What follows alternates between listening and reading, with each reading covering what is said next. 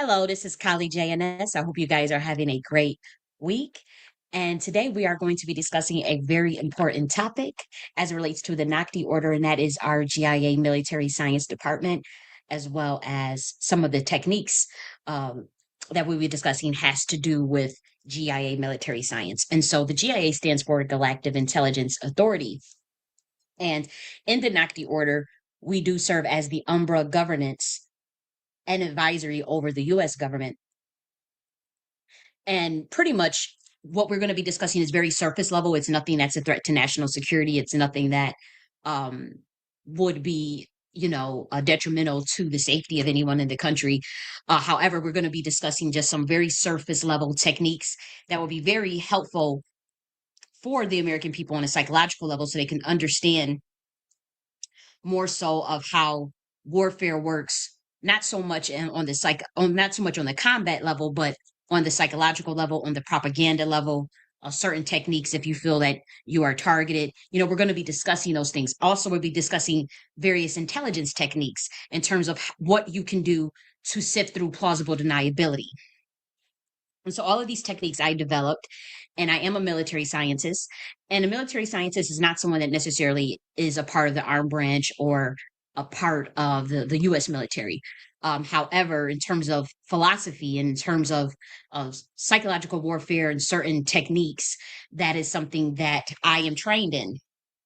And so I've developed several techniques, especially when it deals with plausible deniability, when it deals with sifting through subconscious covert intentions and whatnot, and sifting through illogical inconsistencies. So that is something that I am good at, and that is a technique that I will be teaching today.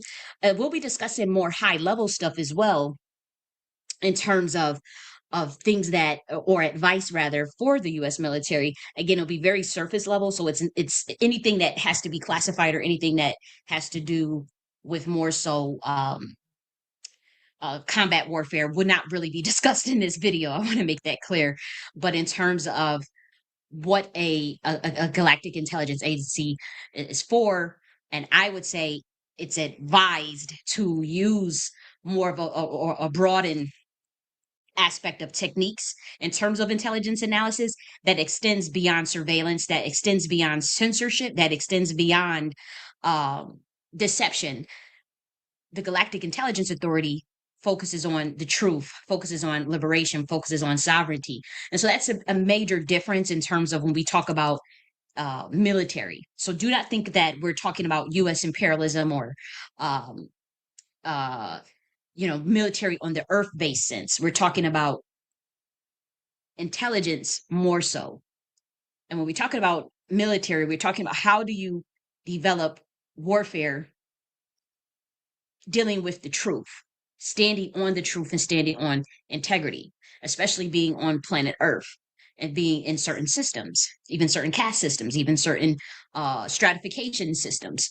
And so that's what the G.I.A military science department serves as, especially as it relates to unfair treatment of American citizens, whether you be a targeted individual, whether you be someone who has faced injustice in any regard, regardless of your gender, your creed, your race, your religion. Okay, and so this particular topic, again, we're going to talk about more on the personal level that you can use, the collective level that is kind of like the cultural mission or the cultural value of the American people, and then there'll literally be a discussion more so for the U.S. armed branches. And then after that, we're going to cover some aspects of the current way intelligence agencies are set up in terms of the methods and techniques they use, which one of which is dark psychology. So we'll be talking about that.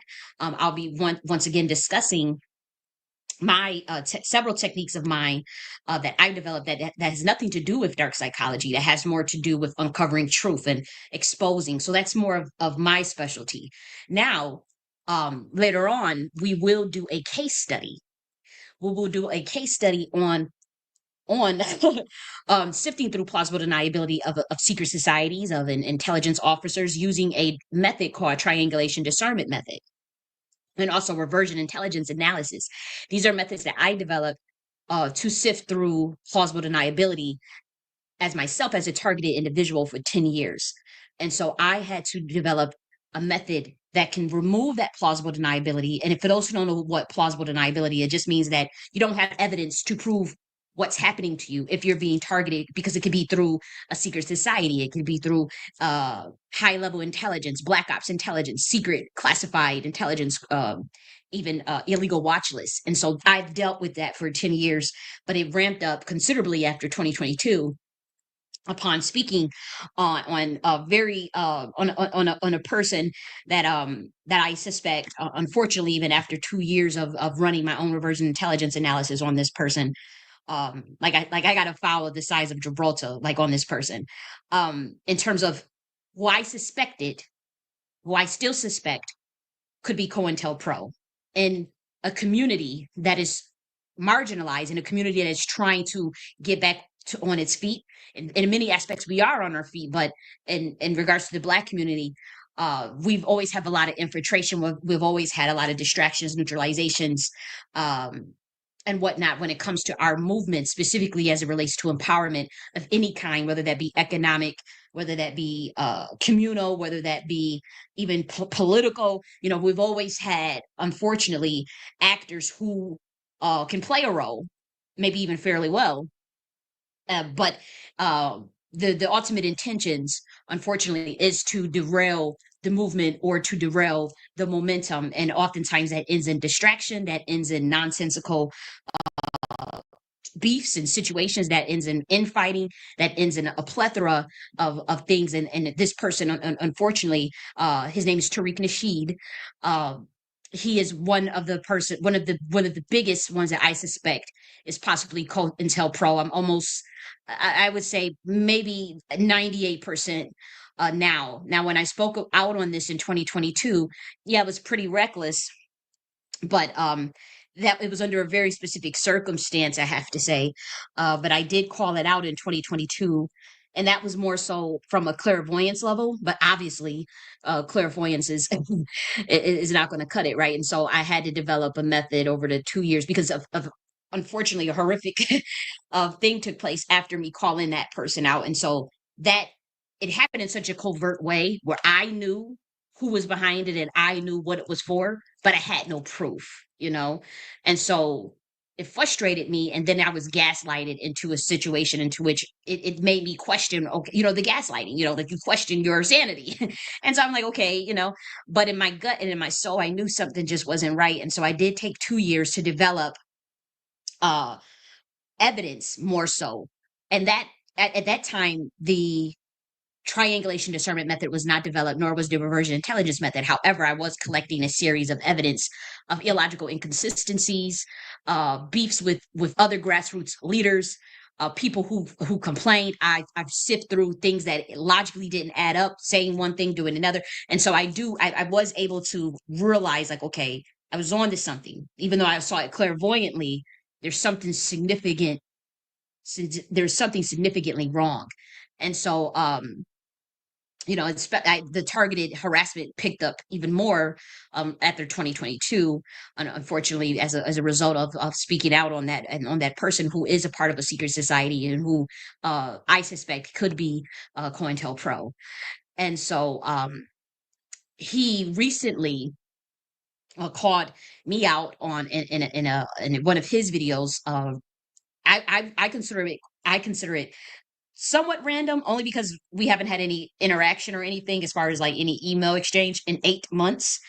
You know, I may have said a comment or something, and not to him, but like say just in the discussion of maybe somebody was discussing him, but I have not interacted in terms of reached out, emailed, message, none of that in 8 months. And so I felt that it was kind of odd, to be quite frank, to be mentioned in a recent video like last week. And so we'll review that video clip by clip, actually, and go through the reversion intelligence analysis that I have and some of the reversion intelligence. I'll explain what all those methods is, but we'll get to it. And then I also, in addition to doing a case study on even my own situation, based on, we're not going to cover the whole 2 years and on all of the evidence of the targeted harassment. We're not doing all of that. All that information is available through documentation. including every exchange that me and Tariq Nasheed had, is now also made publicly available, since he has recently lied on me for the second time last week. And both times are publicly available as well and documented by me. And so we know that he will lie and on me. And so that's one version. That's one scenario. The next scenario that we're going to cover, as far as the case study, is him uh, putting a fat jacket on a young lady. She may be older than me. I suspect that she's older than me. I'm 32. Um, on a young lady named Lioness Crown. Her name is Jade. And last week as well, literally the day after he mentioned my name, he says that she's a federal informant, and proceeds to do an hour 28-minute video showing what in my estimation to be very scant dark psychology CIA techniques that he uses, Jedi mind tricks, but you have to be really smart to catch it. And they're see the way they're training their intelligence officers are very lazy in my opinion. And so we're going to literally go through that whole entire video. He brought up witnesses, one of which is I think average Black American. There was a couple of people that came up to kind of disparage this young lady, and in my estimation, I was able to literally, just on a logic empirical basis, an objective basis, go through and, for one, create plausible deniability, but also actually speak truth on certain situations, because I witnessed them play out in 2023. That, as far as that FBA Expo, I was actually someone from his team did reach out to me to do the FBA Expo for the Tut language course, and we'll discuss about all of that, because one of the clips, uh, he didn't mention that when he mentioned my name, he took he took everything out of context and made it jumbled to paint a narrative, and so we have to sift through all of that. But I do want to cover the methods that was used in particular to try to fed jacket Lioness Crown, and see how the community, who is not trained in intelligence analysis, who is not trained in data and analysis, who is not trained in psychological warfare, they will buy his side and his narrative, especially since multiple people came up. And so we want to review everything that those people said. We want to review everything, and we want to go through.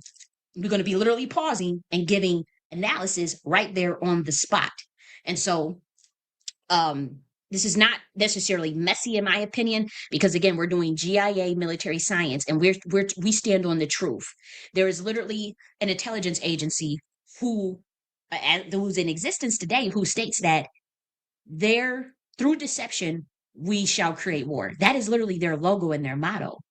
Okay, and so obviously someone like me, we see that and we're like, what in the world? Why would you want to, through deception? What's wrong with telling the truth? What's wrong with just, you know, if even if you need to fight, you need to defend yourself, it still has to be on the truth. Why would you defend a lie? Why would you not stand on the truth? And so that's currently how the intelligence agencies work, to be frank. And so the G.I.A. is a complete polar opposite in that regard.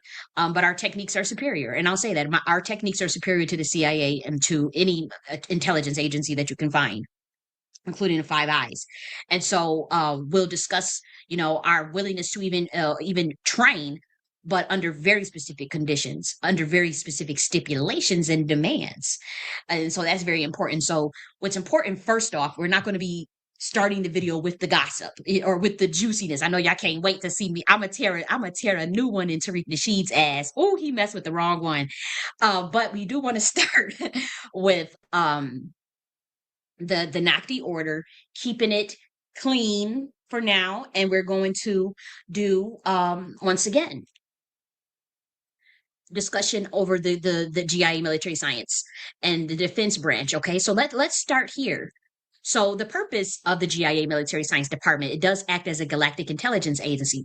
I would hope that this would be our new intelligence agency and the premier research and development division for advanced intelligence operations. So again, we're focusing more on technological innovations, universe integration, is the planetary travel, counterintelligence, and interdimensional travel, but also methods that sift through plausible deniability to help the people who deal with unfair persecution, unfair systems. They have dealt with injustice. And again, we don't care about your gender, we don't care about your race, we don't care about your religion, none of the nonsense that you guys get hung up on. We only care about the truth, and we only care about the awakening and enlightenment of humanity. That's it. Now, what that means, yeah, we kind of get subjective on that. But again, we deal with empirical data, objectivity, logical consistency, formulaic equation, predictive analytics, as well as some of the more advanced techniques, which deal with clairvoyance, which deal with some of the more higher order modalities that require covert, very covert, to be honest. But those covert methods, such as remote viewing, or such as uh, telepathy. We won't really get into that in this video, but that is exactly what the CIA uses, and they are real phenomena. There's research on this. It's been studied for decades, as far as what I'm talking about. And they do use their own remote viewers. They do have a section of clairvoyance literally on their payroll right now. You can go and Google this. There are people that have been a remote viewer for the FBI, have been remote viewers for the CIA, have been clairvoyants as well.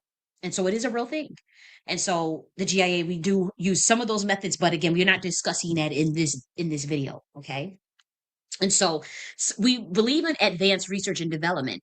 And so in addition to deploying military technologies, and again, when we say military, we're not necessarily talking about to fight someone or to create wars or to start shit with people. You know what I mean? Like, this is more so of defense, self-defense, sovereignty defense.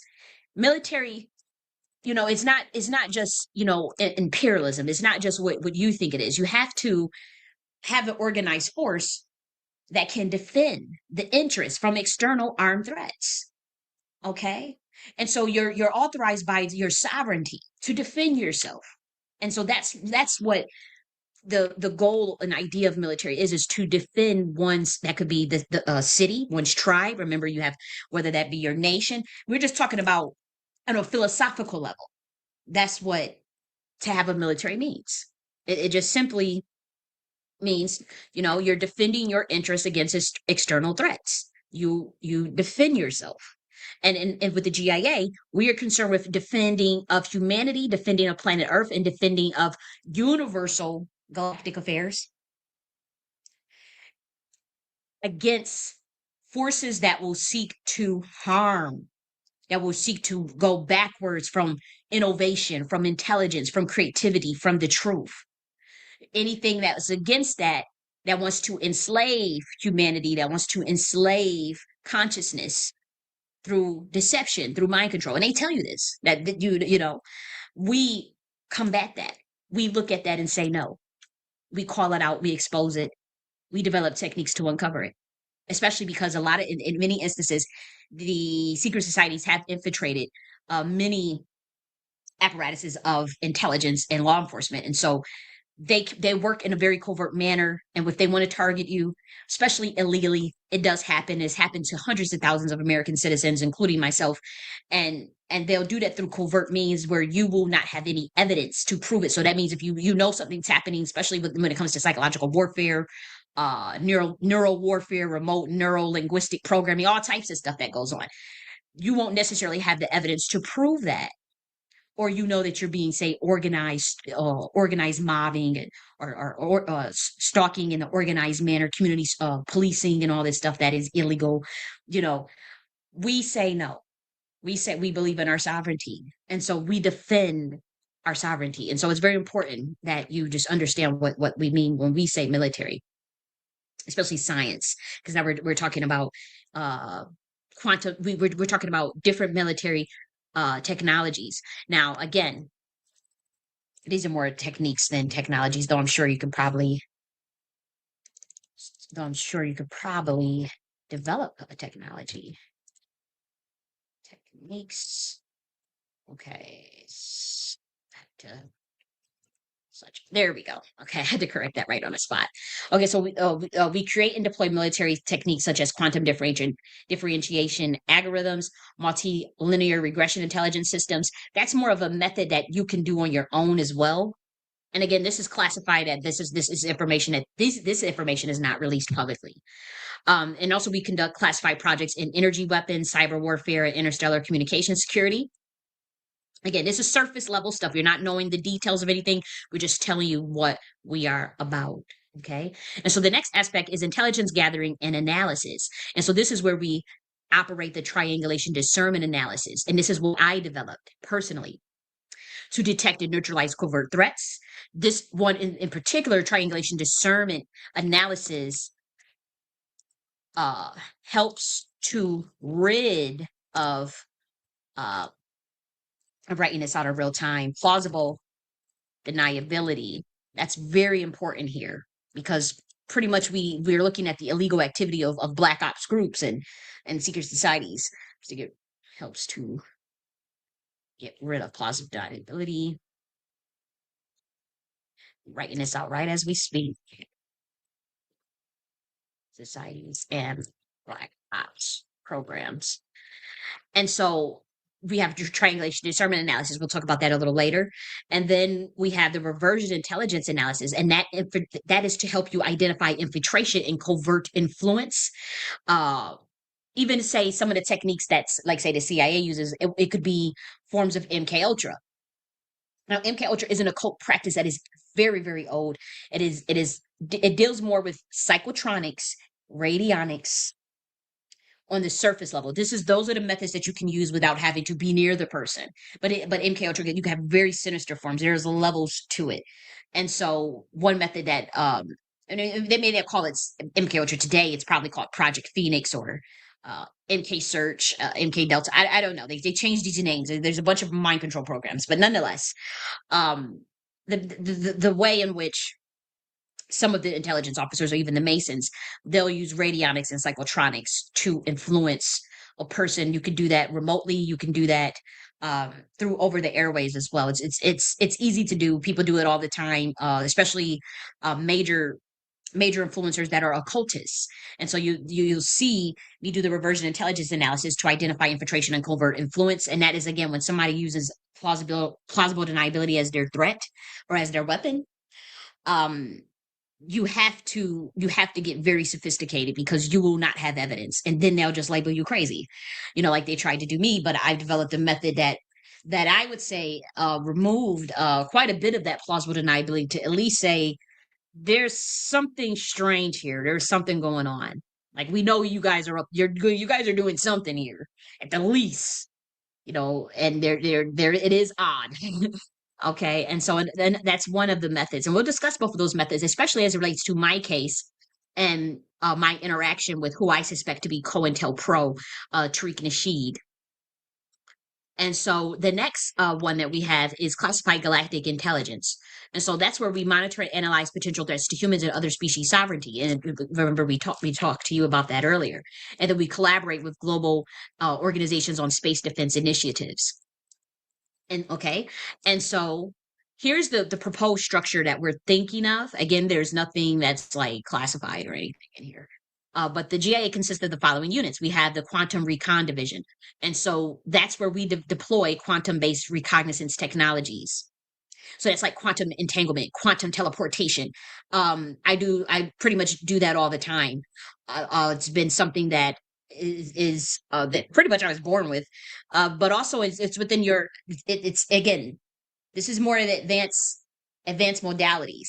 And so I know the CIA is trying to get access to understanding quantum based phenomenon, particularly as it relates to quantum entanglement, quantum superpositioning, and quantum teleportation. And so that's all energy based. And so they don't quite understand higher aspects of quantum recognizance, but they're getting there. But the G.I.A, we do have some more sophisticated techniques, I would say.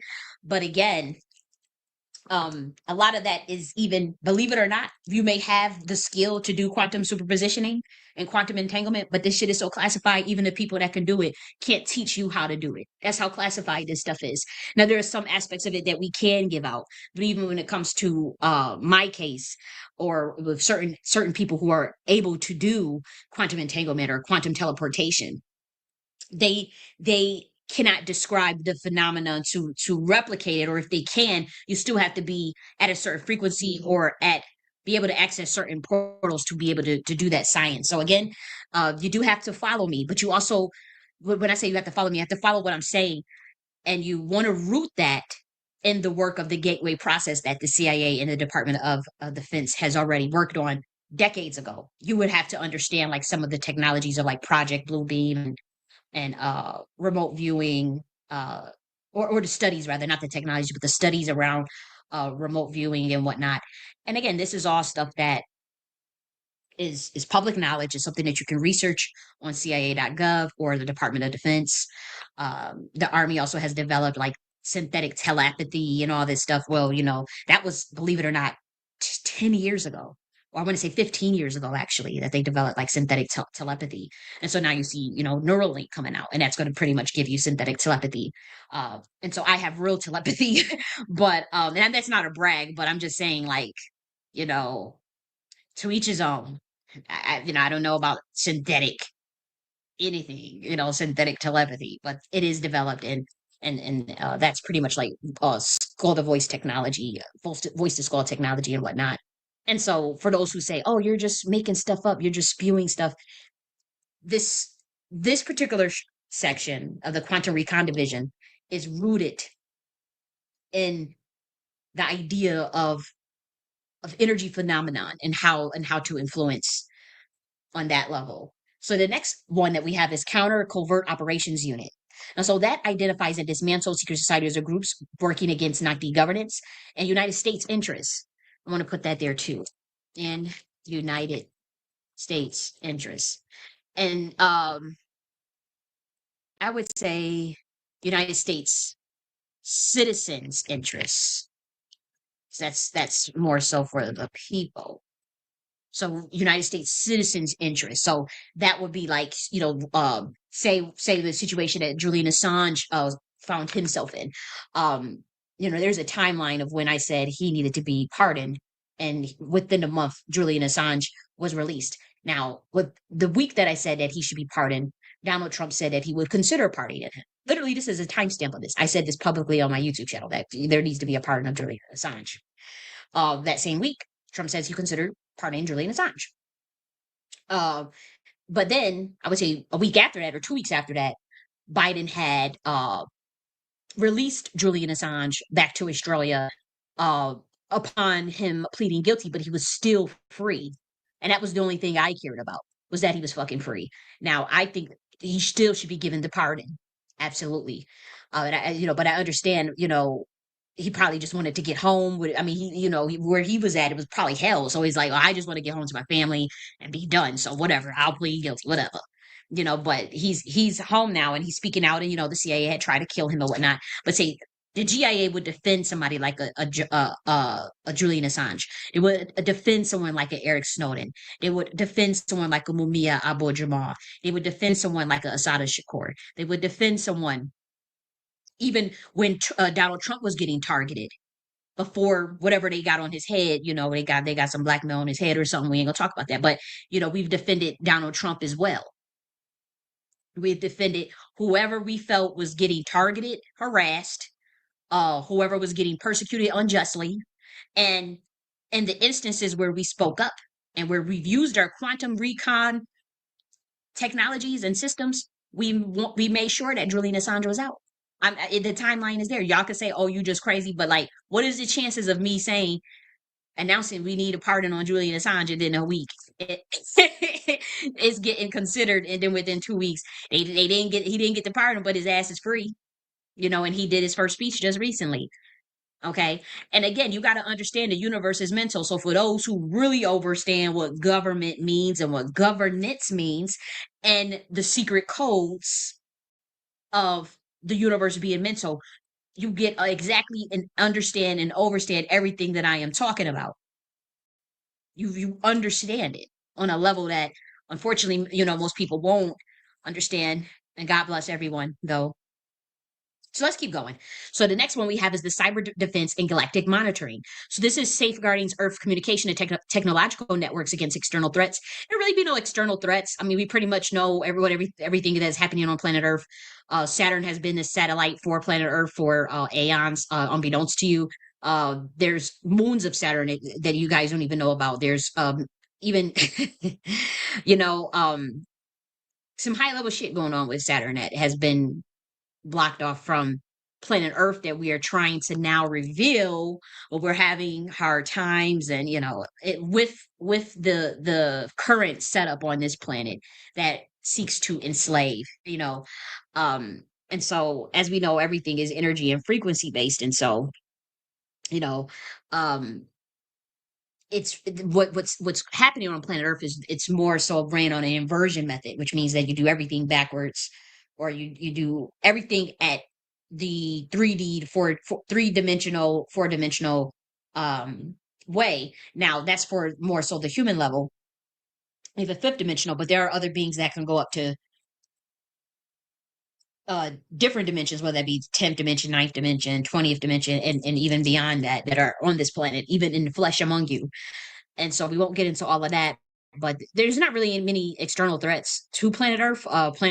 Pretty much everyone knows about planet Earth. This is this plane of dimension, and so by that you say it's a plane of existence that is governed by a certain electromagnetic field. That's why people say that's why there's this huge debate about whether the Earth is flat or whether it's a globe.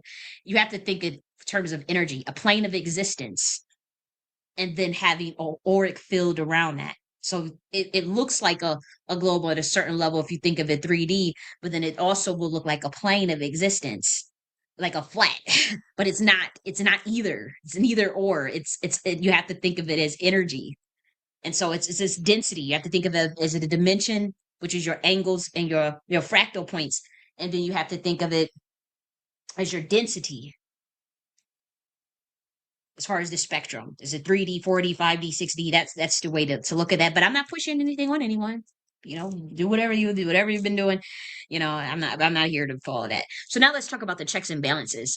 And so all G.I.A operations are reviewed by the Admiral sphere, okay? And that, remember, is your executive level. And remember, in the Admiral sphere, what do we have? It has to be a male and female equal leadership role. And remember, the terms are 9 years. You get elected. If you only have if you're only one person and you haven't, maybe you're not married, you can find another person. It doesn't have to be the person you're married to. In fact, it would be recommended to find very competent admirals, but your admirals, you do have to have a male and a female. They are both equal in terms of decision making in the admiral sphere, as well as, again, it doesn't have to be a spouse. It can be, you know, um, someone that that you're friends with, and that is also of equal footing in competence and in skill set and in governance.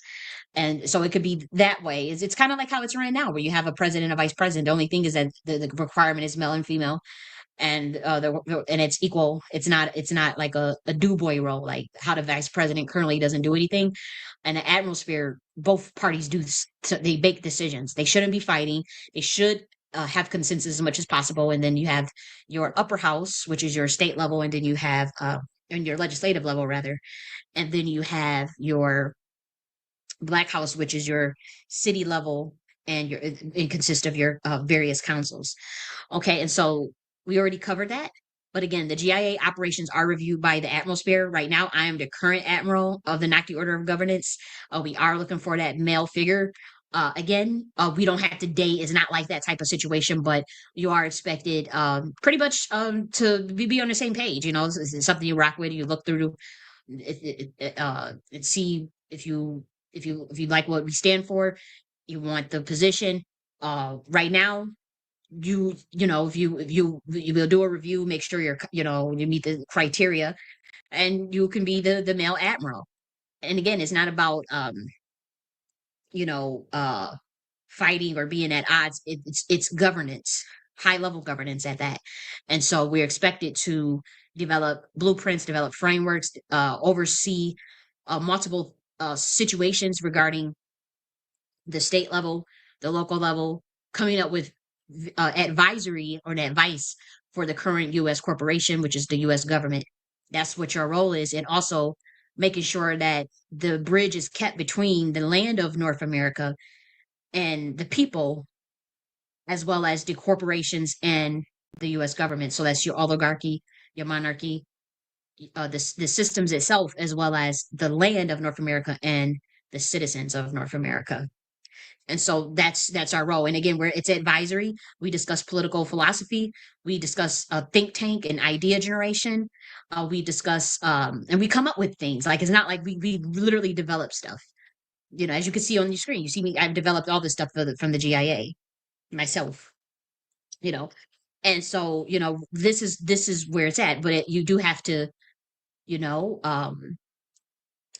reach out, and then we are looking for that mail. See, with the atmosphere, we have a year to fill the position. If you didn't find a position, then you can get an extension for another year, and it's as simple as that. And that's for across the board. That's not just for me. That's for across the board, even after I'm dead and gone.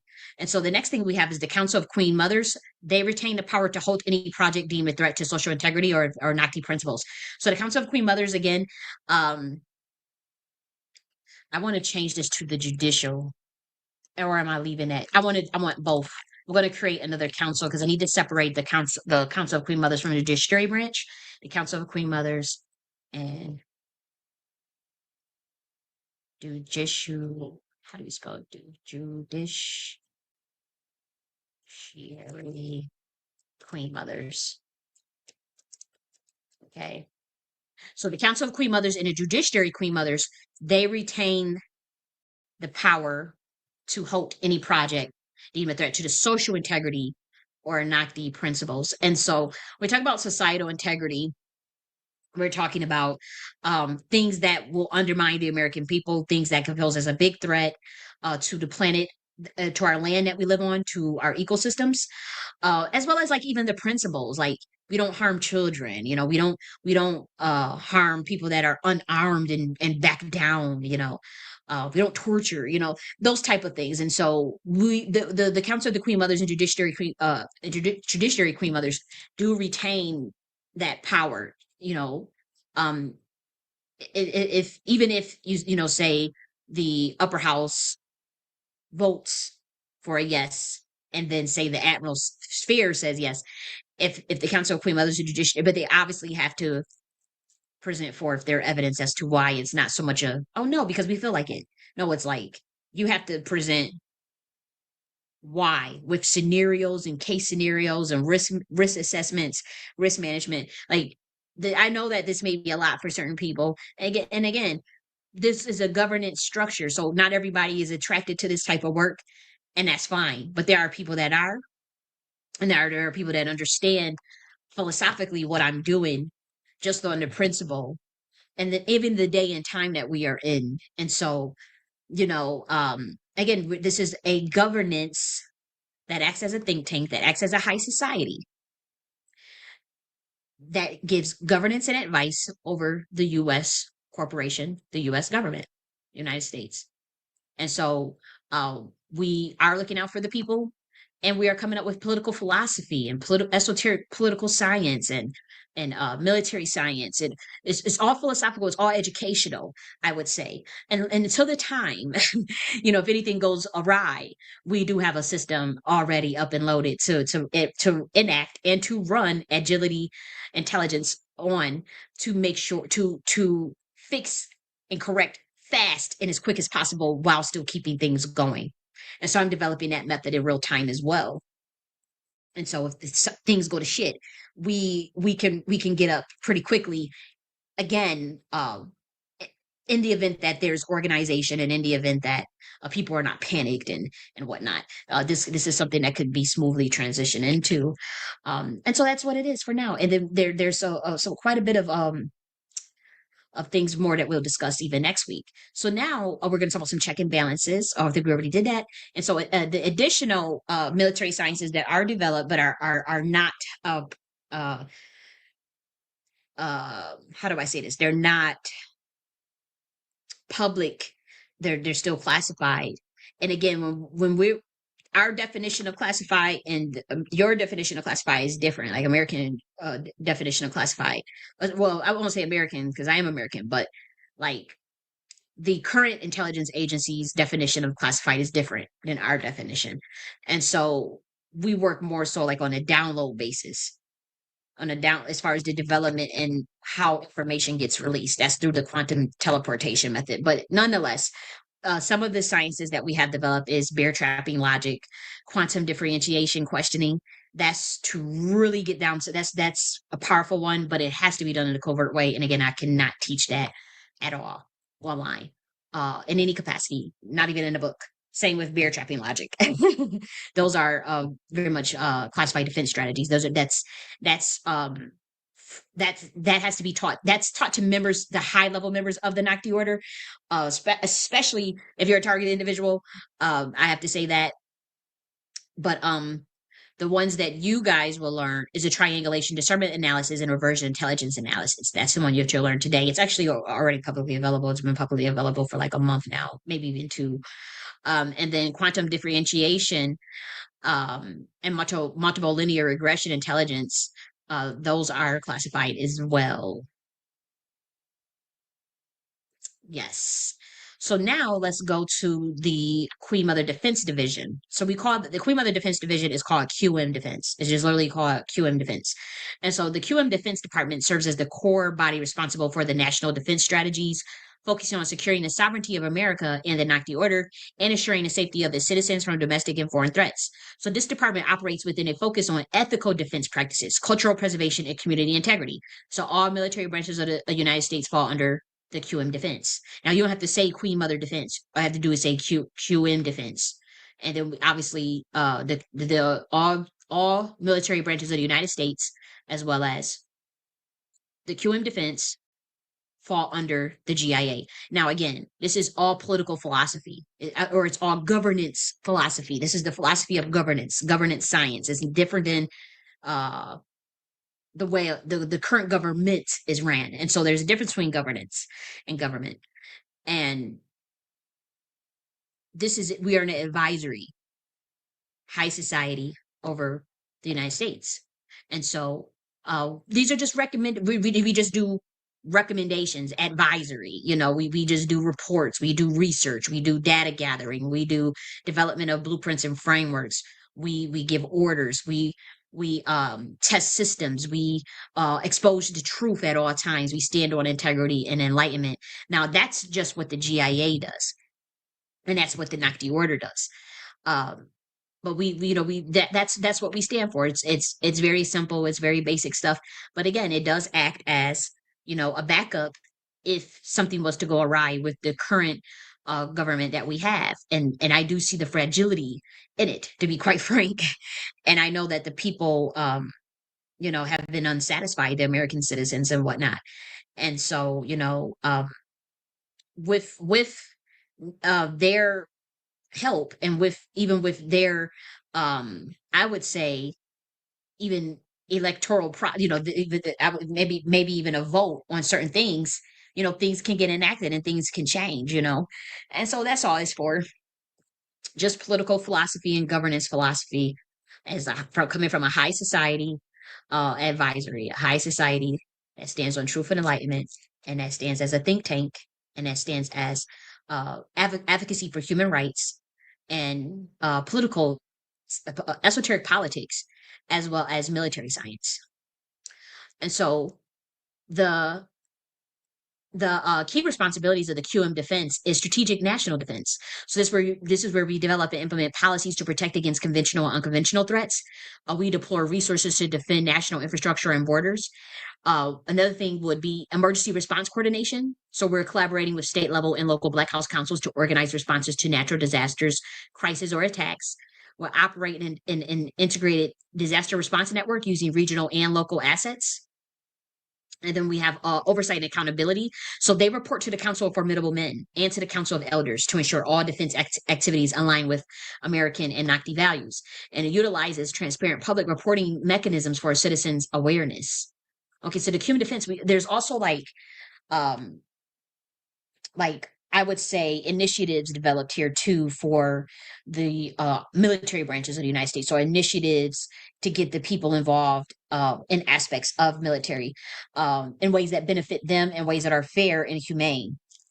And so that could be like bridging the gap between health and wellness in terms of like say self-defense, funded self-defense programs relating to whether that be taekwondo, bushido, what's the other one, capoeira, karate, um, so many, so many different defense techniques. And so we're thinking of like funded programs for the younger you for even maybe even 18 to 25 to do the self-defense, the QM self-defense program where they would learn armed and unarmed combat, mainly unarmed combat. And this could be like perhaps even an apprenticeship, earn as you learn apprenticeship, where they can get their hands on and see if they like this aspect of the QM Defense Department. And again, they would be more so acting as the emergency response coordination, strategic national defense, which would mean knowing unarmed combat, and that could be something that the men can learn, and also again, fair treatment to our veterans, fair treatment to our anybody that's in the QM defense, anybody that's in the military branches of the United States. And so that's another thing. And so the QM Defense Department is divided into three operational branches. That's the Territorial Security Command, which focuses on border integrity, cybersecurity, and national surveillance to prevent infiltrations. Cultural Preservation Force ensures that all defense measures respect and protect cultural heritage and societal norms of America. Um, for here, I want to say this has to do with honoring unique cultures and unique ethnicities, the history of America in all of its truthfulness and multifacetedness. So you have your indigenous history, you have your Black American history, and a lot of Black Americans are indigenous and fall in that category as well. You have the history of the Irish in America. You have the history of the Moors in America.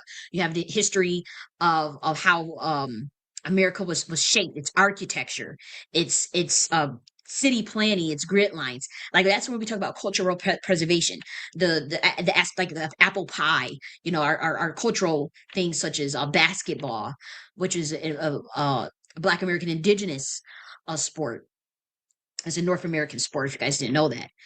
Um, the things that we like, but we want to enhance things. We want to be known for our cultural preservation, not just more so in the sports arena, but relating to science and innovation. We still have good software engineers. We still have good software engineering systems itself as far as our companies. And so we want to make sure that we're still developing those type of things. We want to make sure that our cultural preservation is one that we're critically thinking. We are looking out for our neighbors. We are standing as one country. We're looking out. We're moving beyond, looking at each other based on race, looking at each other based on gender. We're truly looking at the content of your character. We're truly looking at your heart. We're truly looking at your actions. We're truly looking at your content of your soul. And you do that by the fruits that you bear, your actions. And so that's what we believe in the human defense. We talk about cultural preservation force. Okay. When we think of America, we're thinking and from my culture, I'm thinking of cornbread. I'm thinking of collards. Okay. I'm thinking of apple pie, sweet potato pie, banana pudding. We're thinking of Thanksgiving turkey. We're thinking of chicken. These are the things of what we think about. We're thinking of next Friday. We're thinking of, you know, uh, what's that park in Manhattan, Central Park. Used to go to Central Park. We're thinking of Atlanta, Atlantis. We're thinking of North Carolina. We're thinking of California. We're thinking of Califia. Like when I think of America, my frame of reference is thinking of those type of things. New York City. You know, big money, Wall Street. This is and good, bad, right or wrong. Good, bad, right or wrong. We have to go to a higher consciousness and a higher formation of being. And so that's what the cultural preservation force, we admit that we're not perfect, but we are committed to the truth, and we are committed to always being there for one another and working through the differences and the disagreements and getting on one accord in alignment with the Constitution and the American people. We're not violating other people's rights. We're not violating people's privacies. We're not illegally surveilling citizens. We're not policing each other. We're not trying to attack one another because they a member of one party and you're not a member of this party and all that. We're beyond all of those labels. We're beyond those things. We are looking at each other's content of character. We are looking at each other's soul. And if you can't get that and you feel threatened, then you will filter off into your own silence of consciousness. But for those of us in the Nakti order, we are high society that focuses on truth and enlightenment, that focuses on intelligence, creativity, innovation, and alignment with universal laws and God and the creator within and the creator of all, the most high. Okay. And so then the next one that we have is rapid response units. So this is specializing in fast mobilization for emergencies or conflicts. So here, what I would like to do is, in particularly, is develop a lot of automated processes. Now that can be regarding technology itself, with rapid response units in relation to a variety of phenomenon, or rapid response units in an actual like drilled sense, like how it would react if this situation happened, how it would react, how fast can we do this, and we do need that, I would say, on both sections, on both on in both scenarios, like rapid response units, technologically, that could be through robots, our AI development, as well as rapid response units relating to, again, actual scenario. Again, that could be even something as simple as a fire drill, a bomb threat. That could be something, a cybersecurity threat. Mock simulations, like actual mock simulations, probably, perhaps. Again, this is something that's in development. This is something that's in development. Um, and it's all philosophical. It's all philosophical. It's like theoretical and philosophical. Like, okay, if this was to happen, this what could we do? Like, what can we come up with? And I should be paid to do this work. And so obviously, I'm not going to be just out here just giving out all of my gems and all of this development. This is just very surface level stuff. It's extremely surface level. If you guys haven't noticed. Okay, and so now we want to go to the checks and balances of the QM defense. So again, decisions are subject to approval by the Council of Formidable Men. Remember, your formidable men, they deal with your infrastructure, your economic and defense body, your Council of Formidable Men. And so they are trained, and perhaps in intelligence, data analysis, economics, business, infrastructure building. So maybe you have some architect, those who have a history in architecture or city planning and whatnot. Maybe a former mayors or something, but these are the Council of Formidable Men. And then you have independent unit audits conducted every 3 years by the EIC. That's your Electoral Integrity Commission, to ensure proper use of funds and adherence to the NACTI values. Okay, and so let's continue. So both the QM Defense Department and the G.I.A Military Science Department are essential extensions of the NACTI governance model. And again, we are aligning with the mission of cultural preservation, national integrity, and community-focused protection. We also believe in some citizen engagement. So that's regular public briefings. Um, you know, uh, if citizens want to know about classified information, that could be something that we can talk about. Ensure that the citizens remain informed of defense efforts as well. And so we also want to do adaptive leadership opportunities. And so officers or scientists in these departments, they can be promoted through the elections or appointments within the 369 framework given on its rank. Remember that we will apply that same 369 framework that we apply to the electoral process of the admiral sphere, the upper house, and the black house. We will apply that to the G.I.A and QM defense in regards to these different departments and whatnot. And again, we're covering very surface level stuff here, right? And so that's dependent on the service record and public approval. And so the G.I.A. under me as a chief commander, we will redefine intelligence operations and national security strategies under the NACD order governance. And so this agenda integrates ethical governance, advanced military science, and transparent intelligence policies to safeguard the sovereignty and well-being of the people. And so the first one is an arbiter dictum agenda. That is what we will be developing. I believe we have this going to be released on January 22nd, 2025. I got to get working on this now, actually. Uh, it's a lot on my plate, guys. But the cornerstone of this agenda is the arbiter dictum. Okay, so this is an initiative named in honor of Julian Assange, symbolizing the pursuit of truth and exposure of betrayal against the American people. Okay, and so this serves as my first degree. Okay, and so and we with the arbiter dictum does is we expose threats to national security. So that could be covert operations, government malpractices, corruption that undermines the American citizens, and the NACD order. And also, we want to strengthen national security by addressing vulnerabilities in governmental structures and eliminating exploitative systems. It's very key here, eliminating exploitative systems. Okay. And so that's one aspect of the arbiter dictum. And again, when we were talking about the arbiter dictum,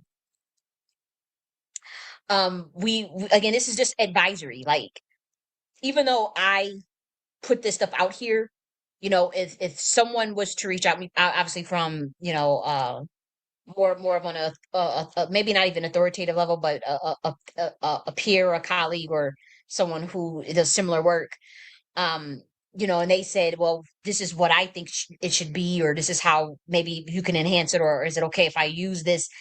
I would say yes, because again, this is political philosophy, this is military science, military philosophy. This is pretty much all it is. And so, if someone was to say,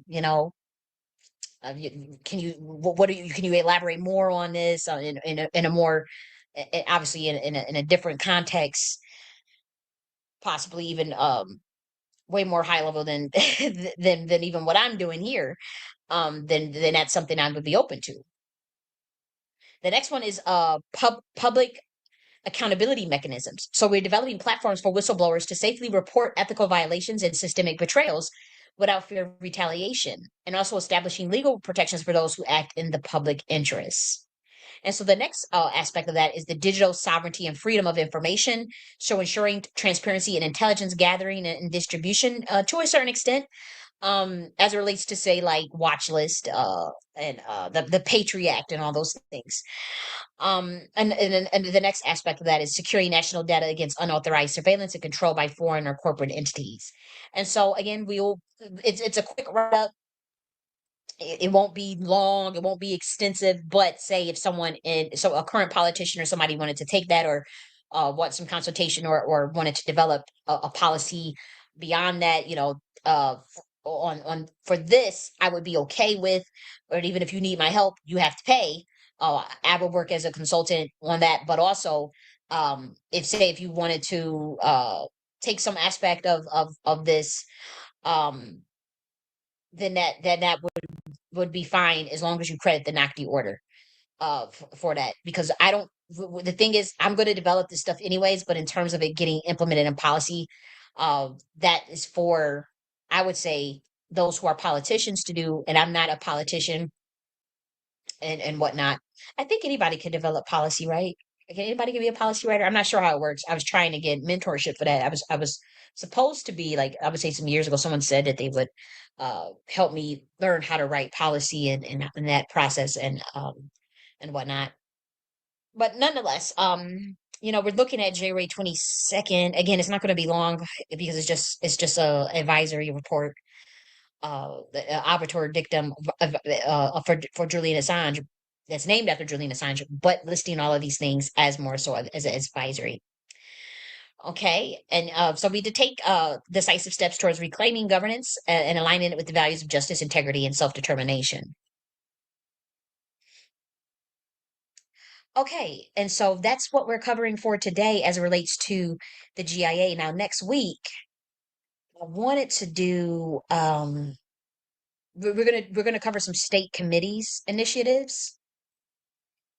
We're gonna introduce a state committee, then we're gonna talk about some committee initiatives, and then another thing that I wanted to do was discuss some of the councils in the Black House, which is the local level, and then propose like certain council roles in the subcommittees for the specialized development as these council as these subcommittees would most likely be led by a council member itself, and they would be the sectional leader and then have a sub team behind them, and we're trying to see how efficient that will look, how uh, in comparison to what's the current structure now. And so I may have to switch. I may need even 2 weeks to research that myself.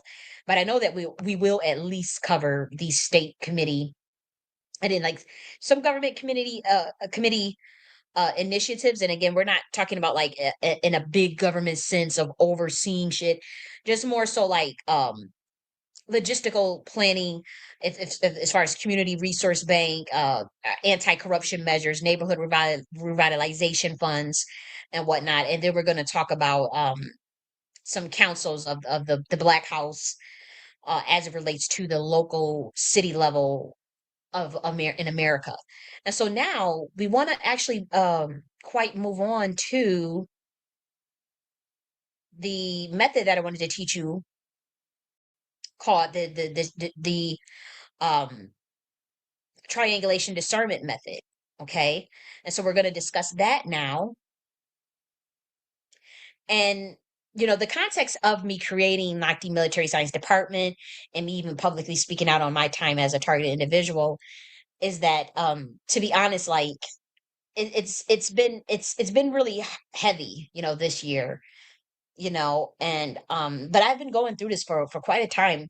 I always knew that I was possibly being surveillanced or watched, but I didn't know and I always knew what like organized stalking was, but the more psychological warfare aspect of that, I was not aware until 2 years ago of how severe it was. But once I thought back of it, I'm like, oh, I have been going through that since 2015. I would block stuff out, or I would just not pay attention to the bullshit that was going around me. Maybe to my peril, I'm not sure. But the context of me creating the Nocti military science has to deal with me dealing with being a targeted individual and what I know to have what I know me dealing with COINTELPRO and psychological warfare techniques that were used on me. And again, I don't know if it was I can't tell you like which intelligence agency was doing it. Clairvoyantly, I know what psychically, I know, and I also suspect that there's a secret society involved. I'm almost positive that there's a secret society involved as well. And so, unfortunately, when if you piss off someone or in my case, I am a scholar, but I was in activist space quite a bit, and my work as a scholar has been independent and kind of off of the grid of mainstream society, and so that unfortunately put a target on my back, and that led to me being put on what I suspect could be like some sort of watch list or some sort of even a blacklist. And so, you know, I spoke out on things that I had noticed in 2022. I don't think it was perhaps the wisest thing to do in retrospect, but I do know, the phenomenon that I was dealing with in a quantum entanglement session. I do know that it is very hard to sift through various dimensions when trying to get a message out. And so unfortunately, whatever is in front of you or whatever you use the most to communicate is what you're going to use. And I'm a writer, and so and so most of the time I'm on my computer. And so I had spoke out on who I had suspected to be COINTELPRO in 2022, and also some other information relating to Black Americans uh, through, as you guys know, I'm a mystic, I'm a priestess, so I am very spiritual. I have proven clairvoyance, like publicly documented clairvoyance, and can find, at least 70 people, that can attest. But I have proven clairvoyance, and I can see things, some things, I'll say some things. I'm not saying I can see everything, it's a gift. And so I'm thankful to God for that. But I can see things even on people or certain things that people are doing. I do have the gift of remote viewing as well. I do not use it really, but in 2022 it was kind of like I was forced to. I don't know if someone had opened up a portal, or whatever was going on planet Earth. The veil was really thin, and I was just able to see stuff. Like look, it's like looking through a remote viewing. Like, you're able to see what a person is doing, even if they're thousands of miles away. And it's just very, again, this is a real phenomenon. The CIA has a team of remote viewers. If you think like, oh, you're just tripping, like, no, they have whole teams. Like, they invested heavily in this research. But some people can do that naturally. Some people are born with this gift. There's people in my family that could remote view. There's people in my family that are telepathic. There's people in my family, that are psychic, or extremely intuitive, or are very empathic, and also, and some that are just, out there. But nonetheless, when I saw what I saw in 2022, I was speaking from more of a clairvoyant space, uh really in a heightened dimension, but not being able to be understood by what was by 3D dimension, 3D or 4D even, maybe. But I spoke out on some things, and uh that landed, obviously what happens with that is you will deal with quite a bit. You would deal with quite a bit, in terms of, that could be DUWs, that could be sonar wave beams, that could be organized stalking, that could be, like, your account's not working, your credit card's not working, you're banned from using your credit card, your bank account, and whatnot. You could be locked up. You could be, like, detained, illegally in a mental institution and falsely diagnosed. It could run like really extreme. They could drug you, try to assassinate you, pump you with radiation in the hospitals, keep you in restricted access area. Like, I'm literally speaking from experience at this point. Pump your ass with radiation. uh Inject you with shit you don't even know what it is, that you didn't even consent to, being asked to sign 50-page, under duress, like, 50-page contracts and shit, like, yeah, it gets weird, and so you have to be careful on what you speak on, and whatnot, and so obviously I learned my lesson from that. But I still, um for what I say, I what I believe, in my soul, I knew that I was on to something, because that, I mean, that had never happened in my life. Nothing like that had ever happened in my life, as far as that moment. But I knew that there had to be some truth to it, because I could feel, I could see, and sometimes you just know. And so I said, well, let me develop a method, especially because I had been going through this for like 10 years, but also, um, it had got worse, after 2022, after I spoke out on somebody who I suspected would be COINTELPRO. And I knew they were using like a secret society, or like like some sort of intelligence. It's something that they're a part of, in which they are monitoring in a very covert manner, or even harassing in a very covert manner, and sabotaging in a very covert manner. But I just never had, you can't. It's hard to collect proof if it's covert, and there's a team that will gaslight you, that will say they don't know what you're talking about all the time. And so I said, well, how do I develop a method for that? you know and so, I had got triggered in a situation, and again, I had been going through stuff the whole year, and so it was just like, you know what, I need to speak out on this. And so I did create this document that is publicly available, that you see on your screen, in which, I threatened to, sue the federal government, and the secret society that I suspect is behind, targeting me. And I did that through the development of my series of my triangulation discernment method, because I had to collect evidence in a way that was logically coherent, that proved illogical consistencies, that proved deception, and then it had to be a certain amount of times, in a certain area, also in a certain amount of times. And so that was the method that I developed. And again, I generally, don't like make myself a victim, or I'm not sitting here like all day saying, "Oh, I'm a target individual." I think in many ways, it's lessened. Since me honestly just speaking out, and making a fuss. um, and again, publishing my evidence, to be quite frank, and not all of my evidence is even publicly available yet. But I wanted public documentation of what I went through, just in case something did happen to me, so that non-corrupt agents um, and non-corrupt American citizens could know, because I know that there are people that monitor me and that are aware of where I stand and what and know what is being done. So, um, I said, well, let me develop a method and that is logically coherent, that diminishes plausible deniability, that may also show empirical data, and so I developed that because I know I know I'm ahead of my time, and I know it will come to pass in terms of other American citizens going through the same phenomenon. There are other Americans that are going through what I went through. It's not new.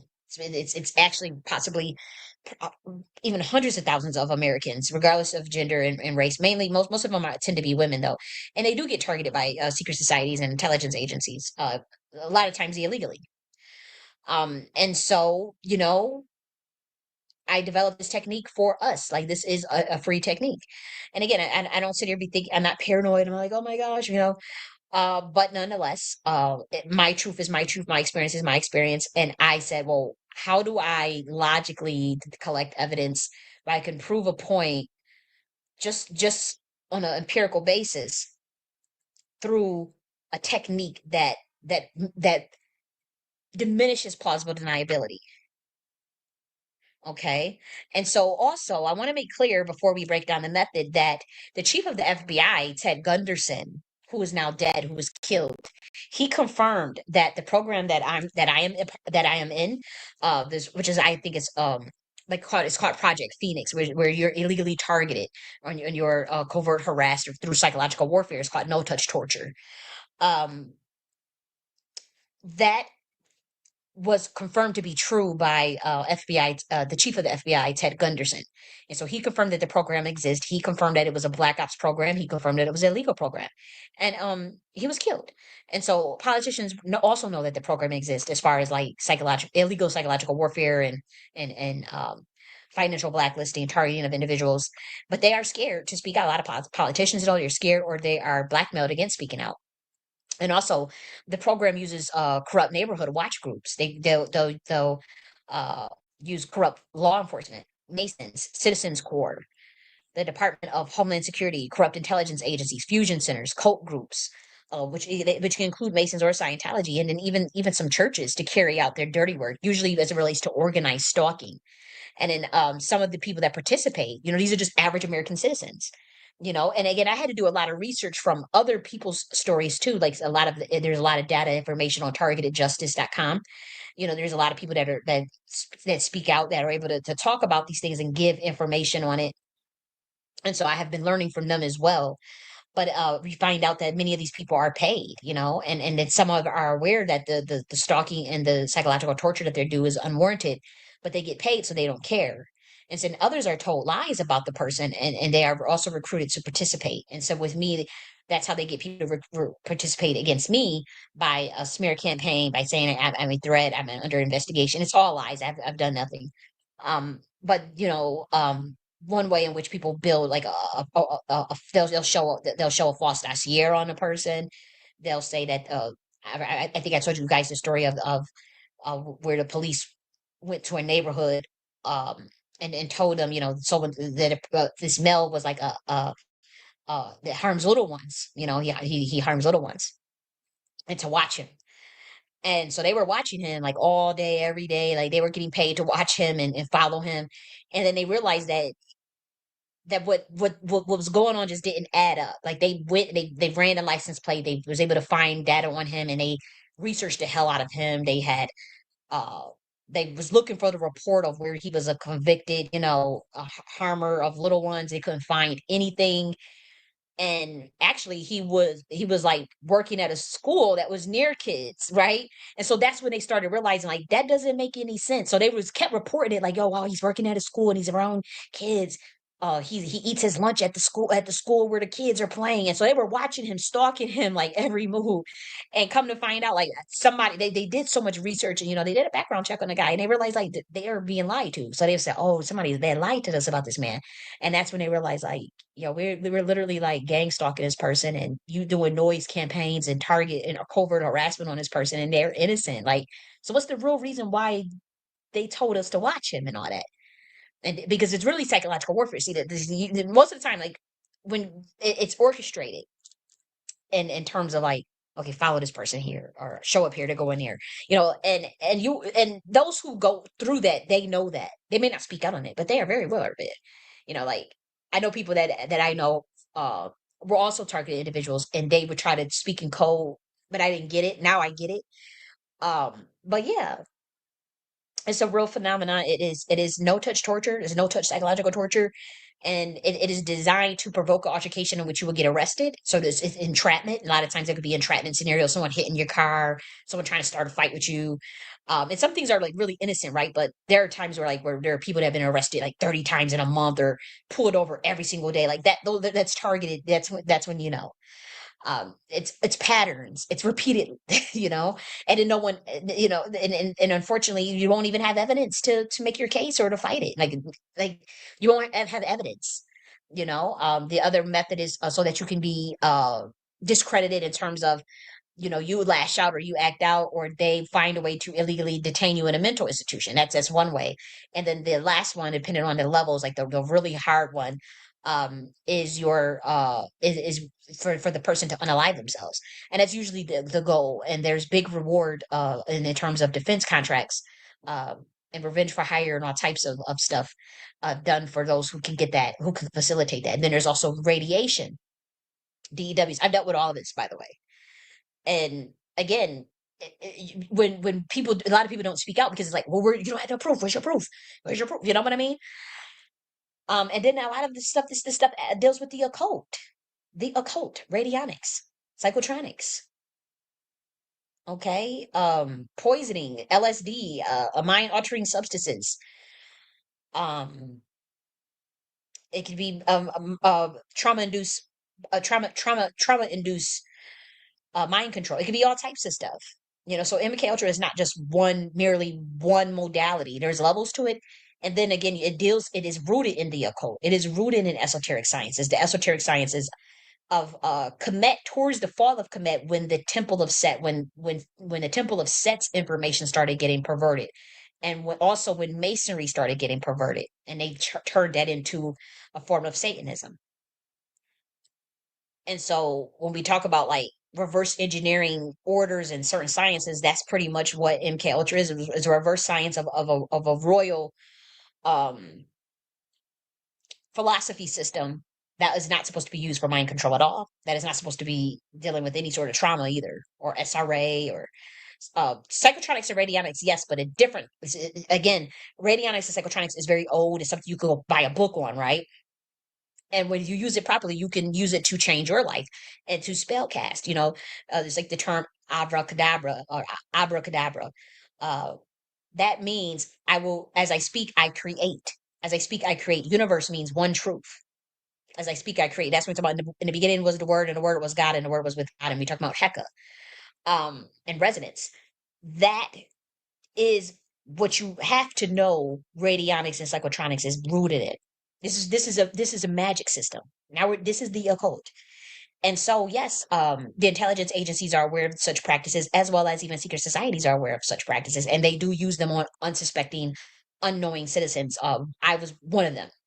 And so it's not, a process of something that you can prove, unfortunately. And when you do speak out, the instant label that they are trained to do is to just label you crazy. They'll just say, oh, you're crazy.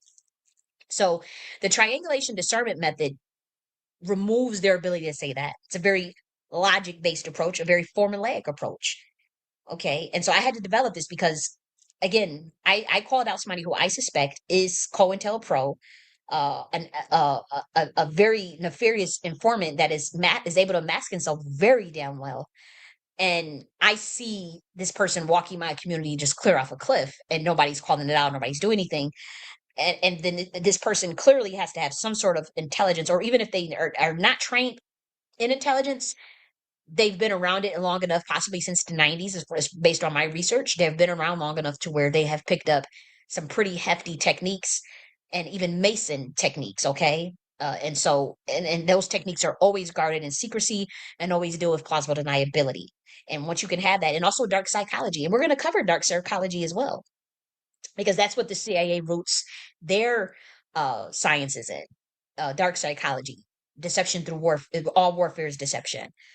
Plausible deniability. Those are the things that they use, and not just the intelligence agencies, but secret societies use that as well, particularly the satanic secret societies. Okay, and so when I was dealing with this stuff, it was hell because I just had no evidence, no proof.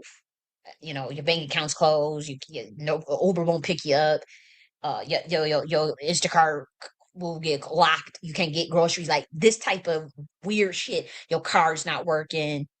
Your credit card's not working. Nobody's give you an explanation. Amazon is, your mail's getting fucked with. Like it would just be like every little thing, and that's they want you to think that's a curse or that is supernatural, but really it's just a covert network of black ops agents that do sabotage. They get paid to sabotage citizens. They get on this blacklist. It's called white glove treatment and masonry. Or it is actual literal low level technology, whether that be a certain radiation mechanisms, skull to voice technology, voice of God technology, CG. I won't say it's CGI, but other forms of technology that they use as well to trick a person into kind of going mad. That's what it's designed to do. It's a no touch psych warfare. Okay. And so the method I created is called Triangulation Discernment Method, in which you tactfully survey the tracing and measurement of a series of network of three or more similar patterns of logical idiosyncrasies, deceptive behavior, noise campaigns, organized stalking, and covert harassment techniques to diminish the plausible deniability of the COINTELPRO or secret society in order to determine the distances and relative position points spread over a territory or region. Okay. And so that's pretty much, it's a very methodical technique. You're looking at a series of network or a net series or a network of three or more similar patterns of logical idiosyncrasies, deceptive behavior, and noise campaigns, organized stalking, and covert harassment techniques. So it has to be three instances at least. If you can get more, great. With me, I think I probably collected probably over 100 to 200. Okay. But again, it has to be three, or and so I'll give you an example. Let's say there's a plant in your life. There, the FBI or CIA, they sends a plant in your life to pretty much like not Asada Shakur, Tupac's mother was sent that guy to get her hooked on drugs. That is a fact. Like, it's documented. He was a plant.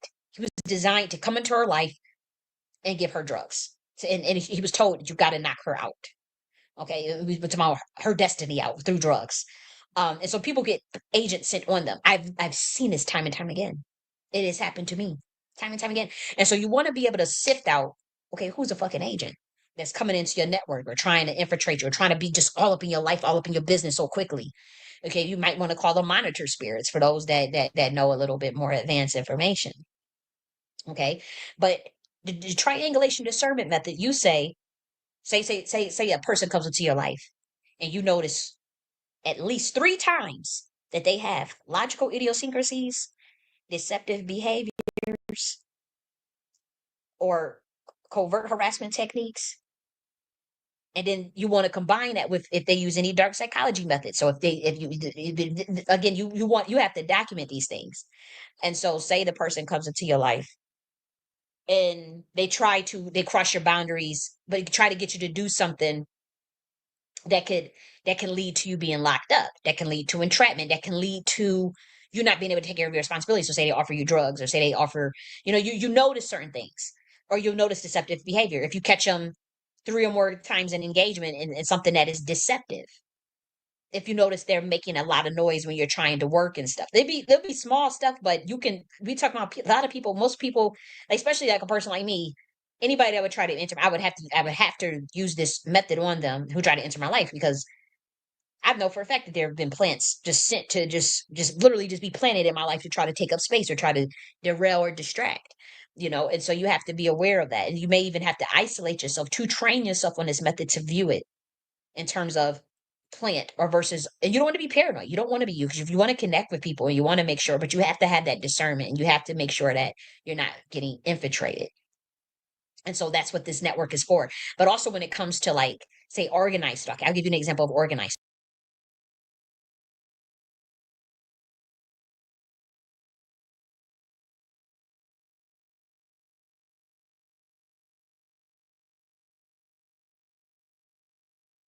stalking. Say you're in a certain area, right? And you notice that there's people watching you, but you don't have any proof. So what you would do, again, we're talking about at least three patterns, and say you will get three patterns of that same person, that one person. It has to be one person, and you need three instances of that person, at least three. Maybe you can get 5, 6, 10 to prove stalking. Maybe you see them at the store. You see them every time you go outside, they go outside. Every time you go in your car, they go in their car and they following you. You can record all those things and document all of that. You have a stalking case. Now, when we talk about organized stalking, you would do three instances per person, at least three instances per person. That builds up your case. That builds up your case. And if an organized stalking case, if it's real bad, you could probably prove 6 instances per person. And then you also have to, you know, say if you have to interact with them, you want to document any of their deceptive behavior, any of the times they do noise campaigns, any of the times you catch them in logical idiosyncrasies. You document that in writing, through video footage, and through audio footage. So if you have to wear body cams, do it. And again, don't wear body cams with just random strangers or with a person you're trying to get to know. They have to give you a reason to go into that mode, and that's usually they are gaslighting you. They've used dark psychology techniques on you. So, matter of fact, let's go through those dark psychology techniques so that you can know for yourself. Like, what are you looking for? Like, when should you go on alert? And again, we're talking about the way the CIA and the way certain secret societies, they use dark psychology when they want to infiltrate a movement, when they want to disrupt a movement, and when they want to disrupt a threat to the system, particularly targeted individuals. This could be activist scholars that are go against the grain, that stand up on their own, that are also really really intelligent people. And I'm not bragging, but like, I'm on a list for multiple reasons. Uh, being super intelligent, bloodline, military family, being in a foster care system, being an activist, and being a scholar and author of 20 books that are highly esoteric and highly philosophical, sociological, spiritual, and even political. And so obviously there you go. You're on the list. Oh, okay. So I've been on the list for quite a bit of the time. But the techniques that the CIA use, they use dark psychology. Their warfare is based on deception. Their warfare is based on psychological. It's very cowardly. They're not going to tell you, like, okay, look, we're coming for you, and you put your dukes up. Like, they work very very sneaky. And again, not all CIA. I hope not all CIA agents are corrupt. I would hope that, but in some instances we see that they have ties with secret societies. And in that regard, I know for a fact that those secret societies, they engage in some very nefarious practices. I'm not a part of any, but I'm just saying what I went through over the years, and the symbols that people would show you to let you know who they with or what they was for, and then doing the research and other people enlightening me on the techniques that they'll let you know, like, okay, this is the group that's doing this to you, and you won't be able to prove it unless, once again, you use that discernment triangulation method. So, um, say you're dealing with a plant that comes into your life, obviously, and they're designed, say, to distract you from, say, maybe it's political work, maybe it's nonprofit work, maybe it's organizational work, maybe it's community work that, say, an intelligence agency thinks is a threat, or say a secret society thinks is a threat. Maybe you can even be an entrepreneur. That's how serious this is. Like the Bitcoin, not the Bitcoin, like the crypto CEOs. They had plants all around him. I think it was one of the billionaire CEOs. His girlfriend was a plant. Like, this shit is real. Like, yeah, I don't think you guys think this is a joke. Like, certain people that just start doing their own thing and they're not on the script or they're not under mind control, oh yeah, you're getting targeted, and most of the people in your life are going to they're going to be paid to report on you. This could be even your own family and friends. They'll be told extreme horrific lies about you to one, to get your family and friends to target you, to get them to turn on you, and then some will do it for money. And then the other aspect of that is, unfortunately, say if you're dating, or if you meet some people, or some people may stop you, or somebody may try to join your organization or something. They could be very well be a plant, and so you need to know what is dark psychology. Okay, so some of the things that you want to really take note of is persistence despite setting your boundaries. That is when you know you're dealing with a potential plant, because I mean, why else would someone want to persist on violating your boundaries after after you state what you like or what you want, or they renege, they say one thing and then they'll renege on it. You'll take notice of that, and you have to, again, document it, record it. The first time they do it, you won't have the recorder, right? Because you're going in thinking with love. You're going in not with a blank. You're going in with a blank canvas. You're not trying to be paranoid, right? You say everybody's after me. You don't want to have that approach, right? You just want to meet somebody and take them at face value. Give people the benefit of the doubt. Meet people, feel their energy. But if you notice, like, the instance that you find them being manipulative, whether that be trying to push your boundaries despite you setting them, time pressure, trying to get you to act really quickly, incongruence between words and actions. The first time they do that, you go on alert. Now, ideally, you may want to even just cut them out of your life. But say it's somebody that you have to deal with, say like a professor, uh, maybe you have to deal with them on more than one occasion. It could be a landlord. It could be, like I said, a teacher. Maybe a project that you're working on, like a coworker, an employee, a coworker or something. And so you have to work with the people consistently. If you do, and so you can't get out of avoiding them. What you want to do is start to go into the process of documentation. If there's, especially, like, say if maybe they work for you, or maybe you have to gather. You just can't accuse someone of something. So you notice it maybe the first time, the incongruence between words and actions. You say, okay, that's odd. um and you, if you have to continue to work with them, you want to think more so of like how to get things documented through writing. And so that's where you may want to start to communicate more through text and email. The second time they do it, that's when you want to go on alert even more. See, again, you're not surveillancing them after the second time. You're just merely getting more of your communication in writing, because you realize initially, like, this person is either they're deceptive, especially if you have incongruence between words and actions, the time pressure, and they cross boundaries. That's you don't really want to talk too much, and be all up in a energy, or had them all up in yours. You want to deal with email or text. Um, and if they're a righteous person or whatever, maybe it was a slip up. You give them, and if you realize, okay, after a while, they ain't mean nothing by that. Maybe you open up more, and then you don't have to. You can communicate more in person. You can, But the second time, they do it.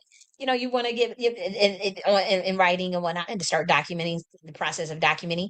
You maybe even have an audio recorder, depending on if you have to have a meeting with the person or something. And the third time they do it, that's when you kind of have to really, really go on alert, in terms of uh body cams, audio recorders, digital and analog, multiple of them, multiple body cam, and even wherever they interact, whether it be a car, if you know they have to, if you say for instance, you guys are have a parking space or whatever, you may want to have cameras in the car, and whatnot, because people do break in cars and move stuff around. And then, I just had a client detail that to me.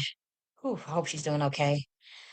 Um, but yes, that's when you want to. It has to be 3 times, and then collect more. Now, again, if you can just cut the person off, then do that. Don't just have them sitting around. But in an instance where it could be a coworker, it could be a board member, It could be somebody that's on the chair with you. It could be somebody that's in the government that you're working for in your workplace, whether that be the government, the private sector, public sector. And so you may not just so easily be able to avoid them, but if you can build up a case that they are doing persistent uh, boundary pushing, incongruence between words and actions, illogical inconsistencies, and deception. If you really want to prove deception, like crossing boundaries and saying one thing, doing another, accusing you of stuff, trying to entrap you, trying to just have unnecessary engagement for no fucking reason. You want to document all that stuff because those people are most likely plants. You want to look for people who try to do coercive control, whether that be taking charge of your schedule, your money, or your connections. That's what I've been dealing with when it comes to even like the situation that I've been dealing with people behind the scenes trying to do coercive control. That's where they'll financially blacklist you. That's where they'll intercept your connections. They'll intercept people who want to do business with you. I'm literally dealing with that. You want to be very very very you want to document every instance of anyone who does that to you. And then if you want to check and ask if they're or just investigate if they're in a secret society or if they're in law enforcement or if they're have connections to military of any kind. Okay, changing the rules, making the finish line harder and harder to achieve. Okay, you want to that's moving the goalposts. um Financial blackmail and emotional blackmail, that's threatening to release information on you, gaslighting, denying or minimizing what you see, hear, or feel or know. Isolation, I'm also dealing with that, where they try to limit your access to your inner circle or community. Isolation, like where they'll set up a smear campaign or a group chat group and tell everyone not to interact with you. That literally happened to me as well. Lying, omitting parts of the truth, or making up false information. Love bombing, overwhelming you with flattery and attention. Believe it or not, love bombing, you want to be suspicious of that too. It's okay, a couple compliments here or there, but be very careful with that. Passive aggression, expressing anger indirectly. I can be passive aggressive, but I'm not doing it to like in a way to be a plant. The next one is projection, accusing you of doing what they are doing. Silent treatment, ignoring your attempts at communication. Smear campaign, talking badly behind your back to others. That has happened to me. Triangulation, pulling in a third party to try to persuade you to do something. That has happened to me. And so anytime you see someone doing that, you could be really dealing with someone who is a plant in your life that's literally serving as an agent. And again, I'm not saying this is probably the average American, right? We're talking about people in certain professions, so that could be business, high level executive CEOs. They are monitored a lot, believe it or not. Like John McAfee, I mean, come on. Um, so we're talking about CEOs, we're talking about politicians get surveillance a lot and targeted. Activists, scholars, professors that are dissenters, American dissenters of any kind. Those who are viewed as a threat because maybe they're too intelligent or they're inventors. See, like Nikola Tesla was a targeted individual. Okay. Um, Aaron Solters was a targeted individual, and so those type of people, are you an inventor? Did you come up with a new algorithm that they're trying to buy off of you that you don't want to tell?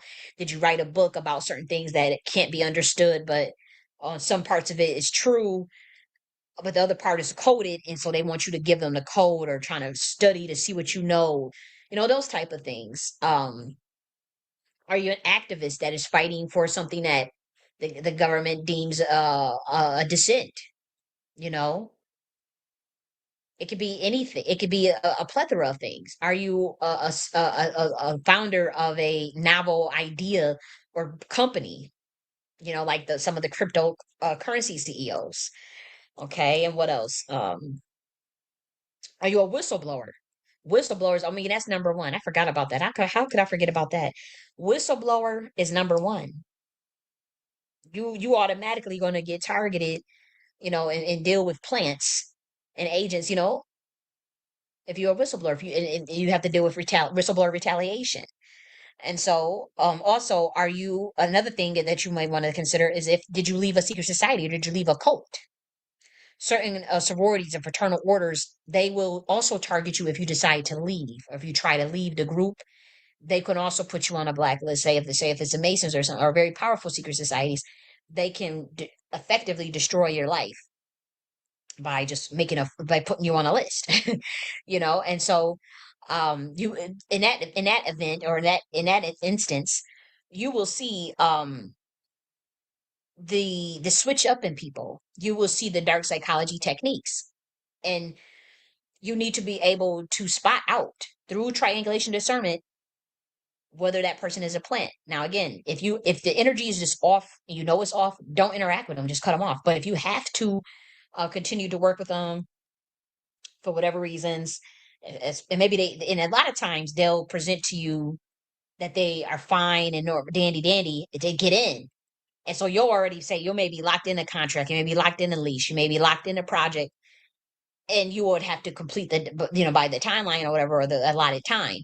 And that's usually the technique. And so you have to feel the energy, but you have to, again, most people that do that type of work, as far as take money to target the innocent, or to sabotage another person, we're talking about very low vibration, and low vibration fucks with your intelligence, believe it or not. It makes you less intelligent when somebody is operating at a low vibration to go and, okay, let me go in and go derail this person's life or sabotage their success because I'm paid to do it. That is a horrific life to live. Like, I can't even understand what the hell that's like. But nonetheless, people do that. And I would say that most of the people that I've ran into that are fall in that category, they're very unintelligent.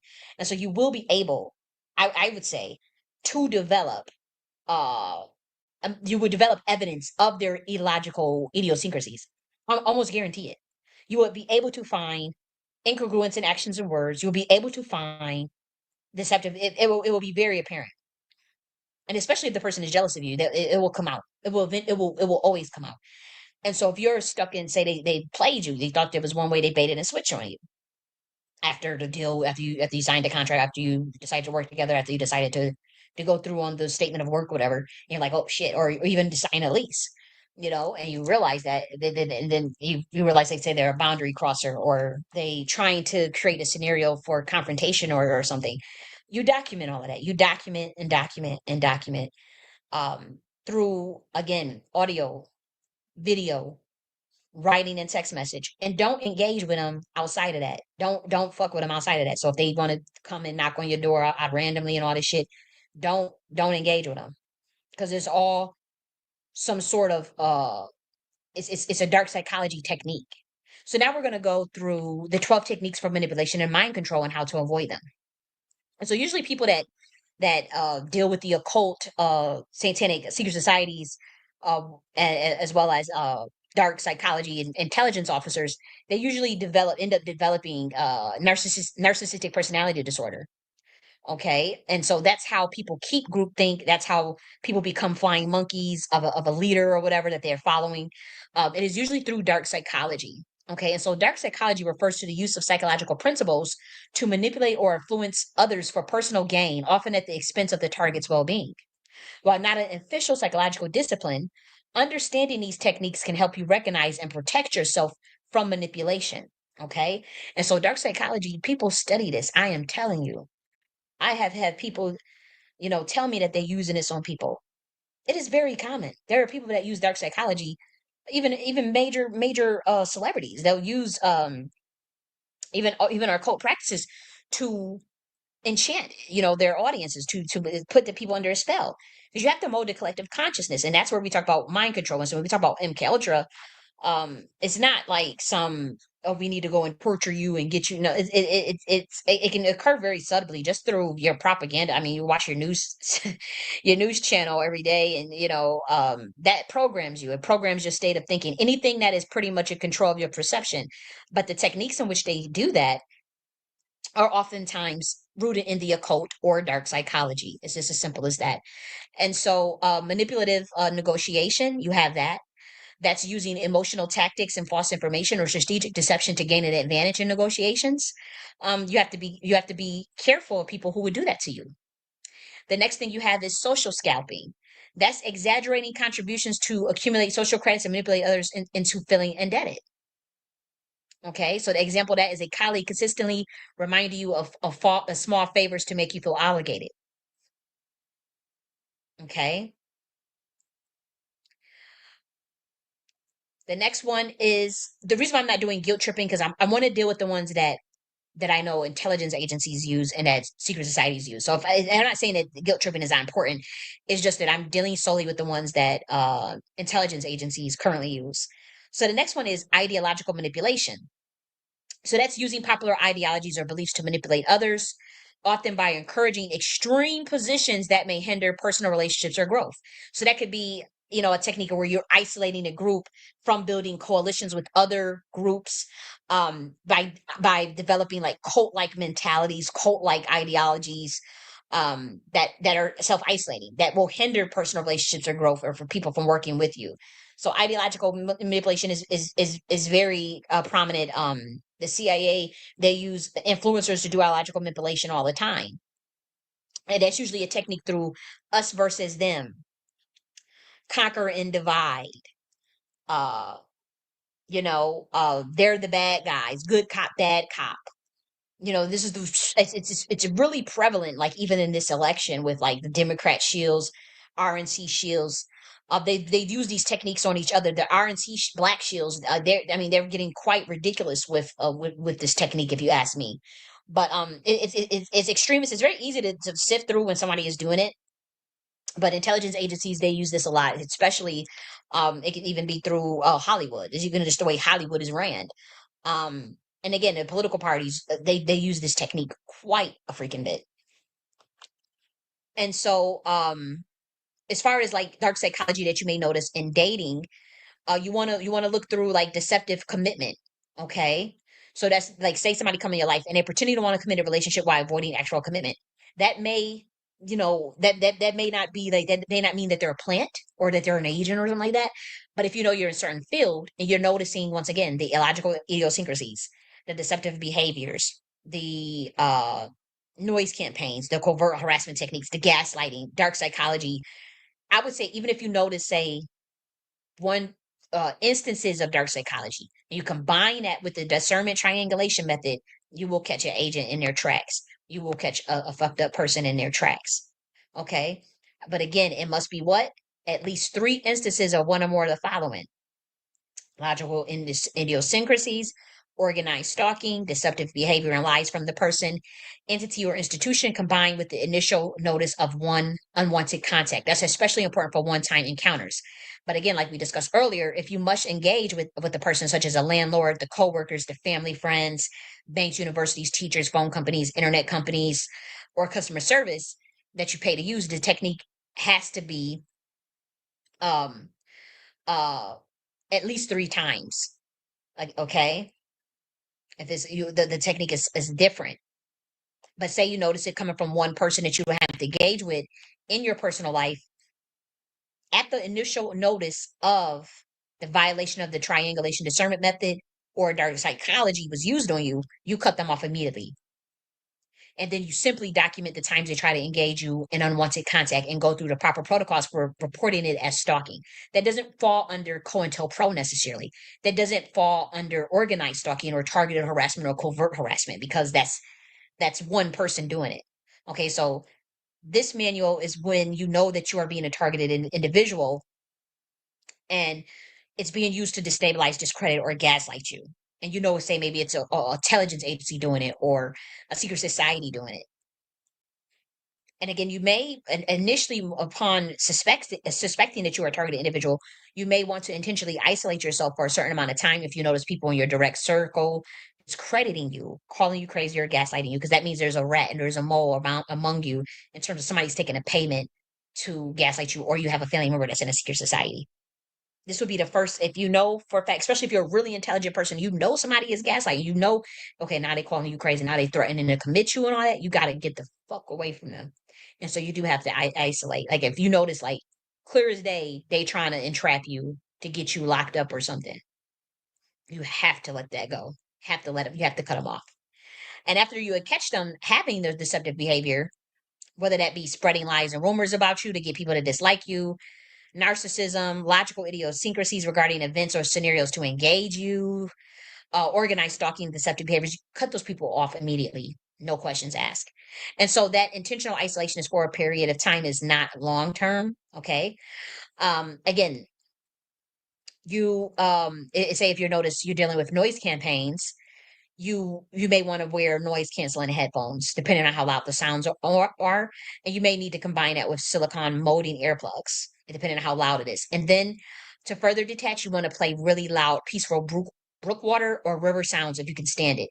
And you may also want to buy additional speakers to increase volume on whatever you're looking at to distract from the noise. This could be um say if it's a neighbor that's getting paid to do noise campaigns on you, you'll hear consistent banging, consistent popping, alarm sounds, just always trying to make noise around you, beeping, unusually loud mowers. Sorry, unusually loud lawnmowers. The next thing you may want to do. Say if you are living in an apartment complex, or if you suspect you're a target individual, say you live in an apartment complex, townhouse, condominium, or even with sometimes a attached studio unit or something, you want to make sure to buy an air purifier and a travel heater and rechargeable portable lights, because they will turn, like, they'll just randomly turn your electricity off. They'll constantly want to use smoke just to fuck up the air around you, because it clouds like your thinking abilities, smoke, and it harms your lungs, obviously. um and then they'll turn off the heat. They'll just the heat won't work and shit like that. And so that those are the things that you have to just prepare for in advance if you suspect that you are a targeted individual. Again, a lot of people, they just think that they just think they have like bad luck, or that, oh, it's just life, or it's just struggle, and they really don't even know that they are on a list and being intentionally fucked with. Like, I didn't know. I had no idea. And now that I look back on it, like, there were many people that gave me clues, and there were people now that I know, it was like other people knew. It was like a secret amongst everybody but me, and I think in many instances people were really sad, and then I think in many instances people were really glad because of their jealousy, and I think in many instances people were really glad because it distracts, it sabotages me, and then I think there are people that just didn't agree with it and didn't and it but now that I look back on it, like, I think a lot of people knew about that. And then it's really sad. It's really sad. But again, people get targeted. It could be for your bloodline. It could be because of the aspirations you have. Even if certain people that say they want to run for a political office or whatever, there are certain people that this government don't want to run or don't want to have a shake at all, because they would gather the hearts and minds of the people. Or a lot of people would just fuck with them. A lot of people would like them. A lot of people would understand where they're coming from, or they're charismatic, or they are problem solvers. They take initiative. They want to solve problems. They want to make the world a better place. They want to evolve it themselves. And so, believe it or not, like, you would think, okay, you could get there on merit, you get there on your skills and all that. That's just not the case. And I found that out myself. And a lot of times they do want you to join the club. They do want you to work for them. They do want your intellectual properties and access to your gifts and knowledge. And if you say no, they'll still put your ass on the list, and to try to get you to try to break you to come back, or to join. And so you have to be strong, and again, this is if you already know that this method, the triangulation discernment method, is if you know that you're being targeted. It could be a black ops government program, secret society, but you're going to have lack of proof due to plausible deniability. You may even have your own tips and ideas, and there are many people that give me tips and ideas just from researching it. And there is a spiritual component to this, but we are dealing solely with the political science technique that's more objective and logical based. Say if a target individual needed to go to the courts, or make a case, because you won't be able to prove radionics and psychotronics. You may not even be able to prove that you're a victim of MK Ultra. That's how covert these groups are. This is how covert secret societies work. You will not be able to prove that. So you would have to develop very high level techniques. And see, in my case, if you're a victim of radionics and psychotronics, you're not going to have proof. And so you really have to like you have to, that's why I use reversion intelligence analysis to remove plausible deniability, as well as triangulation discernment method, where it's like, okay, and then again, they cover for everybody because these networks, they'll cover for each other. You have to cover for your brotherhood, whether right or wrong, and that's what the Masons are doing in a situation with that happened to me, or where people clearly know. It's just they have to keep quiet about it and cover for the person who's done it because they're in the club and I'm not. Even if they may even disagree with them, you know what I mean? They may even hate that they did it, but they still gonna have their back. And so they'll have they'll you have to have a technique that undermines plausible deniability of psychological warfare in terms of proving tangibly what has happened to you. You need to have tangible evidence, whether that be camera, video footage, audio footage, and black and white writing. And it's as simple as that. The next aspects of this is organized stalking. So any event that you're dealing with organized stalking, you will need a body camera. And again, I think I talked about is you will still need to gather at least 3 or more instances of similar patterns or similar behaviors from various actors in the similar location based on the actions that amount to covert harassment. This could be noise campaigns, forced entry, breaking into your car. You want to have hidden, you don't want to have something that's so visible that's an obvious camera. Get creative. Um, People bumping into you because you would wear body cameras, but then it has to be again 3 instances per person, not 3 instances of random people. 3 instances, at least 3 instances per interaction with the person, or else you lose. You still don't have you. They still have plausible deniability. You have to remove the plausible deniability, so you have to show multiple instances of that same person covert harassing you over and over and over and over and over again, and you document it. And if it's a neighborhood that is a part of a group, or you're going to look at symbols, take uh the symbols and whatnot, pay attention to symbols, and you want to get that the instances per person and document each person, whether you need to wear a body camera and analog recorder. Okay, you will be able to get the evidence and prove this. I have, just from dealing with Airbnb host alone, I was able to gather probably close to 50. Now, again, I have 3 per person. It's about 9 to 12 Airbnb hosts, all in the same area, and at least 3. Some there's 10. Some there's 15. Some there's 6. We're talking about ideological illogical idiosyncrasies, deceptive behaviors. Literally, Airbnb hosts itself just in an area alone. I probably have close to 50 incidences of it, at least 3 per host. But mind you, with some there's 6 per host, 10 per host, where they were trying to like get me to react a certain way so they can call the police or get a argument or have a report to Airbnb. But I will play it cool in a certain way where they always ended up having to give me back my money, have a refund. They would get in trouble. One person's whole account was removed off Airbnb. I think they did put it back though. But you will catch these people in lies. I literally, it's in black and white. It is in messaging of them saying one thing before you, and then when you get there, it's a whole other thing, and they're doing other things, or they're lying about stuff, or you'll catch them. And again, people who have to do that work and resort to that sort of behavior, they're very stupid. They're very unenlightened. So you're going to catch them. They're not intelligent. These are not intelligent people. And even the report that the chief of the FBI, Ted Gunderson, um, reported on, that the affidavit that he wrote up, he talked about like the level where the CIA goes to get certain people to do this type of work. It is not like, in certain instances, say if it's a CEO, or say if it's like say somebody of the I know some of them, they do get some really high level, plants on your ass. But when we're talking about like for noise campaigns and covert harassment, they're not going to go and get like a high level intelligence officer with a security clearance on your ass. They may have a classified security clearance for the work that they're doing, but they're not going to be like the admiral or the head officer. It's not going to be no shit like that. This is like everyday people. This could be even a damn crackhead that take a one-time payment to go and blow your damn tires and then you know what I mean? Is that type of thing. And in some instances, it can be high level. Like in my situation, it is more high level. I do think, as far as the techniques that people have used or tried to use. But again, you want to gather the same pattern with at least three different individuals in the same area. Okay. So again, it must be the same person or entity at least three times.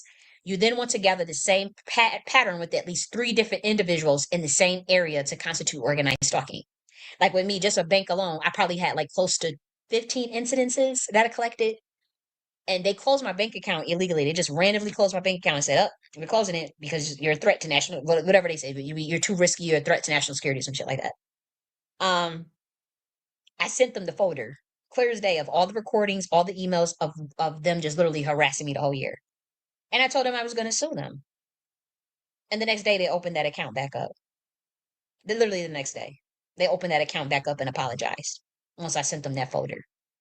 So you can't say, "Oh, you're just not thorough." Like I have the evidence of this. I have the evidence of when they closed the account. I have the notice. I have all of that. It's documented. And then them just opening it back up because they got freaked out. Same thing happened with another bank account of mine. Now they didn't close that one, but they had, now that one I know they were paying like the customer rep, and I recorded it, but I think I have at least maybe 4 incidents with them of just pretty much harassing me, like not giving me access to my money and shit. Like, and then not, and then catch them in illogical idiosyncrasies. It was the illogical idiosyncrasies and deceptive behaviors that proved that they were not even operating within the guidelines of even the bank they were working for. And so you have to document all those things. So that's two banks, mind you. And then there's Airbnb, which is, I think I documented probably like 50 to 100 instances. And so that's how you build up your cases. Okay. You don't just, like, it was a baby girl. She used to work for like Estee Lauder or something. And I guess she discovered something and she did some whistleblowing. She was a black woman. And she's like, she's clearly a targeted individual, right? But the thing is, this is designed to make a person go crazy, to have you, you just randomly, paranoid and accusing everybody. And so what happened, she's on Twitter and whatnot, and she's constantly just taking pictures. Like she's constantly saying, "Hey guys, I'm a target. I'm getting gang stalked. I'm getting gang stalked in this hotel. I'm going here and they're doing this to me." But then like the evidence, there's like the evidence that she's showing. It has too much plausible deniability. It's making her look crazy. I know for a fact that this lady is not crazy. I know for a fact that she's very brilliant, but she pissed off some very powerful people. She was an executive. She was an executive at like Estee Lauder. Like she was a developer. Like I think she might, and so she's a target individual, and she's trying to get justice, and she's trying to bring awareness to what she's going through, and she's telling people like they're constantly doing this to me, they're constantly. But then like she'll show the evidence, like and the pictures that she's showing, she's not getting three times, she's not getting the incidents at least three times per person, and then she's not showing illogical idiosyncrasies, deceptive behavior, or noise campaigns, or covert harassment. She just showing a person, and I know what they do. Like they'll say, if you're in a hotel, every time you go out, the other person will come out and just follow you, or and then literally at the same time, multiple times. And like she'll document, say maybe one time, and then say this person keeps following me, but we only see evidence of it one time. like or she'll say, "Look at this car doing this, look at this," and then it'll just look like the person, like she's just fucking, just out of it, like a paranoid schizophrenic or something. That's what they want you to think, but you don't know what that's like until you're going through it, because the covert, it's so covert. It's an intelligence agency or the secret society that's behind it, or a defense contractor, defense for hire, revenge for hire, that push you on these lists, and so she's been added to this list, and she's trying to document and bring awareness to her case, but it's just all over the place. Like, and I just want to tell her, like, don't do that, because that's what they're going to use as ammo to try to say, "See, look, she's really out there. You see what she's doing, you see what she's posting." But really, people really be fucking with you. People would use radionics and psychotronics. They probably using radiation on her ass every day, got her all disoriented. They'll spray gas on your events, your vents in your house and shit, poison your food, poison your pets. People know what this shit I'm talking about. They just quiet about it. It's an open secret. And so I feel for baby girl, but what I really want to tell her is, you chill, at least, because you're very smart. So calm down, meditate every day, take your deep breaths, and immediate calmness, and then think methodical and logical. Do not be emotional, do not panic, do not have any fear, and work from that space of a methodical, mechanical sense, and observe, but also don't be paranoid to be stalking and watching other people like that. Wear your body cam. And if you got to interact with people or emails or certain groups or whatever, you document through emails and texts, and you document through audio recording. But here's the thing: it only has to be once it get you have to they have to give you a reason, so you can't just assume. It has to You have to have, okay, you caught them in deceptive behavior, you caught them doing the dark psychology, you caught them doing the illogical idiosyncrasy, incongruence in words and actions. You went on alert. If you got it, if you're already in business with them, or you're already signed to lease or whatever, you already, then you have to go to step number two, phase number two. You do it a second time, then third time, you just gotta go into a whole military combat psychologically with them. And not, we're talking about like, you don't interact with them, or you document what they're doing, because you pretty much know you got a plan. You pretty much know you got a plan. Now, as far as proving organized stalking, again, at least three times per person in that same area. So you are documenting that area three times per person in that area, and you're wearing secret body cam. You're not walking around with it. And again, don't go and talking about this. Be secretive. See, I took the hits and the beat down, and went through it, But for you, if you suspect it, don't go,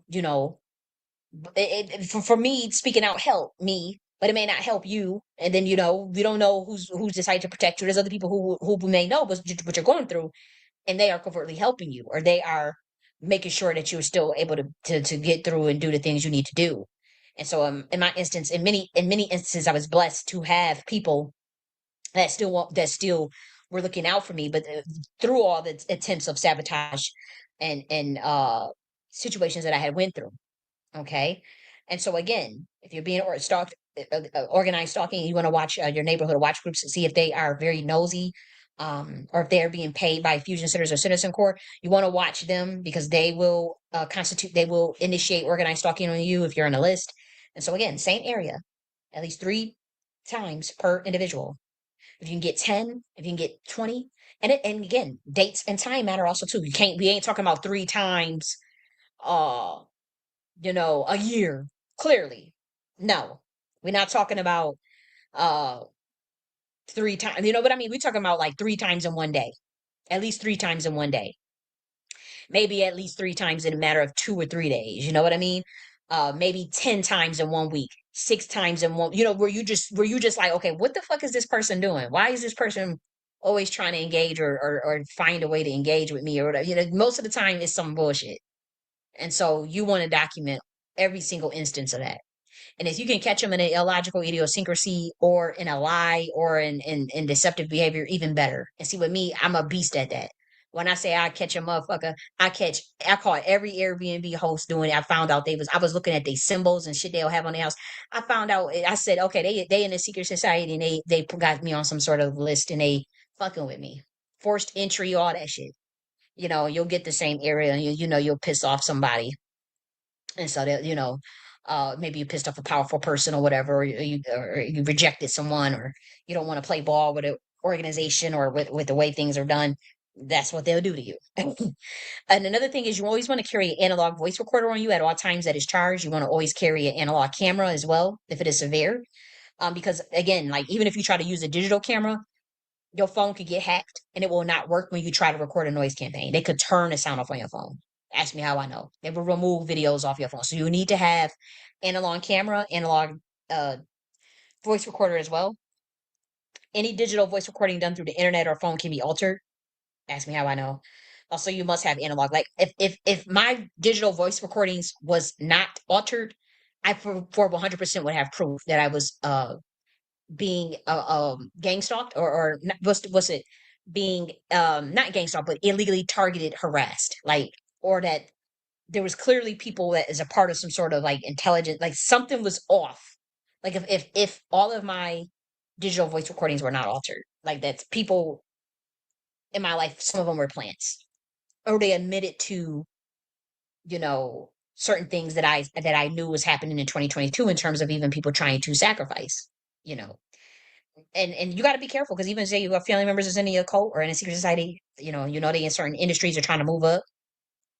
You got to even be careful with your own family because again, secret societies do these techniques too. So they may be trying to sacrifice you or psychologically torture you so they can get you committed because they'll get a payment for that, and they know that's like you're to sacrifice it, and they get to move up. Like this shit is real, very very real, very much so.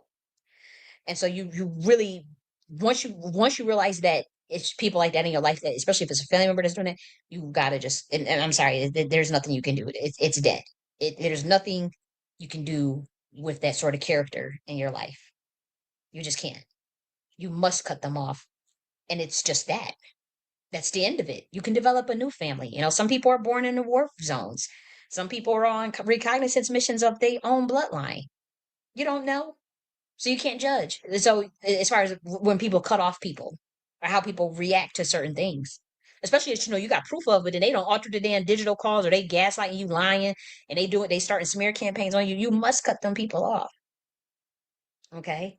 And also you want to download manuals for how to build analog recorders and cameras and print them out just in case they take the analog recorders and digital camera and analog recorders and analog cameras off the market. That's another thing you want to do. Okay. Another instance that you may see is like covert harassment through scripted scenarios to provoke gaslight you or try to maintain unwanted contact. So again, you want to use the triangulation discernment method when dealing with someone whom you have to engage with in the long term. That could be your coworkers, your teachers, your classmates, your landlords, whatever. And your technique is to diminish their plausible deniability. Okay, by catching people in the illogical. Let me start over because I'm reading too fast. Again, this technique is to diminish plausible deniability by catching people in logical idiosyncrasies at least 3 times per person. Okay? You're looking for clear and documented instances to tactfully survey the tracing and measurement of a series or network of 3 or more similar patterns. Okay? Because you have to diminish the plausible deniability of COINTELPRO or a secret society in order to determine the distances and relative positions of points spread over a territory or region. This is coded, that part is coded because now we're talking about dimensions and we're talking about angles, especially when we're dealing with masons. Okay. And so that is coded. You won't know that. And even the low level masons won't even understand what that is. Okay. So it's high level shit that we're building out here. So, for instance, in many scenarios can be scripted or honeypots to design to entrap you or provoke or distract or to frustrate you into acting out so that it can be used against you, usually to discredit you. I've dealt with that. I deal with that all the time, and even in the reparation space. The reparation space is so infiltrated. You literally, I would recommend that no one that is truly serious about revolutionary work, liberation work, activist work, organizational work, um, or even just really caring about our reparative justice and reparations, I would suggest that you do not go near the current actors or influencers in the reparation space. They are agents. I am an intelligence, a military scientist, and again, literally, this is I'm intelligence analysis. Like this is the work that I do, and I'm telling you that I've ran reversion intelligence analysis on that community for 2 years, and I without a shadow of a doubt know that I know who the agents are. I only mentioned one, but there's so many. The thing is, I don't want to be one of those people that's like, oh, this person is this person is. That's not what that's about. So I did focus mainly on one person in terms of the reversion intelligence analysis, in terms of actual documentation where like I can come forth.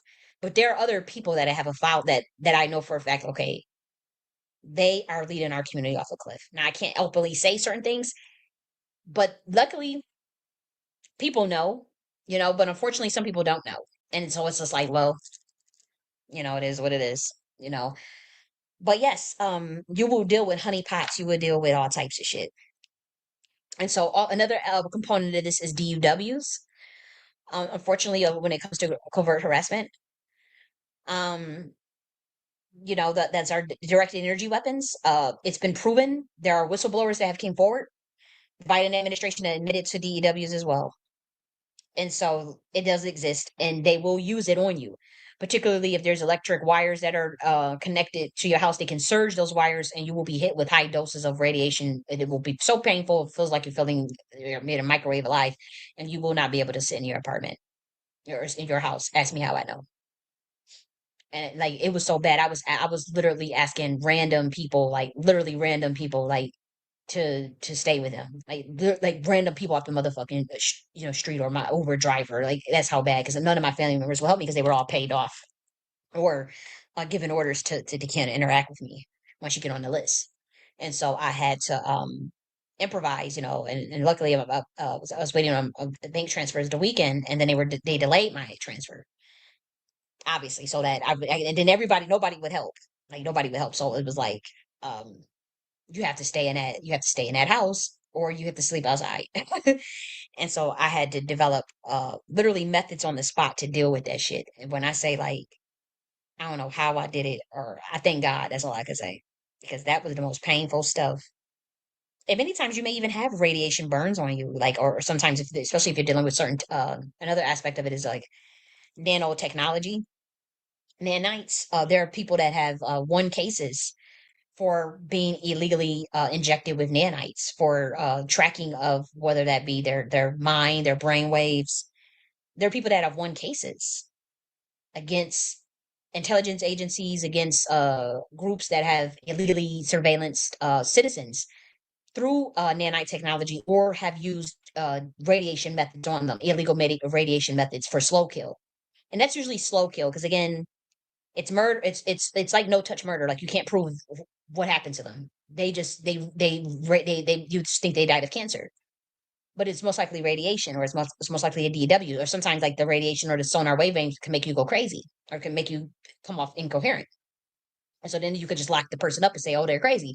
But really, there's a a sonar wave beam scrambling a motherfucking brain, and you trying to think coherently, and you could feel that shit, and it's so hard to explain it. It's so hard, and you gotta fight that. And it feels spiritual, but you gotta remember a DEW is what? A directed energy weapon. So you do have to you have to climb. It's like you taking your consciousness and climbing interdimensionally up in the universe to circumnavigate the frequency of what's being directed towards you. And that's how you get out of it.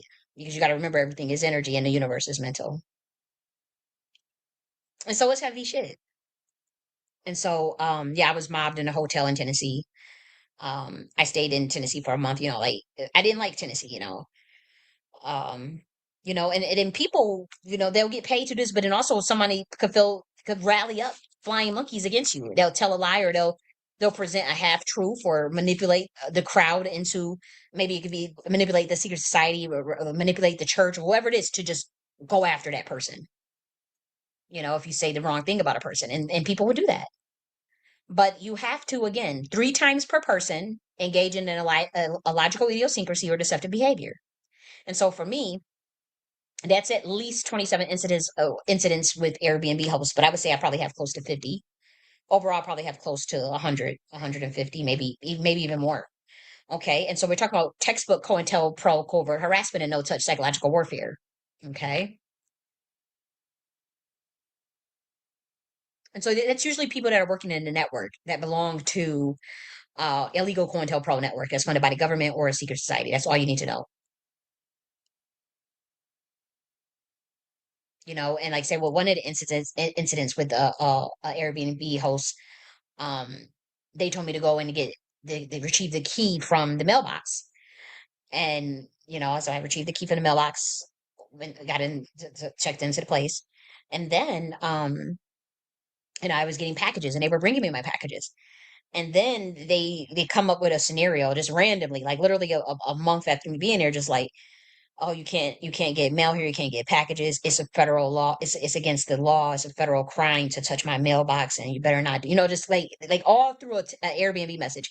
Like that's somebody that's trying to entrap your ass. Like soon as she said, and then there was a forced entry incident that's all documented and recorded, that she set up, where somebody literally just walked in my space, a white man, mind you, moved my stuff around and then walked out, and they come up with this whole scenario acting like it was a stage scenario. Because had I not made a scene about it, it really would have been somebody just walked in my shit, just moved my shit around, and just it kept it moving.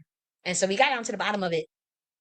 But like stuff like that, That's like, that's not, and then it was way more than that. But it's like, those are not coincidences. Those are not, this is somebody that's trying to get a reaction out of you. This is somebody that's getting paid or getting off on covert harassment. And so you have to document that stuff and make it public. I'm building a whole database to catch these people.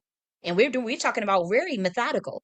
Like, your ass is going, your address, your house, your car, all that shit gonna be, we tired of this shit. Targeted individuals are tired. And so I'm building this shit out in real time, like literally, the whole military science department. And we will have a section for targeted individuals to be on alert. It is private, like, so we won't have just everybody's information, but depending on the severity of the case, we will make that shit public, because people need to know that you a gang stalking ass bitch, a loser, flunky hoe that targets and takes a ransom against the innocent for money. That you have no integrity, and that you are a minion of Satan. People need to know what you hiding it for. So you could see how people freak out when you tell them, like, when you start recording them and all. You should see how they react. You need to put them right on blast. That's why we develop in the military science department. We got a database for target individuals to tell us their story, to gather our research. We have a database for former reformed people who participated in gang stalking and who want to give us intel and data, you know, perhaps, or even if, I even saw, like, of two people, like, admitting that they participated in that, on Cura. So it's real. And then the next one is the public database that gives a database of suspected covert harassers and organized mobbers, and stalkers. And we will have, again, at least three incidents per person.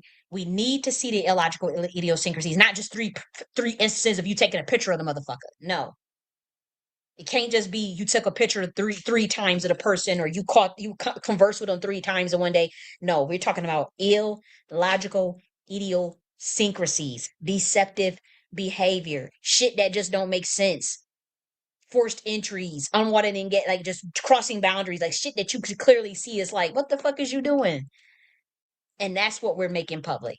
And those are the people that need to be put on blast, because they taking money to go after American citizens. They taking money to do illegal ass bullshit, and they selling their soul to Satan to harass the innocent and just for some money. And I think all humans should have more integrity than that. I don't care. I'm sorry. I don't have much. I know people get coerced and blackmailed and all this stuff into doing that shit, but you should have enough soul and integrity and truth in your heart and compassion in your heart, and say, as a human being, and say, no, I ain't doing that shit. Go do it. What the fuck you trying to come get me to do some your dirty work for? What kind of beef you got with that person? I don't know that person. You handle your beef with them head on, like a man or like a woman, and don't be a fucking coward ass bitch setting up a smear campaign behind these motherfuckers' backs. And to go, no, you do it yourself. What the fuck is you being a gossiping ass bitch for? What is you coming to me saying that, oh, this person's crazy, oh, this person is, you gotta watch them, they did this? That's what happened to me. So I don't take this shit lightly at all. That sometimes that same lady, like, she will leave the barking dog behind the door and shit. They'll just do shit. I'm telling you, these people are really wicked, and they getting paid. They're trying to steal energy and swipe destinies and shit. So you got to protect yourself, even occultically, if you know how to. Okay. And with me, we tired. We putting bitches on blast. When I say we putting your phone number out, we putting your license plate out, we putting your address out. But again, it's not gonna be unwarranted. It ain't because somebody just took a picture of you, or no, we talking about you got caught being a gang stalker. You got caught being a covert harasser. You got caught breaking the law. You got caught stalking. And our government is paying you on some illegal watch list shit, or the Masons are behind this shit, and we ain't gonna get no help as targeted individuals. And so we got to take justice into our own hands, because our constitutional rights are being violated. Our constitutional God-given inalienable rights are being violated.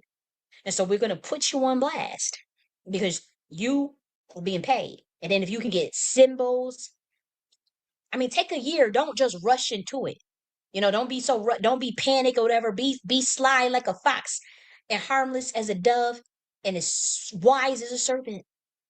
And when the US show is say, why is it a serpent harmless as a dove, sly as a fox, stealth as an owl, 360 degrees. Okay? And you watch a motherfucker. Just observe. If you got to interact with them and you know that they on that time, and you know that's the type of time they on, you know they a plant, take your time collecting the evidence. Don't be in such a rush to prove. Well, I mean, the more the better, because you want to catch this bitch, and that makes your case better, and that makes us able to get the information out publicly with evidence. We have to have the empirical evidence. We not just randomly putting motherfuckers on no putting people on blast and shit. But yeah, I talked about the federal lawsuit and shit. Because I'm like, man, these motherfuckers, they have violated my rights. And even though things get better, I've been sabotaged on levels you wouldn't believe. And I'm still being sabotaged. You know? And again, the biggest one is a discrediting campaign to, especially when it's really intelligent people, to just gaslight them. Oh, this person's crazy. This person's a moron. This person is stupid. And it's really a jealousy, but it's also like it's a discredit. It's a way to discredit other people from taking the hearing what the person is saying.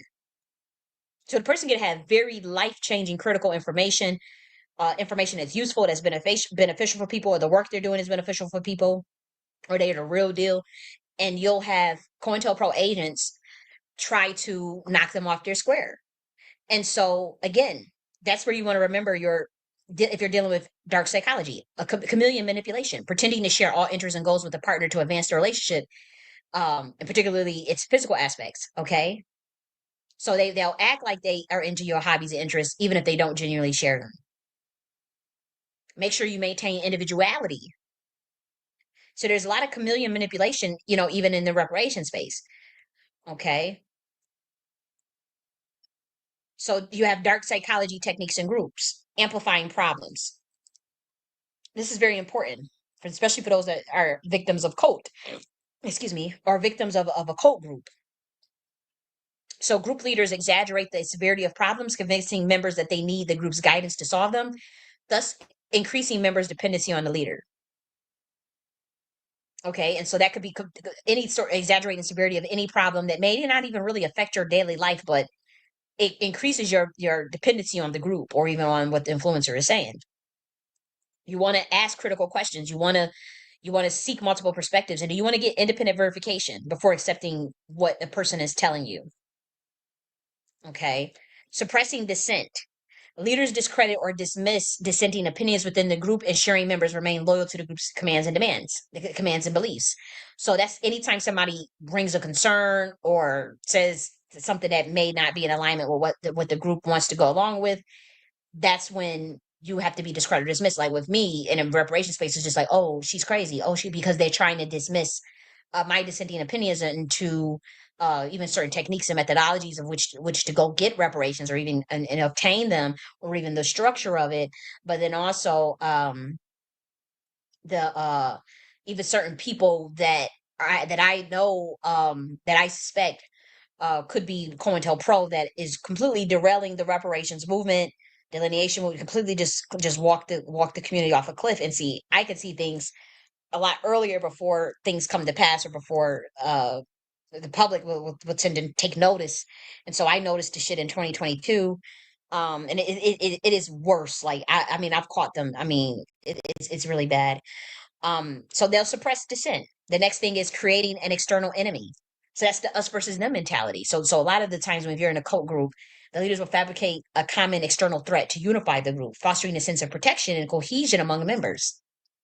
So that's where the community leader might exaggerate the negative influence of a neighboring community, portraying them as a threat to local values and a way of life to strengthen in-group loyalty. So people will do that. They'll exaggerate. Okay, this group of people caused this. You have to create an external enemy to be able to control people better. And so, unfortunately, many in the Black community are victims of this. Even in our efforts for delineation, we've seen infiltration of distractions and of projections of things that are derailing us from the actual goal of what we want, of building coalition amongst one another, conglomerates amongst one another, working together, building our own strategies and frameworks. We don't, in organizing capabilities, we're seeing people sabotage that, or people not willing to do that, or people not willing to critically think. And so, I've been running diversion intelligence analysis on this community for the last 2 years, especially after the incident that happened to me. I've been able to conclude that I think the whole thing is fucking psyop, to be honest. We'll go through the data because we have a lot more. Okay, because it's a lot. Dark psychology is nothing to play with. Okay, it is nothing to play with. So I taught you to do the triangulation discernment method. The next one is the reversion intelligence analysis. Now that one is when you are looking to see um that's when you're looking to see the covert reactions of some the covert intentions of someone, the subconscious mind. That's when you're dealing with the subconscious mind. I was trying to look for the reversion intelligence analysis here. Okay, here we go. So this is a method that reverses engineers. So this is a method, it's right here on your screen right here. So it's a method that reverse engineers. Let me write this. It reverse engineers data streams to detect infiltration, the subconscious mind, or covert intentions. So this is the one that I've used on the Black community, and this is the one that I've used on a particular person that I suspect is COINTELPRO, and also I suspect could possibly even be behind my targeted harassment, at least the ramping up of it since 2022, though I had been dealing with this for 10 years. It was actually one of his followers that threw his name out there when this document, when I published this document publicly. Now, what was interesting is that that person's name is not in this entire document at all. In fact, they were not mentioned when I made it published. Nobody was mentioned at all. It was just me publishing this on Twitter. And one of the following brought up the person that I suspected that I had been running the reversion intelligence analysis on, and that I suspected was behind my targeted harassment and blacklisting, financial blacklisting, and because I suspect I know clairvoyantly that there's their intelligence, but corrupt. They get paid to report and to disrupt grassroots movements, and so I didn't have proof of that in 2022. But when I called it out in 2022, I was promptly I would say targeted harassed. Like my credit cards didn't work. I couldn't even get a VPN if I wanted to. They when I bought the VPN, they just did a kill switch on it. They just kept cutting the VPN off like it was nothing. I literally couldn't connect to it even if I wanted to.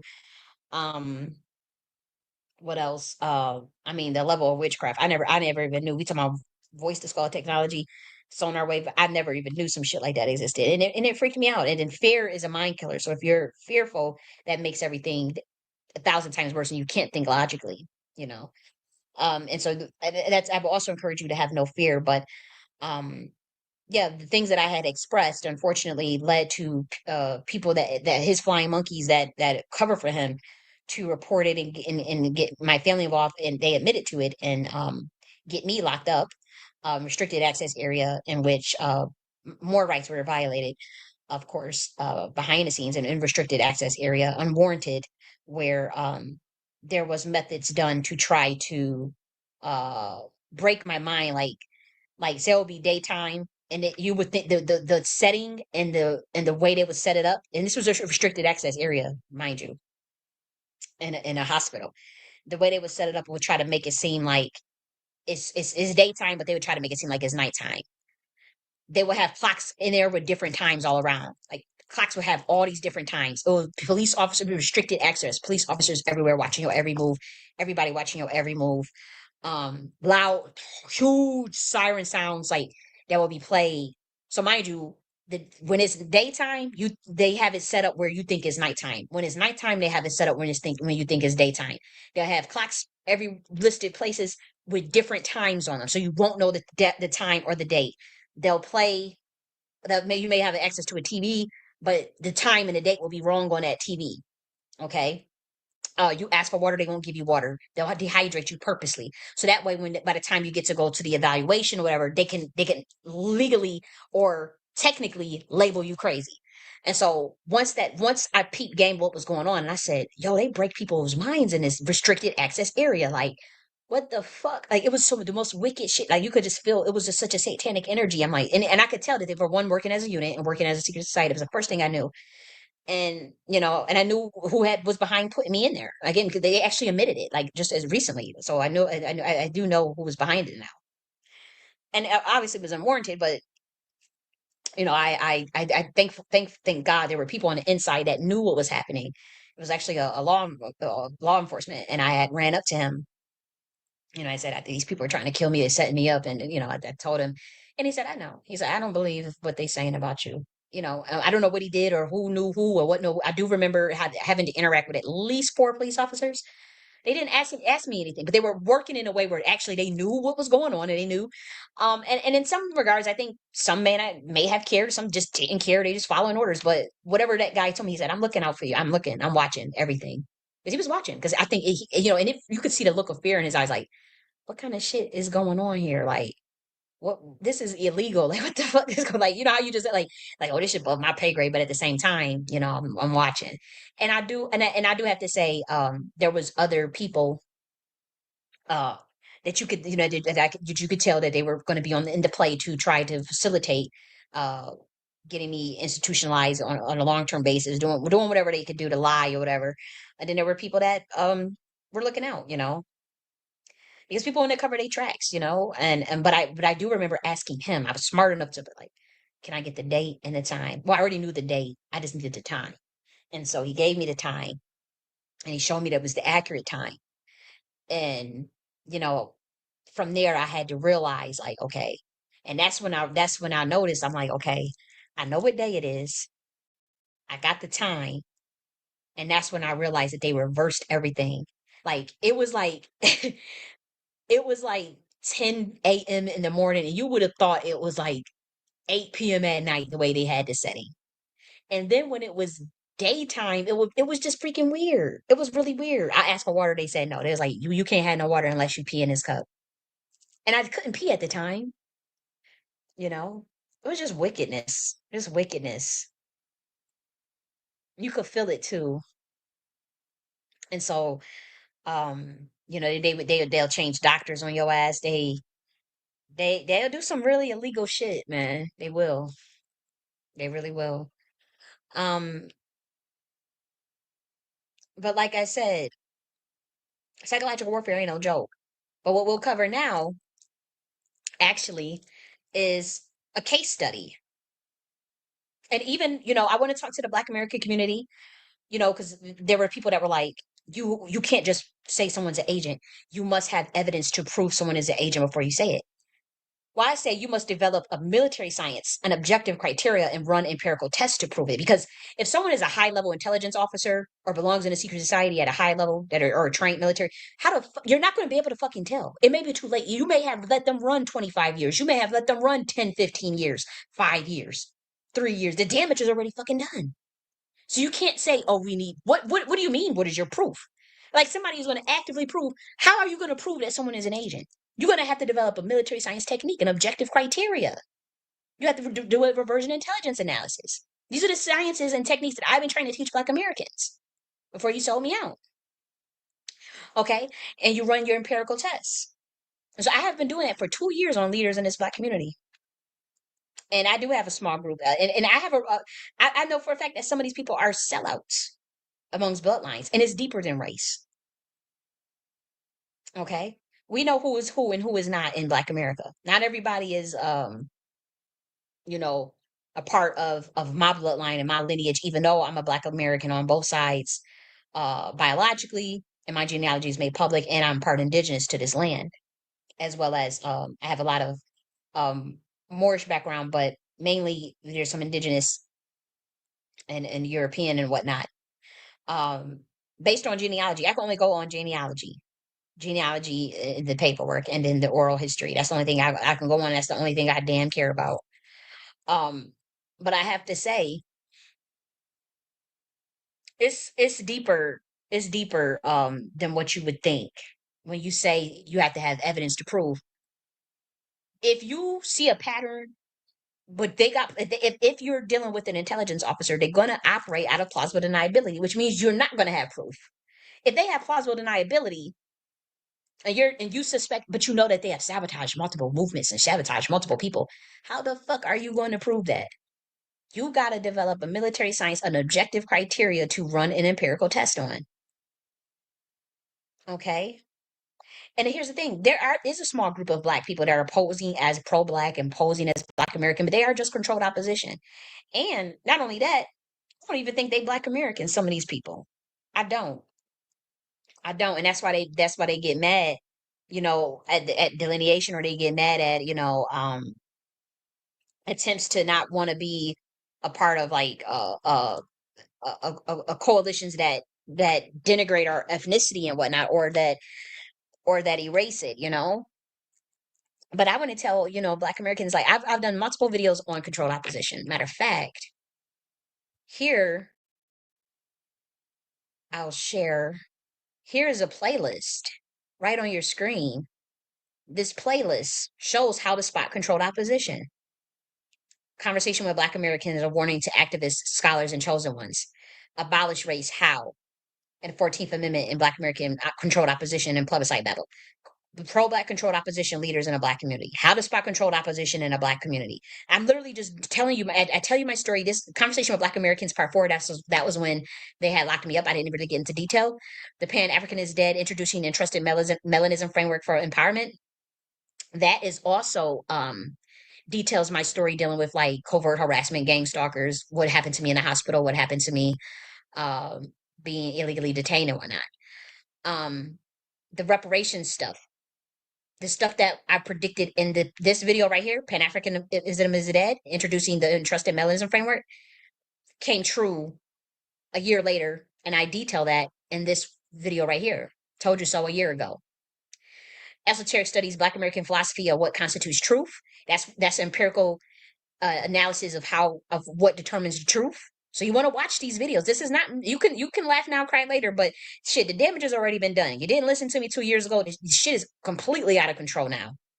You didn't listen to me 2 years ago, and I can honestly say, in many regards, for those who was rolling over in that camp, you are screwed on levels you don't even know. And sometimes it may even extend to the broader Black community. I'm still trying to get a full picture and scope of what was actually done in very covert means, on very covert levels, to which the Black community is not even aware of. I can see what they have done.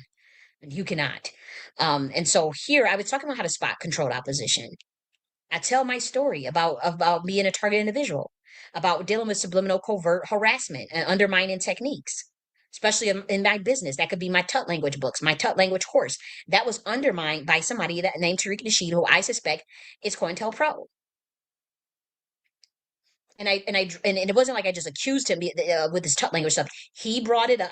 In this video right here, 6 hours and 40 minutes long, we go through the clips, words that he actually said, what happened in a Twitter space where he lied on me, and this one right here, that Denmark VC had this room, he lied on me in this room. We play the clip clear as day of him lying, saying, and then I prove in this same video that he lied on me 5 months ago, mind you.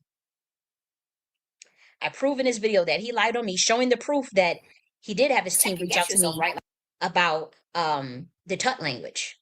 Okay.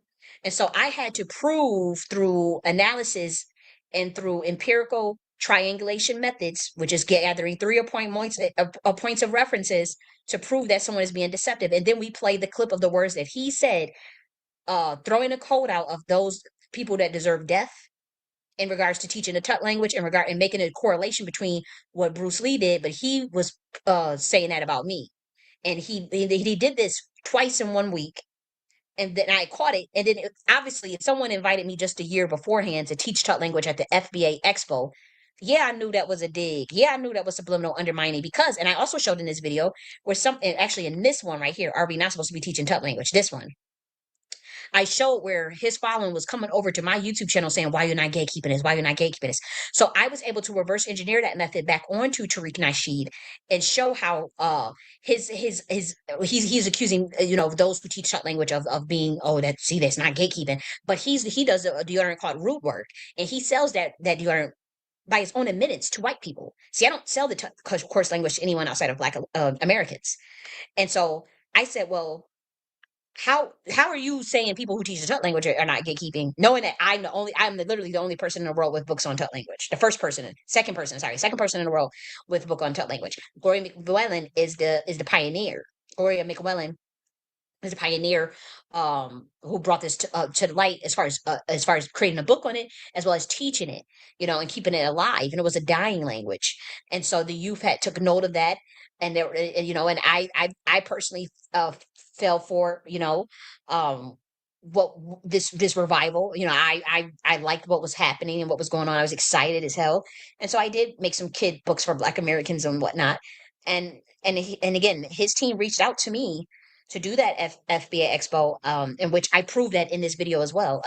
In this video, we go through the documents, the emails from not emails, but the uh, the Instagram messages and whatnot, and I had to decline. But in this space, Tariq Nasheed had lied and said that he did not know me at all. And so I, in this video, was able to prove that he has known of me at least since 2016. And actually, the only don't I mean, he was so lucky that my Facebook, I don't have access to that Facebook page. I had an old Facebook page where we were friends on. It was part of this group called like this 300 shit or some shit like that.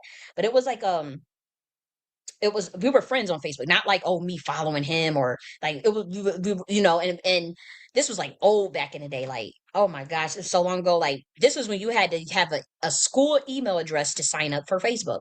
And so with my school email address, unfortunately, I don't have access to that email, so I couldn't recover that account. I tried so many ways to recover that account, and I'm so pissed. But I was able to show at least since 2016 emails, 2018 emails, 2022 emails, as well as interaction after.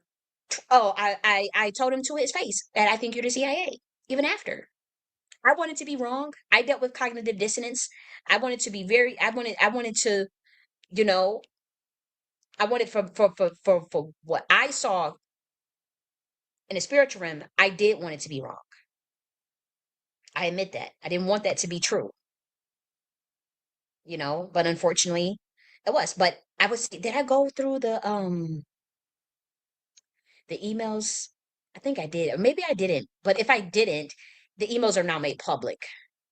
But yeah, I did go through the emails here too. But I was showing emails, all the way back from 2016. So he lied to say, oh, I don't know this person at all. But you interacted even after I told you to your face that I think you CIA. And so, but my thing is, I kept second guessing myself and doubting what I was seeing, because I had been listening to this person or just taking their advice on me thinking that they were really in for just reparative justice for Black Americans in terms of organizing capability, structure building. I didn't think he was necessarily a revolutionary and whatnot, but I did think he would stand on integrity all the way to the end and stand on truth all the way to the end. It was truly independent. I did think he was truly independent. um independent businessman that was not, that could move freely and say what he want to do, what he want freely. And I mean, clear as day, if you look at his recent content and his obsession with Trump, he has clearly became an RNC shield. I suspect paid. You could even look at some of the comment sections where people are saying, "Damn, how long is that contract? How long is what kind of people are aware." And so you know, I kept second guessing that, but now I have to say, and especially over the last 2 years, what has ensued since I put it out there that I think this dude is CIA. Of course, everybody had turned on me. Everybody called me crazy. Everybody had, tossed me to the side for this person, and only for them to all like this person fell out with dozens since 2022. For whatever reasons, they didn't know my business, but I'm saying they had all fell out with massively amongst the Black community. It caused like a huge schism. And I knew that that was going to happen spiritually, because I knew that people weren't standing on business. Like, you can't cover for corruption just because you feel like you're going to get clout, or because you want to be around a celebrity or entertainer, or because you think you're going to get put on. Like, people weren't standing on business as far as knowing that something was done wrong, knowing that something's not adding up, and just not doing nothing about it. And so they let that nigga get away with that. And their space had never been the same since 2022. It's been a complete shit show, a mess. People done been exposed left and right. Ain't shit getting done. Ain't nobody getting done. And that is the clearance of the primordial mothers. What the fuck you got think that? It's like, do you know like the level of entity that you messed with? Like, what the hell? And that you sold out, like thinking that you want to work with these white folks and get a bag and sell your people out like that, man. And so, you know, with Tariq, we have enough evidence. After that had happened in 2022, I have to say, it was really hard on me. You know, I really wanted to be wrong on that. It was really hard to forgive myself because, people gaslighted me during that. It's like, oh, you just lost it. You just lost like that. Like I just totally just made this. But the thing is, I have proven clairvoyance. I'm very psychic, and I proved at least 124 times in 1 year of global weekly events that will come to pass, including massive benefit payment glitches, the death of a presidents this year, the fall of the music industry, the exposure of the music industry, the exposure of MK Ultra, the exposure, like all this stuff has been declared way before it happened, and it's publicly documented. Week after week, public events with of CEOs, of death of CEOs, of all types of stuff. It's all documented in a playlist that's literally this title, Prophecies. And so people know this, and so people know that I'm clairvoyant. And that makes me very dangerous in their eyes because I can see, and there's so much stuff more that I've saw over the 2 years. It's such a sad state of affairs in that space. I would recommend anybody that's genuine and that's serious. I mean, I'm telling you, it's such a I don't want to get into what I do know about it, but like you better off to start if you serious, start your own shit and believe in yourself, and damn sure don't be around anybody that's in that circle. I'm telling you, anybody in that camp. I'm telling you, they are corrupt.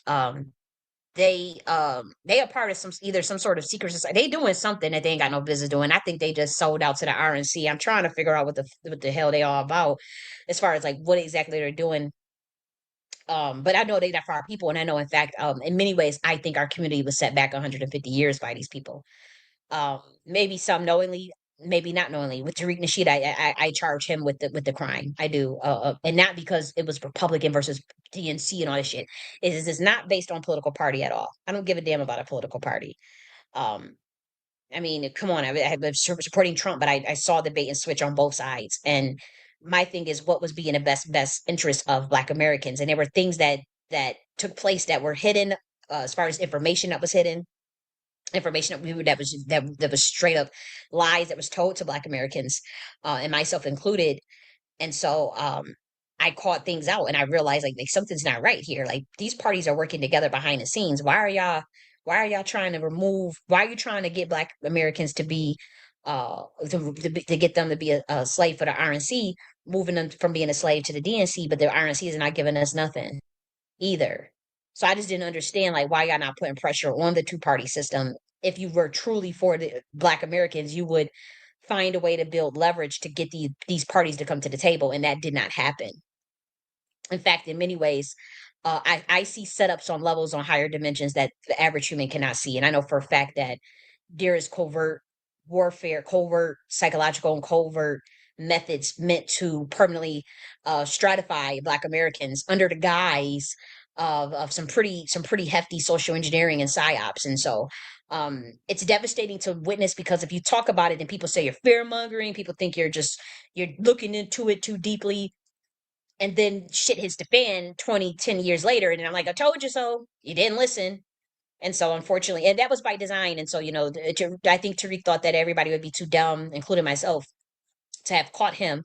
Maybe even 50 years from now, we probably wouldn't have noticed. But with me doing keen intelligence analysis on him, I can certainly conclude that we've caught him much earlier than what he thought, and it's throwing him off too. Like he's kind of having a crash out, even though he may not admit it. But we'll go through the clips of that. But I want to cover what are some ways where, again, that you will know controlled opposition. Again, you look through this playlist, but remember, you got to look through. For one, when we talk about, oh, you got to have evidence. No, you got to have a criteria. You want to use your triangulation discernment method. You want to use reversion intelligence method. Remember, that is to reverse engineer data streams to detect covert intentions in subconscious mind. And then the next thing you want to do is develop objective criteria and then run an empirical test. So I'll tell you what that is. How you would know that someone could be an agent. You want to accurately detect, because you most likely won't have like empirical evidence, but you can create the objective. So again, if someone is an intelligence officer or a part of a secret society, you're not going to just be able to prove they don't no damn agent. They're going to use plausible deniability. They're going to use dark psychology. They're going to use gaslighting. They're going to use every dark psychology technique that we just went through, Black Americans. So ask yourself, does Tariq Nasheed fit the role of all of those dark psychology techniques? I'll prove to you that he does with his own words. Okay, so fed jacketing. Everybody else is an agent but him. But you gotta look how many people, just I would say just in 2 weeks he has accused, I would say 1, 2, 3, 4, 5, 6, 7, 8, probably close to 20 people of being an agent. Mind you, this nigga is the one that's been in Hollywood for 25 years. This nigga is a name is has a name that is not a Black American name. That name translates to Lucifer Morningstar. This person um has been in Hollywood for 25 years, in the entertainment industry for 25 years, is you should look at the connection that the entertainment industry has with the CIA. They've jumped from trend to trend, but they fed jacketed actual grassroots leaders that live in their community, that live in the Black community, that serve the Black community, that do work with Black community. They accuse hood random niggas that are activists of being agents, but somehow somebody that's been in Hollywood for 25 years, that live in a $2 million house in a gated white community, that be on MSNBC, that be all up in the mainstream news and all this stuff, and is on a covert show talking about pimps and hoes and with Michael Moore and with in uh Jews and stuff. All of a sudden, you're not the agent, but people that live amongst their community, that's doing work for their community, that want to teach their community, somehow they're the agent, but you're not, and you're pushing Trump, Trump, Trump, RNC, RNC, RNC, and you didn't talk about reparations to them. You talking about shit that don't matter. You have Black Americans fighting with Africans, and you fit every category in that dark psychology. You propose no plan for empowerment. Are they loud and obnoxious in high places where it does not make sense? Do they have no pedigree, no connection to the bloodline? Those are things you want to look into. I'm not saying Tariq Nasheed fits that category, but I'm just saying that's one of the things you want to put on the list. They label everyone that disagrees with them or questions them crazy, even if you, as you repeatedly find out what they said to be true. Tariq Nasheed fits that category, and I will prove it. Even if you just merely disagree, you will be insulted and called crazy, even in the face of the evidence proving what you said to be true. And that's what happened to me when he said, "Oh, I don't know this person. Oh, they're crazy," and I proved that he was lying, and he did lie in that 6-hour video. This video right here, and I'm about to prove that he lied on me last week. So it's been twice that he's caught lying. So I caught him twice lying on me. So what exactly is he hiding, and why is he lying? And it's empirical. It's literally public. It's public information. All you got to do is watch this 6-hour video. Now I know it's a lot because again we're dealing with intelligence. You cannot just get out there like they're gonna move real smooth. They're gonna move real smooth. So you have to look through the dark psychology techniques. You have to look through ideological syncrasies, deceptive practices. You have to collect all of that, or else you're not going to be able to prove nothing. Black Americans. And this goes for anybody. You want to look to see if they claim to be a term that contradicts with their personal life. So they say they're grassroots, whatever. They're grassroots are grassroots. Grassroots is a nigga that live in Black American neighborhoods, that work in Black American environments, that have Black American clients. Grassroots, or just it doesn't even have to be Black American. It doesn't have to be race based, but they are for the people. They are more for the people than establishment, than the elites. They don't have ties to corporate interest. They are for grassroots means more of a local or authentic organizing versus psyop organizing versus corporate organizing. And so with Tariq Nasheed, yeah, somebody that's been in Hollywood for 25 years that jumped from rapping to rapping about to doing the pimp stuff, you know, to doing the Mackin stuff, trying to do rap, trying to do Meek Slide, trying to do all these like just like and then living in a white neighborhood in Hollywood, in satanic demonic Hollywood, and a gated around white folks, but then trying to act like you just so against them, act like you just can't stand them, act like, oh, you're so grassroots, you just a nigga in the hood. No, this nigga living in a $2 million house. This dude is not grassroots. It's not grassroots. Like, I don't see how y'all cannot see that. You cannot convince me that somebody that's been in Hollywood for 25 years, that's in a gated community and amongst white elites, you ain't gonna convince me that that's a damn grassroots nigga.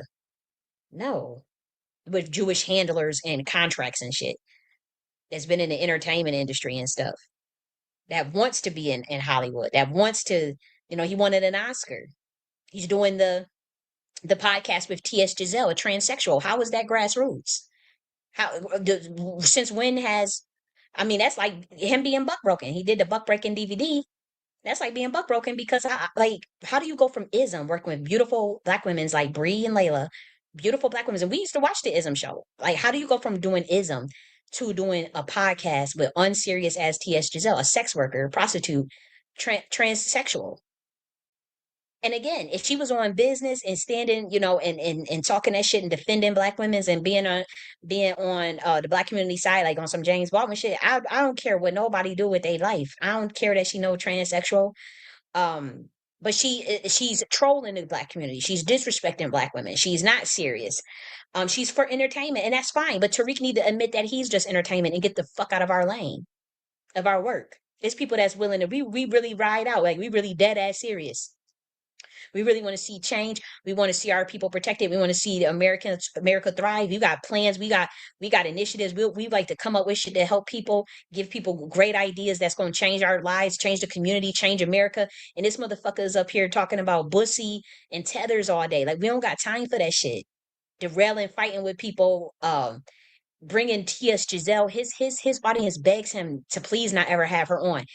And they literally said no, they don't want to see a podcast with him, they don't want to see a show with him, they don't want to see nothing, they want to see him talk black American business, they want to see him talk reparations, they want to see him talk empowerment, they want to see him talk reparative justice, like the fuck he claimed he was doing all these years. That's what they there for. That was your target audience. Your target audience ain't never been no damn transsexuals unless you moving funny. I mean, you wanted that Oscar. We all know what you got to do for an Oscar.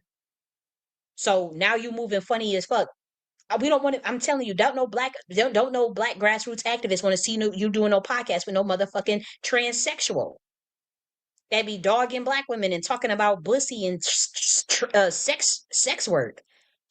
You should see. I mean, it's a disgrace. And my thing is, damn, what did they do to you, Flex? Because you must be really getting buck broken, or what kind of contract they offer where you so really selling out for some money. You really selling your soul for some money, because it's like, okay, why can't you just do ism again?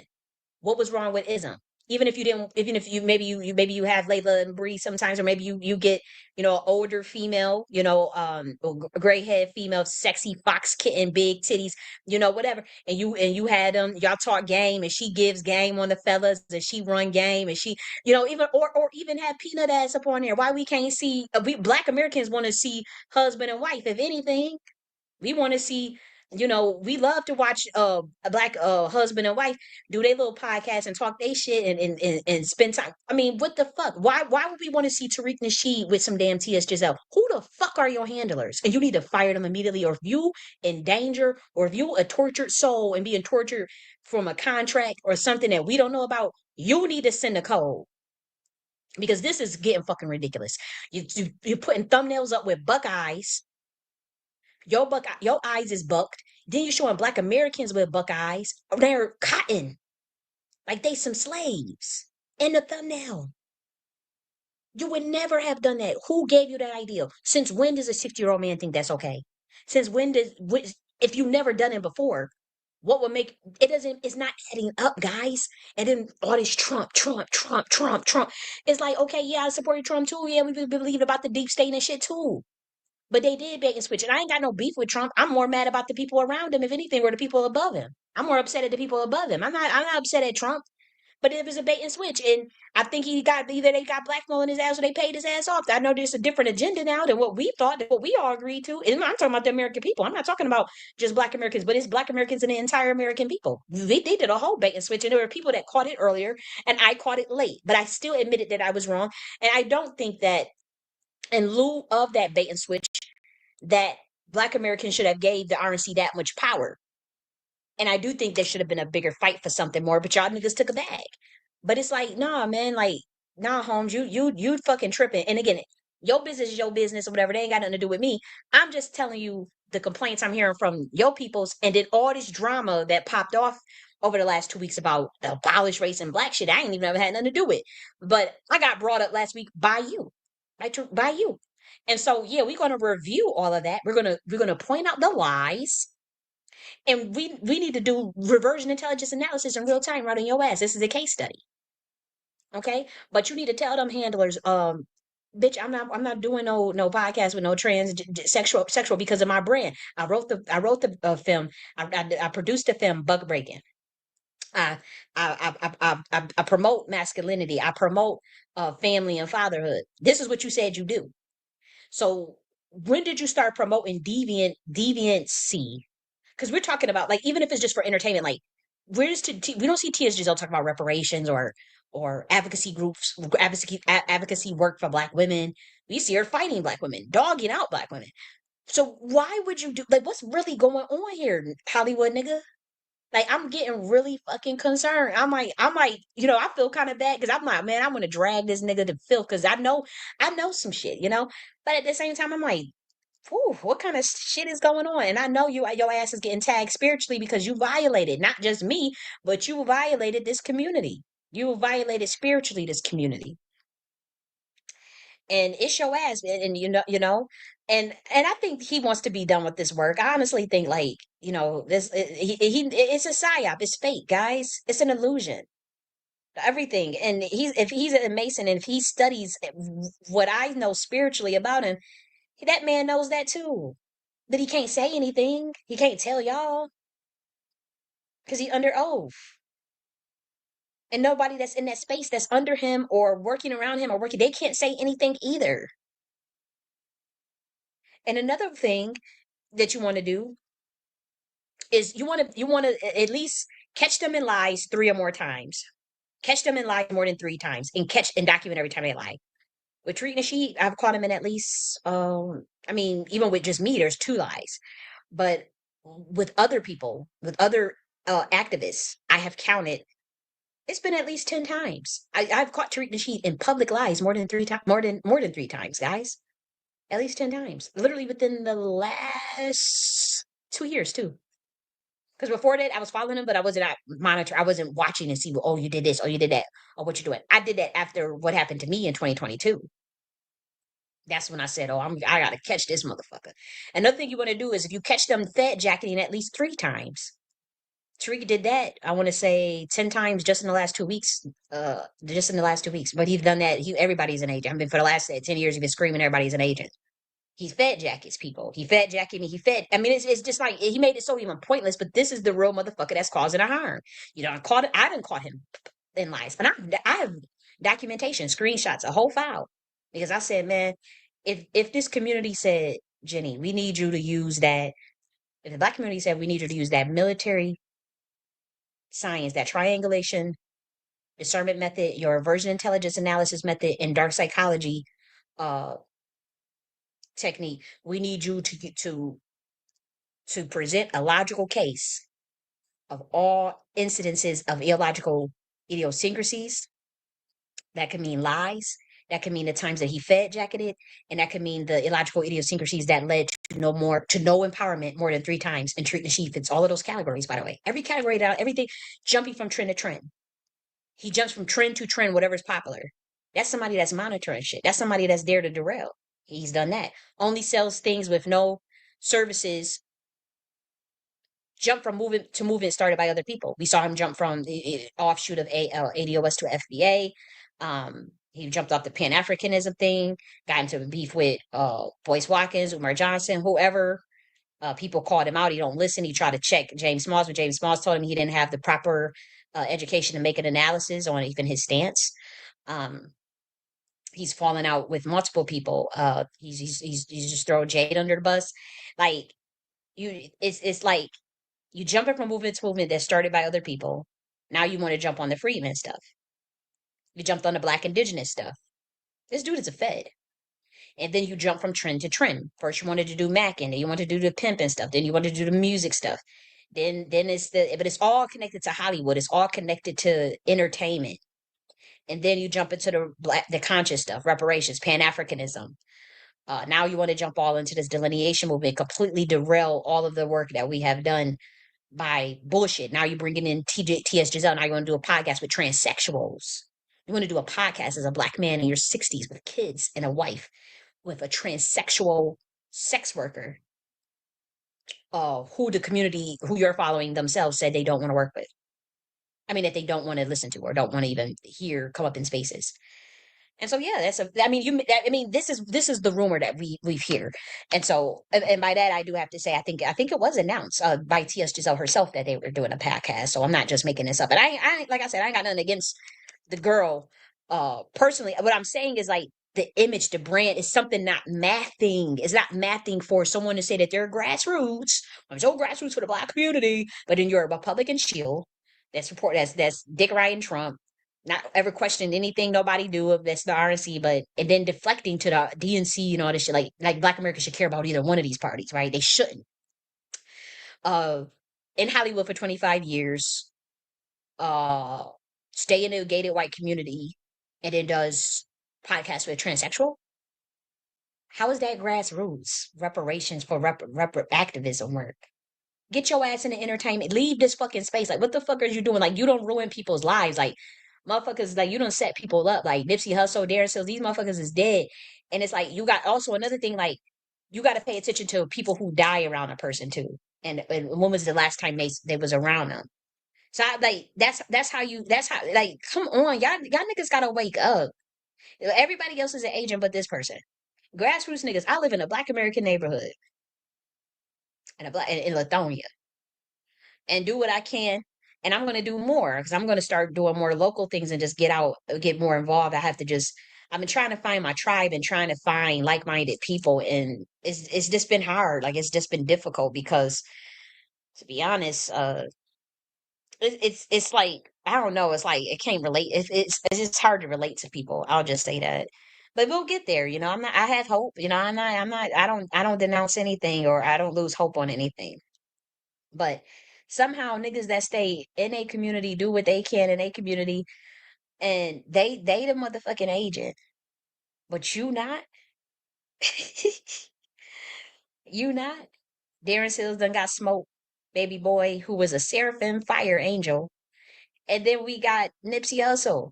You would like literally a week before Nipsey Hussle died, he was on the Ism show, and then you showed up right when he was killed, and it was many people involved in that sacrifice in the Hollywood industry.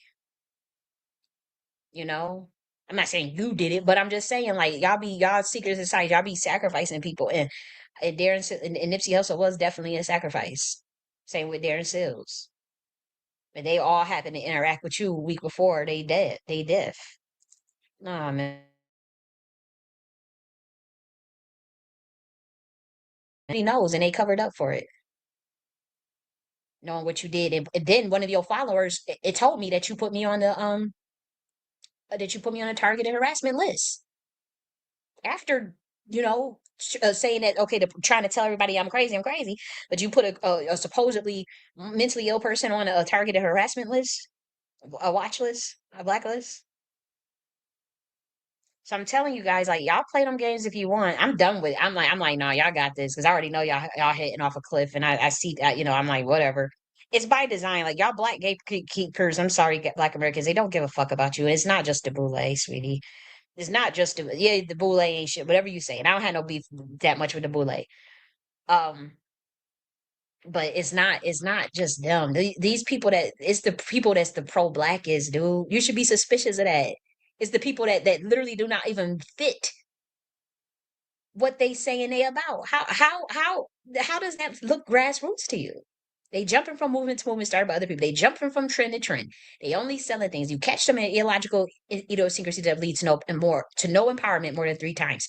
You catch them in lies more than 3 times. You catch them fat jacketing at least 3 times. You catch them connected to Hollywood, the music industry, and the entertainment. You see them undermine real leaders and label other people crazy when they're actually brilliant and genius. You see them undermine real leaders by saying now grassroots people are agents and ops. You see, you paid attention and see big time revolutionaries and big warriors with people who are around them that died, such as Ferguson activists and Darren Sills and Nipsey Hussle. They got beef with multiple grassroots influencers and leaders. There's nothing wrong with being a leader. They got beef with grassroots leaders and grassroots activists and grassroots scholars, like multiple. They claim to be a term that contradicts with their personal life, which is this term grassroots. They marry into white bloodlines. They're not living among the neighborhood or the demographic of class they saying they serve, but saying that you represent them. You label everyone that disagrees with them or questions them crazy, even as they repeatedly find out what they said to be true. There is no proposed plan for empowerment after 25 years. They derail multiple movements, whether you agree with them or not. So by that, it's like, did they derail multiple movements? Whether you agree with the movement or not, you could think the movement was stupid. It doesn't matter. But did you see how they infiltrated the Black Indigenous movement, the ADOS? When Security Tribe was doing their thing, when there was the stuff with the pull-ups, like all of this drama, all of this stuff I have documented. Now he threw Boyce Watkins and Jade under the bus last week, brought me up last week randomly out of nowhere. You know, do you see them derailing these movements? And what I want to tell you, Black Americans, is they don't let you get no smoke off these days. Like, you know how like with Fred Hampton or with Malcolm X, they don't let you get that far. If they see that you can at least get 3 or two or more, it's literally where 2 or more are gathered type shit.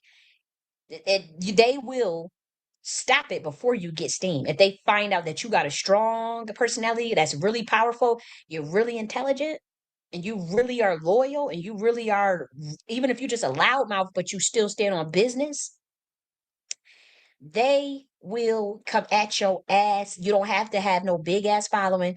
Even if they could suspect it off of potential alone, just a potential alone. So they're not letting people get full steam. That's why they killed 18 Ferguson activists. And you never even heard of them. But they were big time activists. But in Ferguson, they were just local. But they didn't even chance. Like we're not letting none of that. Like, they'll just smoke your ass. Like even a month into your activism. With me, they let me rock. They put me through the fucking ringer. And yes, of course there's been assassination attempts through the poisoning and stuff. But when it comes to women, they feel more guilty about just smoking women. So they'll just label your ass crazy, try to get you institutionalized and shit. But it's still horrific what they do. You have to, they'll or drugs like they did Tupac's mom. They try to get you on drugs. They put plants in your life to try to get you to drink your life away, or the drugs thing, or constantly getting you pregnant. I'm telling you, they'll put plants on your ass to just constantly. Or like when it came to Darren, to Corinne Gaines and Sandra Bland, they smoked them. They were targeted and smoked, and this country still is not out of the karmic debt of paying that back. And they just those 2 deaths alone of just killing women.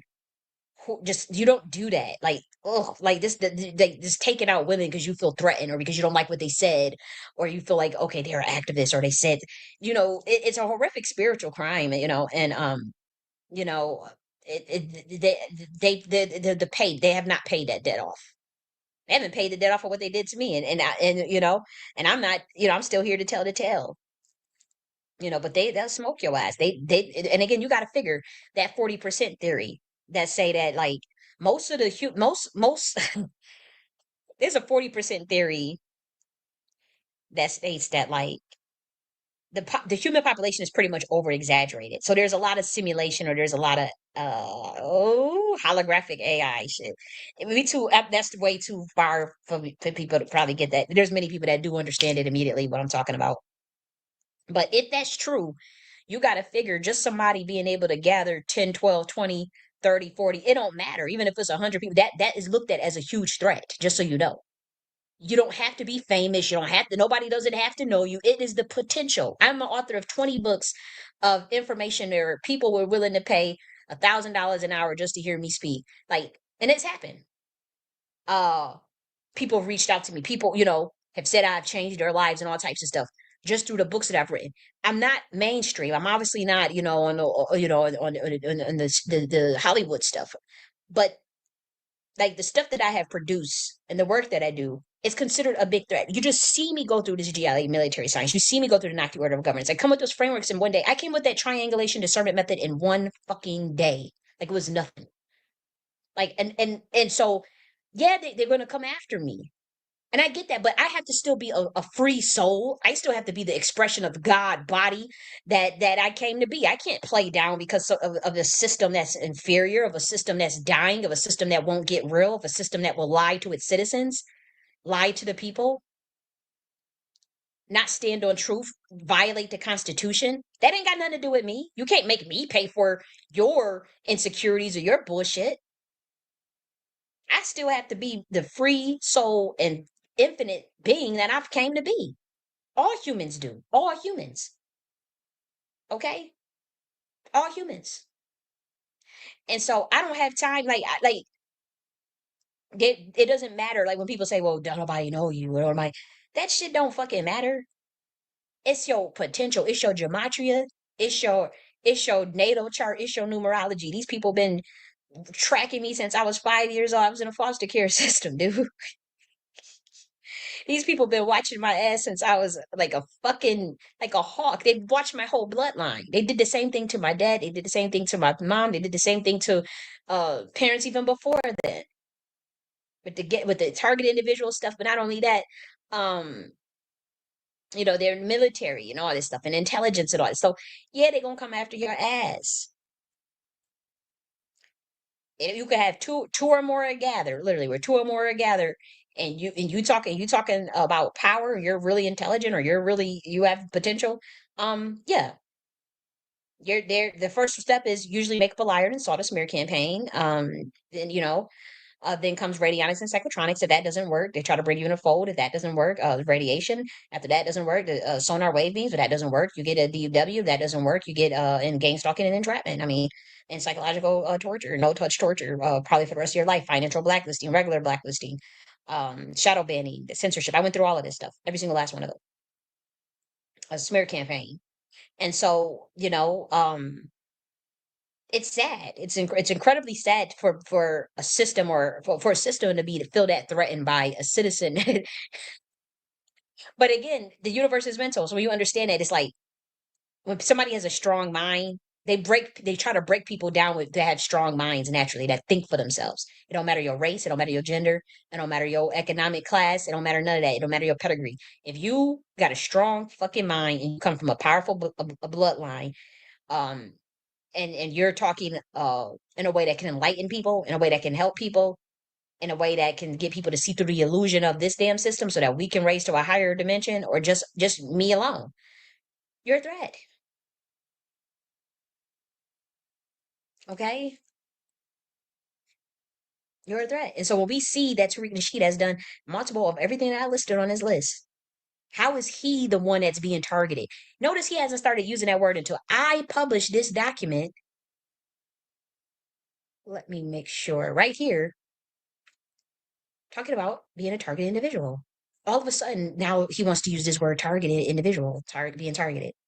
He ain't no damn targeted individual. I've been blacklisted, all this stuff, and it's like and he's behind it, and then it's like, how are you? You're not no targeted individual, Tariq. You don't take hits like, and that's the thing where people are like, oh, he's been putting his life on the line. This nigga live in a gated $2 million house in a white community in Hollywood. He ain't putting no motherfucking life on no line. You see how quick the CIA protected him and threw the whole grassroots movement under the bus, secure the tribe, pull-ups, ADOS, whoever it was, anybody that was involved. And he tried to get at the Freemans, but he realized the Freemans can check his ass on a higher level than what he thought. He did the same thing with me. He went for Check. He went for He went for all these motherfuckers. Like, what the fuck? How is he putting his life on the line? Y'all see how y'all see the yeah do y'all study war? Like, do y'all study intelligence? Like, even at that rally, what was that thing he showed up the what was that? It was like the council, one of the reparation councils. He went up there, and then he had got they tried to fight him up there or something like that with with some girl named Friday Jones or some shit like that. Like I get those were the Freedmans that he got into it with. And he tried to, um but if you study that closely and you see the tactfully where people were placed and stuff, that he either belongs to a secret society or he is in law enforcement. Y'all couldn't tell, and I know people try to break that down, but you gotta watch, you gotta see that. You can't just you gotta be trained to see that. Like if you average Black American, you say, "Hey, what do you see?" Oh, they trying to smack Tariq, or Tariq said they gonna smack. They getting at each other. But you couldn't. You got to look around at the whole vicinity. Like y'all look at that. You look at the drama and all that shit. I'm looking at okay, everybody around and everybody's actions and energy. But the actions, I'm watching everything, and I see even the movements that hand movements that Tariq does. Even in his own, yeah, I'm like, dude, what the fuck is wrong with y'all? Like, either y'all in on the play, you just fucking stupid. And I'm not trying to be mean, but like you in on the play. Just say you know what it is and you're okay with it. And I could respect that. I really could. But yeah, it's really ridiculous. Like it's like, dude, it's so obvious. It's so, and my thing is, if someone was an intelligence agency, intelligence officer, and they were there looking out for our people and making sure people were good and protected, I wouldn't even care. But it's like you are being disruptive, and you have literally almost caused my death on multiple occasions, and you have tried to ruin my reputation, even so much as last week when I haven't even mentioned you in months. I have not contacted you in 8 months, like no emails or like you know what I mean, like no messages, nothing in 8 months. Like, what? How the fuck am I coming up out of your mouth? And we're gonna review that. Like when I say I did not, now I might have, say somebody that got a comment or say something about him in the comment section, but that's the comment section. Like that's the like I'm severely shadow banned on X. Like they digitally manually went in there and put my name in there. Um. So I think allegedly, I don't have any proof, but it's that bad. Like I wouldn't be surprised if that happened. Is what I'm saying. But when people say, "Oh yeah, why is Tariq doing? Why did he do this?" or they shed light or something I didn't know about, and I'll comment. Um, so when he brought me up, I was just like, "What the fuck?" Like it's like, and it wasn't just me. He's like, he the next day. That's when he brings up Boyce Watkins, and he brings up Lioness Crown, and he brings up Secure the Tribe. He just brings up like it's like this all of us is supposed, everybody that speaks up, everybody that disagrees with him, anybody that wants to do does not be a part of a cult. Um, yeah, weird ops, weird, but you not, nigga. When you don't live in a Black community, like anybody that studies this shit knows what this shit looks like. You should know what this shit looks like. Y'all ought to be ashamed of yourself as the Black community to even allow some shit like this, to allow it to get this bad. It's 25, and you have no idea what he has done. Like I see things tactfully. If I come over, if I'm telling you guys I'm a military science, when I say I could see things 100 years from now, I could see how something gonna play out. I could see what somebody is doing behind the scenes.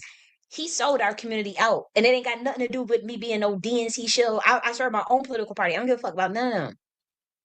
I'm telling you, like they baited and switched, and he knew though. My thing is, he it's like I don't even the way he's defending the RNC so much now. It's like, did you take a contract? But it doesn't. It's not adding up. The math is not mathing because they not doing that much for us that will warrant that much caping. They ain't doing shit for us. I wouldn't cape for none of these motherfuckers. You shouldn't cape for the DNC. You shouldn't cape for the RNC if you're Black American. We should be thinking of our empowerment. We should be focusing on our community building and whatnot. It's a fact. It's a 100% fact. That's what we should be doing. Why is y'all dick right in the RNC like they about to do like Vivek and Elon, who literally said no woke men in our country, no reparations, no handout, none of this stuff that like all types of gaslighting type shit. Vivek talk shit about you, and y'all acting like these white boys care about your ass. Y'all about to see, because I warned you 3 weeks before the election. I begged you. I told you it was a trap. I said I see some shit coming, and my worst fears came true, because I'm like, they like you set our shit back like a lot. Like this is not just like, oh well, the Democrats don't do nothing for us either. Oh well, we had Trump before. Things change. This is a whole nother ballpark. This is not even the same Trump. I ain't got him all quiet and something make me think, that they got blackmail on your ass, or they got something, they hanging something over your head or some shit. This is a different Trump. It's a different energy. We saw the bait and switch. We see them cabinet picks. We see the way they moving. We hope targeted individuals going to be okay under this administration. We weren't okay really under the DNC, to be honest. A lot of us was targeted under the DNC heavily. So we have to see. And maybe that shit. And also, the RNC do the same thing. They do targeting shit too. They do. They both like it's something that they doing. It's a secret society they working in, or they using these crazy ass techniques on people who just got a different opinion or is smarter than them. You know, and it's disgusting. It's disgusting. You know, but it's not adding up. It's like promoting all this RNC stuff and whatnot, and that ain't gonna get our community to where it need to be. You promoting no damn political party when they two wings of the same bird. No, that ain't gonna get it. That ain't it. That ain't about shit. That ain't about shit. Our community needs real reparative justice. We need real community structural building. And ain't nothing wrong with that. Ain't nothing illegal about that. It's like, damn, like we tired and you draining, you a vampire. And people can I see you for what you are. They can play dumb. Your name, Tariq Nasheed, translates to Lucifer Morningstar. But you're not a real Luciferic being. You're not the real light Morningstar energy. You're not that. Not at all. You on some Luciferian shit, but it ain't real Luciferic energy. It ain't real light bearer. And any light bearer would not gaslight and use dark psychology and use manipulation techniques and fed jacket people, good righteous people, and try to annihilate righteous people because they call it because you're trying to cover up the fact that people can see who you are. So now it's Black Americans, your following that's calling you out. It's Black Americans that's been following you for years that realize there's something ain't right here. Something is not adding up. Especially doing no podcast with no transsexual. I mean, you gotta really think that if you think your following want to see that. Anybody that's hanging around you, they just think they want to get clout. That's all they're around for. But I know it's people that's I ain't even gonna get into all that right now. But yeah, it's ridiculous. And like I said, in 2022, after I made that execution, I felt like I had screwed up, and I felt like if I'm wrong, it would be really hard to forgive myself to just say that about somebody, based on what I was seeing in the spiritual realm. And I always wanted to be wrong, and I always told the Black community, if I'm wrong, I will publicly apologize. But I'm not apologizing under no duress or because you put it, I'm in a restricted access area, no shit like that. But solely through their actions, if I was simply wrong, I can accept that. My ego is not in that. But I had really beat myself up in 2022, thinking, okay, what did I do? I did something wrong. What if I'm wrong here? So I decided to develop techniques and document every incident. And like I said, Black Americans, if you was, and again, I'm not doing this work for free. It would have to be a Black Americans that will come to me and pay me, and they will say, and they will say, we heard you develop that military science technique, the triangulation discernment method, and the reversion intelligence analysis, and we need you to create an empirical database and empirical report that proves these incidences and combine them with and even the instances of the dark psychology techniques that we use. And we need you to do that for us, and show us the illogical idiosyncrasies in an objective manner, show the many times that they've lied, show the many times, like the show use this triangulation discernment method.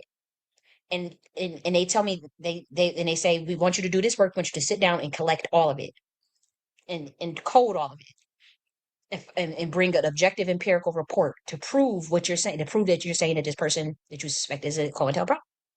If they was to tell me to do that, and they were to compensate me, because that's a lot of work to do. Every time I have to literally go through clips, and I have all of my data I have all files ready, but I would have to literally go and code those and transcribe and make connections, but in a very logical manner, not just some shit where y'all like, what, this don't prove shit. Like literally, like, okay, this is a clear lie. Okay, this is not true. And I'm gonna show you a little bit. I'm gonna show you how the G.I.A do our shit versus how they do their shit. We're gonna go literally through the videos. But if y'all were to tell me to do that, I could probably get close to 100 incidents. Literally, I can get close to probably 100 incidents based on a file that I got. Again, I'm not doing all that coding for free. I done collected all of the evidence, but as far as like writing up the report, no, I ain't writing up no big ass report like that up for free. No intelligence report, all you know. because I've already told y'all. I already had told y'all. I already suffered from speaking out about it because there's so many people that want to protect this person that don't see it or that know and just don't care. They just get money. And so they don't mind selling the community out either. But I can I can effectively tell you that, yeah, that's dude sold the community out. Like, I think we can get out of it. I think that will be fine. But he did hold, if we don't if we don't make it clear that we watch and we know what they're doing and we don't, we're watching any little event of sabotage of Black Americans and we catch it and we call it out, I think we can be okay. I'm not sure how, but what they got planned is bad for all of Americans, to be honest. And that's something that Americans will have to see for themselves. No one can make people see. Um, when it comes to cognitive dissonance, I mean, I have empirical evidence even with what I'm talking about, but it's like you got to let things play out. At that point, time tells all. At that point, there's nothing else you can do.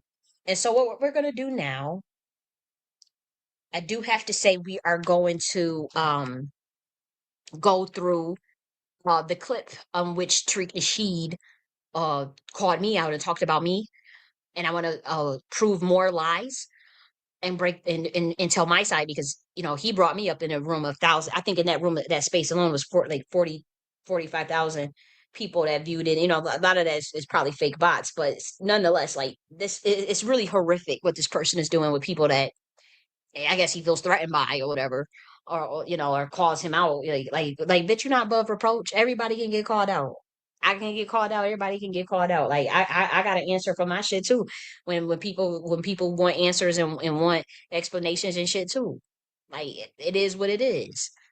And so that's what we're doing with your ass because we tired. We've been watching your ass for a minute, and I'm telling you, don't pissed off primordials, dude. Man, whew, you really went sideways fucking with certain entities. That's all I gotta say.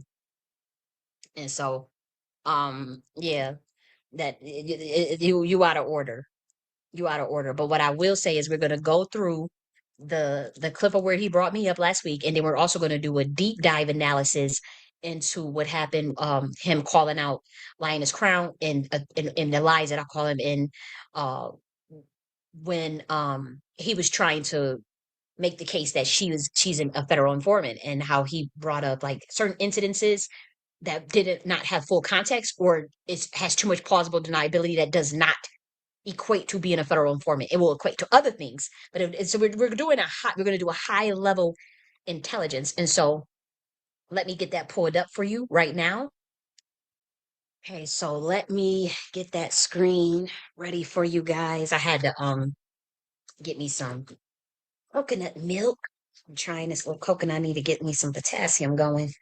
So let me get that ready. And okay, let's share here. We need to do, where was the video where he brought me? Okay, this right here. Room and say or disagree. Okay. So in this video, um, there was obviously shots thrown at those who were behind the pull-up advocacy work. And those were like reparation awareness pull-ups, and then also he brought up me by name. And so after that, I had nothing to do with that, but I guess like that was his way of just like trying to deflect the heat off of him because again, Tariq is coming under fire, and some of it could be like interference from like other actors that that are there to throw him off his game. But on other levels, there are people that are grassroots, that are in the Black community, that are also deeply concerned.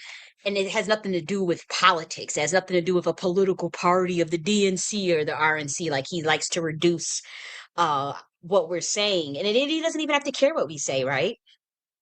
You know, but he has come under hot fire, and but he wants to believe, or maybe he's trying to delude himself, or maybe he's just trying to pacify his audience. He wants them to believe that it's just tethers that are upset that they lost the election, and so they're attacking me because this is the DNC that sent them. And I would say maybe in some cases there may be a DNC operative that has been sent, but most of them are not, and most of these are people that can see through Tariq's bullshit, um, and they know that he set our community back, and that there are even Black men that are grassroots that are obviously they may not have a platform, that may be a big platform, but they notice some things too, and they're like, "Hold up, did you just walk our people off a cliff? And did you just literally become an RNC shield? And you trying to make it seem like you are bipartisan or for the people or whatnot, but you clearly." You caping too hard, just the way he moving is just odd, and it's making people uncomfortable because it's like, to be honest, a lot of Black Americans that would be considered grassroots, would they even really give a shit about politics like that? No, maybe not. But some of the people that have a critique of Tariq, they're warranted. They're not shields, or they're not DNC shields. They're not hating. They're not jealous. They're not ops. They're not federal informants. These are just people that are tired and they see a pattern and they calling it out. It's as simple as that. And so we'll cover that. And so with his reaction, his response to, mind you, I didn't even say anything about him. Was to Fed jacket all the grassroots leaders, like or grassroots, I would say more so activists or scholars, because again, a lot of these people, you know, they don't have big platforms, but somehow we are all the agents. But he's a Hollywood motherfucker for 25 years and shit, and working with the mainstream medias and all that. Somehow he's grassroots, staying in a gated white community, a $2 million gated white community in Hollywood, but somehow Black Americans who are on the ground doing advocacy work, they're the agents. He's the grassroots. So yeah, I think people are going to call that out.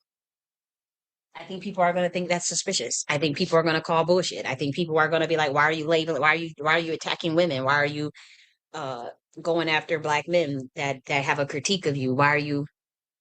Uh why did you sell our community out? Like, why did, like, and people gonna say that shit. People gonna talk shit anyways, regardless of whatever you do. But the people that support you are gonna fuck with you regardless. Um, but you can't just start fed jacketing motherfuckers to get the heat off of you. Like, he brought me up out of nowhere. And so we'll detail that. Obviously, the videos about Kamala mainly, but at certain section, somebody calls up to antagonize him. And I have to say, I do believe that the person that's calling up, I think his name is Misinformation something. I do personally think that he is maybe perhaps a data analysis or operative of maybe of the DNC. He's not sophisticated enough to be intelligence, if you ask me. And that's just my opinion. I was considering it because he's definitely running some sort of interference for some sort of institution. I don't know which one, but I don't think it's a sophisticated one. If it is, like, I don't think he's like CIA or an agent. This person, because he's not quick enough for me. And if he is, then that lets me know that there's severe underdevelopment and severe um yes, underdevelopment in the training of their officers, because he should have been able to catch certain things and he can't catch. He's not fast enough. And that's how I could tell that Tariq is intelligence. But he operates from a different silos than the G.I.A. They use deception. They believe in their Mason bullshit, lies, dark psychology.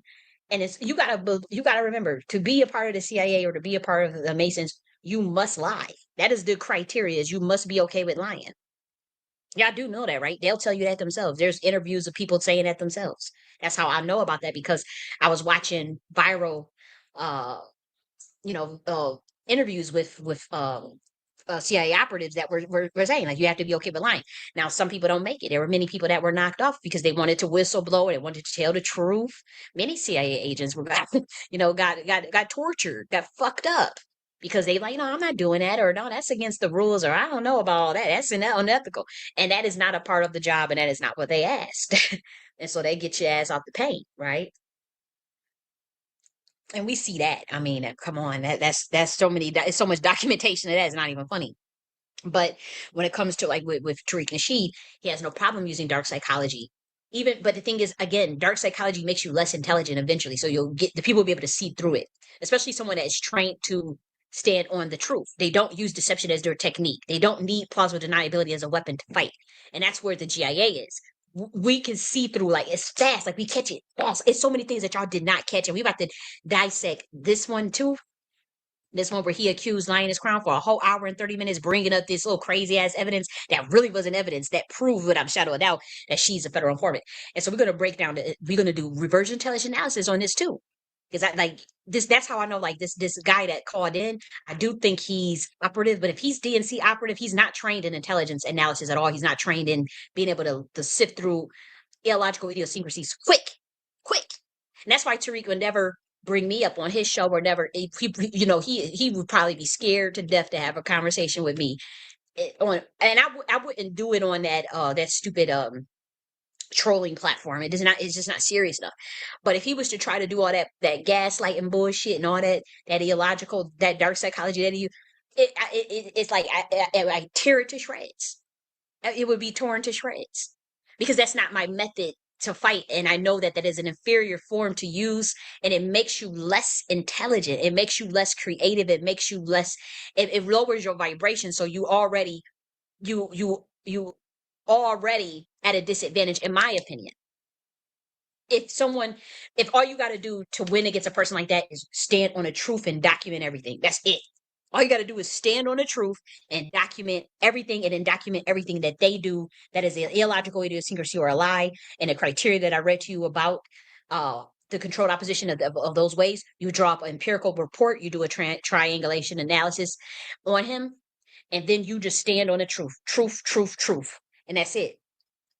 And that type of person won't stand a chance against a person like that. See, now this person that he that called in, he's good, but he's not good enough.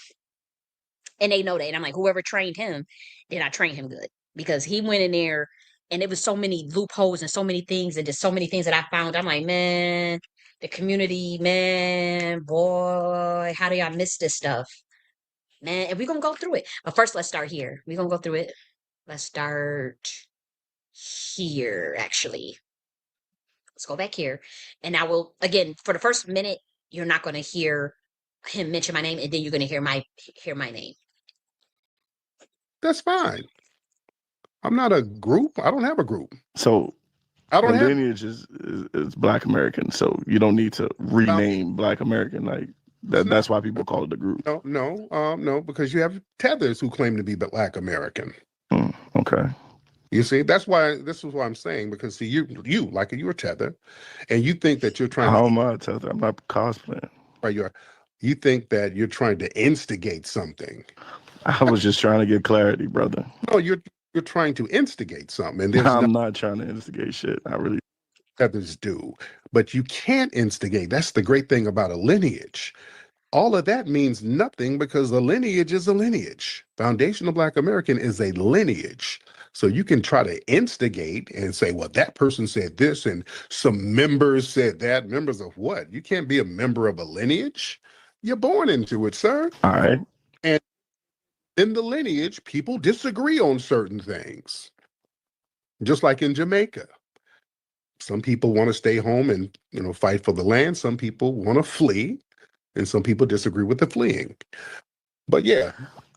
I hear you. I'm not here to have any disagreements with you. I was just trying to get your perspective, because it seems like people who are born of the lineage, going with your language, are born of the lineage, felt very disrespected and betrayed by you, because they believe that these people from the diaspora are not Black from your words. And now you're saying that you never said that. So who's really wrong? I don't care. But I don't care about whatever disagreement. Does those disagreements change lineage? I'm not too sure, because the conversation divulged into people saying they're going to abolish race. So what do you think about people wanting to abolish race? If people say they want to abolish race, does that change what your lineage is? I don't know. What do you think? See, like this, he's too slow in processing.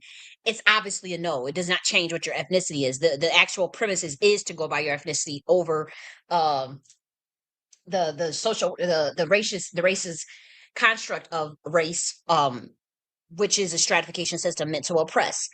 And so the goal would be to go by your ethnicity and to connect based on melanin. Like if we want to find camaraderie around melanin, that's different, but we would need to still go by our ethnicity.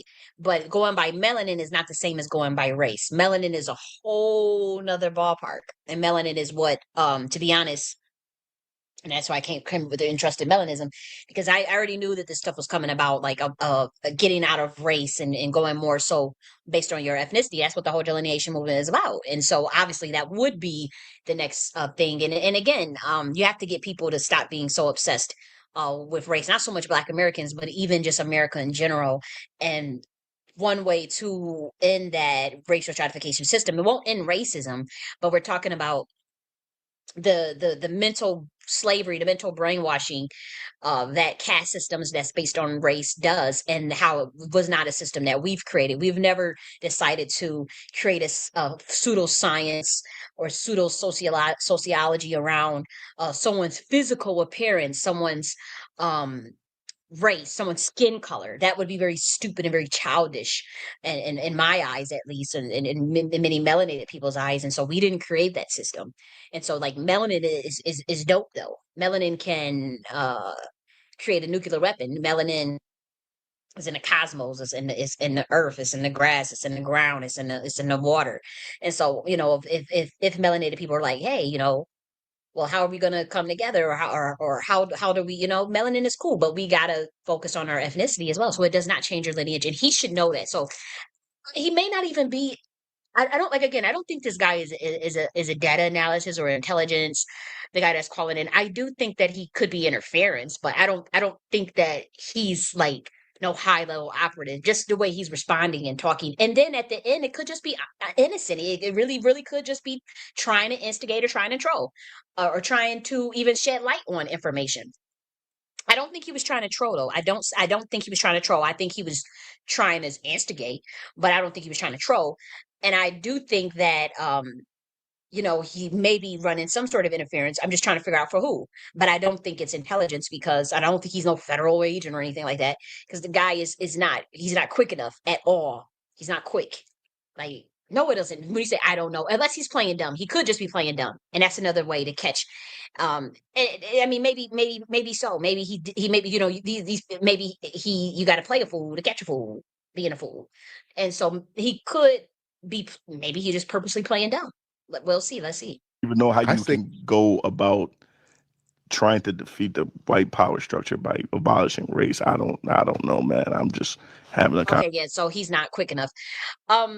Yeah, I mean, obviously, if the white power structure created race, why would we go into that simulation and still write off of that paradigm? We would create our own simulation. We would create our own paradigm based on the cosmos and based on our ethnicities and cultures and camaraderie around melanin, the cosmic melanin, as well as what our interests and goals align with. If we were to do such a thing, it's about your character, your interests, your goals, not your skin color. And that's the thing. You got to, it's mind programmed. These people under mind control. You're trying to break that. Like, why would you still stay obsessed with race? Yeah, it should be abolished, but not in a whimsical sense. Like, yeah, it's not gonna mean that people are not going to discriminate against you based on your skin color. But humans need to evolve. Like, you should have been past race. Um, that's just my opinion. And I don't see how it's a hard concept. If race was used to oppress you, why would you go by that? Go by your ethnicity. And if you need coalition building, then do that. And you want it with people that look like you, do it based on melanin and interests and goals, and keep it moving. I don't understand what is the discussion about, But let's keep going, because eventually I'll come up. I should have fast forwarded a little bit more though. conversation with you about it. Okay, again, my question to you is, okay, if people want to talk about abolishing race or going to the moon or whatever, does that change what their lineage is? I personally don't think so.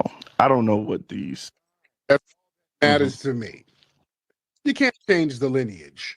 no matter what disagreements you have, there's a lot of people I agree with, there's a lot of people I disagree with certain things. One thing for sure is that our lineage goes to the foundation of this country. That doesn't change.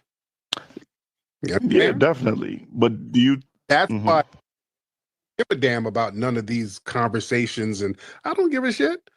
That ain't got nothing to do with my lineage, or if they are a foundational Black American, has nothing to do with their lineage, if they're truly of the lineage.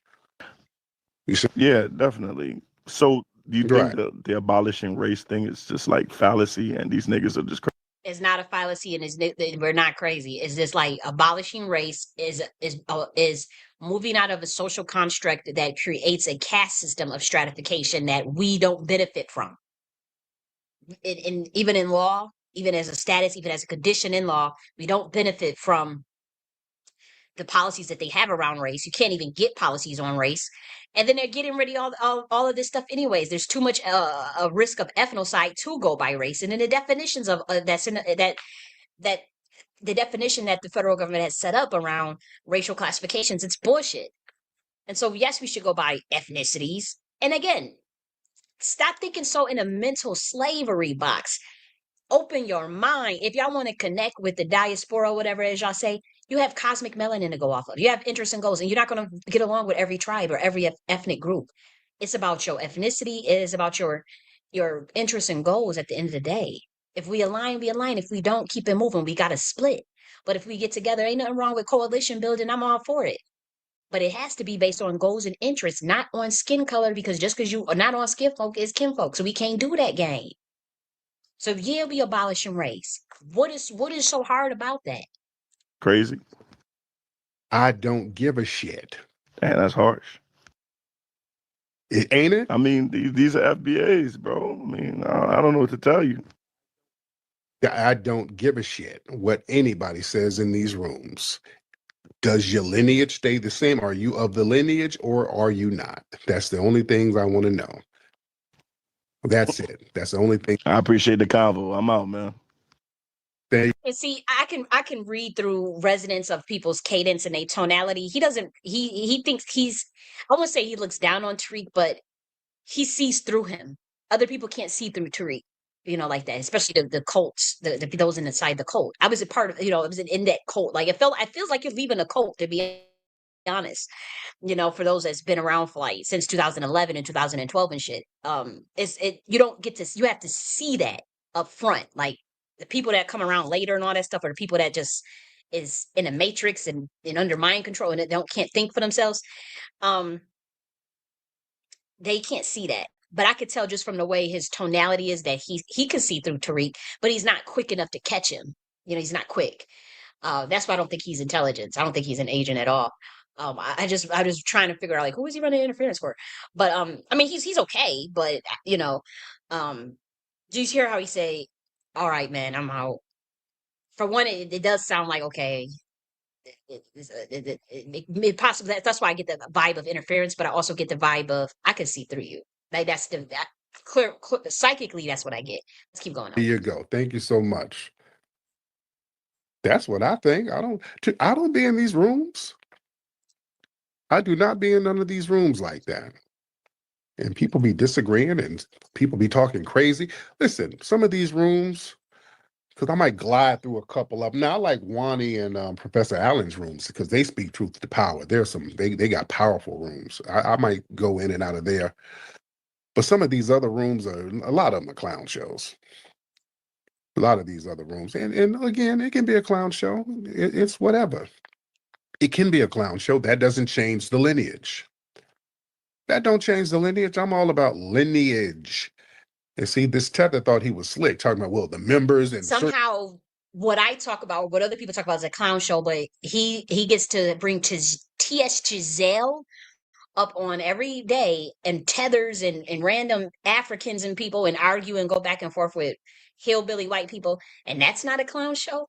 That's not a clown show. Bringing up all the and going back and forth about Bussy.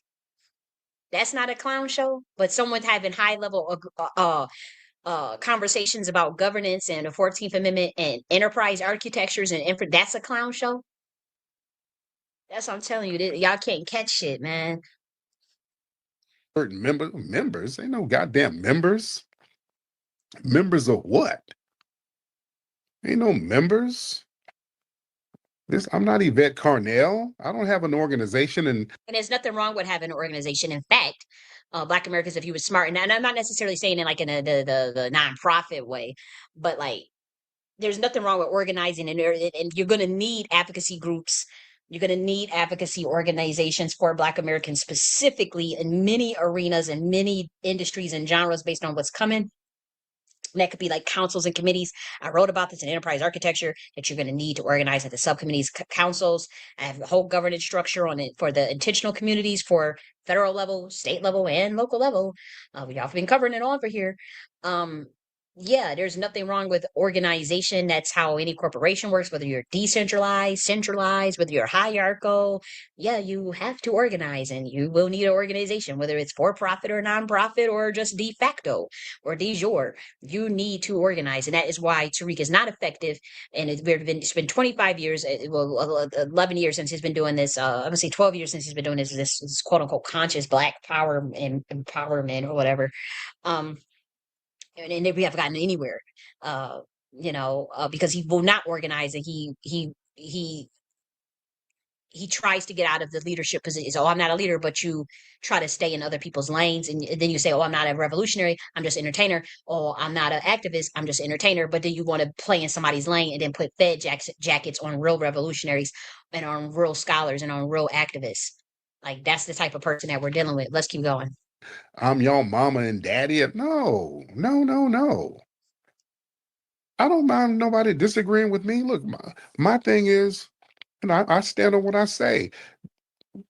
Technically and legally, some people can come over and claim Black. But just because they can don't mean it's right, and that's what we're challenging, and there's nothing wrong with that. Just because you sold out and you don't want to challenge the government and you're trying to get us to be Du Bois for the government, be placated, doesn't mean we have to be, because we are the grassroots. We determine what is authenticate Black Americans. That's why I don't use the term grassroots anymore, because I know that you came up with it as CIA chicanery. And you're not grassroots, but the people, they determine the agendas, the leadership style, whether that be by consensus or through popular vote. Because believe it or not, I don't really get all into that stuff, and I have my opinion on it, but I still have to go by majority vote on it. That's as simple as that. Now, the abolish race thing, I get. I do think the definition of Black American needs to be changed. I've been said that for years on records, for years saying we have to change the definition of Black American. We have to change the definition. We have to change it on the books. We have to change it at the federal level. And so if that work can be done, then great. As far as like the flat blackness stuff, I thought it was 2 years old to me. I don't know. It's old. We've said what we said. It's the same shit we said 2 years ago. And so no, I'm not going to get caught up in the weeds of that. But yeah, let's go. That's not me. You can disagree with me all day, but they can do it. I just saw a video of Luther Campbell running around here talking about he a Black American. That's why we have to change the definition, and that's what you should be encouraging. But you're just trying. It's like, okay, give up, guys. Okay, that's gonna be a heavy feat. Oh well. Like, so then what do? You want us to go by FBA? We don't have no paperwork that says FBA. And then you're a cult leader. You got it. You got it trademarked, and you've been moving funny style. You offended a lot of people. A lot of Black Americans don't trust you because you sold out our community and you acting like a Black RNC shield slave. So don't nobody want to be around that. Like, don't nobody trust that. Even your own following is getting suspicious. And I'm gonna tell you this one. I'm gonna tell you. Y'all want to go there? Let's wake it up. I know y'all know I'll be on Twitter. I'm shadow banned, but sometimes I may talk my little shit and say, I'll have say it's a comment. I'll say, yeah, I feel some type of way that about how Tariq has handled certain people in his community, or I say I think that FBA stuff, we have to be careful. It might be a honeypot, COINTELPRO honeypot, right? I've commented that, I've publicly said that, and I would say that to your face. Now, here's the thing: there are people that get up on your stage that you work with that like those posts. Obviously, I have the evidence of that. Obviously, I will never, ever, ever, ever, ever, ever, ever release those names to the public, because I now know that they're doing recognizance. And you would be shocked. When I say I was sitting at my computer with my mouth open wide, like shocked, like, Like, cause I'm talking like, yo, yeah, I think that nigga an agent. I think he is I think that's that FBA. That might be a honeypot. Be careful, guys. You know, and I was shocked at the people. Multiple. These were black men. I mean, we talking about like they be up on the stages, on Tariq's stage. They be all in his face, right? And they be, you know, and I'm like, get the fuck out of here.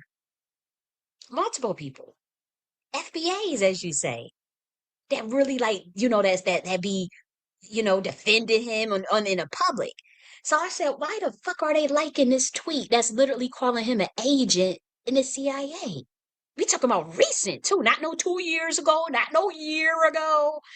I was like, get the fuck out of here. I mean, if we talking about a tweet where I'm just dragging Tariq through the mud, and multiple people that that I know, they claim publicly at least that they think, you know, that they from the public eyes, it looks like they're cool, even to this day.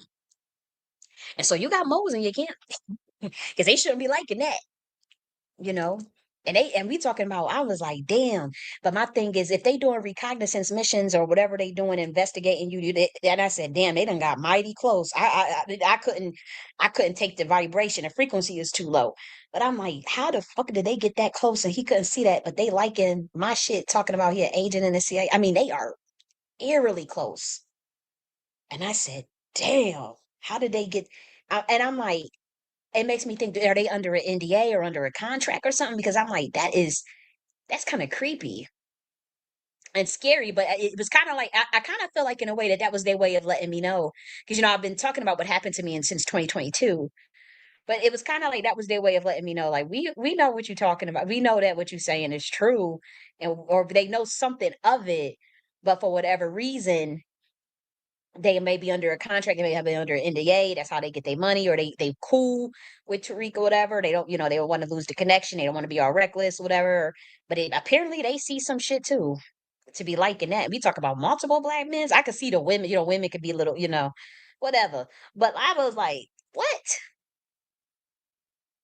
And yes, I have that documentation. And no, I will never, ever, ever, because whatever recognizance they over there doing, they need to continue doing it. And then I'm gonna say this: whoever is over there investigating that nigga, pay attention to who works in the medical industry around him and how close they are to him in the medical industry, because that's also how they be targeting people. And also anybody that's in cybersecurity that's close to him. He has people that's around in medical and cybersecurity. And also you may want to do I mean, you could possibly do law enforcement, but I don't think he would be that obvious. Again, he's very covert.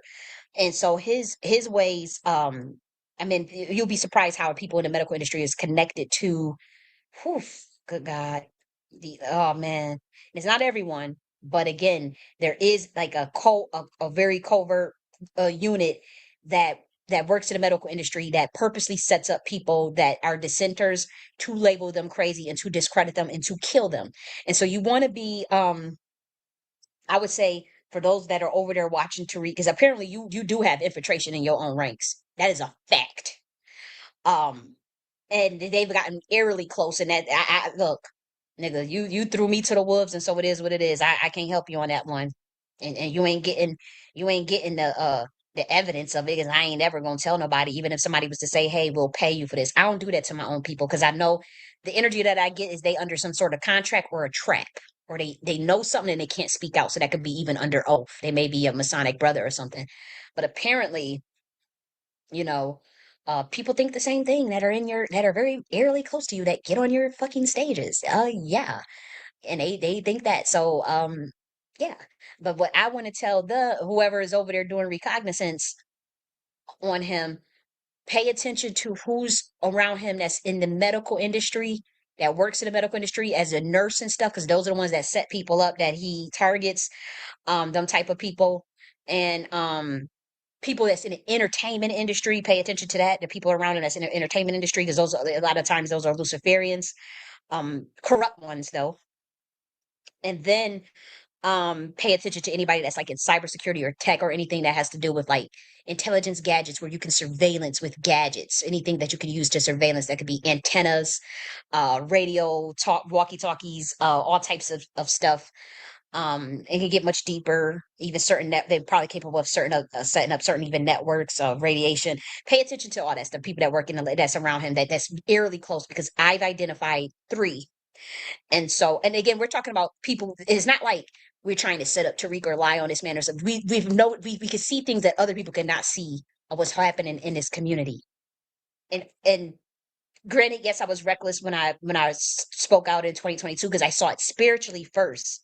And so I took 2 years to gather the evidence. Now I have evidence, but as far as coding and coming up with a project report on it, I have not done the project report because that is way too much work to do for free. And I don't have the time and the energy that have be focused that much focus on another person. I have told you that we have ran reversion intelligence analysis on Tariq, that we have ran triangulation discernment method on Tariq, that we have assessed his abilities to use dark psychology, and we have caught him violating every single last criterion to spot out of the feds. We have caught him violating every single last one, getting caught in lies more than 3 times, getting caught disrupting movements, jumping from movement, jumping from movement to movement, jumping from trend to trend, fighting, beefing with grassroots activists, fed jacketing people. Like we've caught him in literally every single last one, multiple times, more than 3. He has failed every test. He has failed every reversion intelligence test, every single last one. And so if somebody was like, we need that report, it has to be high level, it has to be undisputable, it has to be very clear as day that this is what this is. I can produce that report and I can have probably at least 100 incidences. At least I can produce that report. But I'm not doing that kind of work for free. That's a lot of work. We're talking about mind charts, mind mapping, brain chart. You know them charts where you connecting dots and people to who and who, because there's people that even he's connected to through third party, through 3-degree separations, that they were also accused of being CIA and doing MK Ultra, and they worked also behind the scenes, but they are connected through a third party that is connected to Tariq. And see, I can draw this stuff out. And not only that, I can catch the lies. I can catch the constant dark psychology. I can catch the illogical idiosyncrasies. Clear as day, very quick, not like it's nothing. You think I ain't gonna have that report? See, dark psychology works on people that are more emotional and that want leaders and that are looking to be told what to do. And so, yes, there's a lot of mental manipulation and whatnot that goes into dark psychology. Dark psychology that has roots in the occult. And like we said, radionics, psychotronics, these are things that can be done over the airwaves, especially over YouTube. I mean, you'd be shocked how many YouTubers are occultists that do spells on their fucking audience. You have to be very careful, very careful. And so that's what I meant when I called Tariq out in 2022. But it was just really sloppy, and it was reckless, and it wasn't a quantum entanglement session, and it was a lot of energy to handle because you're in multiple dimensions at once. There are multiple dimensions, and then you have to fight off the other forces that don't want you remote viewing and seeing what they seeing. And so it's like you're in spiritual warfare pretty much. That's literally all it is. You're in high level spiritual warfare. And when they want to grab that sonar wave beam or DW your motherfucking ass, that's what they gonna do. You'll crash out. It is what it is. It happens. I took them hits. To let the people know, and then I had to come back and let it all play out. It all played out. Everybody fell out. It was looking. He was all behind it, and then you know this last move he pulled. Now you was like you don't fucked up. You don't fucked up in the spiritual realm. Could have just made it right, made it come clean, make it right. But this dude is a fucking narcissist. This dude is fucking whacked out of his mind, and y'all about to see. Let's keep going though. Because he was born here. Now, legally, they can say that. Now, I completely disagree. Culturally, we know it's all cap, but legally, they can get away with that bullshit. That ain't me. I don't give a shit if anybody disagrees with me saying, hey, they can legally get away with it because they can. Either they can or they can't. That's not even nothing to argue or debate. Yeah? Legally, they can get away with that shit. So if there was a set-aside program that was supposed to be given to Black Americans, a bunch of tethers can get it. That's why That's the reality. That's why we have to change the definition of Black American on the federal level. What's there to debate? I'm not going to debate legal facts. It is a legal fact. That's not our argument though. But if y'all want to disagree, that's fine. Who gives a shit? I don't go back and forth with people about little shit like that. That doesn't change lineage. And again, that's just a tether trying to be on some instigate thing. And again, there's ops in a lot of these rooms. There's a lot of these rooms that got a bunch of ops in there who's going to be on some hater shit anyway. You dig? You got a lot of ops in these rooms. And I Everybody that op but him. know that. I don't be in these little oppy rooms. You got these ops, and if it's not one thing they're going to be oppy about, it's going to be something else. They're going to always find something to be fake outraged about because, yeah, they have a different agenda. The name of the game is to just be disruptive and to try to discredit. So it ain't about these little arguments that they come up with, just like Never even brought him up. Like he about to say my name and then bring up the stuff that happened with the pull-ups. you're talking about some of those little knuckleheads who got mad or fake got mad because they had a bunch of failed protests around the country and nobody showed up to, and then they supposed to got mad at me. Just silly and illogical. I don't give a shit about what folks like that say. These Negroes had a bunch of failed pull-ups and then they start crying about me. What the hell is that? That wasn't it was more so because they were under the impression that, okay, we talking about new black media would report on the pull-ups, but what they didn't realize is that these people are all about their money. You have to pay them to advertise. So if they would have paid for the advertisement, then they would have covered it. That's how them people roll. And see, I could have told y'all that. They didn't know though. I don't like security tribunal at that time. And in the pull-ups, they didn't know that that's how they roll. Like, if you think the new black media is just going to promote for free just because, and you would think they would, because it's like, okay, we're doing good work for the community. Let's get the word out. That's not how it works. And I thought that's how it worked too. So I'm in the same boat. But no, these motherfuckers, they will send you your day advertisement fee real quick and you will pay. And I think that's fair. People build up their platforms and whatnot.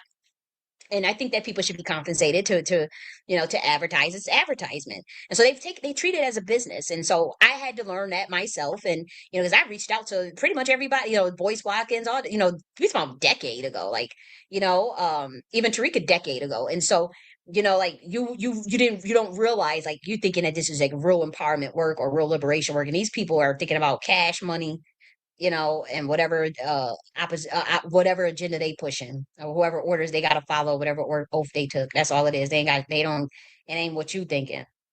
I don't take that seriously. Some of these rooms are very oppy. There was one room, they had this one chick, this Cali chick. Y'all know who I'm talking about? That Cali chick, this big. Now, mind you, I never said his name in that. Like the space that he's talking about, I have the recording of that space. I recorded that space. I have the recording of that space. That space was not recorded, and I held, like I prove, that I was being gaslighted, and that the argument I was proposing, for one, I never really mentioned Tariq. My argument, I came in preoccupied thinking about the 14th Amendment, so that's where my mind was at. And I did get very upset, but it wasn't about him. Now, that room, they were discussing him, but I wasn't sitting up there just dragging him or dogging him or calling out his name. I did say that I think he was playing dumb and that he understands our argument, and that 2 years ago we talked about it, and that was the end of it. I wanted to talk about the 14th Amendment. Now, the room was not about that, but at that time, it was just like me and Booby on the stage. And so, I was just letting him know, like, hey, why are they telling Black Americans that getting rid of the 14th Amendment is a good thing? And he said, well, I don't know nothing about that. Let's get into that. So we got into it. And that's when everybody wanted to storm into the room and try to gaslight and act like I'm just making some shit up. And then they try to make it seem, and I had to record it. I said, oh, let me get this recorded, because it's like y'all pro-Black niggas is straight sellouts. Like, y'all try to act like y'all about reparations and Black Americans. No, the fuck y'all are not. And so I had got that recorded. Sure did. And so he's lying about, like, I wasn't talking about him though. So he can't, that's the thing. Like, that's why when you talk, when you dealing with a nigga like this, you gotta document everything, because this dude would just straight up paint a narrative on your ass like it's nothing. Overweight, red bone. This woman, Cali something. Y'all know who I'm talking about? Okay, so he comes at my skin color. He's coming at my weight. For one, I've never shown a picture. I'm going to show my picture today, though. I never shown a picture of like my body type or body on the internet at all. So how does he know how I look? Mind you, in this video right here, I proved that Tariq lied. And remember when in this, you got to play this video. Like, I'm not playing it right now. Maybe I should. When he says he don't know me from, he said he's never ever heard of me. He don't know me from campaign. He don't, how the fuck do you know what my body type look like? I've never shown my body online. Why are you focused on my skin color? I've never said his name in that room. But let's keep going. A few days ago, I saw her in somebody's room. Like, how did I come up? Like, this is Thanksgiving. Haven't reached out to, or we haven't had any communication in 8 months. This is November 27th. I have not had any communication directly with Tariq Nasheed in 8 months. 8 months, guys. 8 months. Why the fuck? How the fuck did I come up? And now, even in that room that I was in, his name wasn't even in the title, guys. Tariq's name wasn't even in the title. We were talking about abolish race in the 14th Amendment. I didn't mention I wasn't sitting up there just talking shit. Oh yeah, Tariq did it. Oh yeah, we gotta get him. We gotta get him. Nah, I wasn't doing any of that. I had the recording of that space. So why the fuck am I on your mind? Why is my body weight on your mind? Why is my skin color on your motherfucking mind? But it's about to get worse because now this dude it's all been talking about my body parts and shit. Now let's keep going. What's that Cali chick's name? Spell And now you want to act like, oh, what's that Cali chick's name? Again, you got to understand resonance and cadence. Resonance and cadence will get you will allow you also to see behind the, when we talk about the reversion intelligence analysis, it allows you to see the veil behind what the words that people are saying, the energy behind the words that people saying. This dude is very familiar with, oh, what's that Cali chicks? It's been 8 months. Why the fuck are you bringing me up? Cali with a K. Even as far as like videos, I hadn't done video. They could YouTube. I'm talking about 8 months, 5 months since I did a video. 5 months ago. 5 months ago. This video was made 5 months ago, guys. You know what I mean? 5 months ago. Now that's been it. You guys see the work that I'm doing. I've been working on the Nacti Order. I've been working on books about probability distribution science, military science. What we're doing on. I'm not thinking about this, nigga. So what the fuck how the fuck did I come up? I went into a room, Booby's room, based on the title. I know it said something about a race, or abolish race, or some shit like that, or fat blackness.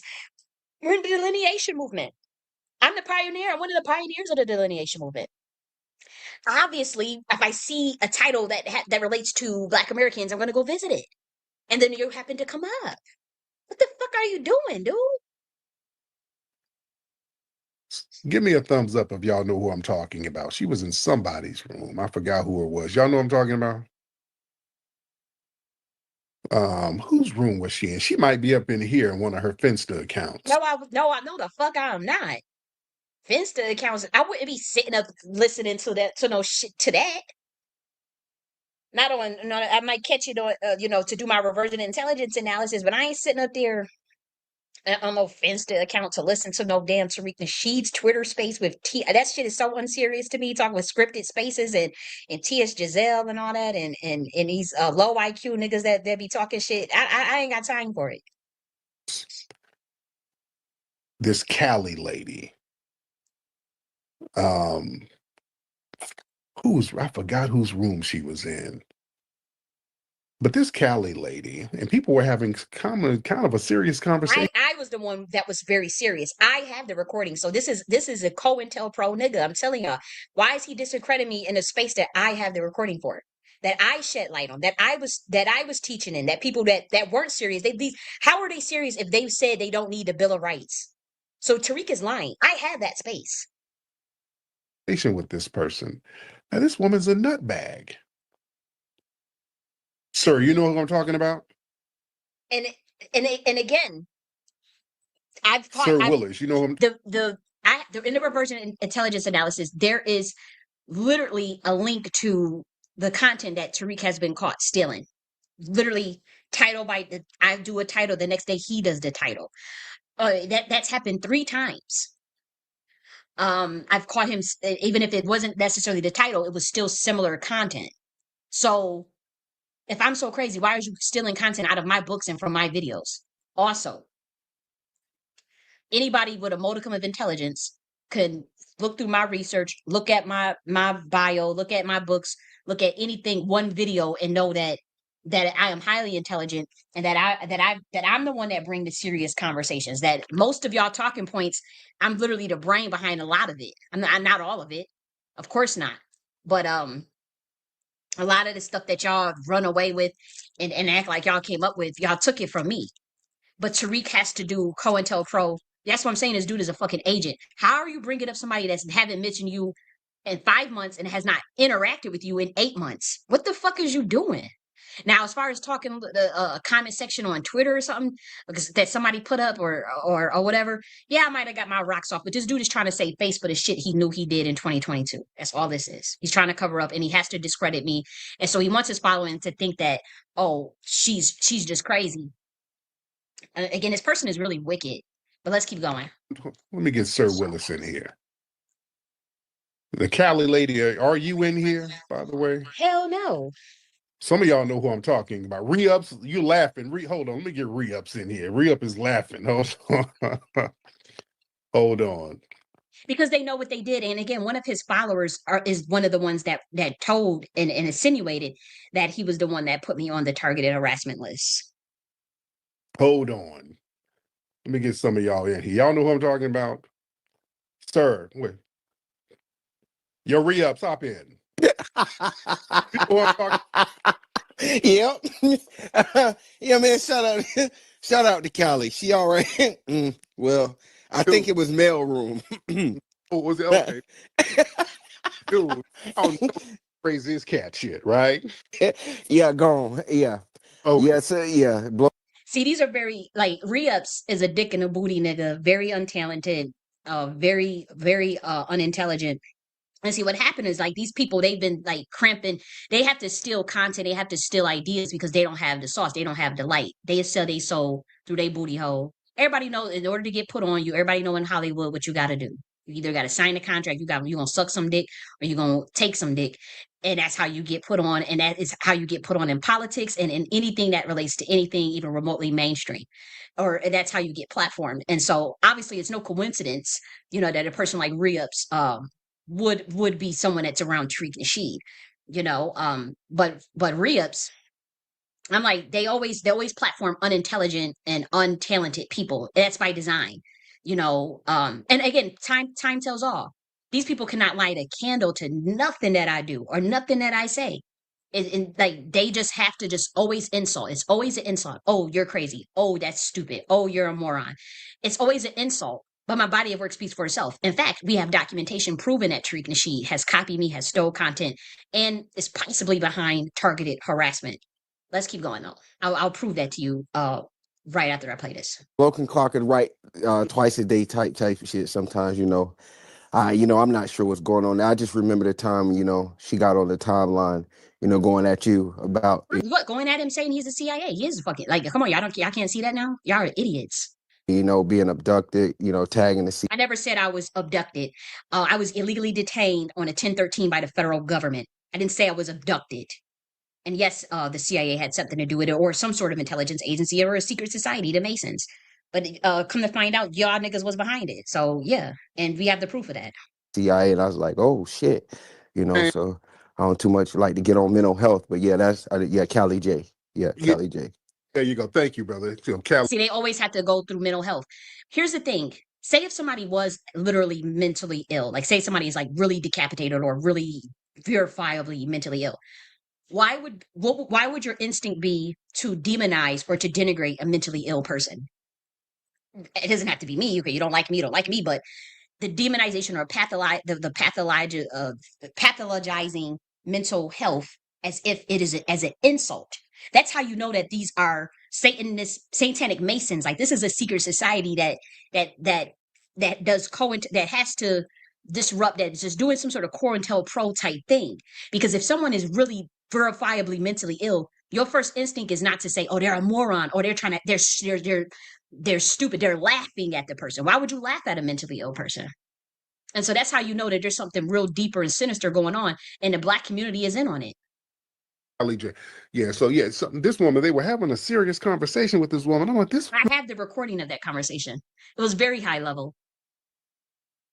My body of work speaks for itself. These people, like if Tariq would get crushed and crashed if he was to ever, if we would ever have a face-to-face conversation in a way that it had to do with defense of your credibility and defense of your arguments in a logical manner.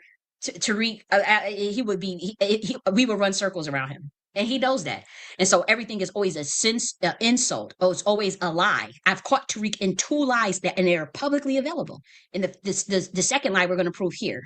But this woman's a moron. So why? So again, I'm a moron. But again, if someone was verifiably mentally ill, again, this we're talking about illogical idiosyncrasies. If someone is really crazy, why the fuck are you insulting it? And again, all of the emails are made public of him saying crazy bitch, stupid bitch, dumbass, trick.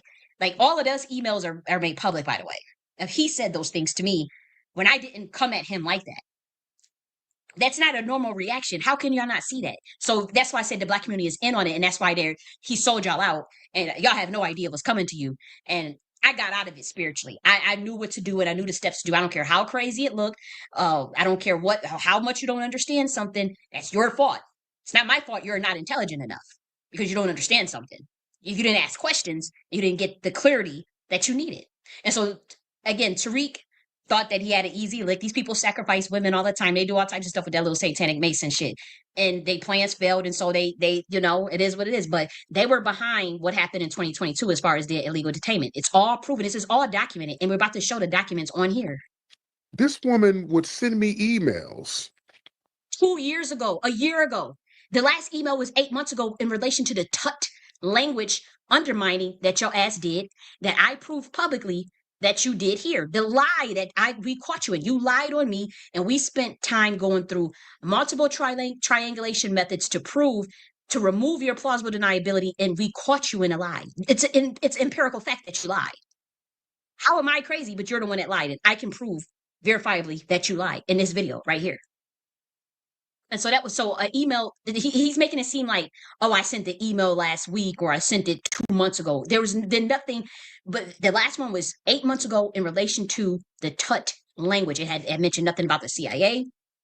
I told him, I did say, okay, we all know you a COINTELPRO agent and you're using plausible deniability to run subliminal covert campaigns to undermine people's businesses and to undermine people's work. That's what an intelligence officer would do. I mean, are y'all stupid? Y'all, if you y'all just mad because y'all got caught. That's what it is. Like in Tariq, like, why would he bring me up? I haven't mentioned it, like bringing me up in a room saying, oh, this girl's a moron, but then I'm crazy. Oh, I'm crazy as cat shit, but then I'm a moron. Why would you denigrate that? If people are really mentally ill. And so why would you want to degrade someone that has maybe a chemical imbalance if you really believe that? That's what we talk about illogical idiosyncrasies. If someone truly believed that in a heart that this person is just really crazy, that's you wouldn't be all insulting like, oh, moron, stupid, or this. And I'm telling you, I have the emails. All of the emails is public, and I'm gonna show that on the screen right here soon. Just wait after this. talking about I'm using MK Ultra mind control on her. Didn't say that in the email. I said it publicly. And again, MK Ultra is a combination of techniques. It is rooted in the occult, it is rooted in masonry, and it is rooted in CIA practices. And it is a method to subliminally, again, you could do it through radionics, psychotronics. That happens over the airways. Influencers pretty much, they push propaganda, they'll push an agenda, you know, and with him, he's much more sinister because he is them folks. And so he has different dark psychology methods that he's used not just on his following, but this is just how he is. He admitted to being a pimp. So he uses those dark psychology techniques clear as day on his audience. And he does do it. And he does engage in masonry on his audience. It's just as simple as that. And in 2022, I saw what he was doing, and it was affecting me. You know, I'm like, oh, well, hold up. And I called him out. It's as simple as that. But I hadn't emailed him saying, hey, you're doing MK. I didn't email him. And every email that I ever had between me and him, and even messages, are made publicly available, just so you guys know. It's publicly available. I'm like, woman, what are you talking about? No, I'm like, she was in somebody's room. They were having a serious dialogue with this. I have the recording of that space. The sound is stupid. They didn't understand what I was saying. They were low IQ, low intelligence. They literally said, it was Black Americans saying, we don't need the Bill of Rights. This is what they were saying. We don't need a Bill of Rights. How am I, if I'm saying you do need a Bill of Rights, you do need the 14th Amendment, and they are saying we don't need a Bill of Rights, and you look at, and I did a deep dive on it in my video, how are they the ones having a serious conversation and I'm not? But I had the recording of that space. That's how I'm telling you, this dude is a fucking agent. And I can't believe like the community just can't see that shit. Nut bag. Now it's the nut bag. But again, MK Ultra is occult practices. It's pretty much just doing occult practices on your audience. If you don't think that FBA shit and that bullshit that they pulling and that cult stuff, running a cult like that, y'all gonna see. Y'all were warned. You didn't listen. Y'all asses is grass. It's as simple as that. If I can show y'all the email, okay, I'll show you the email myself. Well, I'll show you the email myself. Serious. This woman would send me emails like, "Hey, Tariq, I saw you on TV. I heard that shit you were saying to me subliminally." Never said that. Obviously, that sounds crazy. But I did mention about the tut language. I said, you know that you invited me a year ago to do the tut language at your FBA Expo. Now, it was someone that worked with him, one of the event planners that reached out. I wasn't able to do it. But then less than a year later, you do a video saying we are not supposed to be teaching tut language, and that's why Bruce Lee got killed and his death was warranted because he was telling a secret, and that's why anybody that teaches tut language, mind you, I am the second person in the world to have a book on tut language and the first person in the world to develop a course on tut language. That is subliminal. I proved in this video right here that are we not supposed to be teaching tut language? I proved that one of his followers, these people, they did come over to my page writing comments. We went through a whole deep dive. I proved, see, look at this. Why aren't you gatekeeping this language? The same that and I showed the timestamps of when it happened. Again, with reversion intelligence analysis, you have to remove plausible deniability. This removed a great deal of this plausible deniability, but he thinks the Black community is so stupid that they don't do research and they don't, and this is why he has to keep trying to hurry up and tell y'all that I'm crazy, so that you don't ever look at this stuff for yourself, so that you don't ever research it for yourself. This is like high level research here. And so he has to, I'm like, Tariq is not a researcher, he's not a scholar, but he wants to be, and he likes to mirrorcast as a part of the ritual that he does. Is he tries to mirrorcast off of other people's gifts and talent, and I don't let him do that off of me, and unfortunately he has done that to many Black Americans over the years, and he's gotten away with it with his occult practices as far as being a Mason. And see, I don't let him do that, and so they went scorched earth on me. But we proved it. Like, we went through the video, we went through the history of like this, or like I said, I showed how he did run like a covert subliminal campaign against tut language, and anybody who was teaching it or anybody who's advocate for it. Again, that puts a jacket on people's back. Now, in this video that was made 5 months ago, we did the same thing. We showed how he lied. He lied in a room and said he did not know me at all, and nobody reached out to me about tut. And I showed those emails proving that they did. He lied in his face. We played a recording, clear as day. The videos is up there. They try to remove the recording. They deleted this because they don't want it. They don't want anybody to know what happened. That this dude is running a COINTELPRO honeypot shit with this FBA stuff on real grassroots leaders. And I showed how this baby girl, this beautiful lady, Chris Kelly, did in fact reach out to me. I showed the emails. I showed every email that me and Tariq ever had right here. Rally for Reparations. Every email, all right on the public. So what the fuck is this dude talking about? Like, I got something to hide.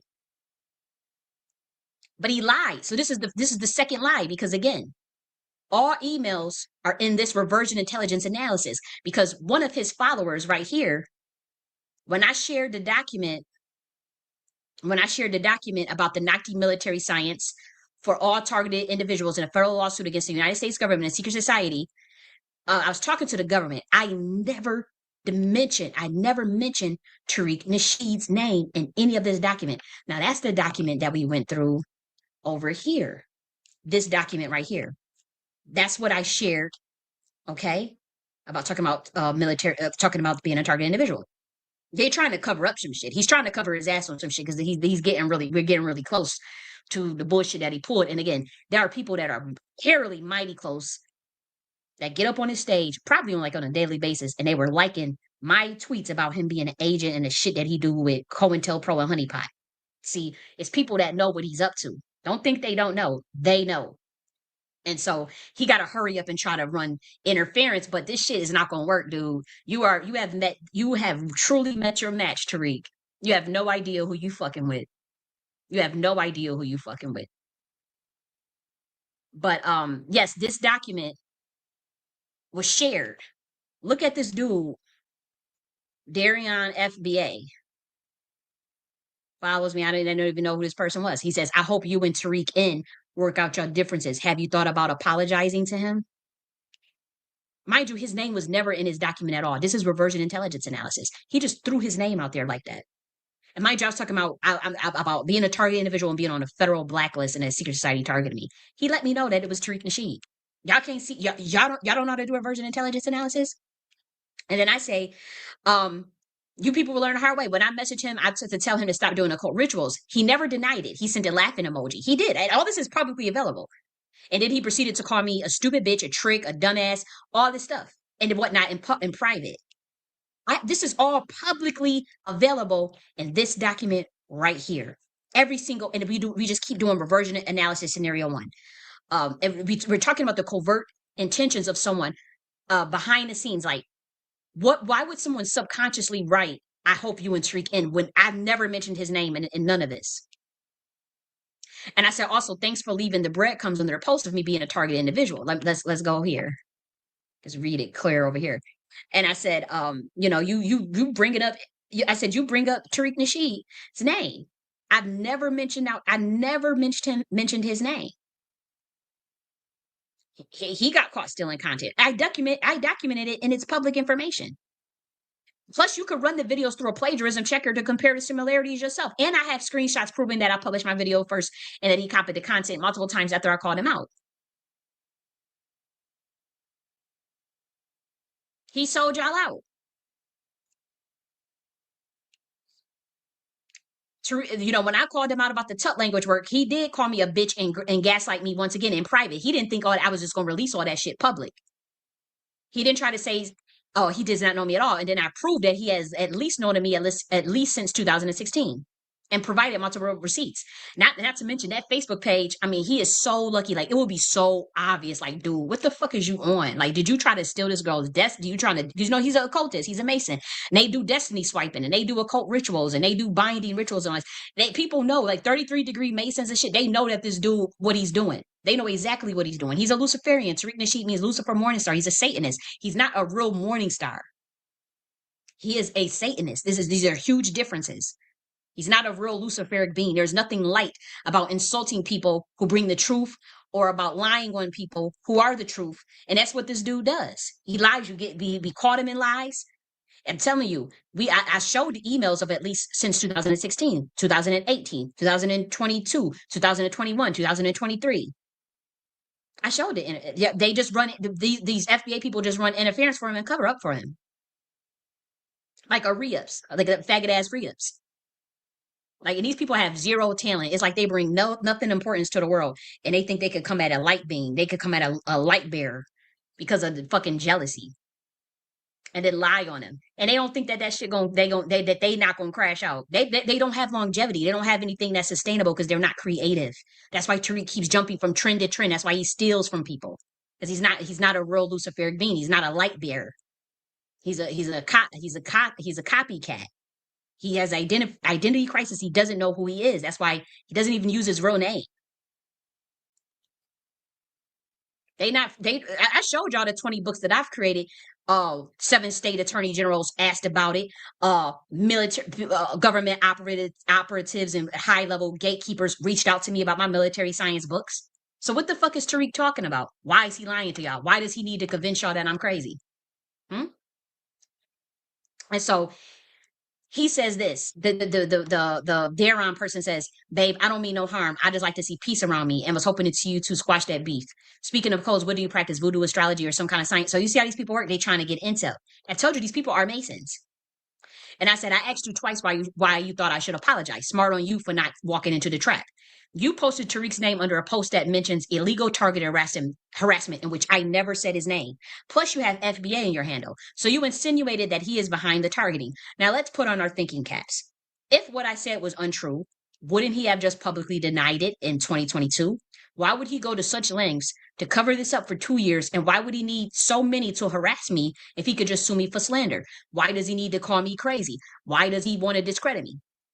Again, you threw his name out there about illegal targeting. If everything I said was a lie, he could just sue. He would not need a full-blown secret society and government cover-up. I proved that he lied in that Twitter space about not knowing who I am with several emails. I would run the content he stole from my videos through a plagiarism checker to do my own analysis since everyone wants to cover this up. Say, re-ups, no, they're covering this up. All of these people are just covering this up. Like the Kanye 2024 person, like these people know exactly what he did. Wani Spots, they know exactly what he did. They just covering it up for him. And that makes them just as guilty. And Wani Spots admitted to being the one that called my family 2 years ago, by the way. And she threatened to call my family for speaking the truth in 2023. I'm sorry, in 2024. And all of that is publicly available for review. Okay, so and this says he communicated with me even after I said he was the CIA multiple times, which is true, through email that is publicly available. His response in private to calling him out on Instagram a year ago was to insult me. Satanist, satanic Mason, dark psychology technique that they use. This is the CIA techniques. He never denied it. The response has illogical idiosyncrasies. I will also analyze descriptive creator spaces that contain code that I now triangulate and remove his plausible deniability, all thanks to you. You people took it too far. Tariq took it too far and left a sloppy trail. Why would you let a man verbally abuse and target harass a woman in secret? If y'all truly thought I was lying, he would have been directed to sue. If you truly thought I was crazy, he would never feel the need to target, harass me, and insult me. Again, it would be cruel to target and harass a crazy person. So which one is it? Which one is it? Something is really disturbing about this. Again, he disrespected me in private first. He was the one that said, bitch, trick, hoe. That is public information. And, when he said, should you have apologized? I actually did apologize in 2022 by mistake because I thought of what happened in Grady and Summit Ridge. And I just wanted no smoke. And I knew for a fact that he was behind it. I knew that. I knew that side and the people that were covering from or whatever, that secret society, and I knew they were behind it because they were doing rituals on me at the restricted access area. And I already told you guys what all went on. But I was still surveillance by him even after that.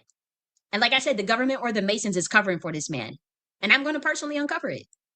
And like I said, he has no idea. He has nobody to blame for himself. And I said, I would do more reversion intelligence analysis since, he's the one that dropped his name. He dropped his name out of nowhere. And this is an FBA person. And this was not one of the person I'm told you that was liking my stuff. So people who think that this is not him. The people that y'all wouldn't even believe it. Y'all wouldn't even believe it. The stuff that when I was saying that he's an agent and all that stuff, and he the COINTEL, y'all wouldn't believe it. Your mouth will fucking drop.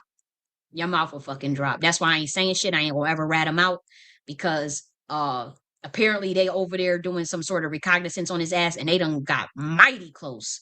And that's what we need. And I'm glad people could just see through his bullshit that's mighty close to him too.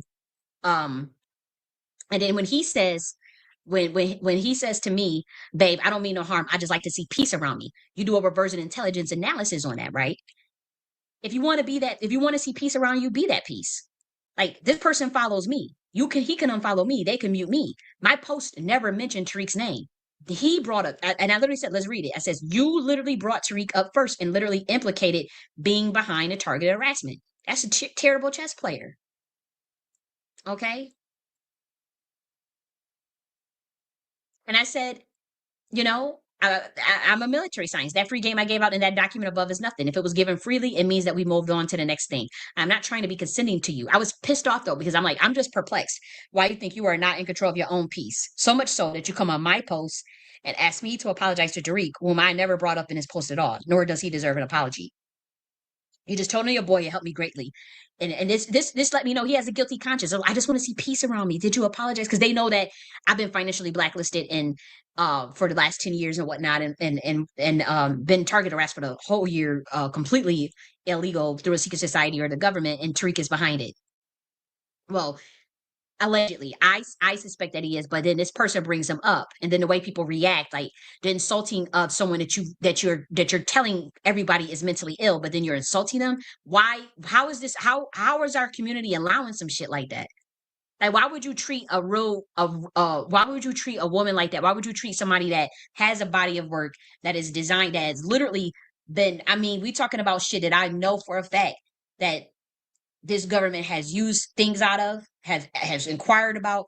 I'm telling you, a operative asked, came to me and said 7 state attorney generals, and then started bringing up bloodline. I mean, this person is really well connected. This is a public figure.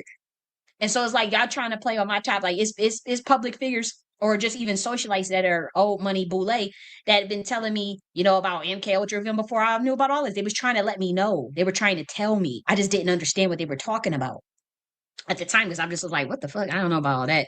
But they were trying to let me know, like, wake up. Like it was them letting me know. I've never put these people's names all like that. Unless I was upset at the one guy. But yeah. Like all of this, we gotta she's crazy. But this nigga stole content out of my books.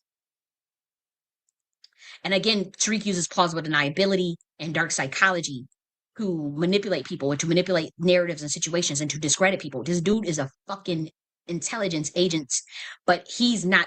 Again, their techniques are old and outdated, and all you got to do with dealing with a person like this is stand on the truth and develop high level techniques to sift through patterns of plausible deniability and document every instances of their lies and of their illogical idiosyncrasies, and you'll be fine. Now, obviously, the Jews is, they covering for him or whatever. He is owned by them folks. That's why he's doing this show with That's why he got to do a transgender show with T.S. Giselle, transsexual show with T.S. Giselle. That's why he's getting buck broken. That's why he's Trump's bitch. That's why he's always pushing for Trump. He's getting paid. That's why he's the white boy's bitch now. He's promoting all this. You went from all this stuff to where you at now, showing black people with buckeyes and showing black people, showing yourself with buckeyes and showing them in front of cotton and shit. You want some nigga shit for real, man. That's what I'm telling you. And this is a nigga that's been in Hollywood for 25 years. And you know what they do in Hollywood. And you know the bullshit that they pull, that these secret societies pull. And y'all gonna try to play on my top? Really? And like I said, this system tried to break me because of my epigenetics and also my gifts. And I said, peruse my body of work and you have all the questions you are looking for. No one who has written 20 books in less than 4 years is a shadow band in me, is a shadow band as me. It's for a reason. It's because I won't sell my soul. I'm not signing these contracts. I'm not taking no oath. And y'all not fucking me in the ass and y'all not getting the percentages of shit that you don't deserve, that you're not intelligent enough, brilliant enough, or gifted enough to write on your own. And so I said they're trying to reverse engineer my teachings because these are Satanists. See, again, there's a difference. There's octaves at levels of Saturn, and they took stolen information and botched it and don't know what the fuck they're doing. And you could look at this system now. It's a dying ass system. They can't revive this shit just because they got Trump and Elon in there. Y'all out of y'all damn mind. And we about to see, and we about to show you better than we could tell you. And I said, your planet is way too low vibrating to reverse anything we have, but we have the power to reverse engineer your systems. We could have been friends, but they see me as an enemy. Like Tariq see me as an enemy. Like this dude, because he is like, damn, this bitch done went and told people. And the people are asking questions, and people are intelligent. People know these black men, they know they was calling up all that time to drag his ass because they know that he sold his community out. They probably went back and looked at the Heritage Foundation and went through the whole 900-page documentation and the whole Project 2025 and realized like this ain't no shit I would have even ever signed on. And I did that too late myself too. If I had looked at that shit before anyway in the world, I would have been promoting that shit on my community. No. And again, it's not about no damn political party. You got to do what's in the best interest of your people and what's not going to lead them in a burning house. And I know y'all think that that either side is better than the other unless there's two sides. But I'm telling you for a fact, they're working together behind the scenes together. They have a whole new agenda and they are ready to, y'all just about to see. I ain't trying to, y'all say everybody fear mongering. You got to learn on your own. I warned you. Oh, well, And so, that's just one interaction where you do a reversion intelligence analysis and someone through their subconscious mind just brings up a random person that was never mentioned in this document. Now, this FBA person brought up Tariq Nasheed on my post that never mentioned him that has to deal with a federal lawsuit against the United States government for targeted individuals in a secret society. And in this document, I talk about MK, but I never mentioned Tariq Nasheed's name. But here is Daron FBA Warrior. Now, he mentions his name and then he says, I just want to see peace around me because they know that they were ready to go scorch earth. Like they set up plays behind the scenes that y'all still don't know of that is designed to try to cripple me. This is how, like, what am I doing that's so, like, this person is scared to death. Like Tariq knows that people could see through his shit. And they're gonna see even more. I don't know. I don't know what the RNC gonna tell you to do next, because I mean, people gonna see that you being a bitch. Like, people gonna like that TS Giselle podcast shit, nigga. I mean, you really about to be looked at as a joke, bitch. With some damn transsexual as a married man, I'll beat your ass if you was my. And I don't see how Pina is not even beating your ass right now. Like, man, it will be a hard no. You ain't getting up there doing no podcast with no transsexual that's a sex worker that don't care about the black community. Dude, man, she need to beat your motherfucking ass for that. I don't care what kind of money is involved. It ain't that deep. Okay, and so we covered reversion intelligence analysis in this document. I show some other stuff. This is not about imagining. This is for high level, more intelligence analysis who are not corrupt, Black Americans who maybe Prince Hall Masons at a higher level that understand how this stuff works and that objectively would just look at it and be like, okay, I understand what she's saying. You ain't gotta. I ain't telling nobody to advocate for me or just. But I just want people to just read, to just look through it. But I don't think that, like, say some average hood nigga or something is gonna go through this stuff. If they did, that would be great. But I do think that I am asking, like, Black Americans who are more high level in law enforcement, that are not corrupt, that still even. I'm not even asking to do anything. I'm just asking, just look through it. You know, just look through it. This document, we talk about all of the what Wani pulled. You know, the YouTube video, the links to that. I get the context of everything, the tut language, scenario. That is what I wrote and emailed him about. I said, you're a COINTELPRO agent. I see the subliminal shit you do, but the tut language, I mentioned nothing about, no, I saw you on TV and all that. I didn't mention anything about that. It was very serious because this is my business, and people were messaging me from his camp that with why you ain't gatekeeping, why, and this nigga is selling root work to white people, and that's not gatekeeping. Root work is for Black Americans. That's a conjure. So he wants to see, he wants to come in and derail me or what I'm doing, but like, okay, bitch, why you not focusing on yourself? I haven't mentioned anything about Tariq in 5 months, and had not mentioned anything about him or wrote him in 8 months or anything. Why is he mentioning me on Thanksgiving when he's with his family? Supposedly he's talking about my skin color, and he about to start talking about my titties. Like, what the fuck is wrong with this dude? Why is the Black community allowing some shit like that? Like, y'all have no idea what y'all in store for as a part of y'all bullshit. Y'all had no good or even reason to jump out y'all bag for this nigga like that. And so once Tariq was in that room of Denmark VC's room and said he doesn't know me at all, I proceed to show emails from 2016, 2018, and 2023. And we go through the reversion and analysis intelligence of triangulation between people who are close to him that are trying to cover for him, and that also got caught in a lie, and also got caught in a dark psychology technique. And so all of this is publicly available. This is when baby girl reached out to me to do the FBA Expo. All of this is publicly available when she reached out to me. Okay. And so we see FBA Expo, Tariq Radio, and her messaging me clear as day about the expo, about doing tut language. Okay. So now we have reversion analysis scenario 5. Okay. And I talk about when I was detained in Grady shortly and falsely diagnosed by Dr. Mehdi. They abused me at Grady as well, in a restricted access. And that's when I told you how they was trying to do things to break my mind, like changing the times and all this stuff, and making the dates with big ass loud sirens and stuff. This is what they do. This is a secret society behind this. I've been a targeted individual for 10 years. Tariq Nasheed is not no target individual. He does the targeting. He is the Mason. He is the CIA. He's the one that ruins real grassroots leaders. He's the one that ruins real activists. He's the one that was a week before Nipsey Hussle died. He's hanging with him, and Darren Seals. A week before Darren Seals died, Tariq's is all in the mix. And y'all can't see this shit, and y'all will cover for a bitch like that? For what? And so also Tariq says in that Twitter space that Denmark VC had in that video, and again, if you want to see the whole play of this video, you have to go here, and you'll see me playing the actual clips of when Tariq said it. We play his voice. It's not like we just, oh, you can't hear the voice, we ain't got no proof. We have the proof.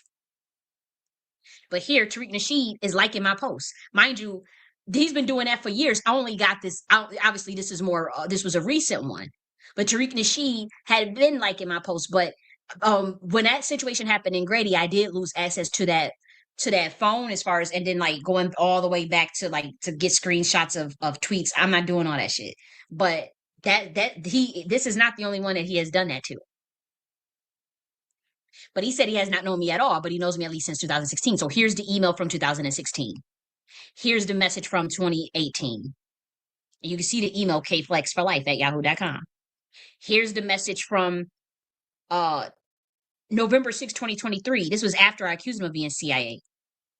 He responds, Reversion intelligence, and mind you, he says great info. Reversion intelligence analysis 7. Here's linked to when he was still in content.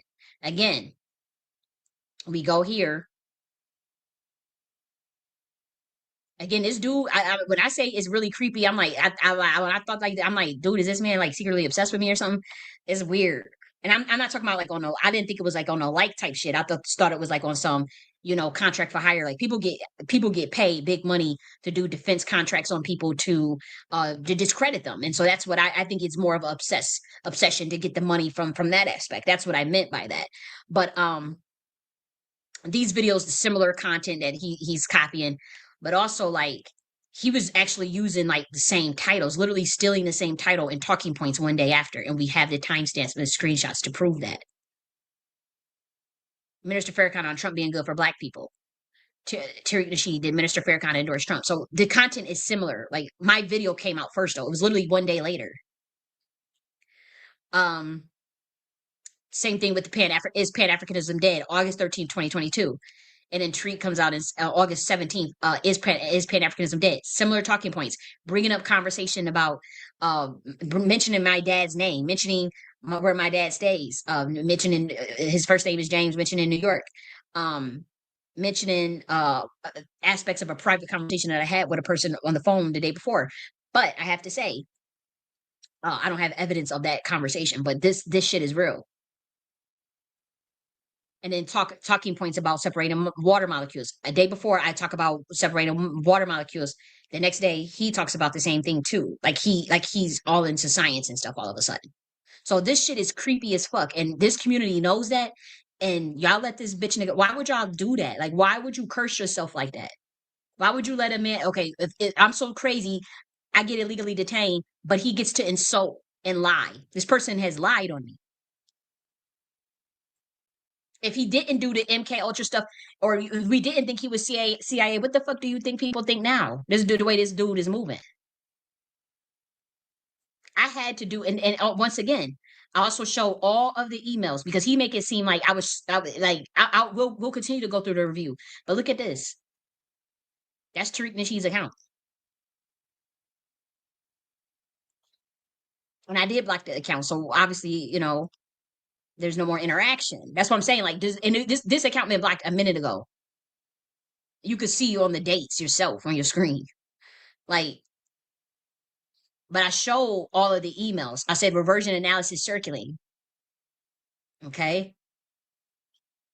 And guess a lot of it is repetitive, but a part of it is you have to get rid of plausible deniability. So you have to make connections that are credible and connections that are logical. And like I said, the medical industry and the CIA are involved in purposely labeling victims crazy to discredit their stories and discredit their genius or discredit the work that they're doing. It is a COINTELPRO. MK Ultra is a part of Project Phoenix now, which is COINTELPRO 2.0, which deals with psychological warfare, which deals with targeted harassment that has plausible deniability that you cannot prove. It's either the CIA or the secret society or whoever Tariq is involved in. If you need to find out, and again, if the CIA is not involved, if it wasn't them, it wasn't the government, if it wasn't whoever is behind it, y'all know who it is. I'm an author of 20 books, a graduate of Columbia University, and an activist. And I've been on a list for at least 10 years. It is just after 2022, things got worse. So they be going in here. Now I ain't going to get into that. Y'all really go. But in 2023, I did message Tariq Nasheed to ask him to stop doing occult rituals.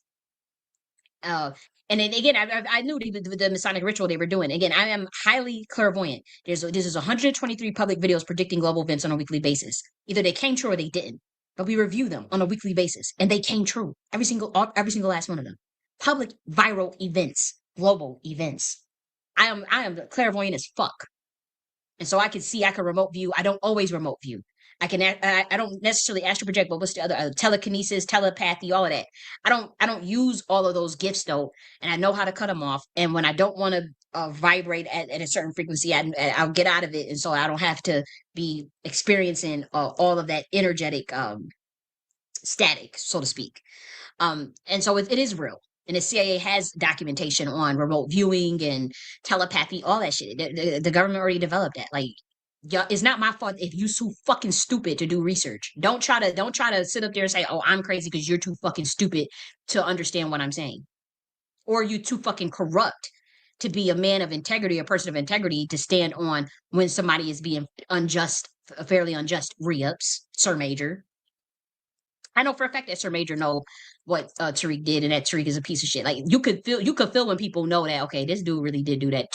Sir Major knows who I am, and Sir Major, and I could tell, he probably one day will feel a lot of guilt because they knew that man targeted me because of my work and because of my knowledge base, and they went on a campaign to discredit me. And it happened before I even called him out with the CIA shit. This shit been going on for a long time. And people knew, and a lot of people knew, and the government knew. It's a lot, it is what it is. I've had a phone calls where family members admitted, oh shit, it was a lot of people in it. Oh, I apologize. Oh, I walked away. Oh yeah, it was a secret society. They all admitted it on the phone. The fuck? And Tariq is involved in this shit. I know what the fuck I've heard of parents say, what's gonna happen with me and Tariq? I can't have this getting back to me. These niggas is in on it. This community is so cursed behind that shit, man. Y'all have no idea what y'all done. You don't go after people that is helping you. These people do not, like, it's not even about like sauce. It's like some people are just there for that purpose. They enjoy that type of work.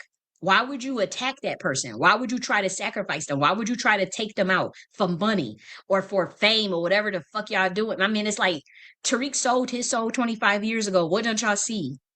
Y'all can't see that. Y'all can't tell when somebody's under contract, when somebody's under oath, when somebody's a narcissist and lost it. This man lost it spiritually.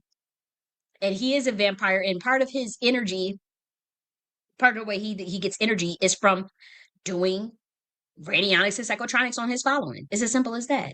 Tariq don't give a fuck about the black community. You could just tell that. I mean, like, that's like, I got a video of him literally saying when he went on the Vlad show, or I'm on call with myself. Like, we ain't got no choice. Oh, well. After he told us, he got his own platform and he would never go on Vlad and we shouldn't support Vlad after the shit that Vlad was doing. What did he do? Go on there to be owned by it, to get fucked by his Jewish masters. And y'all talking about he independent. I thought for years this nigga was independent. I thought he was independent black man, and that's why I was following him, because I was like, okay, well, I admire that, and shit, we ain't got too many black men that do things independently on their own.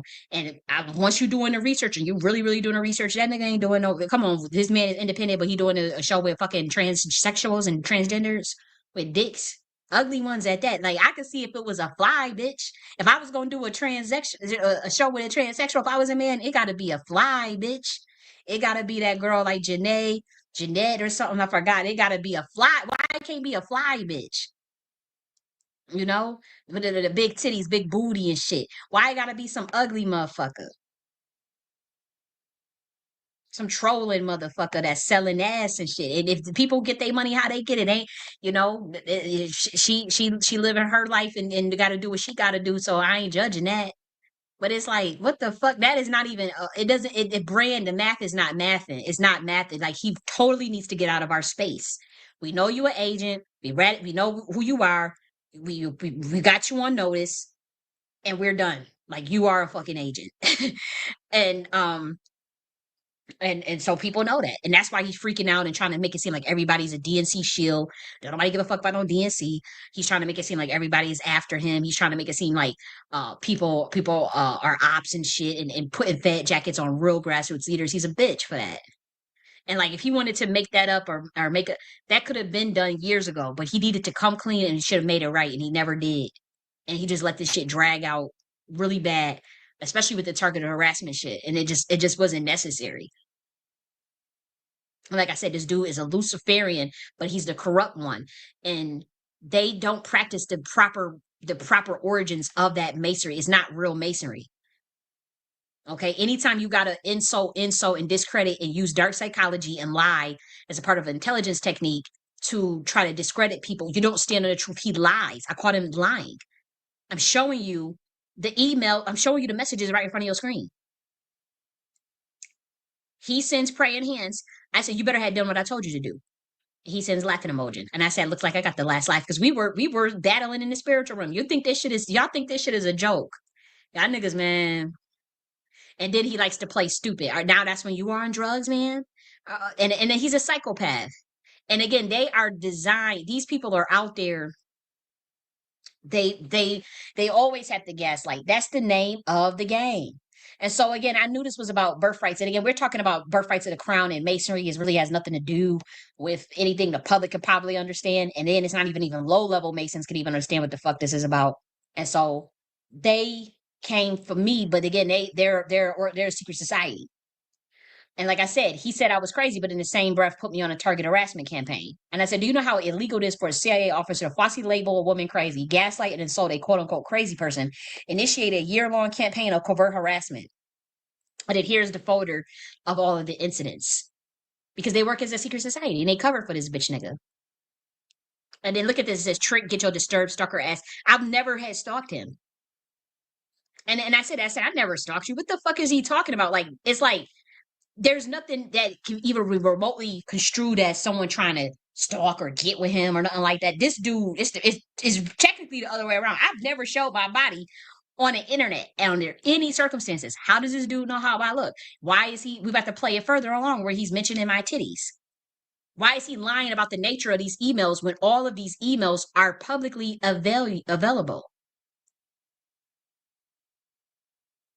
And I did say, you are still trying to undermine me. Anyone can learn the Tut language. Now, again, I was a little frantic because I was pissed off when I realized what he was doing. Because this is, and then he insinuates, okay, Bruce Lee got killed for teaching a form of martial arts that was sacred, and that's why people should not teach the Tut language, because that's why Bruce Lee, that's why people say some people deserve death. If I'm the second person in the world to write a book on Tut language, and he just invited me a year before to do Tut language, how is that? How could y'all not see that that's not undermining? And look what he says to a quote unquote, I'm so crazy. Hey, crazy bitch, get your family to give you your meds so you can stop her. I'm not even harassing him. And I said, wow, really? So sad, man. We both know I'm not crazy. Even if I was, you would attack a quote unquote crazy person by calling them a bitch. How immature for a 54-year-old man. I asked for mentorship 10 years ago and you ignore me, but you do subliminal covert gaslighting operations because you are a COINTELPRO agent. I'm so genius, so your discrediting campaign your smear campaign keeps failing.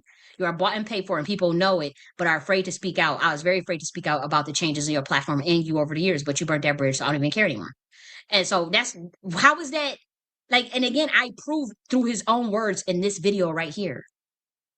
In this video, we play the clips, we play his voice, we play what I'm talking about, and we make those logical connections that prove right here. I showed y'all how he was copying my content. I proved how he lied on me. We play his exact words of what he said about the Tut language and about those who teach us a sacred thing should deserve death and stuff. That we shouldn't teach it. After he had a team reach out to me.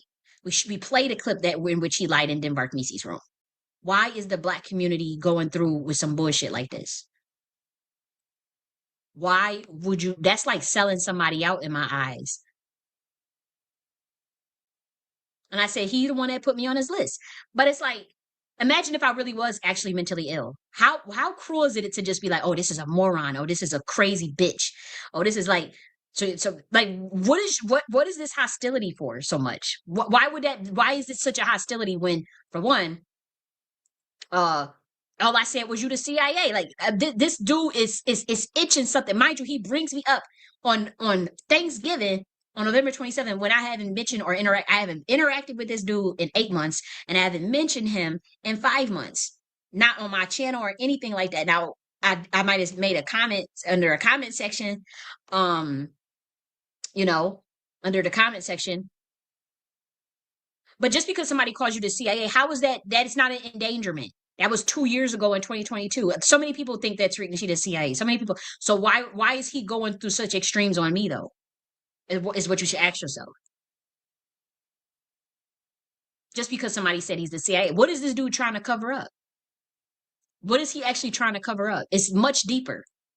And then he lies and says, "Oh, people went after my family." Nobody went after his family. This dude is straight up lying. And again, this video right here, we catch the lie. Now, when he says I emailed him, he would not be able. He would not be able to produce an email on what he's talking about. So he's lying and making a joke out of something when I released all of our interactions publicly, every single last one. And one of them I didn't release. And if he was to release it, which I beg him, it will make me look like a prophet overnight. Like I would look like this second coming of Jesus. Because honestly, that email was signed Kalima, signed off under Kalima. And it pretty much gave him a heads up on what was going to happen for the year. And it happened. It happened. Everything that I said was going to happen. So if he was to say, well, look at this crazy shit you sent me, I think people would be like, damn, look at the date. How the fuck did she know all that shit was going to happen? And that's why he won't publish certain things, because it's like, you know, it will open up a rabbit hole. And then it's like, damn, they actually will build her platform up more, because then people will actually be listening, and people will be like, yo, that bitch is really like genius. Like, this bitch really, she dope. Like, she, you know, that's why don't nobody go up there and dog me. Well, Reeves couldn't even really dog me. He said, oh, she all right. But then, oh, yeah, crazy, you know. But he's going along with it to get along. And he was a bitch for that. Because it's really hard for people to come. It's like, it's a lot of Black Americans that do have a conscience. Again, there's people that is in his circle that's way closer to him than that damn Reeves nigga. And they like my shit when I be talking about that nigga's the COINTELPRO and that nigga's the CIA. They liked it. We talk about recently too. That's why I'm like, ooh, I'm like, dude, these people know what the fuck you doing. They know that I'm not lying. It's something you did, even if I don't have it all correct. Because my clairvoyance is what taught me all of this. And I had to, you know, y'all some Masons, and so y'all like to do plausible deniability. So in the secret, y'all do that secret society shit. So I gotta look through everything that y'all doing. But I showed y'all all of the emails. There is nothing that mentions my body. Actually, let's just play it first, because then you can see what I'm talking about. Let's continue. I'm like, what? You trying to get me to show my titties? I'm like, Now, I never mentioned nothing about no damn titties. Why is he thinking about my skin color, my weight, and my titties? Why is he bringing me up on goddamn Thanksgiving when I never mentioned his name? Even in that room that he was referring to that I have the recording for, I didn't dog him out. I wasn't just saying, oh, Tariq. I ain't say none of that shit. Just somebody right on I have a shadow ban account. I'm probably the most shadow ban person on Twitter. And you know, I might say, oh, under somebody's post that's about Tariq, oh damn, I didn't notice. This is crazy.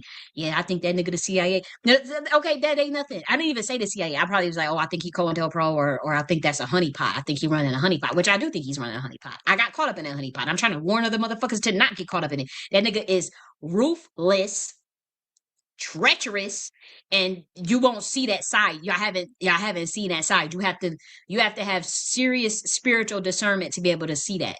But why is he bringing up my titties? I never sent him no email that can even be remotely construed. That email was about tut language. That last email that I sent Tariq was about tut language. And I did say, I think you were COINTELPRO because AJ, because you just that year before, he invited me to the the FBA Expo to teach a course on tut language. It's like this nigga, it's like, I don't know if he feel like what the fuck is, what's going on through your rabbit ass mind that you would even bring me up on goddamn Thanksgiving. Now watch this. man, if I could show y'all the email, I'm dead. I showed y'all the emails. It's all public. He's lying. Serious. This woman would send me emails like, hey, Tariq, I saw you on TV. I heard. I never sent him nothing about, no, I heard you on TV and all this shit. He's a fucking Mason. He's an occultist. He is a CIA government agent that uses their technology to fuck with real grassroots niggas, or using COINTELPRO, Project Phoenix. How hard is that for y'all niggas to understand? That's like textbook COINTELPRO in 2024. They use DEWs that get at your ass with sonar wave beams. They use radiation to slow kill, slow torture. What the fuck is wrong with y'all? And y'all think somebody is playing? Like, what the? I can't. That level of lack of integrity is disgraceful. It is disgraceful. Heard that shit you were saying to me subliminally. I'm like, what? You trying to? That was 5 months ago, and it was about the tut language. And that email is publicly available, and I already showed you guys that. And on several videos, I showed those emails. It's nothing. Get me to show my titties. I'm like, what? I never got him to. I never say nothing about no titties to him. So why would you go and say that to your audience? What? He's lying. Yeah, y'all put that computer chip in me. You and the I've never mentioned anything about no computer chip ever. CIA, but I'm gonna get that shit up out of me. Damn sure never say nothing like that either. Like what? What? I said, get your ass off my emails, And man. he didn't, and he was saying bitch, trick, hoe, and those emails are all publicly available too. He didn't say it like how he's trying to make it seem. He's trying to save face because they on his ass. I'm telling you, there's people that's investigating him, and there's Black Americans again. There's some Black Americans that's saying they FBA that's fucking with him that you think fuck with him, and they all up on his stage and working with him, and they are behind the scenes liking posts about that nigga being a COINTELPRO honeypot. Bam. Don't email me no more. But how am I coming up 5 months later? But why would I be the topic of discussion on this? Because this dude is a fucking fed. This woman be saying, man, all types of nutbag ass stuff. No, I don't, bitch. You copied me, bitch. And and we got it all publicly documented. That's why Tariq is so pissed because it's like Black Americans are smart. Even if they do fuck with Tariq, they probably went and looked at all that evidence, or at least some of it, and probably like, yeah, she might be on to something, man. This is above my pay grade, or some Black Americans be like, yeah, this some heavy shit, man. I don't know about all this, like, and they are looking at him sideways, even if they continue to support him. It's like they looking at him sideways, and again, I was shocked to see some of those Black men that was liking them post. Really shocked because a lot of times, I know my personality could be annoying to Black men. A lot of Black men are physically attracted to me and stuff, and I don't mean no harm to them. But I know my personality could be a lot, and I do come off hot head. It's a lot of drag and fire, and so I was shocked at the ones that were, and again, they know, and that's why a lot of people pulled out of the FBA Expo too, because people do research. These people, they know a lot more about the game than I know. They know about the system than I know. They a lot older, and that's why you saw a lot of people pull out of that fucking FBA Expo. 9 fucking people, and all this shit, and people just like, nah, people know what you did, nigga, and how you use masonry on your fucking audience, and how you use your secret society, your system to come against a righteous Black American scholar and person that's just trying to help their community and the country. That's what you did. And you try to steal content, you try to use psychological warfare and covert tactics and plausible deniability to get away with it. And pretty much you got caught. You're losing plausible deniability. People don't trust you. And when the Black community found out what the fuck you did with all this RNC slave shit you want, your ass is grass, nigga. The Black community really gonna know you ain't nothing but a bitch that'll sell this community out for money, and that you've been working with this white man. And again, ain't no wrong with working with different groups of people in coalition building, but you've been working with them to sell us out. Like, yeah, Tariq. Yeah, nigga, I saw you in my dreams, nigga. Yeah, you ain't gonna haunt me no more. You in I ain't never say nothing about no motherfucking hump me no more. What? Why? This nigga's thinking about my titties, my weight, my skin, me on Thanksgiving, and talking about hump. You know good and hell well I ain't say no shit like that to no married man. Trying to make it seem like I'm just some harlot out here thinking about this nigga on some attraction shit. He's projecting. This nigga is clear as day projecting. He can't produce not one email of me referring anything about no sex, about no hump, no nothing. That is disgraceful for this nigga to be able to do that, and for you niggas to sit and just let him do it. I ain't never sent no email about you ain't gonna hump me no more and all this shit. Why would I see? But my thing is, I'm telling you, that's why this Mason shit, I'm so done with you motherfuckers. And again, I'm a higher than a 33 degree. And so, yeah, there's certain things that I know, and there's certain things I could do, and there's certain things that he can do. And so I get the code. I know what he's saying throughout all of this. But that is way too intricate for any human to really understand. So we ain't going there. I'm sorry, that's just above your pay grade. You just gotta have inquiring minds wanting to know.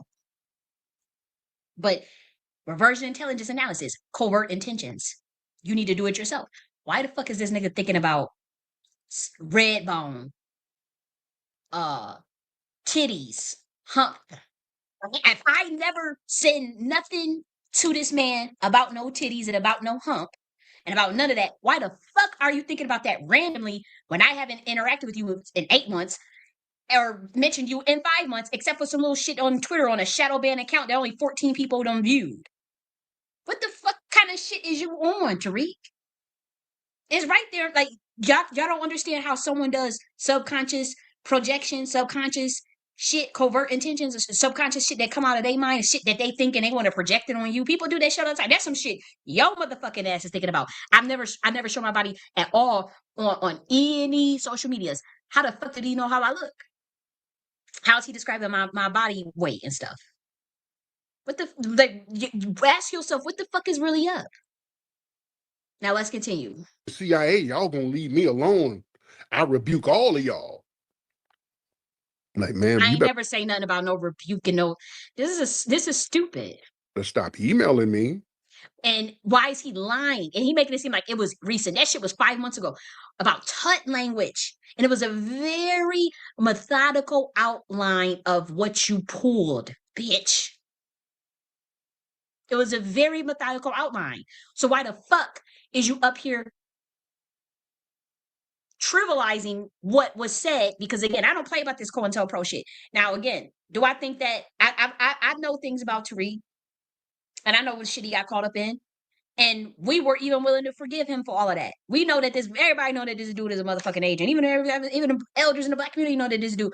But we do know the circumstances in which it was created, and so there was a lot of compassion for that. But your bitch ass went too far this time, because now you risking innocent black Americans. Like, okay, it's one thing. Okay, you don't like me. You got to issue filter and by me. The government feels threatened by me. They send you after me. The government feels threatened by Darren Sills. They send you after him.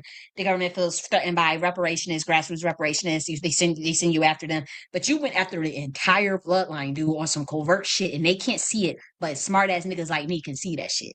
And that's why these black men's, they secretly watching and reading stuff and learning and going behind the scenes to look at Heritage Foundation and what the fuck the RNC is really about and what's really going on and about what Elon really think about black folk. And they looking at you fucking sideways like, yeah, the DNC did a bait and switch and the RNC did a bait and switch and you talked about neither. So you a sellout, you was paid, or you just fucking stupid because you should have called it out as you claim you an influencer.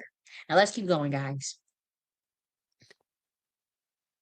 This is what I'm saying. I don't take people like this. It's people with mental issues running around. So it's mental issues. Okay, which one is it? If I'm mentally ill, why are you insulting the mentally ill? Why would you demonize the mentally ill if they have chemical and brain imbalance? Which I don't, but that's how you can tell you don't really believe this. Why is he lying and making it seem like I sent stuff about titties? That I sent stuff about saying about you're not gonna hunt me anymore. He's lying to his audience. Why is the black community lying with that? I never sent anything. All of our documentation is publicly available. I've made it publicly available months ago, 5 months ago. Every single interaction, all publicly available. Every email, every reversion intelligence analysis, every triangulation method, discernment method of siphoning through ideological illogical idiosyncrasies. We proved that. We proved every interaction that me and Tariq ever had through emails. Now, again, he lucky his ass would have got smoked if I had access to that Facebook page, because you think like this is very small time, and I have another account that we used to interact on too. But that Facebook account, that's what have been like, bitch, you did go after that girl. She was in the original 300 group. Why the fuck did you do that? Why the fuck is you want to do sexual transsexual podcasts and shit? What happened to the 300? Like, this nigga is a fucking sellout. And then why are you lying about the nature of the emails? It was very clear. MK Ultra, Masons, y'all think that's for one, bitch, all of y'all is under MK Ultra, and none of y'all broke it as well as me. None of y'all. Y'all, if you still in a two-party system, you still believe in a two-party system, you still believe, okay, you're fucking under MK Ultra, or you're controlled opposition, one or the other. You have to lie to the public about real knowledge and what you know for a paycheck. Yeah. They all know the system is fake. The system is fake, guys. And Tariq is probably, I mean, perhaps he's a master mason or even lower. But I know that even the people, I'm telling you, this is not going to end well. Nothing good can come from not standing on integrity.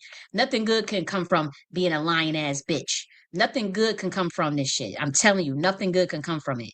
And this nigga gonna learn the hard way. And y'all better remove y'all asses out the way. And I think again, those FBAs that were liking my shit are trying to tip me off. Because again, I'm not upset at the FBAs. And I do think maybe some of them are under NDAs and under contracts and shit. That's why they don't be speaking out. you know. But let's keep going. Around here, I don't give a shit what some of these people are talking about. Some of these people are crazy as cat shit. So I'm crazy, but you was copying my shit. You mentioning my titties. You mentioning humping. What the fuck is wrong with you? And mind you, I've never brought this dude up. How is it you're not gonna hump me no more? What? I don't even talk like that. What the fuck is you on? And why would you lie to your follower and tell them that? That's why, and again, people know that he fucking lying. That's why don't nobody come in to me and say, "Oh, Tariq said this about you. Tariq said that about you. Oh, we believe it. Oh, yeah, yeah, we going after you." No, no, they don't. They know good and hell well that Tariq is full of shit. Don't come in here talking about what somebody in some of these rooms say. You got this woman And talking I was never even talking about him in the room. This dude just wanted to bring me up. about I'm using MK Ultra mind control. Bitch, you use MK Ultra techniques on your whole audience. That's why they're in the cult. Occultists use MK Ultras to build their cults. Duh. And groupthink. Duh. And mirror swiping. It gets real deep. The occult is real. What is so hard to understand about that? Control on her. I'm dead serious, dude. But bitch, why you lying talking about some humping and titties? Like, this is where this dude mine is at.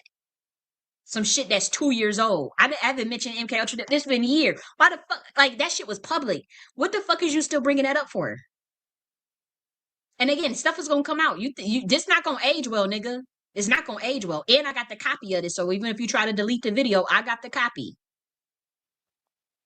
So yeah, I don't really follow what a lot of folks be saying on here when they start talking crazy. He don't follow, but he was watching a whole room in a listener section of a whole room that was 5 hours long that I have a recording of. Listening to me, bringing me up. He's mentioning my titties. He's mentioning humping. He's mentioning skin color. He's mentioning weight. What the fuck is wrong? What's up? What the fuck is you really on, nigga? You lying about the nature of the emails. You're lying about the nature of the messages. We talking about COINTELPRO shit. And see, he know that this reversion intelligence analysis method is out, so he's trying to hurry up and get in front of it so you don't look at it and read through it in a methodical way, in a methodical, logical way to draw points. And again, if we want high-level intelligence and even high-level Masons that are not corrupt, that do believe in the truth, and high-level law enforcement that is not corrupt, that do believe in the truth, that are Black Americans that will look through this themselves just to see, like, okay, what was her story really about? Like, what was she really talking about? Like, why was she going off like that? And they would say, okay, this bitch, she ain't just fucking lying, nigga. That's what and a lot of them know that. These Black men's know that. They not stupid, and Black women's. Let's keep going. It's so irrational. I don't follow that. People It ain't irrational at all, nigga. And them FBAs, they are victims of mind control and Nazi style MK Ultra programs, which is radionics and psychotronics, and repetitive propaganda methods in which to develop using dark psychology to develop a cult. It's as simple as that. And people do that shit all the time. going to be irrational. People are going to be crazy. People got mental issues. Some people are going to be oppy. That's what it is. So which one is it? They're they mentally ill. Were they're crazy? Like they're a moron. See, this is dark psychology. This is not logical. This is not logical responses. This is somebody that has a deeper issue with me. And this is somebody that clearly, I mean, we've caught him still in content. We've caught him lying on me, not only in this video, but in the room in Denmark VC's room, and we have the documentation of that. What is this about?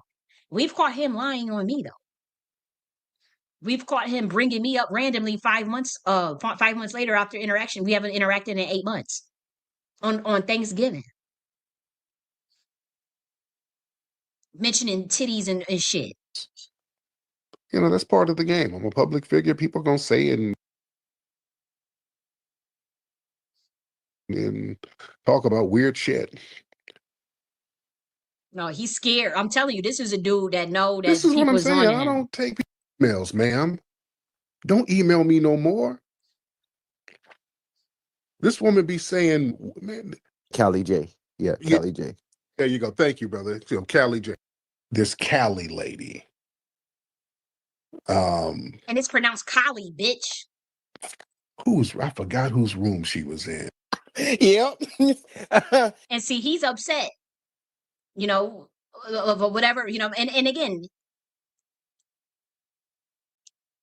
I catch colds where he, look, it's too deep. It can't even get into shit. It's like you can't even express shit because humanity is just so like it's like they just lack spiritual. It's like man, like damn, can't even like talk freely. But yeah, yeah.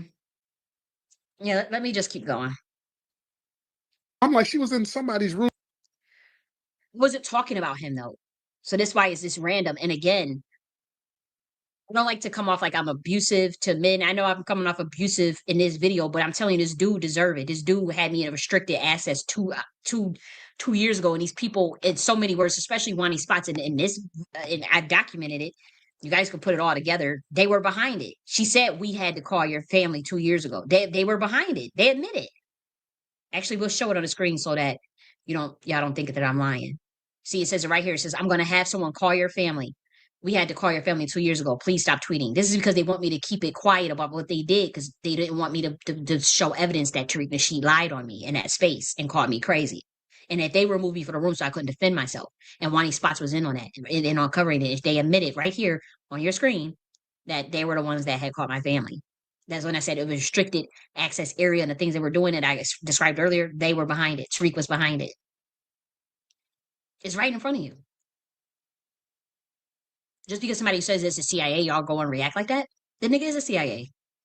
Now we have methods of methodology to prove that triangulation discernment method, and we have reversion intelligence analysis. We have bear trapping language. But I use I ain't gonna tell you what else I use. But yeah, this nigga is losing his plausible deniability that you're using that stupid ass secret society. That's I'm saying. Secret societies like that, they make you dumb. Anytime you got to use dark psychology, they make you less intelligent. And that's why we're able to catch all the time what y'all be doing. And we about to really rip the chain off y'all motherfucking ass about y'all about that bullshit y'all pulled against Lioness Crown. Because I can see logical hole after logical hole after logical. We about to prove this nigga lied. So now we about to prove just in the span of I proved he lied on me twice. If y'all don't want to look at the research of what he did, I don't want to do that. That's fine. But we proved that he lied on me twice. Now he lied and said I was bringing up titties and all this stuff in that room, and I was not. I mean, in those messages and his emails and talking about humping and all, good and hell well, I won't be talking like that. And then we're going to show that how he has lied on Lioness Crown. I caught him in the lies. The person that was grilling him did not catch it because he's slow and he's not processing fast enough. That's how I know that Tariq Nasheed is an intelligence officer, but he's a corrupt one. He's not one for this community. He will not protect this community. In fact, he will sell it out. He is a do boy and a slave for the government in Hollywood. They were having a serious dialogue with this nutbag. You the nutbag. You the narcissist. The accounts. Some of these rooms are very. I know who I'm talking about. That Cali chick, this big, overweight red bone. This woman. Why is you worried about? And so you could come at me and want to pick on me from my physical looks. I'm a beautiful ass bitch. I'm beautiful as fuck. This is a picture that was taken November 25th. That's just last week, nigga. That's just last week at 4:27 p.m. It's literally a screenshot on your screen. That's my motherfucking face. That's my real motherfucking hair, and that's a real fucking background. Usually, and you guys know that you can change the backgrounds and add different types of hairs and all different types of filter and whatnot. No, usually I would do that, but this one I don't have that on this photo. This is my real motherfucking face, nigga. That's how I really motherfucking look. And I don't have that Facetunes app anymore. I paid for it for the whole year, but when they changed their terms of service with some bullshit in it, I took it off. I had to delete it off my account because I didn't agree with the terms of services. They making it like a contract, and so I didn't like that. So I waste my money because I can't even use the Facetune app anymore because I don't like their stupid ass terms of service. But I'm a beautiful ass bitch, beautiful eyes, beautiful nose, and beautiful lips. And why the fuck is you thinking about my skin color and titties? You heard him yourself. Talking about, oh, you trying to make me show my titties. Oh, you're not gonna hunt me no more, bitch. What the hell is what is you thinking in your head that you even bringing that up? And look I even added a little background. It says beautiful collie, and looks is only skin deep. I would never be a bitch that lead with looks. I never was that type of woman. Never was because it was hell growing up. It was pain growing up with a big ass caboose. And y'all about to see my caboose. And it's my first time ever showing my caboose publicly. I've always been one that cover up. I don't even really go out even now because growing up, it was hell when it comes to, again, this was before BBW, was it BBL era. This was before the BBL era. And so when I was 15 and 16 and 14 and 13, I was highly developed. Always had big titties, always had a big ass. And so unfortunately at 15, 16 years old, you're getting attention and that I did not want and that I didn't understand. So you're a fucking kid. You're a fucking kid at 15 and 14 years old. We're talking about I was 13. I had jugs, booty, ass, and anybody will confirm this. I was called Big Booty Judy in high school. It was embarrassing as fuck. I did not like it. I didn't embrace it. I didn't embrace having a big butt because I didn't understand it and I didn't understand why I was getting so much attention. And it was embarrassing for me and it made me uncomfortable. And women and girls didn't like me. Women in the church didn't like me. Women in the church treated me like I was a harlot, even though that was the last thing on my mind, thinking about sex, thinking about any of those things. And so it made me cover up. I used to wear big ass boy clothes and then it made me cover up with weight because I didn't want people to objectify me. I didn't want people to be like always thinking about, you know, I would say even violating. This is how it worked when I was growing up. You stay in certain areas. You guys know that you're going to be catcalled. Y'all can say that shit don't happen. That shit happened to me. I don't say that happened to every woman, but my friends will confirm this. I had a friend. We had to walk on Utica and Main Street. Everybody know that's kind of like the hood. You already know Utica, that train station. There's a bunch of niggas in there. You definitely about to get catcalled if you got a big old ass. So when I was 13, 14, 15, me and my friend, we literally had to walk around. When we would walk around the area, we literally had to walk with a big ass pit bull named Hustle. She had to walk with a pit bull named Hustle, and she had to be very abrasive and hard when people would try to approach us. She would use the dog to start barking at them because they would see a big ass in a pretty girl, such as myself. And it made me feel, I didn't like that. It made me feel fucking uncomfortable. I'm not saying I'm the best looking motherfucker, because again, I'm not a person that lead with looks. I'm not shallow like that. I've never been a shallow person. And I don't judge people for their looks because I'm looking at the content of someone's heart and the content of someone's character. And I'm not talking to Tariq Nasheed. I'm explaining to the Black community, and to anybody that watched this video. It could be regular Americans that watch this video, Americans that watch a video. So they can understand my frame of thought as far as why I've hid myself so many years and always felt uncomfortable even in my own body. I have always felt uncomfortable in my own body, but I don't think that that's a reason to insult someone. And I don't think that is a reason to use that as a weapon against someone, to use someone's weakness against them, because there were reasons for me wanting to cover up. First, it was the boy clothes, not wanting any attention. I don't even really go out now because I don't want to be bothered. I don't. I want to interact when I want to interact. I want to heal. I want to grow. And then when I interact with people, I interact with them. And I have no choice but to do that. And I understand that. It's a process, but I know I have no choice but to do that if I want to grow and get to the next level. But yeah, growing up, it was fucking hell. In high school, being called Big Booty Judy, people constantly talking about your ass, getting sent home from school just because I wore Jagins. I couldn't fucking wear Jagins when I was 14. All the girls could wear Jagins. I couldn't wear the style with the mini skirt with the leggings underneath. I would try to wear it. I get sent home from school. The principal would straight up say she has. Come on, this body type, and it was a vice principal, and she was a Black woman, and that she would be like, look, come on now, and that's how she would say to my guardian. And then she'd be like, yeah, I told her she can't wear that. She's not like the other girls. They're gonna see them leggings gonna show her butt. They always gonna show her butt, and a vice principal gonna say, oh yeah, yeah, I was thinking that in my head, but I didn't want to say it to you. I'm glad you said it first because I sure was thinking in my head that girl got too much butt to be wearing that all off like that. And so obviously that makes you feel shameful. Obviously it makes you want to cover up. Actually makes you want to hide, whether it be behind weight, whether it be behind whatever. I've never felt comfortable in my body. And people, I know I have a beautiful body, but I just didn't feel comfortable growing up. I didn't.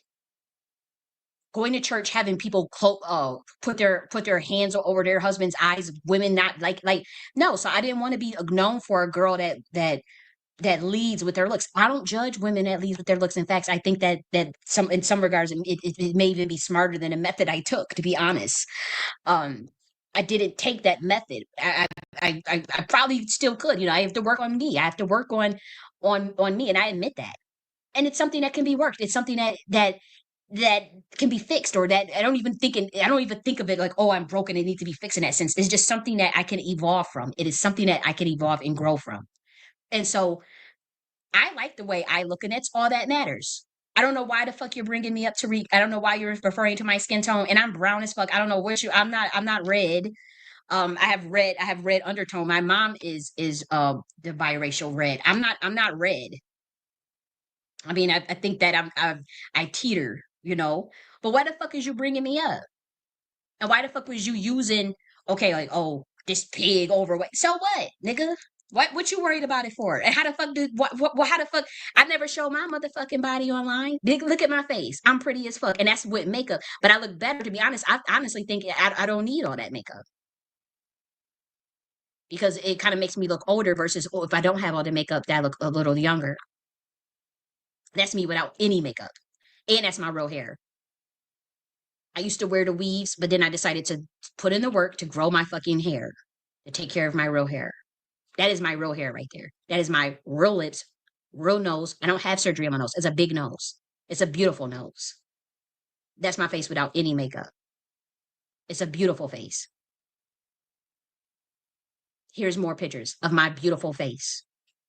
Now we got to see my body. Now, this is why I did not want to be going outside. And this is where I'm older. Like I'm a lot older. So imagine when I was a lot smaller when I was in my 15s, 16s, but I did put on weight to hide. Didn't really fucking work because I'm still beautiful as shit.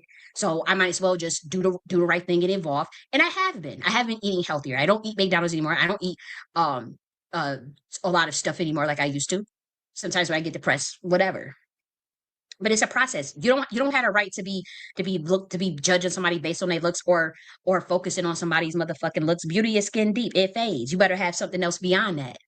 And that goes for all women.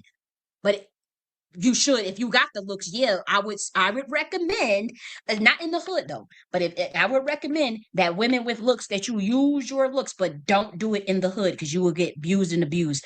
Do it more so in the upper echelons, or usually in certain pedigrees and around certain classes. If you want to, and again, I'm from the hood. I was from Buffalo, New York, and so I didn't have no opportunities. It's not a good thing to get catcalled in no motherfucking hood. It's not a good thing to get your ass slapped, to be traced down some street. I'm running down the motherfucking street at 15 years old from men and shit, being followed and shit, and car. And I always had to have my friend. I remember my friend said, we gotta walk Jenny to the bus stop. We gotta walk her to the train station. And I remember her mom said, walk Jenny where? She ain't you her motherfucking bodyguard. What the fuck is that about? And I remember my friend said, yeah, I am. Because you don't know what this girl go through when you walking down the street, and she go get hustled this big ass pit bull, this big fucking pit bull, this big fucking head, was mean as fuck to all humans. Mean, bark at your ass, looking at you crazy, foaming at the mouth.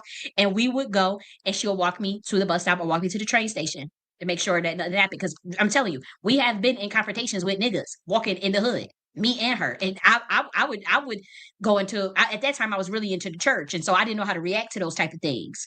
But she would, girl, you would have thought, man, I don't even have like a movie reference to. It's like a classic movie movement moment, but I can't think of. Damn, the only one I could think of probably is, on Harlem Nights, when baby girl, when Vern, when the madam, damn, let me see if I can find some real quick, when she be cussing, wrong, what the fuck is wrong with you? And let me see if I could get her cursing, Harlem Nights, her scene. Damn, what is that scene what is her name? What is that? I mean, they had so many scenes. What is her name? Was it Velma? Vera. I knew it was Vera and Quick. Vera and Benny. Let me see if I can find Vera and Benny.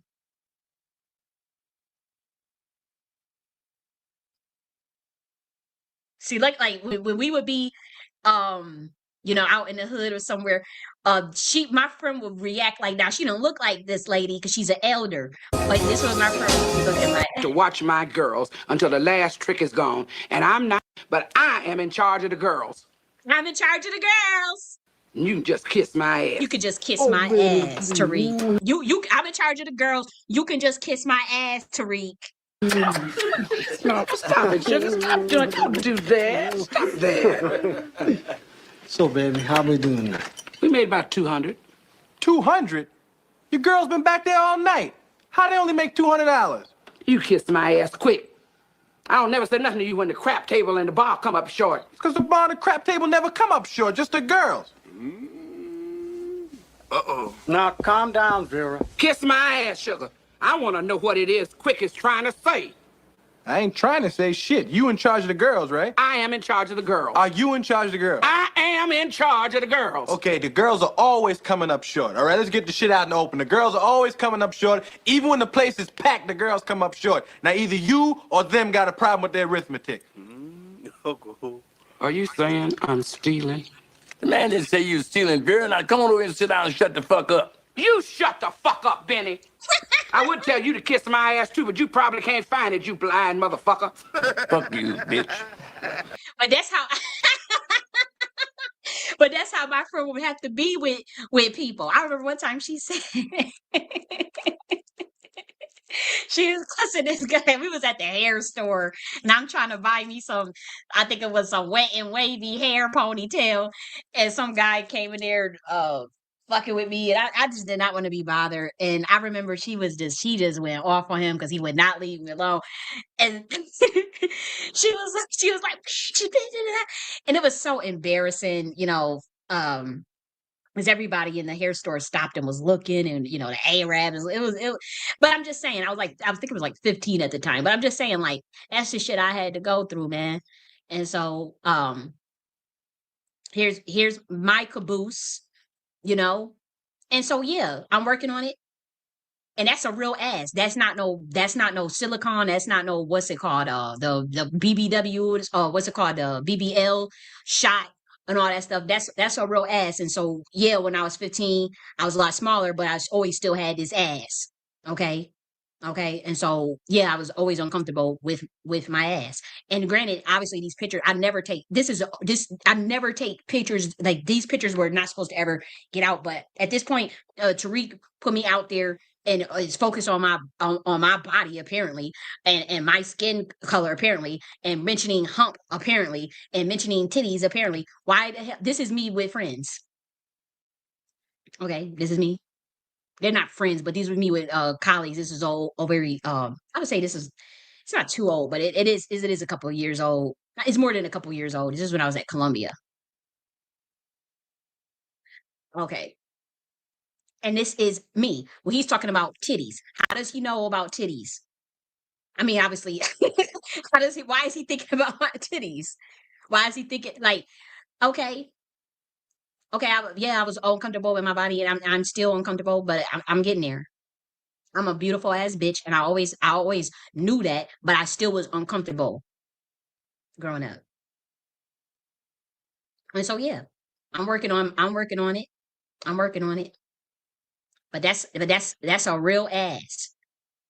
That ain't no surgery. There's no surgery on my face. That I don't have no filters. I don't have no, what's the silicone shit in the face.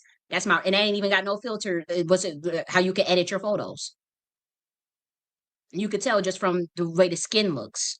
There's no smoothing on it. There's no, you can smooth the skin and get rid of the lines and stuff. No, I left it just like how the fuck it was. Same here. You could get rid of the lines under the eyes and shit and all that. I didn't do that. Same here. With no makeup in my real hair. Okay. And so this is my first time showing my body on the internet.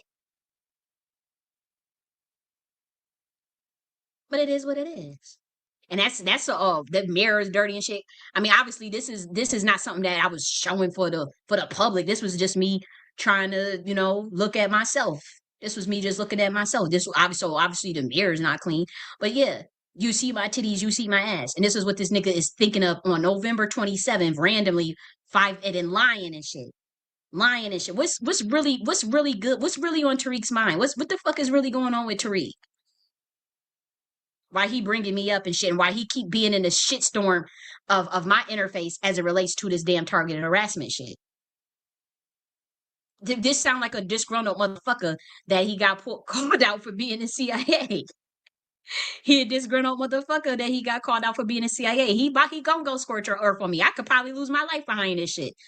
Cause these niggas not playing. These are Masons.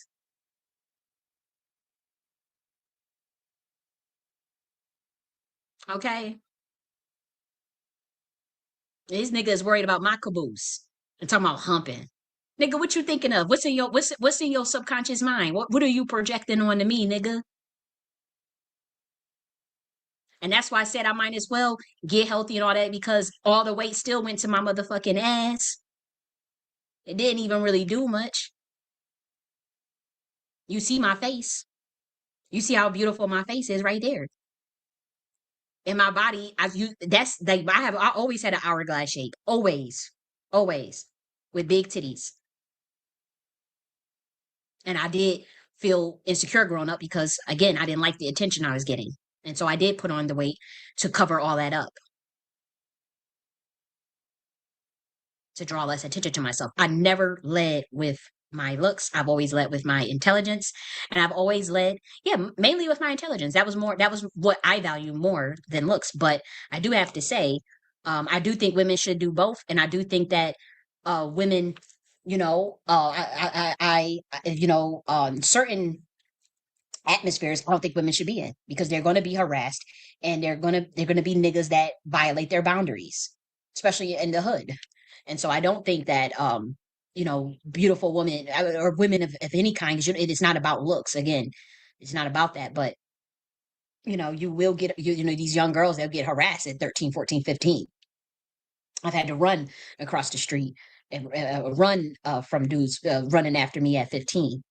I was very scared for my life. I walked with a knife in my purse, a knife in my hand, because I don't know what I had to deal with. And thankfully I had my friend who's a hothead motherfucker, just like you saw Vera in Harlem Nights, cursing motherfuckers out. And she was trained in martial arts and will beat niggas' ass just like she beat girls' ass.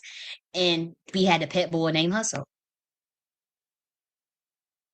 And I remember, one guy I sent,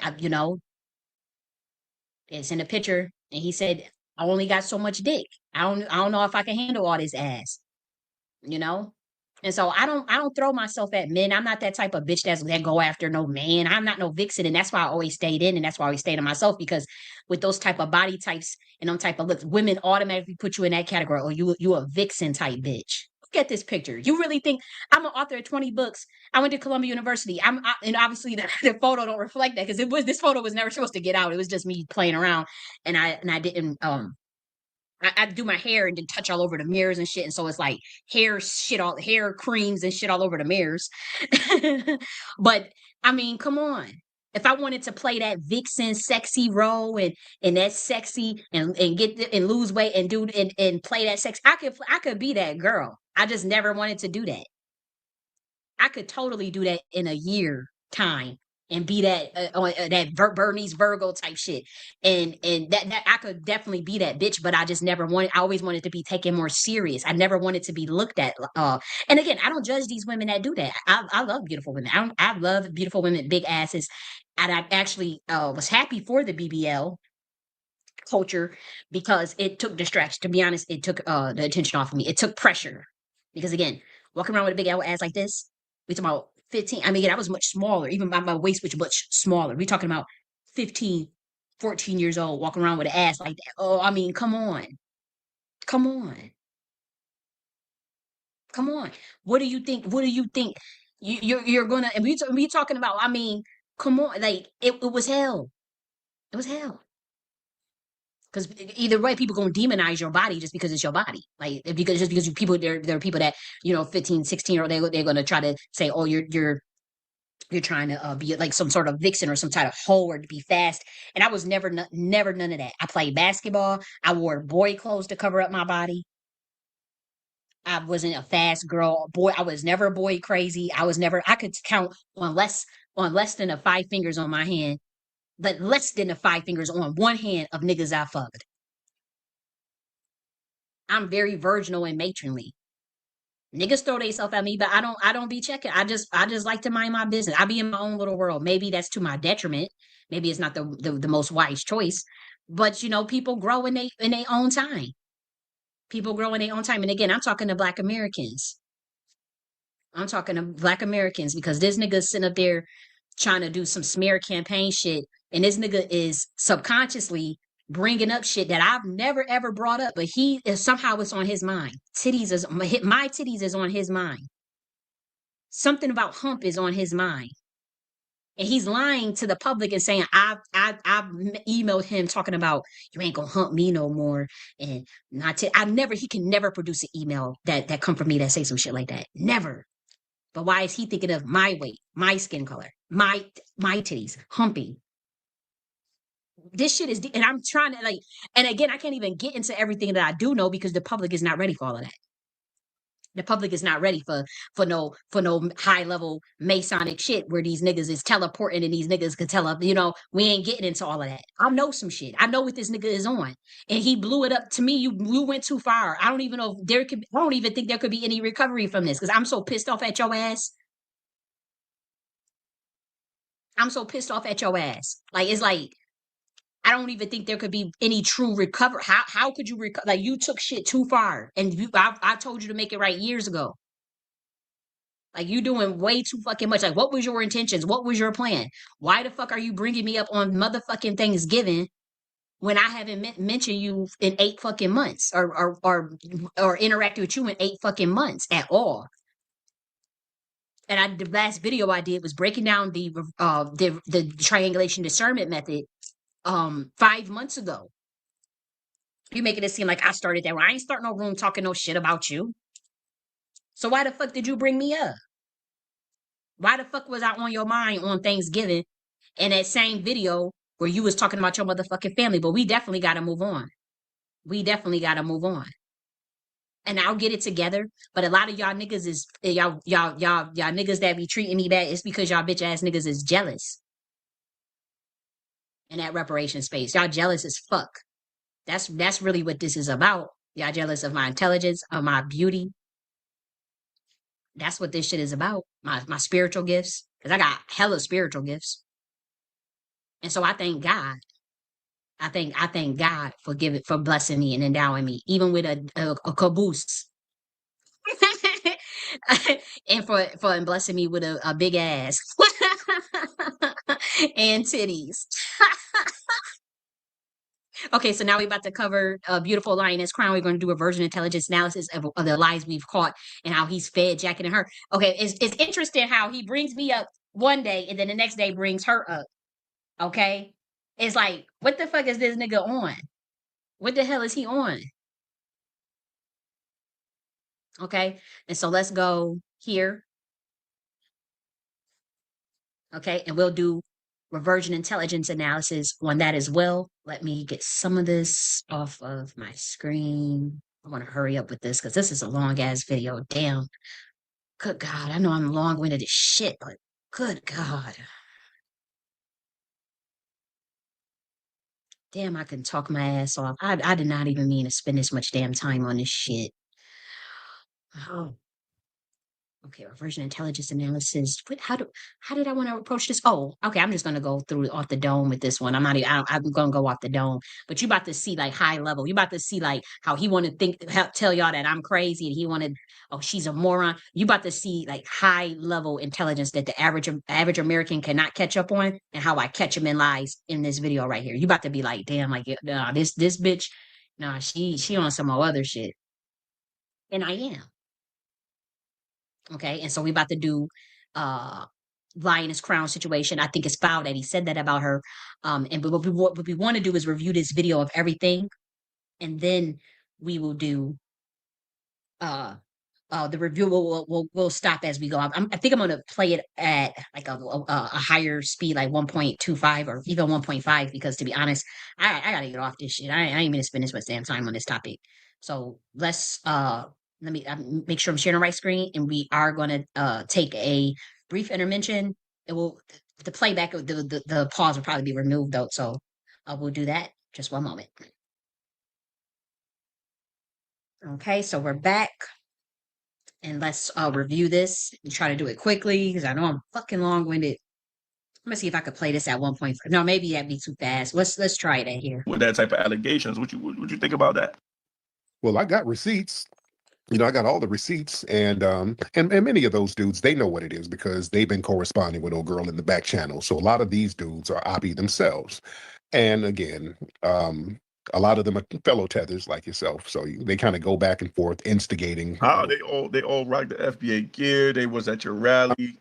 No, we got to understand. Just because they'll do that, some of them are undercover tethers. Undercover tethers do stuff like that, and the thing is, they've been for the last couple of years, some of these folks that you've been instigating stuff with, they've been the ones lying for old girl. They've been the ones spreading the lies for her so that she can keep her hands clean. They know what it is. That's why I'm like, y'all start saying the shit with your chest. Stop lying and doing all this so oppie shit so that she doesn't have to commit to the lie. That's why I know. So they're talking about Lioness Crown now. I disagree with the way he handled this and even him putting that jacket on her.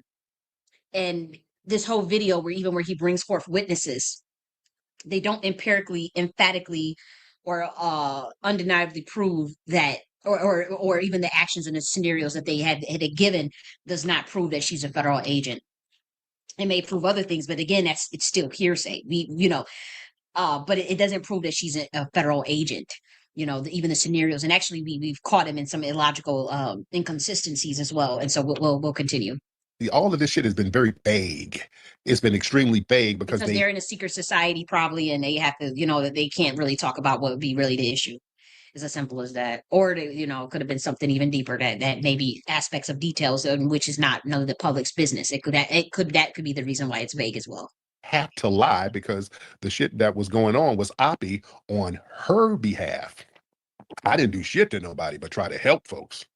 I didn't do shit to anybody. Can't nobody say I did anything janky to them at all. That's why they keep having to get folks to lie for them and all this old bullshit. And we got receipts. I got all the receipts. I'm just waiting on them to commit to the lie. Whatever lie you're going to tell it. I'm waiting on old girl to commit because she has to lie. You understand what I'm saying? She has to lie. My thing is, he lied in his video on her. And I want to kind of fast forward, but I do want to get through even the people that came up and spoke as well, because what they said does not confirm that she's a federal agent. It's just hearsay. It's just more so like a discrediting campaign, but it's not like, okay, this verifiably proves that she's a federal agent. And again, even if you were to do a reversion intelligence analysis with the criteria that we use to look at Tariq's suspect and to make my case for what I made for Tariq, using a methodical, empirical lens, what he presented was not that. Now he claims he has evidence. We have yet to see that. And to be honest, based on what I heard in this space as a high level military scientist, I call bullshit. There's details missing, and nothing that these people said convinced me that she is a verifiable federal agent. That's just me, and we'll go through it and we'll talk about that why. So she knows she has to lie, so she's just not going to say anything and just go in the back channels and have other people lie for her. See, that's what some real funny style stuff going on in these little back channels. These dudes who are supposed to be fake mad, they've been fake mad all along. They've been the ones spewing these damn lies for old girl. So now start saying shit with your chest. Y'all start showing receipts. Yeah? You see what I'm saying? But yeah, I wasn't even tripping. I wasn't even tripping on none of this shit. I just kind of charged it to the game and just start watching my back a little bit better. I had to start watching my back a little bit better, but I wasn't even going to discuss none of that stuff. But when you have old, dusty, jealous, drunk Negroes popping in spaces, talking greasy, and really out of jealousy, No, people just see what the fuck you on, and I'm about to prove in this video how you motherfucking lie. Like, again, y'all some sloppy intelligence agency. Y'all not trained good. I don't know who trained y'all to CIA. Y'all not trained good because y'all use dark psychology, and that's not a good enough method in today's time. You got to stand on the truth, because all that lying shit is people that's going to pull you on it, and I'm one of those niggas that catch everything, and I caught your motherfucking ass in several lies. Or even the people that came to the scene to discredit Lioness Crown, they didn't say shit that proved that she was an agent. Let me say something. I'm gonna say something. Niggas ain't just gonna be running their mouth all willy nilly. But you Just lied. saying shit. You know? And post some receipts. If my name is in something, post some receipts on it. Right? That's what I'm saying. If we're gonna post receipts, everybody post receipts. You post yours, I post mine. But y'all the ones See, nigga, Tariq he ain't gonna post. I call his bluff. I do. I don't think he got no receipts on Lioness Crown that prove that she's no federal agent. I don't think so. I really don't. I think he's lying. Yep. And if he put that jacket on her, nigga, you gotta prove that.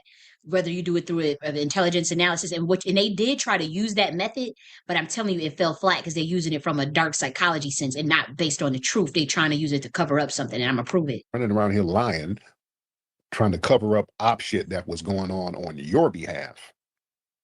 Yeah. See, people don't want to play that game.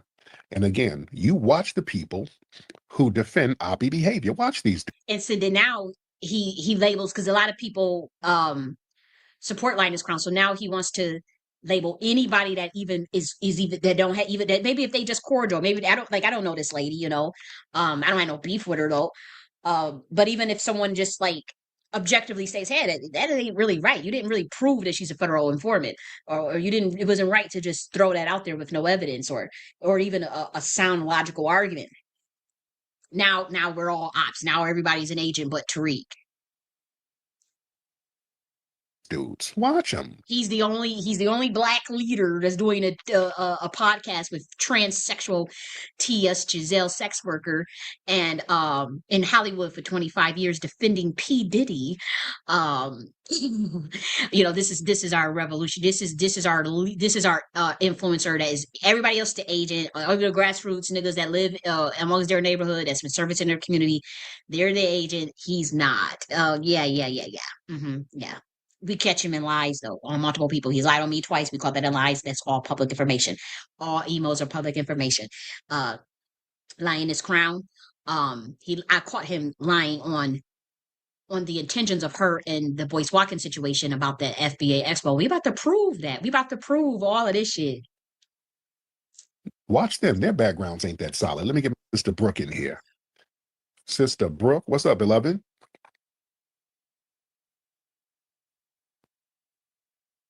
I did. Thank you so much. Wonderful. That was just I was waiting to hear what else that gentleman was gonna say. Mm-hmm. You know, when I hear that name, my ears, perk up a bit. Mm-hmm. And I would love to see receipts as well, because I have a few. Mm. He has receipts on some messy bitch girl shit. It's not nothing that proves that she's a federal agent. And listen to this. I have a few, so I would love to see those receipts. We could go receipt for receipt. You know? I don't think Tariq ain't got no motherfucking receipt. You see how quick he lied on me about titties and hump and all that shit. Just that motherfucking quick. And he lied twice. We caught him publicly 5 months ago lying in his face. And so you can't trust nothing this nigga say. Yeah. So if anybody, like I happen to know a little something on the lies and and fabrications that people just make up, insert themselves in and, trying to take over all types of things, democratic sex pots, just all kind of weird things happening. Mm-hmm. Mm-hmm. I just wanted to hear what else. That's just literally hearsay and gossip, just so y'all know. I know that y'all think that that's a good technique. Oh, we got a witness. But she's presenting we don't know who the fuck this lady is. We don't know who Sister Brooke is. We don't, Tariq may know, but the public, like who watches this and the regular, they don't know who the fuck we've seen no emails. We've given no context to the story of what happened. We haven't heard, we don't know what the hell happened. It's just somebody saying they had a disgruntled experience maybe, but it doesn't prove that she's a federal agent. She's gonna say, I'm gonna drop down and just listen to see if there's anything else he says, and then I'll ask the speaker if you need me to drop some receipts. Yes. Well, let me real quick. Let me get him back, because I'm curious to hear what else he had. You think we were not getting those permits because I typed in? You typed an email wrong, right? And so we remember in 2022 he typed in he was trying to get a permit for the reparations rally. And nobody had heard about it for a long time. And then I guess one of the Black Americans are saying, "Hey, are we having a rally again?"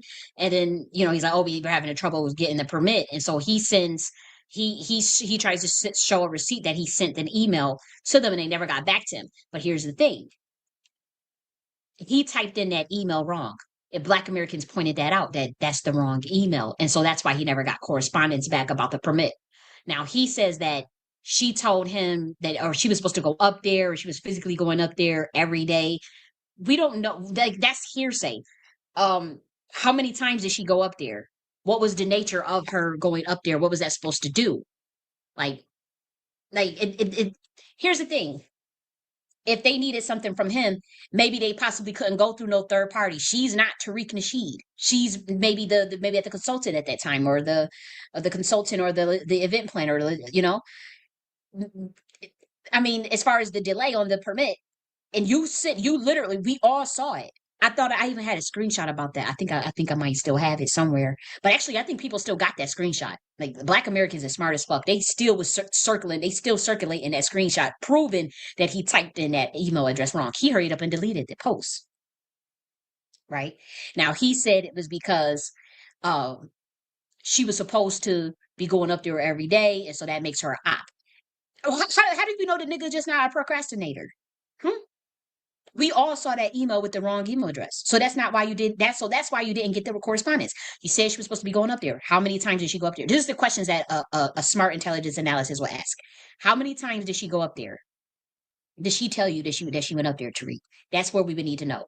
Where's the evidence that she said that she was going up there every day? Can she confirm this? Do you have any evidence that she states that she was going up there every single day? That's just because we know you a lie. You lied twice on me. We saw you lied on the pull-ups. I have the evidence of the lies about the pull-up stuff myself. I filed on that. I have multiple files of things that you said that relates to illogical idiosyncrasies.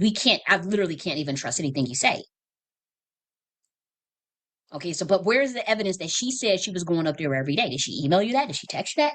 How many times did she say that she went up there? How many times did she go up there?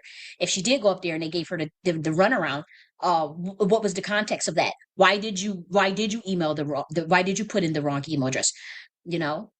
How many times did she say on record that she went up there? Do you have evidence of that? These are the kind of questions that a real military scientist will ask in order to further believe if she's a federal informant. Because again, you have to build up. If you have plausible deniability and somebody's really a federal informant, they may be trained in covert intelligence where they have plausible deniability, right? You may not be able to actually prove it. So then that's when you go through your triangulation discernment method. But here's the thing: I did that over the course of reviewing this whole video, and I can tell you that I caught Tariq in the lies. So that's why this makes me suspicious. Okay. And again, say she was hauling ass to get up there to get the permit. She probably was procrastinating. Let's be real. Like, I'm telling you, there are people in your circle that you invite on these stages that you would think is so that your mouth would drop shocked, that be liking my post if you're saying you a fucking agent. People, like, I think you overestimate that people don't see your bullshit, Tariq. You are a narcissist. And at that time, maybe she just didn't fuck with you. Maybe she saw something in your character that she just didn't fuck with you. I think you underestimate how people don't fuck with you, old dude. And that don't mean she's a federal agent, though. Again, I've been on the phone with people that talk shit about Tariq and smile and act like they defended him to this day. And I've witnessed them talk. There's been times where I had to say, at that time, this was before the 2022 crash out. When people was talking shit about, and they proceeded to work with him. He proceeded to give them money. Hundreds and hundreds of dollars, by the way. And they would talk shit, cash money shit about him. And I'm like, dude, like, I thought, at that time I was still in this, I'd been, under this fucking spell. In so many words. But, and it's happened it's happened very recently where people have been on the phone. Oh, I don't fuck with Tariq. I don't like Tariq. And then they, in the comment section, oh, we could defend it acting like Tariq can do no wrong. And I'm like, y'all some fake ass motherfuckers. Tariq don't give a fuck about you. Tariq ain't putting y'all on. Y'all don't got no sauce. They never wanted none of y'all. They only wanted me. I mean, I'm not even talking about Tariq. We're talking about authorities way higher than Tariq. They was sent after me. And we know there's a black Illuminati. Them niggas wanted me. That boule been trying to recruit my ass since I was 15 years old. Tariq wants scorched earth on the Boule, which is why he hates the Boule so much, because they would never allow him in there. Why do you think he hates the Boule so much? But the nigga is a gatekeeper himself. He just on the other side now. He trying to create a new version of that and make it seem like it's all grassroots. But he would fit the Boule, but he doesn't have the pedigree and doesn't have the mentality or doesn't have the bloodline. I think he may even have the bloodline, but he doesn't have the pedigree, and then they know certain things. Like people know that Tariq could be an agent. They know that shit, and so the Boule don't give him that call. I mean, there's some of the Boule probably fuck with him, but I don't think. And so after this, not after the move he pulled with that RNC shit, and it ain't got nothing to do with DNC. It was just more so like, dude, what the fuck are you doing? Because he went so scorched earth trying to get at niggas like me and the Boule, and I'm not Boule and I'm not DNC, but I fit in a different category of how he triangulated on some CIA shit. That if the community needed to be sacrificed for him to do that, that's what he did, and that gets you no respect. He'll never get a call from any of. I mean, he may be in a secret society or whatever, but he ain't gonna be at like no high levels. I wouldn't be shocked if they sacrificed this nigga too. Not the Boule, but I'm talking about higher powers, because they got to get out of this shit. And he done fucked up so much shit in the spiritual realm with his messy ass, and he should have just came clean and made shit right and atoned. And atoned. And he know what he talking. We know when we say atonement, he know what we all talking about. This nigga is not fucking dumb. Okay. And so yeah, people be talking shit about Tariq, and they don't. And I'm telling you, the way they be smiling and all in his face, you would think these motherfuckers. I'm like, y'all so fake. And see, I'm not fake like that, and that's why I can't fuck with them, because I'm not fake like that. I'm not. Like, if I don't fucking like you, you gonna know I don't fucking like you. If I fuck with you, I fuck with you.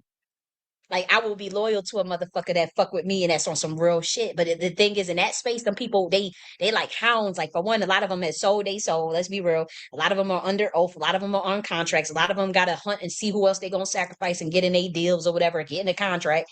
I mean, and that's why most of them is tied to politics or the entertainment industry.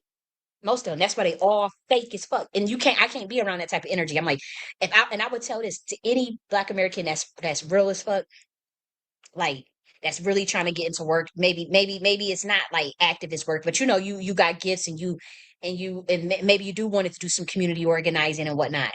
I would say stay away from people that are in the entertainment and politics, unless you're trying to go that route. But if you're trying to just do something completely on your own and stay free, stay away from that space. Stay away from that shit. Stay away from that political arena and all that shit, because it ain't what you think it is. Them niggas is soul selling, and y'all don't understand what I'm saying because you're not a Mason. But that's all they do. And it's all smoke and mirrors. It's all smoke and mirrors. And like I said, they use practices. They are these satanic Masons are not bloodline Masons. They're not from the original order of where the information comes from, and so they reverse engineered everything. And so they insult people. They copy people. They pick on that. They like to mimic a lot, but they like to pick on, like, say, so if someone's mentally ill, they love to discredit people by just saying you're crazy mentally ill, but they insult you. So they insult them. They would, if someone was really mentally ill, they would insult them. These are not real Luciferic beings. What Luciferic being would carry on like that? What Morning Star being would actually carry on like that? That's why they killed Yeshua. Y'all don't understand what this shit is about. Like, this nigga is tied in some really dark shit spiritually, and y'all can't see it. And I know he's a tortured soul. And we did, again, we had been looking out for him for a long time, but that shit he pulled with this Black community, like, even the shit that happened with me, I could have forgave him. No lie. Like, even all the bullshit that happened with me, I literally could have just forgave him and moved on. And even possibly even worked with him still, even after all that shit that happened with me. But that shit he pulled on this community that y'all can't even see yet. And then I don't even feel comfortable, like the transsexual stuff and a grad, it just don't fit the brand. And I don't like that as no man to be doing no shit like that. I don't think no married man should be moving and carrying on like that. That's just me though. But I would say this, that shit he pulled with this Black community, that in my eyes, I know spiritually, like, he fucked up so bad, and it's primordial that he insulted. Like, he insulted some shit that he's not ready to, he's not even aware of. And that masonry and that stupid CIA shit of, oh, you're crazy, oh, you're stupid, oh, you're mimicking that Satanism shit they practice. That shit ain't gonna keep that shit that's coming his way off his head. what you did to this community, how you tricked all them Black Americans into shooting themselves in the foot with all that Trump shit. Now, when we told about the bait and switch, when the DNC bait and switched with tangibles, if you said no tangibles, no vote, and they give tangibles at the last minute, you negotiate for more. And I didn't see that, so I can't take you serious. But we don't have nothing on the books for the RNC. Y'all lied to us about the nature of the Heritage Foundation. You lied and covered up shit about that we saw in the Project 2025 that will gut this community, that will harm this community, things that are going to affect us more. And that's why Black American men that have no ties to me, no ties to Lioness Crown, no ties to Secure Tribe, none of the people that don't fuck with you, whatever, you're following writes me and asks me, can you tell me about this policy? Can you tell me what this means? No lie. The people that say FBA in their title, they come and ask me, can you explain? Can you do a topic on this? Because I don't understand this. Because they know they can't even trust you anymore to give them the IRO tea. Because all you're going to do is talk about tethers and transsexuals and bussy. They know that's all you're going to talk about. So they can't even trust you. And that's crazy. But like I said, if you truly wanted to stay free as a Black American, you stay away from these people. I'm telling you, it will be your worst nightmare. You have no idea. It's very rare for people to survive what I have survived through given the occult ritual that was used on me in 2022. It's an obvious spell that is designed to make that. I mean, man, that's some powerful, man.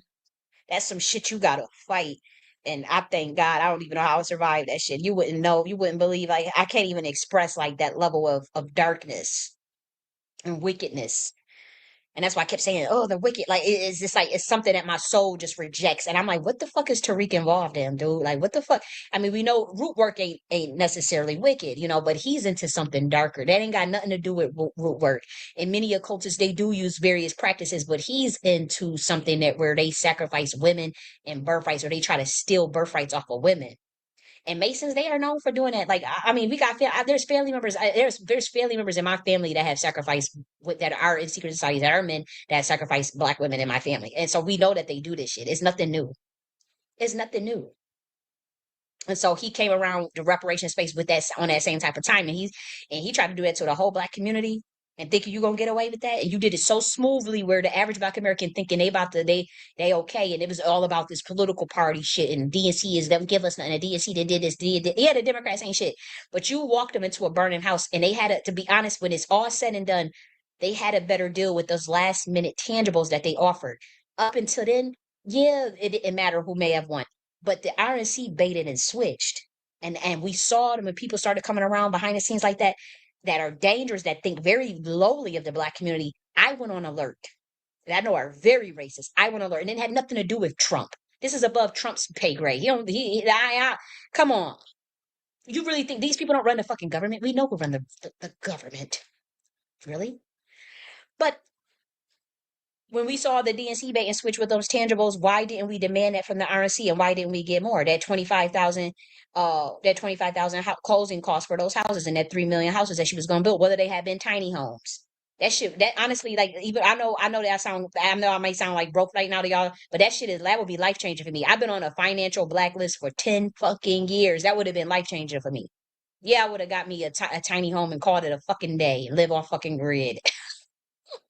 Like, I really needed something like that. Even that 50K, was it that 50K in not retire in tax credit for those who got businesses? You get a deduction on your first 50K in revenue. I needed that. I truly needed that. I have to pay taxes on my business this year. I really needed something like that.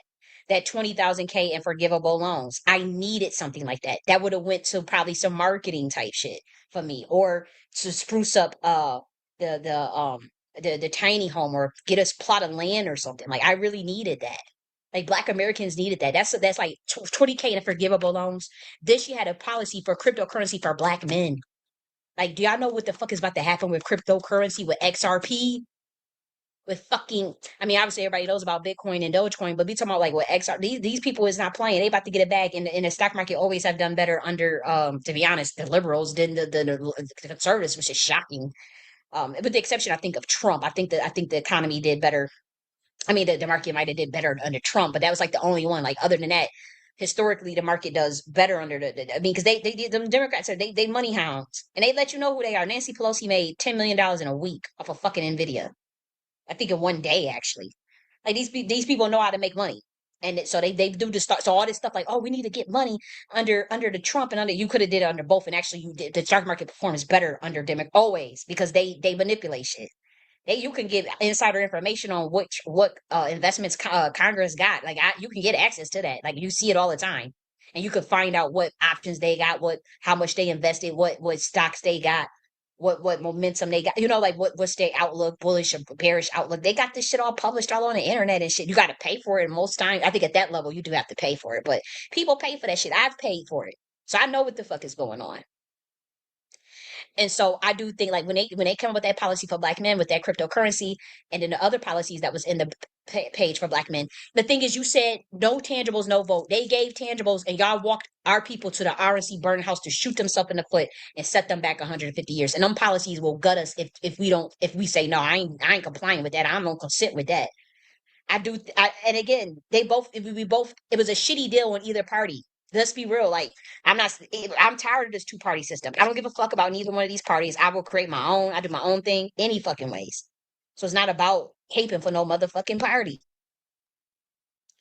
But yeah, I do think that when they offered that stuff at the last minute, that 6,000 credit for the kids, for the parents that have newborn babies, that's 6K.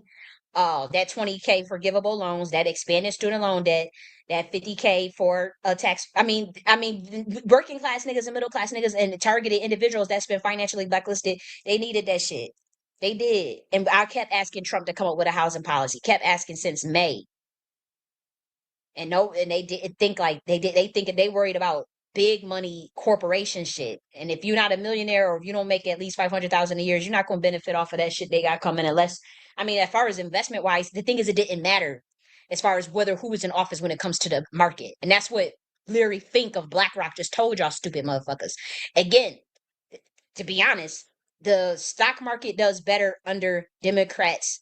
Literally, this is empirically proven. You can look at it up yourself. Look this shit up yourself. Because I was shocked to hear it myself too. Because I'm thinking like, well, they're about, the conservatives are about more market deregulation. So, and you think the market would be better? I think it's going to be better because they about to do 24-hour market trading. It's about to get real.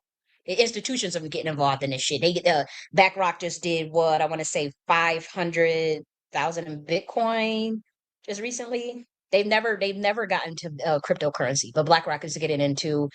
Charles Schwab just extended to 24. It's about to get motherfucking real. So yeah, I think they got to plan and get a bag real quick, but they ain't got nothing to do with a political party. That's just motherfuckers. These rich y'all better pay attention to every little thing they put out. So they'll send code, and guess what? My motherfucking ass. I never listen. I never jump on it. I'm gonna start listening to these white boys. They sit up there and they give each other with these investors. There was a dude that just made $5 million in one day. They was talking and I heard him say, hurry up and get RXP or hurry up and get RXP was at $1 and something, right? I saw it. And I'm a spiritual motherfucker. So you could feel like when you directed to read something or look at something, it said clear as day, get RXP. What did I do? I'll wait till tomorrow. I'll wait 2 days from now. I'll wait. And I felt a forced shift, like an anger. Because again, your ancestors be wanting you to get up on game. And this happens so many times. This happened with NVIDIA. This happened with so much shit. It's not even fucking funny. It's not even fucking funny. My ancestors told me to buy a long call in Tesla when it was at 168, when it dropped down to the 160s. Didn't do that. A leak long call. Didn't listen. Where is it at now? 3 cents. They just went, I'm a beat. They look at me like, I spank your ass because we trying to help you out. We trying to get some money in your pocket. And you out fucking listening. So what happens? XRP is at one something a couple days ago. The shit then went up to like $2. I think it's at $2.38 right now, but it was like $2.68 the high. Boom, that could have been a bag. And so that's my fault. But I'm telling you, like, this happens so many times. Like, it'd be like the universe just sending, before Jim Simons died. Like codes, just codes. Like I study how hedge funds start. Like y'all just now finding about BlackRock and shit. I'm looking like the fuck. Like we knew about Berkshire Hathaway and Charlie Monk. I mean, people would sing code. You'd be surprised how everything is energy. So you'll be surprised on the stuff that you get. And I kick my ass for not listening. I sure do, because I'm telling you, somebody around here has been trying to help get me a bag through this little stock market shit, and I just be crashing it, hauling ass, not just hauling it, because I guess because see the white boys, they and the men in general, that to them, that's like that's funny, like dude, it's just follow the advice and follow. And for a woman like me, for women, that's not really, that's I'm like, I'm a writer, like I'm a scholar, like I'm not really like gung ho about like, okay, what's the market doing? But I have no choice, because I've seen how so many instances where people are trying to tip off. Even I'm telling you, just even on a psychic level, I'm not saying these people are communicating. Come on, let's not be crazy. But I have intuitively missed out on something like. It's not even funny. My ancestors, he said, it's at 168, sweetie. Get a leap long call. Please get a leap long call on Tesla. It'll cost you, it'll be real cheap right now. You'll need $1,500. Come on, come on, come on. Well, I ain't spending 1,500. Oh, where's it at? 352. Oh yeah, the white boy. Yeah, he made a smooth $150,000. In less than 6 months off of that shit. He the one that did it. And I was he was trading live and stuff, and you can they interact, and they tell you, oh, I'm getting a leap call at the 160, and they was telling his followers to do the same thing. People will try to hook you up, and I know that there are people that secretly know my situation, and they've been trying to hook, and this time I ain't playing around. I said fuck this, because this shit is getting ridiculous, and I used like leaving money on the table, and I don't want to be all chained up in somebody else's shit. So like again, I ain't got nothing. I don't have nothing, no other choice but to follow that advice Charlie Munger gave and shit. That nigga gave good advice. Charlie Munger gave good ass advice about staying free from venture capitalists and investments, and because then you got to work with board of directors and board members that you may not even give a fuck about, that you don't even care about, that can control the outlook of your company and the outlook of your narrative. And he said the only way to avoid that is to get in the stock market and play it and do it good and to stay free. And them people, man, I can't even get into the shit that I know. Man, just leave it alone. But yeah, let's continue. But like I said, if Lioness, say she was procrastinating about getting a permit, that doesn't make her a federal agent. Maybe she just don't fuck with you. Maybe she found out some shit. Maybe she's something that you pissed her off with, or she didn't like your character. But you still did not prove that she went up there, or that she didn't go up there. We don't know what the fuck y'all talking about. So you have to prove. You said that she was going up there every day. Let's just play this shit right here. Yeah, you entered the email incorrectly. Is that what you're saying? That's what's the email. The email from kflexforever@gmail.com was to an incorrect spelt. That's very true. We all saw it. Email for the follow-up. Okay. Now that was just one of the emails. We were corresponding with them. They were sending me emails back and forth, but she was going up there. So let's go with the email is incorrect. Let's go with it, that's bullshit. But let's go with it. It's not bullshit. We all saw it. You deleted it. That's how embarrassed you got, and everybody took screenshots of it because we caught your ass in a lie. How does that affect her not getting it? If she went up there, you the one throwing the event. How was she the liaison that they could, even if she did go up there, they probably was saying they need to hear from you. They need correspondence from you. You the one that's the name that's on the permit, not hers. How many times did she say she went up there? How many times do you got proof of that? We can't just come on. If the follow-ups are not correct, that's why they didn't exactly. The follow-ups were not correct.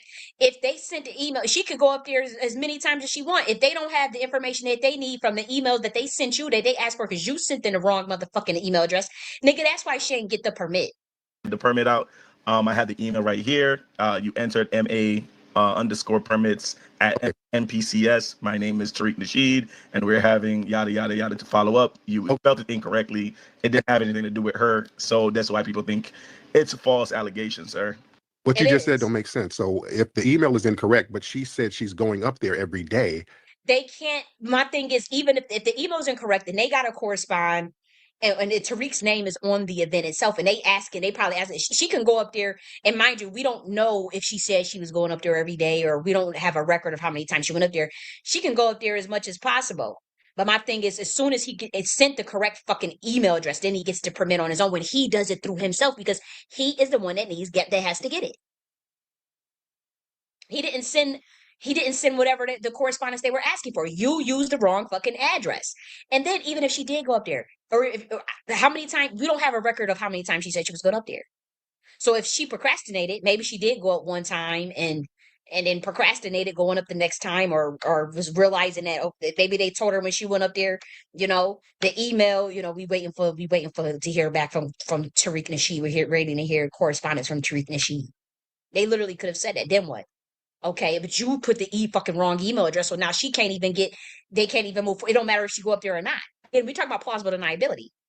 That doesn't make her a federal agent, but that could make her someone that's procrastinating. But you put in the wrong address for a correspondence that they needed from you. She can go up there all the fuck she want. That don't mean nothing. They need that correspondence from your ass. And that's why when you did get back to them, it gave you the permit in one day. This is not even a worse lie. So this is nothing, but wait till we get to the other parts. The email affect us not getting the permit if she's going up there. Listen to what you're saying now. I understand that fully, but you have to have follow-up on paper. Exactly. Electronically. So that's exactly from the person that's throwing the event. The permit wasn't permitted. Now this is the information I was provided with. No, you're taking out, sir. Yeah, that sounds oppy, and then you're talking about Stephen Hunter. How does that sound oppy? But the thing is, the way I broke it down, you see, he's not the person that's talking to him. He's not quick enough. That's what I'm saying. Whoever, I think he's running interference. I don't know for who, possibly the DNC. I don't know who the fuck he's working for, but I could tell it's not like high level intelligence, because he should be able to just sift through that. Like, nah, that shit ain't adding up. Like, nah, like. Even if she did go up there, you don't have a record of how many times she said. We don't know if she said she was going up there every day. We can't trust a damn word that come out of Tariq's mouth. And then the correspondence, he put in the wrong email address. Everybody in the world saw that. Stephen Hunter. It's a good brother right there. He's a Democratic shield. He's clicked in with So now Stephen Hunter. Okay, now you judge people based on a political party.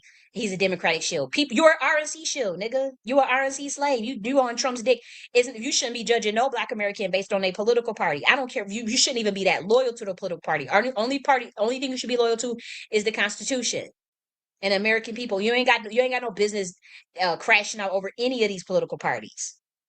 So it's Stephen Hunter. I don't know what the fuck that is, but you just throwing out he's a Democratic shield. What the fuck is that supposed to mean? Is he speaking the truth, or is he not? That doesn't even mean anything. Roland. Why is the Democratic shield caping for her? I think because it's just the truth, and people are logical. It doesn't matter about their political membership. And again, this is the dark psychology that Tariq Nasheed is using. This is how they train the CIA. Brother Stephen Hunter Johnson, good brother. Since he's attorney at law, he should be the person dissecting all of this. And he thinks that for some reason, you don't have all your ducks in a row. How do you feel about that? Well, yeah, he's a Democrat shill. So he's clicked in with Roland, who we know was openly paid to basically crash out for the Democrats. So that's who he's clicked in with. It's so interesting when you bring up the Democrats, because I remember Jade telling me that she was a mentee to one of the Democrats here in Brooklyn. Oh. What? So see how they focusing on as Democrats to avoid that they are oppy ass people themselves. Like, what do a Democrat got to do with the truth? A political party has nothing to do with what is the truth. How can y'all not see that as Black Americans? Who the fuck is following this nigga? Oh. So a political party does not determine whether or not somebody is being truthful about something, whether it's a DNC or an RNC nigga. What does their political affiliation have to do with? I'm glad he caught on that. A lapse in communication with not being able to proofread. He's saying everything. I'm telling you, this dude is running, and that's that dark psychology. We went through it. It's right in front of you. Yeah, because that whole proofread thing, you're trying to sell that. I just asked the questions, Tariq. You know me. Nobody's buying the whole, there was a missing. Yes, people are buying it. You sent the wrong fucking email to a federal authorities that will give you the fucking permit to Washington that's near the White House. You did not send the right email. You sent the wrong one, and they didn't need the correspondence with you. And even if she was going up there, it don't matter if she went up there once or every day. If they can't get what they need from you, they ain't giving her shit. That's why when you contacted them immediately and they was able to verify that it was you, they gave you the permit, dumbass. Email, nobody's buying. I mean, I just read the email. People do buy that. We saw that. I have all the receipts here. Nobody's buying that. Come on, Tariq. You know they're buying it. You know, They are buying it. That's all we know. We all saw it. And we grassroots niggas, we took screenshots. if you're buying the whole misspelled email is the reason why we didn't get the permit, It is the reason, dude. give a thumbs up. If you think this guy is full of crap, give a thumbs down because you know you have your email right here, which is kforever@gmail.com. I can post it in the chat so everyone can see.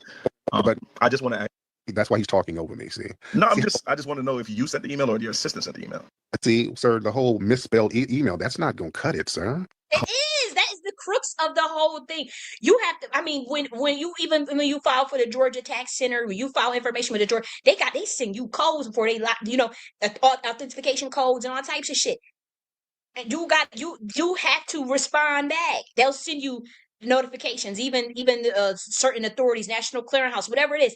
They have to know that it's really you that they communicating with before or get confirmation before they give her some motherfucking permit on your behalf when you did not send this whatever you were supposed to send to the right email. What the fuck? How are y'all cannot be this dumb, FBA.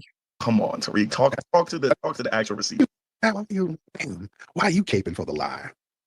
You see, it's not a lie, and I'm gonna show you. Once I show you this, especially with the voice walking stuff, y'all gonna be looking like, damn. I'm saying that He doesn't. I just ask the questions, brother, because that sounds obvious for you to try to lie, to say that the reason why we didn't get it when this person was allegedly going up there every day.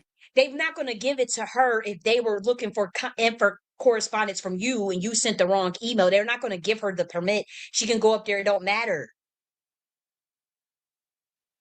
Now, we don't even have evidence that we don't know what her side. Did she say she was going up there every day? We don't have nothing. We just have to go off of this nigga word. And I'm telling you, when I catch him in his lie about this voice walking shit, that's when y'all are going to see, like, okay, you can't even really trust nothing that he's saying. And I proved that he lied on me twice. And he and that Mason shit. This nigga, you can't trust him. Well, we just didn't have the right email. And we ain't buying it, brother. Because we know that's not what happened. This is the information that I have. That doesn't make sense, sir. That's why it took so long for you to get the permit in the first place, because you sent it and you had no correspondence back. Exactly. But she was going up there every day, allegedly, though, right? They still need whatever they need from you to give it to her. Right? So you're saying she wasn't going up there? No. And even if we don't have no evidence about that. Whole thing is hearsay, it's conjecture. We need a record of her stating she was going up there every day. We need to see that evidence, or the fact, or even how many times she went up there. And if you don't have anything about to prove that, then we can't even follow that shit because we already catch your ass in lies. What are you saying, then, Tariq? And that it was a finesse she wasn't doing. She was trying to undermine it. That's what I'm saying. How was she? That's not undermining it. Even if she could be procrastinating. That don't make her a federal informant, though. How would she try to finesse you? I'm still missing that. Great question. Yeah, and I have a lot. Let me ask some more questions because those are great questions. That's what I'm like. Why are you trying to undermine it? And then we ended up getting it overnight when we went through some other routes. Also, remember when we were planning the rally for this nigga crazy. Now he talking to other people crazy. I don't see how y'all can't feel his energy. This nigga is losing it. Y'all can't feel that energy. I can feel that energy. I'm like, ooh. Another group circled around and got their permit and did their event like a week or so before ours. Another reparations rally. Yeah, that was Rashad's. Yeah. Right. You know, Jade has kind of clicked in with them too. You know that? Kind of. Jade has kind of clicked in with them too. Didn't Rashad ask Tariq Nasheed to do the event, like Rashad didn't have beef with Tariq, from what I'm understanding. They had reached out to Tariq, right?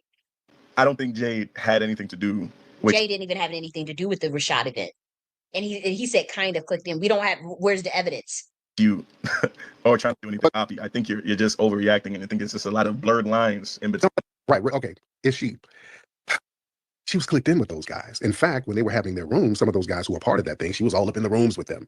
Yeah, she was trying to get you guys to work together because Rashad said he really wanted to do it. Yeah, Rashad had wanted to work with Tariq. I remember that. I mean, I was around the scenes on this whole time. I don't know Lioness Crown or anything, but I remember the people whoever was behind it. Rashad, I don't know Rashad personally at all, but I do remember that they were trying to work together. That I do remember firsthand. With you, since he got his permit first. Right. Okay. Got it. She's trying to work together. Right. I mean, you knew that because you talked to Rashad. Remember, we were all there. You talked to Rashad, and then you were just basically like, nah, I'm going to just do my own thing. Right. But it's just interesting that we plan a rally. And see how he was in his ego? They wanted to do the reparations rally. It was just supposed to be for the people.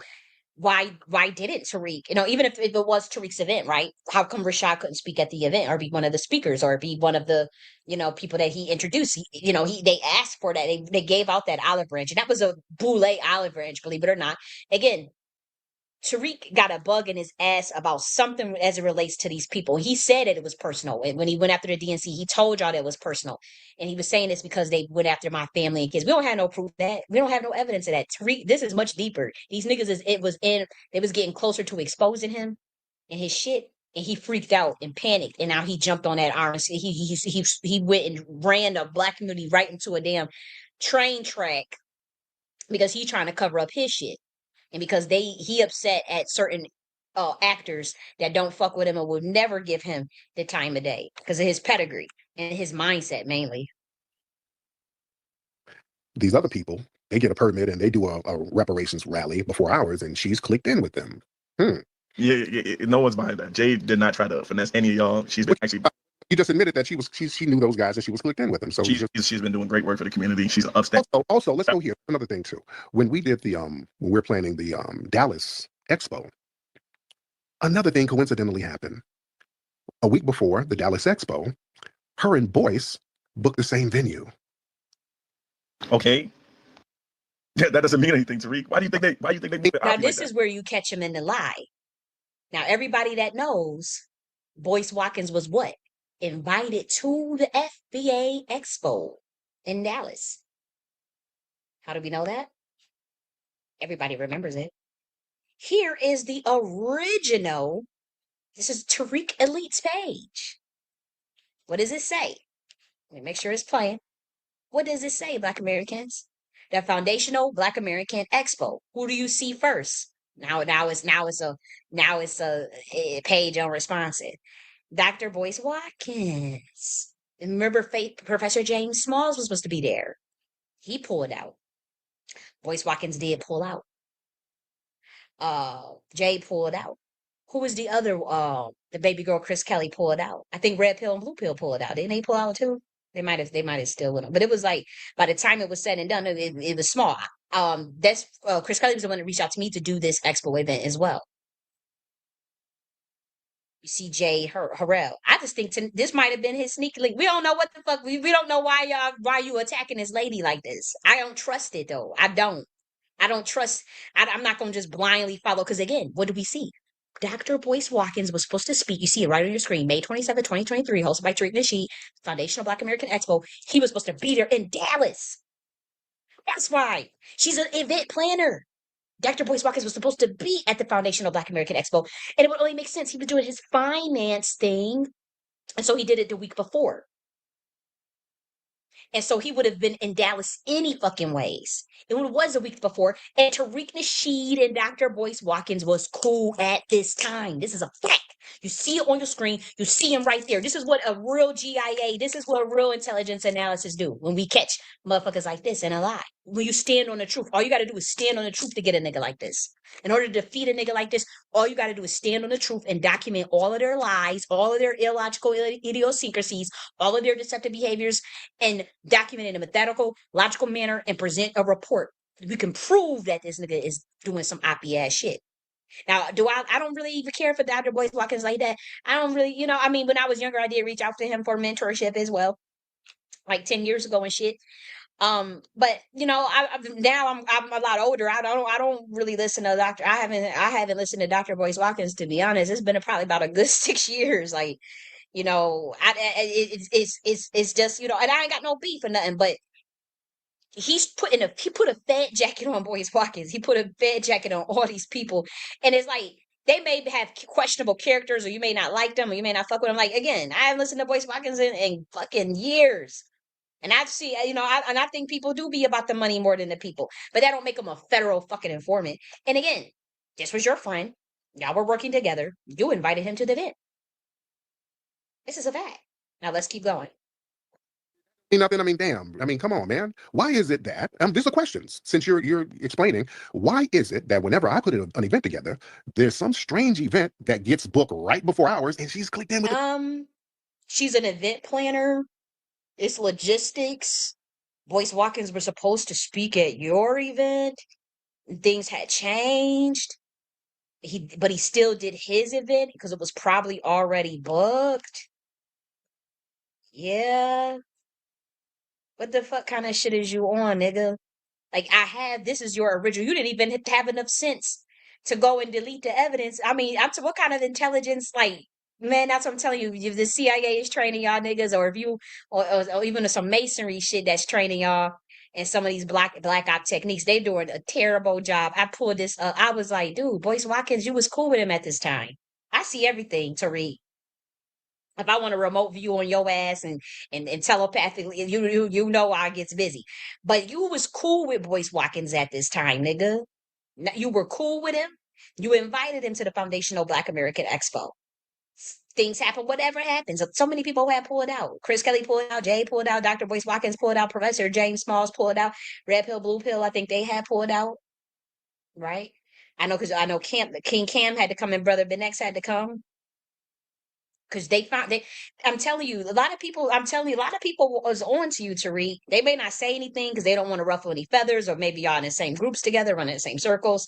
But people know. I'm telling you, at least 4 of them FBA niggas that be on your stage and all of your face and all of you, they like my little comments when I be dragging your ass, talking about the COINTELPRO and honeypots, about you. They be liking that shit. I be like, damn. Now, you definitely infiltrated. But I'm not, I think that they doing it. I think that people are just watching your ass. And I think people know what the fuck you about.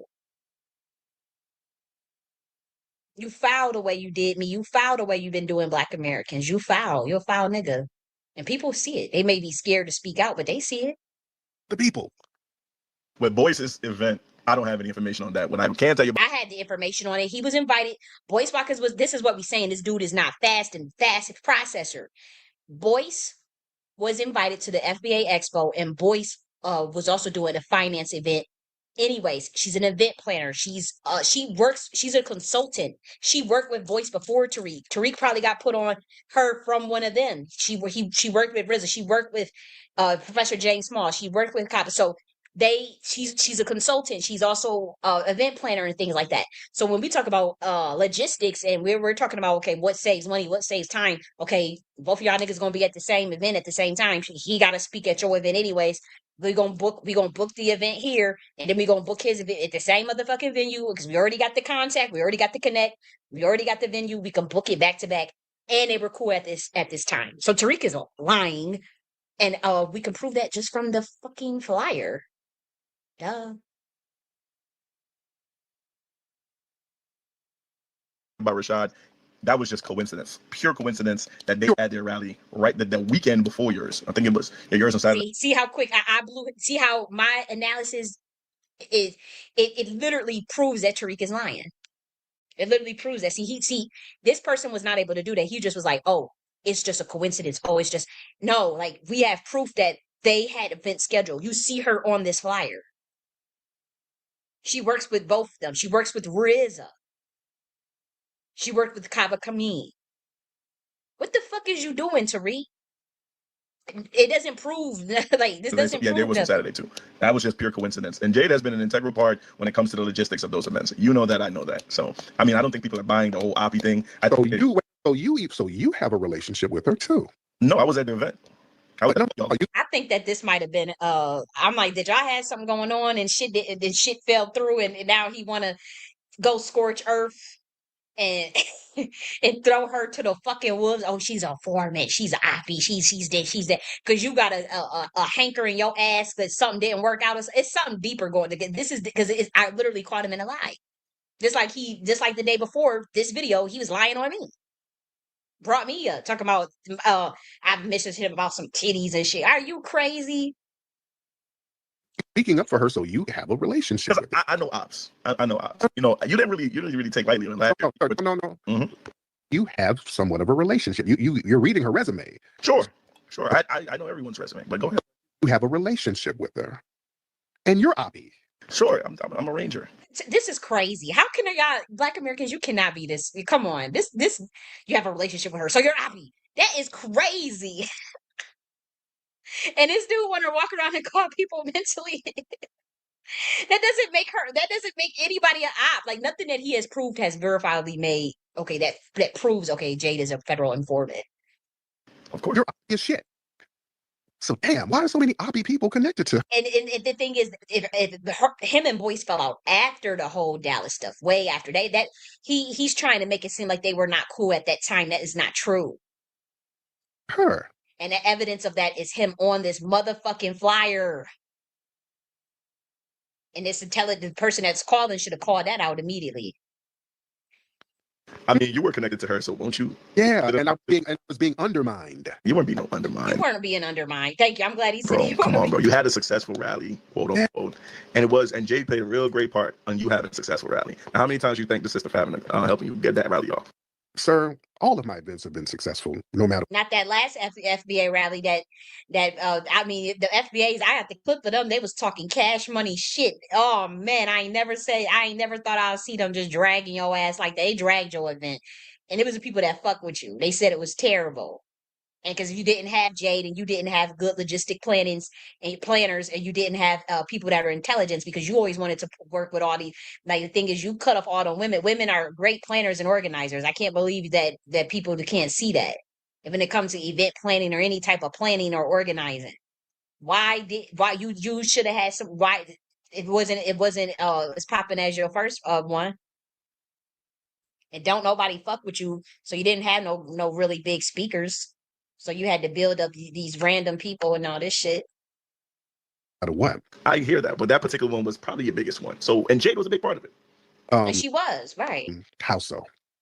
It had a bigger crowd than the second one. That's true. And shout out to the BGF Pan-African brothers that came out there and stood tall. Shout out, you call a lot of these black immigrants tethers, but there's a lot of Ghanaian flags, a lot of Nigerian flags. Shout out to everybody that came there, because, at one point people did remember you as a Pan-African. And a good sister Jade made sure that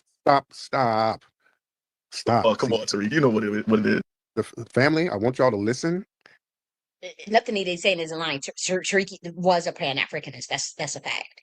To these oppie lies, how this guy just you were a Pan-African. Like we saw Hidden Colors 1 and 2. How was that an oppie lie? You were pushing Pan-Africanism initially. And technically, some people still think you're pushing it. I personally don't think that, but there are people that think that you're still pushing Pan-Africanism. But it is a fact that you were a Pan-Africanist. That was a fact that I was at one point. That's not an oppie lie. Slips in lies, and then when you try to come on, y'all gotta see this. Who signed other people, and you're a liar. I'm letting him talk. He didn't lie, and we proved that he lied. And but Boyce about to get worse because he about to bring up Boyce Watkins, I think. No one's believing their misplaced Africans. I have never said that. Oppie people and liars are defending you. That don't look good. You done sat here and told about 4 or 5 different lies back to back. No, he didn't. Tariq told a lie. Sir, you got to prove that they lies, though. I have the emails right in front of me. I'm gonna post them. Saying that over and over, that's not gonna make it true, brother. Ain't nobody buying that. There's logistics when you're dealing with the federal fucking government on permits that's near the White House. They have to go through authentications for the emails, electronic signatures, electronic correspondence via email. That's what it is. They can't have some random girl that's not the one that's throwing the event. Tariq needed a permit. He sent the wrong address. Oh, email bullshit. No, girl, trying to sabotage our event, hoping that it wouldn't go down. No, you did that. She didn't. I don't believe that, because it was the most successful one, if that's the case. That's not a coincidence, sir. These people were bragging because they thought it wasn't going to go down because they Who was bragging? See, we need proof of that. I bet you he can't prove it. I guarantee you $1,000 Tariq can't prove that people was bragging that the event wouldn't go down in relation to Jay. He's lying about that. I just know as an intelligence, I could just, as an intelligence analysis, I know immediately that I could tell that don't even sound right in the context of what he's talking about. It don't sound right. Knew she was janking up with the permits, sir, but we went around and went through another channel and got the permits and he's had pissed off at her, but it's not for the reasons that you think. It ain't because he thinks that she's a federal informant or that she really undermined him. But you could tell he is enraged, pissed off at her. And I'm thinking that's why I'm like, it got to be something deeper, or he's upset at something, but it ain't what y'all think. See, I'm not even calling you a liar. I just want to know what is the. You can't call me a liar because hell, I got the receipts. You can't call me a liar, right? Show it. And sir, you've been proven to be a liar because you're lying that we made the target put on my back and bringing just gonna do it to another in person. The emails wouldn't matter. If the emails were an issue, they would say, "Hey, we sent an email and blah blah blah didn't happen." So yeah, that lie ain't gonna work, sir. Bro, but you called her the feds. Like you don't have paperwork on that, nigga. Like that's crazy. You put a target on that black woman back, bro. Like that's wild. Back. There's a target on my back, sir.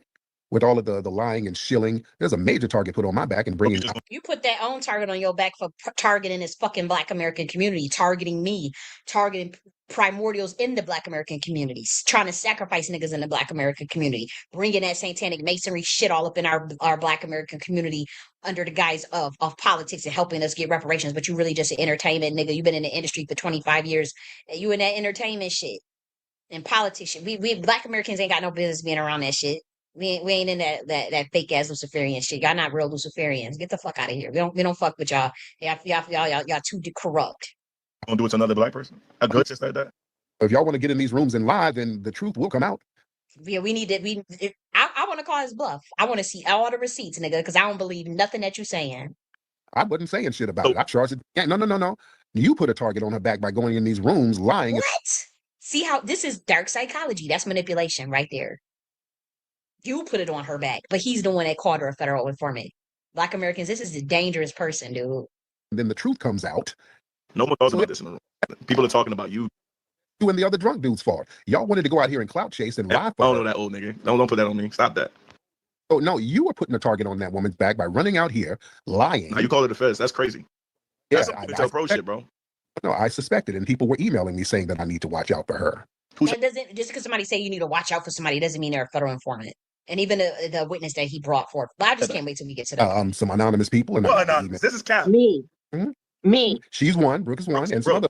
Sister Brooke, what she talked about was some catty bitch shit. Sound like y'all bitches always is jealous. Black women is always on some bullshit.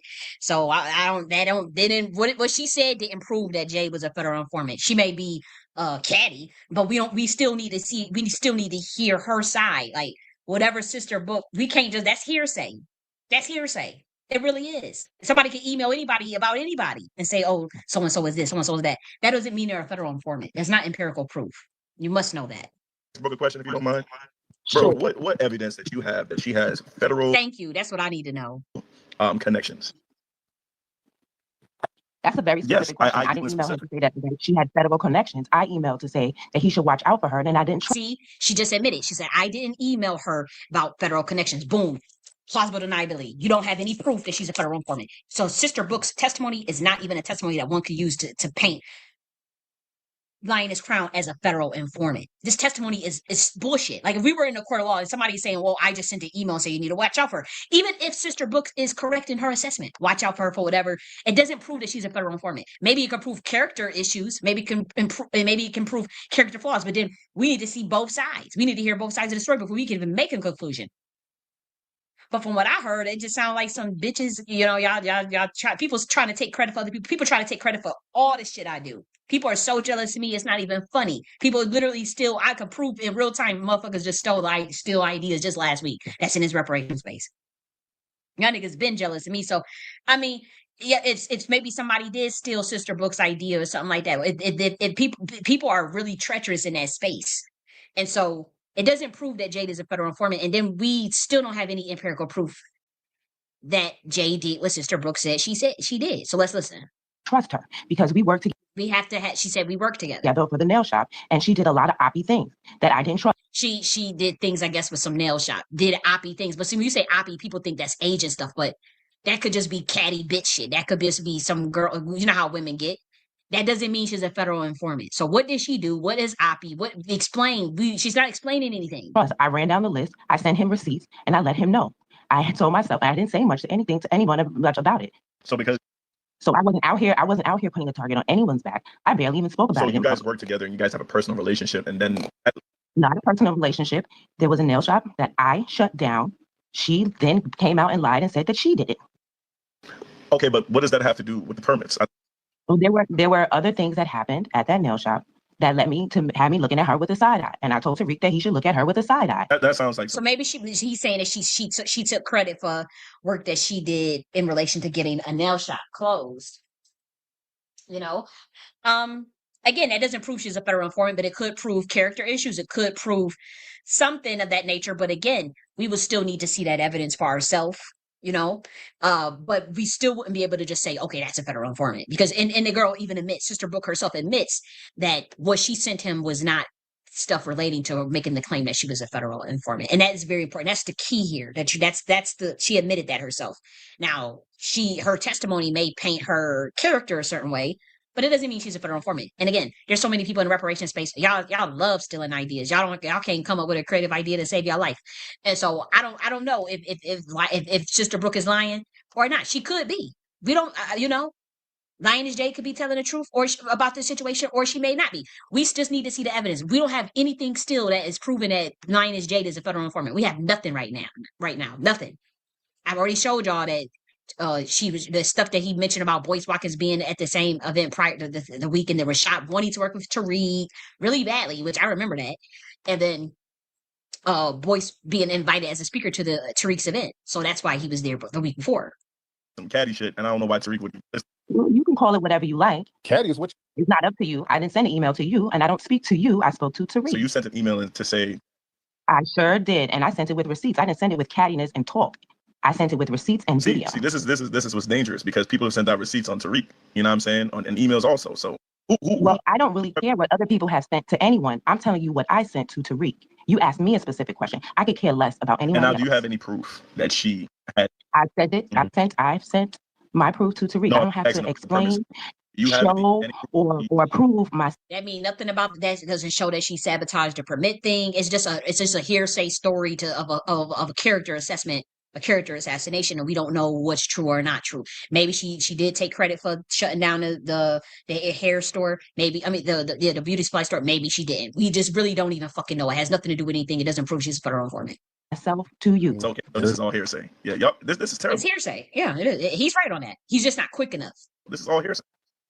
Okay, but Mr. Misinformation, you're clearly working with her. No, I'm a ranger. I make sure. See, he's a ranger, so he's running some sort of an interference. Like again, I can't tell what agency he's working for. I can tell Tariq is definitely working with dark psychology, an agency that promotes that. That's usually the Masons or the CIA, even though the Masons is not a intelligence agency. They still, a lot of them still infiltrate have infiltrated intelligence.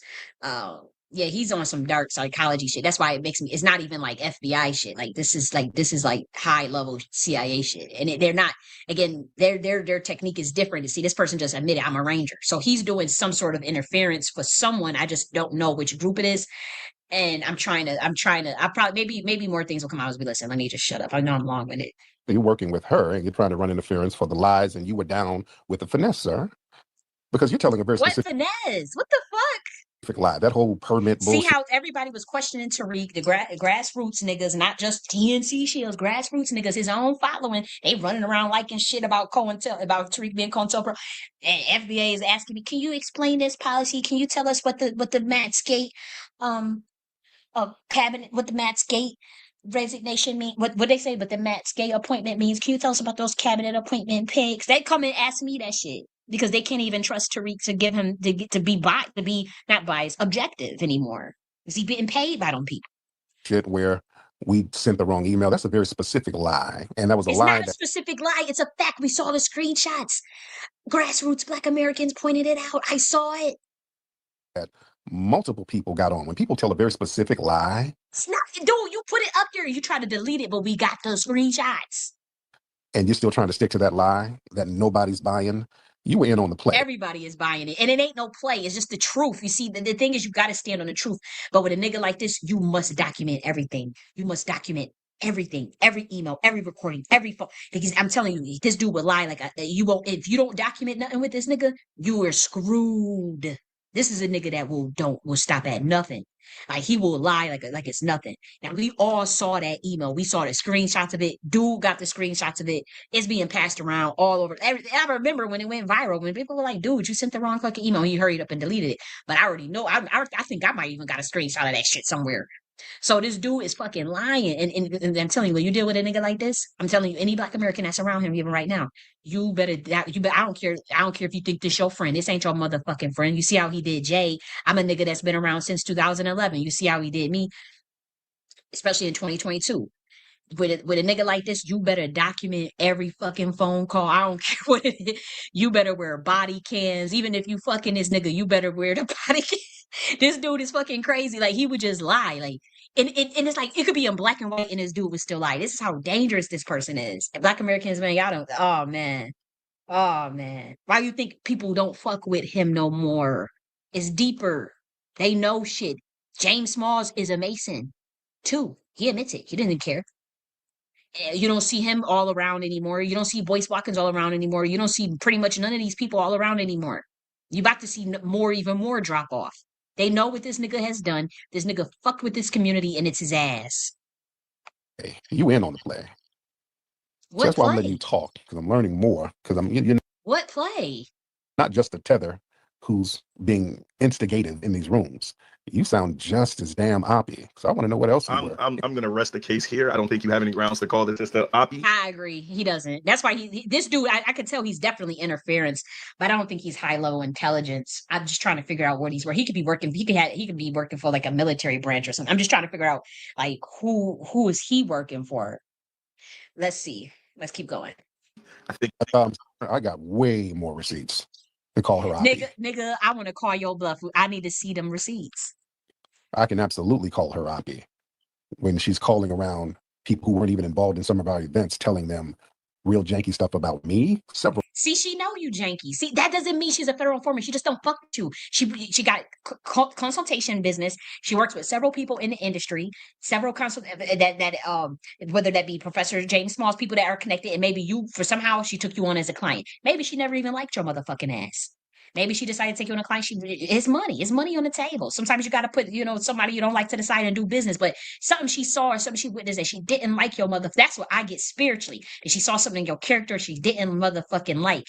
And she probably was going around, no, I don't know about that one, But that doesn't mean she's a federal informant. A lot of people saw certain, especially that it's not a coincidence that all this shit fell out after that shit that happened to me in 2022. And that situation. And so people knew what went down, and it was it caused a lot of turmoil behind the scenes, whether people want to admit that or not. And that's fine. I don't think they got anything to do with Jade. I don't think they got anything. But I'm just saying, people probably saw your character or saw something that they didn't like and working with you. And believe it or not, you got people that sign NDAs. I know. But in the comment sections, or if you do enough research, if you be quiet enough, you looking around enough, and you investigate enough, you'll see black men. And again, they under NDAs or whatnot, right?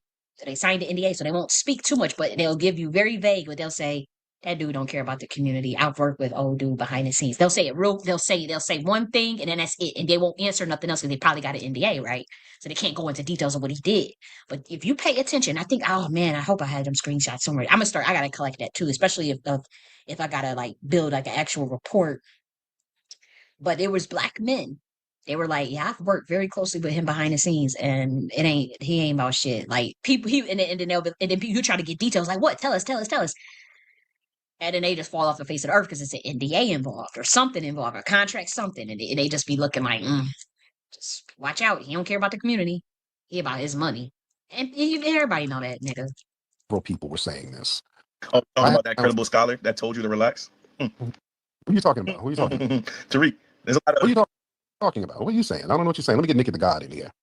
Hold on. Let me get Sister Nikki the God in here. But what are you talking about? Some credible scholar that told me to relax. Who are you talking about? Misinformation? What you talking about? Yeah, I got the double mute. You need to understand that a lot of people, you quote unquote, I'm not saying you threw them under the bus, they perceived it as you threw them under the bus. I say you've been oppie. Nobody says I threw them under the bus because people do say it. You just don't want to admit it. And again, so let me just play it. No, who those people are. They didn't show up to your second rally, and you know who those people are. And they got YouTubes also. By the way, we got Nikki the God in here. Nikki, hop in, beloved. Yeah, I would like for you to pull up average while I'm on stage because this is probably going to take. Oh, we about to blow up. We about to blow average ass because average got up here bragging and acting all like he did his big one, and it's like, dude, we about to smoke that shit. Watch this. Two of us to tell it. Okay, brother average, hop on, sir. This is the FBA Army. No, we just talking. And I need for misinformation to be quiet while average is speaking. Brother average, what's up, sir? How you doing, man? Yeah. So that day and a half ago, I guess it was technically the morning of Thanksgiving. So I guess 2 days ago. You saw the space that me and Ish had, that the old dude was on there speaking. And then, of course, I went into your room. Then me and Lowski had a space later where we were talking to Jade directly. In that space, finally, we had to continually just ask specifically. What I've noticed, here's something I've noticed about Jade, unfortunately, is that she'll be in a room where bad lies and misinformation is being spread about you that she could easily clarify, and she won't say shit. Like the Because they had beef. But when you asked her to clarify, she did it and she told the truth. Once again, you have no evidence that proves that she's a federal informant. But let's keep going. Watch this. lie of you having something to do, you assaulting her directly, putting hands on her. You wasn't even there in the city. So we finally asked. I asked her directly. Hey, there was things we asked her. Well, I don't want to get into that. I don't. No, no, no, no, no. Did he do anything to you? Finally, she said no. No, he didn't touch. She told the truth. No, she said no. She did clarify. Now, if people were talking they shit or whatever, you know, if she want to let them talk shit, that's the nature of fucking Twitter. That's why I don't fuck with that Twitter Spaces shit. But that's what people do. Now, if she pissed off at him, they pissed off at each other, and you know, people gonna be petty. People gonna be vindictive and try to get their lick back or get their big one off. And if that means niggas letting niggas sit in the room and talk shit about a nigga that she got beef with or she don't like, that's what people gonna fucking do. Tariq has done 1,000 times worse, especially when it come to my ass. So that ain't really nothing. But when you did ask her to clarify, and did he touch you? Did he hit you? She said no. So she clarified that she's okay. So that once again does not prove that she's a federal agent. In fact, she told the truth when you asked her. You didn't ask. If you don't ask, shit. She ain't gotta like, you asking somebody to defend somebody that she got beef with, that they got beef or they fell out. Average, you're not even being logical. But even if there was a character issue, it does not prove that this person is a federal informant. Like we talk about intelligence analysis, where like if she would have lied on him and then Tariq would have proved it, then you could say you could start to build up the case. But so far, as far as building up the case, even trying to sift through plausible deniability, we don't have that yet. We don't have a case that's like pointing to a pattern of 3 or more events that proves ideological idiosyncrasies. What we're showing, literally, the Boyce Watkins being invited to speak, and that's why the venue was booked. The Tariq sends the wrong email and correspondence, and that's why they didn't get the permit. And then Jade went up there. Look, this is federal shit. They ain't gonna just give her no motherfucking permit after they done send this nigga an email and he ain't get back to him. That's just common fucking sense. Wake up. We don't have any proof of how many times she said she was going up there. Sister Brooke didn't prove shit, but just character assassination with some bitch shit that she took credit for some shit that Sister Brooke probably did. Maybe she did, maybe she didn't. That doesn't prove she's a federal informant. It may prove a character flaw though. And if they work together on it together, she said we worked together on the beauty supply. So maybe both of y'all could have took credit for it. I don't know. We need more information from Sister Brooke to be honest. Now, average Black American comes up and says him and big bitch ass big Lowski, who's a fucking corrupt law enforcement who denies victims justice to defend Tariq. We know what we're talking about is much deeper. And you try to make it seem like, oh, it's because he felt it was a threat to his family. No. There was no threat to his family. If he told you that, that's a lie. Tariq will lie. I proved it. He will lie. I empirically proved that any intelligence analysis can look through that reversion intelligence sheet, including all the documentation I've submitted, including all the emails, and even the analysis that I've done on myself with the Tut language co-op, psyop, and prove that okay, Tariq did lie twice on his lady. Tariq lied and said that I sent emails about titties and you ain't gonna hunt me no more and all this shit. And this is some shit he thinking about. He thinking about my skin color. He thinking about my titties. He thinking about humping. I ain't never sent no shit like that to that man like that. And he gonna tell his audience that. And I remember that day, like I lost a lot of followers. I was wondering, I'm like, I think people really have believed that shit or something. This is how wicked this man is. He don't give a fuck about who he on a prowl. He got a soul hunt. This nigga's in a contract. This nigga's got to sacrifice people to get to the next level. Y'all don't understand how Hollywood. Y'all don't understand how this shit work. And this nigga is got himself in binds and shit that he can't really even get out of spiritually. And so if you to sacrifice, you to sacrifice. And so now it's everybody was looking at him because they know that he sold out the Black community and he's an RNC shield. But not the type that's like, okay, I'm gonna look out for the community. Like this nigga is a fucking sellout, and people could see that. And so everybody was talking about it. Now he want to bring me up randomly in 5 months. I ain't even wrote this guy in 8 months. We ain't interacted in 8 months. Last one was about the Tut language shit. I ain't never mentioned nothing about no titties or no nothing of that nature. The next one is this dude got caught in motherfucking lies. He did. He lied about the nature of saying, "Oh, I don't know her at all." Then we prove emails from 2016. We prove shit from 2018. We prove shit from 2023. Even after I called this nigga the feds.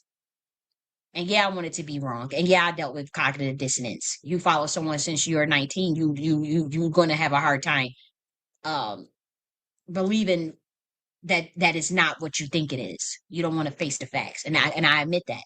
But I have no choice at this time, at this point. Let's keep going. He didn't do anything. So everybody please understand that Tariq didn't do nothing to her directly. Another thing, were you ever sexually assaulted by anybody? No. Finally. But she never said that. And she said no. Finally, she says, no, I wasn't. But somebody was just speaking on it, like, matter of factly. What does that have to do with, that doesn't mean she's a federal informant. That just means people being messy in some damn space talking shit and she ain't saying shit. But when you asked her, she said no. And she wasn't shutting the shit down. And so we had to directly lying, just making up shit out of thin air. That's obvious as hell. But go ahead. That's not, it wasn't her though. She clarified and said no when asked. My bad, Tariq, by the way. It wasn't letting me hear you interject, so that's my bad. But yeah, so then also today I noticed something. So now you brought up information that was released about your family, where they were staying at, and all of that, right? So that perked my. We don't have no evidence of that. Tariq will make up stuff. He got to act like he defending his family, but really, this nigga is fucking sacrificing niggas and targeting, putting niggas on blacklist and shit, and then trying to act like it's because he felt threat to his family. That's what he did with me. I ain't no motherfucking threat to nobody's family. Ears up. Then today, out of my group chat, somebody, I guess, sent her a screenshot from my group chat. So I hit her up like, "Hey man, this is from my group chat. What the hell? You know, why are you tweeting this?" So then she puts it back on me. "Oh, well, thank you for telling me that group chat that you're curating. You know, this is from a group chat that you're curating." I'm thinking, well, yeah, I didn't say what got said, though. I can't control people saying in my group chat, but you know, she's trying to skirt accountability, putting it back on me. And she could have said, you know, my bad, I didn't mean to. She could have kept it to herself. She made the point to release the information, let everybody know what's going on in something that I'm ahead of. And she actually exposed her friend. Our friend comes in, you know, caping for her. And of course, that old nigga came in caping for her too. And they telling me what she think already. She ain't even did anything. "Oh no, man, she didn't know where she got that information from, bro." And I'm thinking, how you know what she think? And then we got Miss up here, and he's telling selling stories. Well, yeah, no, it's the email. Let me tell you something. When you have a business, when you're buying a home or whatever, if something is tiny and minute, as an email address is wrong, it's not going to stop the thing from going through. You are an idiot. This is a federal. This was an event that is by the White House. This ain't no buying no home. And again, if he went up there, that was different. You can't just have some random person go on your behalf and they give her the permit. That doesn't even make sense, average. Y'all not even being logical. And he think he really doing something. We're talking about deals that involve millions of dollars. All right, so you trying to rest on that? It's just you trying. That deal wasn't $1 million. It was a rally. It was a permit for a fucking reparations rally. What the hell is he talking about? Trying to push a narrative, and then this information. Hold on a second. Let's have a talk about manhood, right? If you notice, these tethers and these weirdos, they can never be accountable. They step in when women are being held accountable, and then see, they step in with it's all now. It's insults. These men hate women, by the way, too. They can't ever have a direct line in their character. They hate women, bro. Be quiet. Be quiet. They can never, ever, ever take their L when you question them. There's no accountability. There's no my bad. There's no nothing. It's just always. Y'all never proved anything. Y'all didn't empirically prove anything. Y'all didn't. Or either that or y'all hiding something major, because these details, it's too many logical loopholes in these details. Spreading lies, misinformation, of course, and just being real catty, you know, no, to read it this way. Nobody believes, nobody shut up, bro. Look, shut up. So anyway, look what I'm gonna post. The email is wrong. You keep trying to press the same. They've been posting that email for 2 years, telling that lie. It's not a lie, it's the truth. That's what happened. No, it's not. That's not the truth. That's a lie, because y'all can't really. You have to clarify that's not the truth. Like, just tell the story. You keep saying that you're waiting for people to jump off the roof. Like, just tell the story. Yeah. There is no story. I'm telling it. The story was there was some oppie stuff going on. That's not the story. That ain't no details. You can't just say there's oppie stuff going on. Who would believe that in a court of law? Oh, no, you need to tell the story with the evidence then. Because that email was wrong and everybody saw it. And you can't, this is a permit to go by the White House to have a reparations rally near the White House. They can't just, if they need something from you, they ain't gonna give the permit to her, no matter how many times she go up there. If they waiting for something for your motherfucking ass, nigga. Yeah, just tell the story. That means details, that means evidence, dates, times. And you're just saying, yeah, there was some oppie stuff going on. Come on, Black Americans. Y'all can't be that slow. Y'all gotta be able to see through that. Come on, man. And then they got you telling lies. Y'all handlers got you lying for old girl because she don't want to be liable for telling a lie herself. What? He worked at the permit office, Tariq. I guess he worked at the permit office. He know why they make decisions. He's in their head too. You know what I'm saying? No, it's just logistics. People know how the fuck this shit works. People get permits all the time. What the fuck? Ridiculous. My bad, sir. You go ahead with your thing. I just wanted to say that to you. I appreciate you. Now just stay up here for a minute though. So we're talking about people sharing private messages. So maybe 2 years ago, I did a Twitter space and I interviewed Vicky Dillard. And there's someone who has a channel who harassed me endlessly. He's close to Jade. He harassed me endlessly to the See, this is also, once again, another CIA technique. Y'all got to realize how these secret societies work. This person that harassed her don't have nothing to do with Jade. It doesn't prove that Jade is a federal informant just because some random people, some guy harassed her. And so this is another technique that they're using is dark psychology. It's Jedi mind tricks. It's emotional seduction manipulation. You have to see through it logically and realize like, okay, she just tell it. It's the same thing. This is the same technique Sister Brooke used. Okay, I'll just tell a story of but you ain't proving nothing. You just telling a story. You don't have no evidence that's saying that she's a federal informant. point where I just felt. Now we talking about diminishing plausible deniability. They haven't done that yet. Now they can, if they were to use a reversion intelligence analysis or triangulation discernment method, the thing that the triangulation discernment method that they're using is not catching illogical idiosyncrasies as it relates to being a federal informant. The person that was harassing Nikki, the guy, they ain't got shit to do with Jade. We don't even have like there needs to be more proof. Like they don't, and they not willing to show no evidence. Y'all see when I did that reversion intelligence analysis, I showed every email, every video, every documentation. They ain't doing that shit. That's why you can't even trust this shit. And then we done caught Tariq in lies. So uncomfortable to post or to try to grow my channel or to do any more Twitter spaces. I was harassed and threatened in my back channel to the point where I shared the audio with you, Tariq, and I shared it with someone else. Mm-hmm. He started telling her about it, and she started saying I was treasonous for sharing private messages. And we're talking. Well, it is some bitch shit to share some private messages. It is. And like, why would you be sharing private messages? Like, I mean, context matters. Now, if she didn't know, did she know that you were being harassed by him or not? We need that evidence. Again, you can't just say like we need to really look through them logical idiosyncrasies that point to like, okay, this person is intelligence or this person is a federal informant. We don't see that yet. We just see people complaining. Now, maybe she got character issues. Maybe she don't fuck with certain people. Maybe, she's about her money first. And then maybe she took on Tariq as a client and found out some shit that she didn't even like when didn't really want to fuck with him. That could be what it is. Y'all just all over the place. And I think it's personal. And Tariq is pissed off about something much deeper. It ain't this type, the way he moving, just that quick. This is much deeper. Don't let him fool you. I think he might even liked her ass or something. They were doing something together, something didn't work out. This is deeper. This ain't got nothing to do with no damn permit and nothing. He don't really think he knows he's not a federal informant. That's what makes him treacherous, just like he knows I'm not crazy. See how the day before, he painted me crazy. He mentioning my titties, he mentioning my skin color, he mentioning humping and all this shit. I ain't even thinking about this nigga. Then the next day he mentioned and he tells the crowd that I'm crazy, I'm a moron, I'm crazy, it's cat shit. Oh, you can't have a serious conversation, but this nigga is copying my content, copying shit out of my books. Then the very next day he does this was again, you could look at, maybe it wasn't even the next day. I showed you the evidence. This was December 1st actually, so it was a couple of days after. He goes in on her and come up with all this shit. What kind of shit is he on?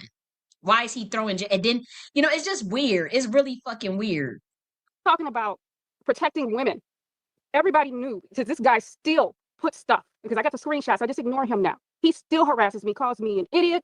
This man has harassed me and threatened me several times. Okay, Tariq calls me a trick and a bitch. Y'all niggas ain't say nothing. So and she don't deserve that. And if I was caught it, I would say, okay, that ain't right. You don't deserve it. See, I have integrity like that, but you niggas don't. See, it could be anybody. If I see some bullshit going on, I'm gonna call it out. But that's not how you bitch ass niggas work. Y'all would sit and let wickedness transpire.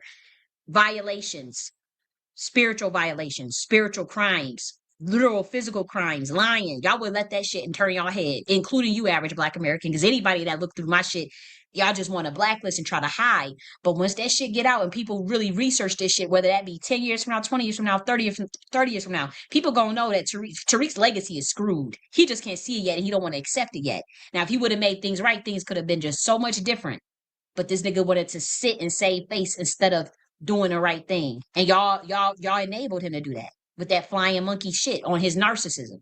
Y'all enabled that shit. Just because I interviewed Vicky Dillard and he's pretending like he likes her, but he hates her. So we're talking about protecting women. That don't even make sense. That has nothing to do with Jade, by the way. You're cool with someone threatening me and you have a problem with me sharing something with him, threatening to hurt me over interviewing Vicky Dillard, and I'm treasonous. She and I never had no issue with Jade. And I'm just being She honest. even admits out of her own mouth, I never had no issue with Jade. Being very forthcoming. I've known her for years. When she had I've known her for years. So once again, her testimony doesn't lean anything that would like make us think that she's a federal informant. Nothing that Nikki the guy just said. She just said I had no issue with her. I've known her for years. COVID, I talked to her every day. I talked to her every day. You know, everybody know I'm a nurse. I gave her advice on what to do. I never had no beef with her. She just decided to stop speaking to me once when See, I never had no beef with her. She just decided to stop speaking to me. I fell out with that one podcaster over the Vicky Diller space. And another time when she fell out with you and I started getting called groupies in different areas. I never did anything to her. And I guess she knows some shit. I already know what this shit is about, but I can't even really talk on it. But she just said, I never had no beef with her. She just stopped talking to me. Y'all don't stand on integrity. At least Lioness, I'm telling you, people know what the Tariq is involved in. And at least Lioness, from what I'm seeing, she did stand on integrity in relation to the shit that Tariq pulled in 2022 and the things that he's been trying to pull as relates to the Black community. Tariq got a whole nother agenda than y'all. Y'all have no idea what this shit is about. But y'all are groupies because y'all don't want to stand on integrity or at least call that nigga out behind the scenes. At least call your mans out. This dude, y'all have no idea like what I could see in the spiritual realm as it relates to this dude. And if y'all don't, y'all okay, we'll let time tells all. That's all I gotta say. Time tells all.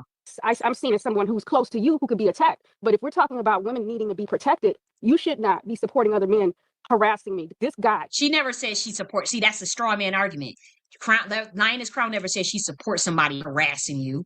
We don't have and this is just hearsay. This is literally just gossip at this point. This doesn't mean she's a federal informant. And you know who it is, Tariq. This guy has come at me on his broadcast, called me all types of bitches on his broadcast, all because I interviewed Vicky Diller. And I just thought it was weird because we're supposed to be on code. I've been part of this movement for longer. These niggas hate Black women, dude. These niggas hate. Look how brilliant I am and how these niggas attack me constantly. I have recordings of these dudes. These niggas hate. I'm telling you, that's why they movement is cooked. I can't even see. They don't understand the laws of thermodynamics and how energy works. They don't even understand the laws of electromagnetism. These niggas are cooked. They keep violating universal laws as it relates to even movement building, structure building. And like they done. They done. They don't respect you. They don't care how much you kiss their ass, how much you support them. And they really don't support bitches like that. These type of pick me bitches. You know, they low key be craving and lusting after certain type of women. And it ain't these type, you know. That you gonna get dragged down through the mud with these niggas, man, because they ain't about they cowards and they ain't about no damn empowerment. Black women, come on now, they ain't about no empowerment. They see how quick they'll sell your ass out, how quick they'll sell your ass up the river. I better learn, man. They sold me out, and I'm one of the most brilliant scholars of the 21st century, and I've seen how the way these niggas rally to cover for Tariq and his bullshit, and Tariq is all over the place. Don't know what the fuck we're going, walking around in a circle. Tariq has no plan. Tariq only cares about his bag and his direct circle, if that. I mean, I think it's only just a bag and making sure that he honors the contract, the entities on that contract. And they about to devour his ass. And them Jews that own his fucking ass. Let's keep going. Than 10 years longer. I'm like everybody's day one. I should be getting a little bit more respect than to be getting threatened over. I agree with that. All the women should be getting more respect in this movement. It's a disgrace how the women are treated in the reparations movement. That's why they shit is cooked. They shit is fucking cooked. They have no idea what they have done in the spiritual realm as it relates to the violations they committed. They are, when I say as a priestess and as a prophet, they are done. Like, we are done with them. Like, it's like, no, you fucked up. Like, you refuse to make it right, and you niggas are standing on that. You can never. They literally playing out prophecy. They have no idea what they have done. And I agree that the women do need to get more respect. They do a lot more work, usually than the men. And then a bitch ass nigga like Tariq likes to take credit for it. Just like this nigga was going around stealing shit from my books and acting like he came up with, and botching it. Why didn't you just work with the nigga? Like, it's like, it doesn't even make any sense. Interviewing somebody. And, it just bothers me because I never had an issue with Jade. I've always been very respectful to her. But for some reason, I looked up one day, I was blocked. She unblocked me recently, but I looked up one day, I was blocked. So. See, wow, she had blocked her. I'm telling you, it's deeper. Y'all don't stand on business. That's what it is. She know y'all into something that y'all covering up. Y'all covering up. That's all it is. I don't know what that was about. And as far as the stuff that happened with the expo, I didn't go to the expo, but I follow you closely, and I remember exactly how it happened. And I remember her saying publicly that she wasn't going, and that was maybe 2 weeks before the expo that she pulled out. See, she pulled out 2 weeks before the expo. They were all cool. Now, do you get it? Boyce Watkins, they even undermining their own argument. Look at this. She just said 2 weeks they pulled before they pulled out. Boyce Watkins also pulled out. They were all in a part of this. Tariq doesn't handle. He's not a good. I'm telling you, people. I'm telling you, he make. I don't know what kind of NDAs he got on his people, but I'm telling you, some of these people be like, "Yo, I work with Tariq. He is terrible at this." Like, and they won't give you no details. They won't tell you a scenario. So then you'd be like, "Damn, they don't warn the community. They clearly got some sort of NDA." She just said 2 weeks before the expo. You heard it out of her mouth. So you know what I'm saying is true as far as Dr. Boyce Watkins pulling out too. That's why the event was scheduled a week before his event. See, they were all cool at this time. Tariq is lying, saying that they all ops and all that. He's lying about that because they were cool at this time. They may be ops now, but they were cool at this time. And Boyce Watkins had his event 2 weeks before yours was supposed to happen. See? And they were and what do you see right here on your screen? That Boyce Watkins was supposed to do what? Speak at the Foundational Black American Expo. You see it right on your motherfucking screen, right on Tariq Elite's page. Okay, so let's go back. And he had the same exact place. And some people may have called it that some haters. This is a conspiracy against Jade. Why do y'all hate Jade? Shut the hell up. Yeah. See how she getting? I'm telling you, these people got it. You can even hear the entities in them. I'm telling you, this is some dark ass shit, man. I can't see how y'all can't see it. I literally proved that Boyce Watkins was supposed to speak at that event. Like the energy is too dark. Let me hurry up because this shit is fucking with my vibration. Oh, Ain't you what are they in the background calling you? They're calling you Trinity, the Jamaican tether is what they're calling you. See, this is so childish and low level. Like, really? Like, that doesn't, they're doing nothing to prove that what they're claiming about Jade. Nothing. In the background. Trick, you need to work on her with. Her with is horrible. You're not, trying to troll out, but thank you, nigga. You're trying to troll out now, brother. I can't troll out. She's just not funny. I'm just saying what Nikki is trolling out. She the one that's talking about Jamaican tether. See the Jedi mind tricks. Whew, they are horrible. And all they're gonna do is use projection and gaslight. Again, study dark psychology. That's all these Masons use. That's all they know how to use. And Nikki works in the medical industry, so also be mindful of that shit too. Because I'm telling you, this stuff is all connected. Y'all see one day everything that I'm saying always come to pass. I'm a prophet. 123 global events predicted in less than a fucking year. But it is. Publicly publicly documented. Back and you can't Publicly documented. prove that it didn't bounce back. No, sir. Nobody's buying it. I have the information. Everyone's already liking it. Y'all make sure y'all share that up. Tariq's email bounced back. He got to do better that next time. He does, and I hope I didn't even see that. I need to go and get that screenshot for myself. What's his handle or some shit? I don't even know who this person is. Yeah, trolling ain't gonna save the situation, so it looks bad. Yeah, you try. See, the day everything all the Masons do is like, okay, project, turn everything around. And that's what they work is on. But when you look, if you are really intelligent, you'll realize, like, wait a minute, y'all have said nothing that actually have proved that she's a federal informant. Y'all brought up hearsay, y'all brought up conjecture, y'all brought up, it's just nothing but character assassination. This is some high level COINTELPRO shit. Somebody sent him to do this. Like, this is some sick ass shit. It's dark and you could feel it, and it's just ugh. Like with me, it's like these motherfuckers, they were trying to kill my ass 2 years ago. Like they wanted me out, and they don't even know how to handle. All they could do is say crazy, and I don't have like a platform to where people can actually go and like, okay, let's go and get the truth from her. I mean, I have a platform, but it's just small, and then it's shadow banned because it's so many. It's the government is involved in this shit, so they really cracking down. It's not even Tariq that has the capability; it's the secret society and the government working together to make sure like that they cover for Tariq. But the thing is getting too. We talking about Masons deal with the occult. We talking about this shit is so bad on the spiritual realm that they gonna cut this nigga loose. Like they like, dude, we got to make this shit right because nothing is going right. And I'm telling you, you have no idea what's coming. Like, y'all have I don't care what y'all think about Maha and MAGA and all that. Y'all done walked right into a pit of hell and can't even see it yet. And it's not just black people, it's all of Americans. Y'all see. Because y'all don't have the protection of the primordials anymore. You baited and switched. You lied. You went after primordial. You went after the people from the tribe of Judah. Y'all try to sacrifice niggas. You try to sacrifice black women. Y'all jealous, hating ass, lying ass niggas. You treacherous souls. Y'all worship Satan. And y'all are done. I roll out. Nobody's buying the trolling, sir. Now you're trolling. I want to get average. He wanted to get back on here. So yeah, trolling. Fat boy with no neck, so you got to use AI. Sad. I don't know why. I think you need to work on a FBA workout plan for some of these dudes. He ain't looking too good out here. Trolling ain't gonna work it out for you, brother. You're trying to troll out. Average, hop on. So he's just doing Yeah, trying to troll out now. Go ahead. right. And every time Tariq get caught or can't handle something, he always try to bring. That's why he bring up like a Professor Allen or something, or he'll bring up like all the other people. Like if he starts to get fumbling because he's not fast enough. Like this person is definitely working for some sort of interference. We just don't know what agency he's working for. I don't think it's CIA because he's not using enough dark psychology, and that's what Tariq uses. So I'm trying to figure out like what it is. I don't think he's fast enough to be able like on some like so on some high level shit. Like he's not a military scientist. So I'm trying to figure out like, but he's definitely like he said, he's a ranger. Let's see what I'm gonna go and do a little bit of research. I'll let this play. Notice when he went in, he interrupted Nikki right when Nikki started talking about Dallas, right? So look, Dallas, the Dallas flyer, there was two versions of it. The first version was when Jade was on the flyer, right? Then all of a sudden she wasn't on the flyer, and then Boyce pops up with an event right in the bitch. Boyce was on the flyer too. Boyce, I don't mean to be saying bitch because I ain't got no beef with average Black American. I gotta work on it. I admit I gotta work because I'm so quick to bitch, and I don't be meaning no harm about when I say that. Oh, I apologize. I do have to say I apologize for that. That's a little extreme, and you ain't never do nothing to me. Even if he don't like me or whatever. And y'all act funny. Y'all don't stand on shit. Y'all know y'all try to blacklist and shit.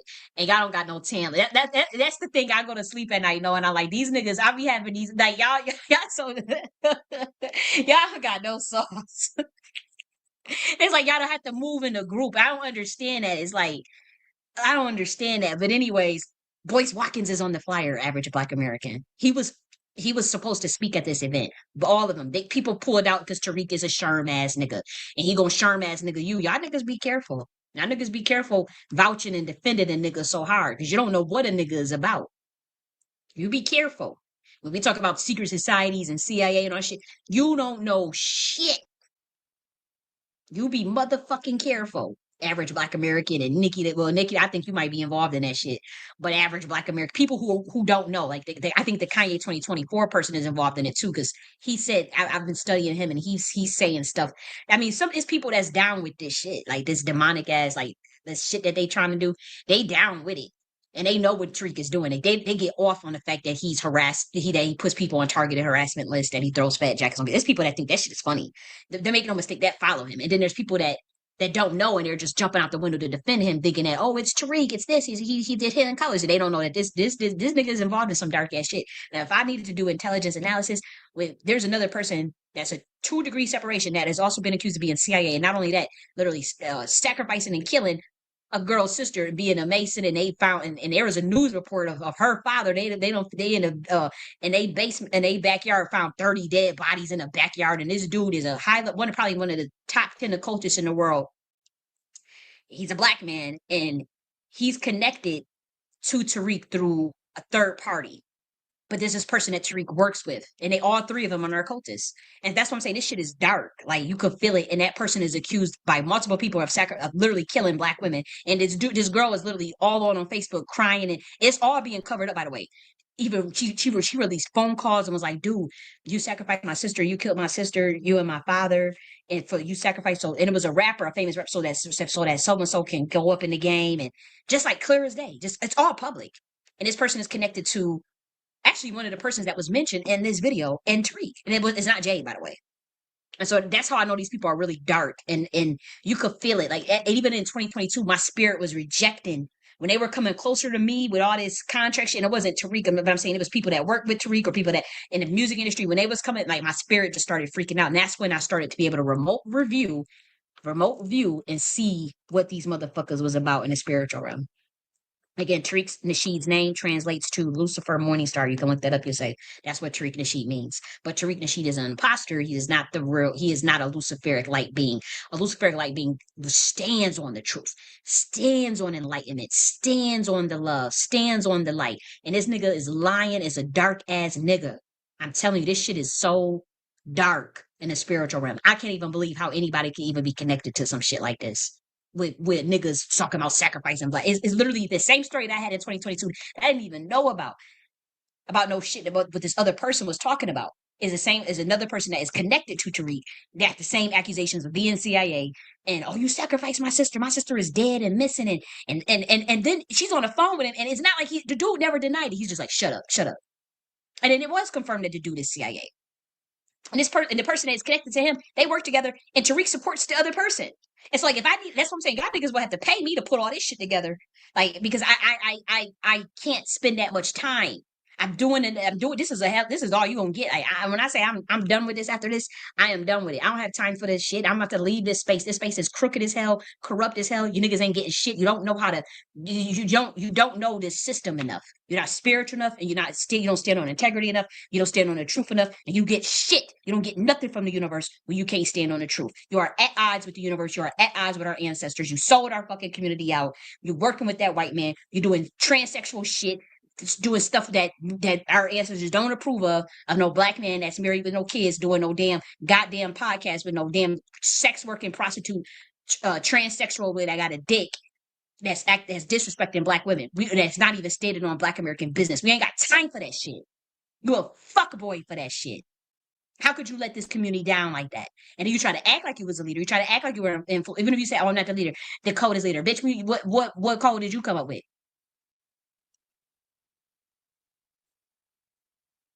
What the fuck is wrong with you? How much did they pay you? This shit was not even worth it. And I'm pretty sure if this nigga could go back in time, he would have never took no check or no money from the motherfucking people. If you would have got with the winning team, which is on God's side, we would have looked out for you. We had been trying to look out for you. And you kept crossing us.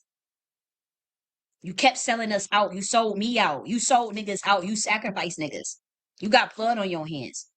You got soul ties on your hands. You got corruption on your hands, nigga. And you can hide this shit from these FBA clones or these FBA mind control drones. You can hide that shit from them. You can't hide that from a nigga like me. That's why y'all niggas is jealous of me. That's why y'all niggas always wanted to get me out the paint. I could see through y'all niggas. I know it spiritually was going to happen to y'all niggas. I ain't even going to get into all of that. And you the only one that I called out, but it's a bunch. That's why I tell it, any real ass nigga, Black American man, Black American female, whoever, stay away from these motherfuckers if you real, you're trying to stay free. Because these niggas will gun for you. If you got light or if you really, spiritually gifted and enlightened or have gifts, don't hang around these niggas that's in these contracts or that's under oaths. These niggas is like technically like Satan's minions, dude. This is how serious this shit is. And when they get orders to go after you, to take you out or sacrifice you, they will do it. They have no choice. It's not like, oh, I'm guilty or maybe they may have some guilty conscience. Tariq has a tortured soul. I can look in his eyes now. He has a different energy, different look in his eyes. He's a tortured soul because he knows the shit that he has to done to get where he's at. Ain't nobody in no Hollywood for no 25 years on no damn Stephen Colbert showing all this shit and rolling with them white folks like that, them white Jews like that in Hollywood and all that shit. Unless you bending over or you doing some shit or you sacrificing somebody. And get the fuck out of here. Same city at the same venue. Why did Jade go to Dallas to meet with Boyce Watkins to make an event at the same? He's an event planner. Dude, they were supposed to speak at the same event. It's right on your screen. Why did Boyce Watkins? He's saying it like he just doing his big one. Dodo. No. Why did she do it at that time? That's a conflict of interest, Dodo. It's not a conflict of interest for come on, dude. Look at the flyer yourself.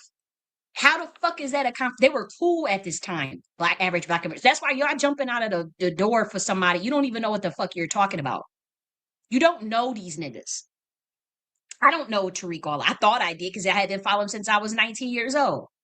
But when I was able to see spiritually what this nigga's about, this nigga got y'all on chains and y'all can't see it spiritually. Y'all don't know what this man do. Man, psychotronics and radionics on your ass. I had to learn psychotronics and radionics. And thank God, people tipped me off to let me know, like, yeah, we know what they taught, like, literally, Masons that are not in that bullshit that still know about it, they'll tip your ass off and say, okay, it's this method that, because I'm saying MK Ultra and it's like, okay, now you sounding like they're going to try to make you sound crazy. So it's radionics, it's psychotronics. Like this is a formula of how people brainwash motherfuckers, how cult leaders work.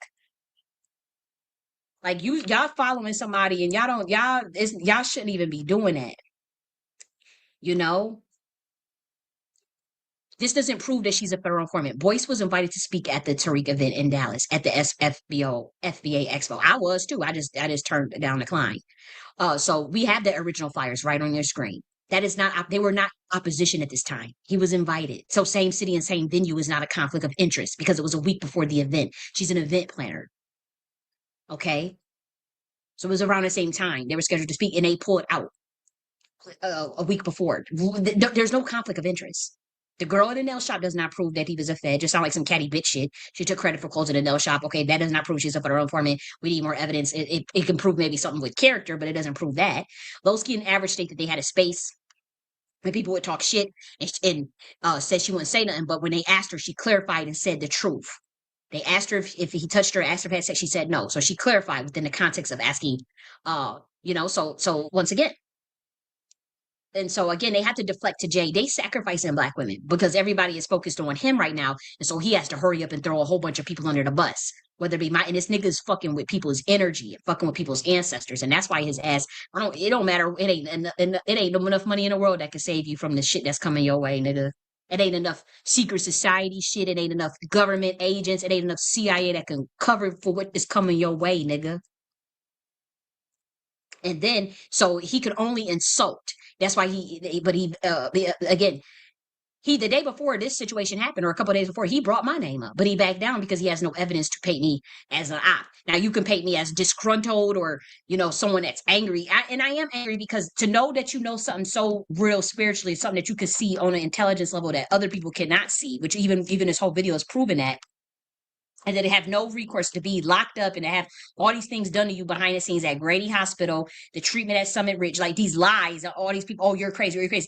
And this dude is stealing content like this. Y'all some wicked ass niggas. And this black community is covering for this nigga. And I'm telling you, y'all all cooked. Like, I have no idea what y'all have done and what this dude is doing behind y'all back. He has sold y'all out. I don't care what y'all think y'all popping because y'all supporting Trump. Y'all have no idea. Trump, this is not even Trump's doing.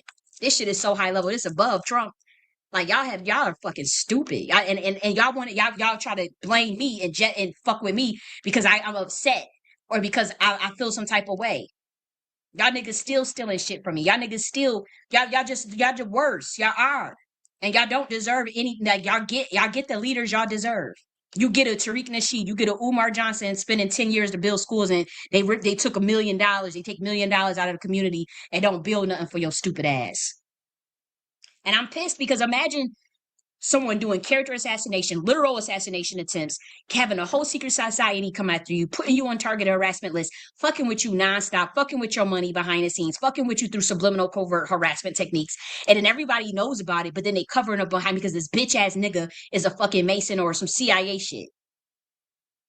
So y'all got to cover for him. And y'all know what he's doing. And y'all think, what was the crime? Calling it out? Why he ain't do that to Pan African Strikes Back? Why he ain't do that to Morris World TV? But he only came at me like that. That's why is y'all not putting 2 to 2 together? Oh, because somebody called you the CIA?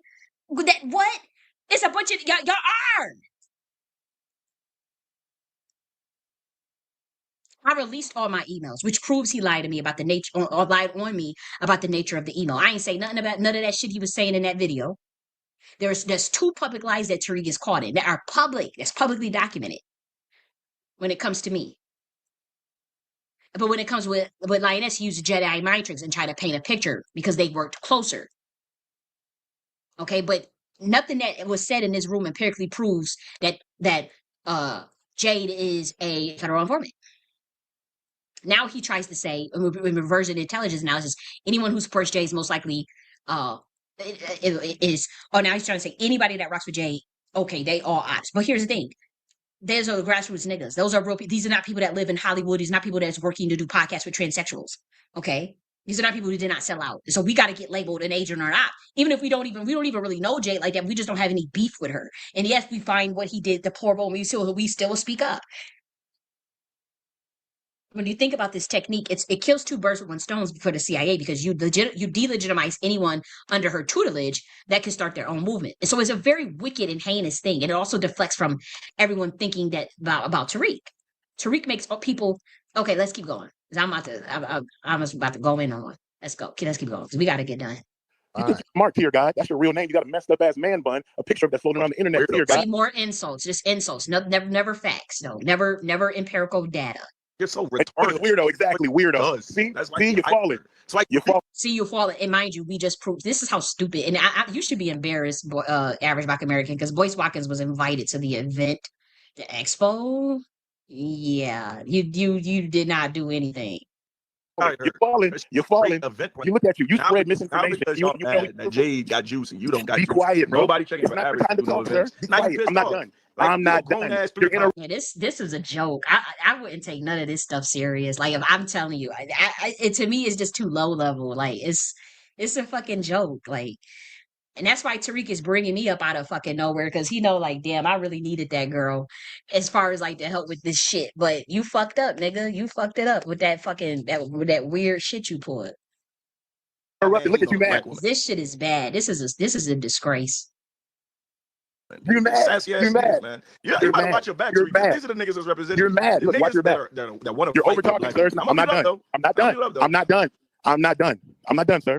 You keep interrupting at times when I'm starting to cook. Like calling you tear god. How was you cooking? Like we proved that Boyce Watkins was invited to speak at the what are you cooking? Chitlins? Chitlin circus? Chitlins at the circus. This is the Chitlin circus. And I'm telling you that Tariq is upset because them boule niggas don't fuck with him. His pedigree. They don't fuck with his pedigree.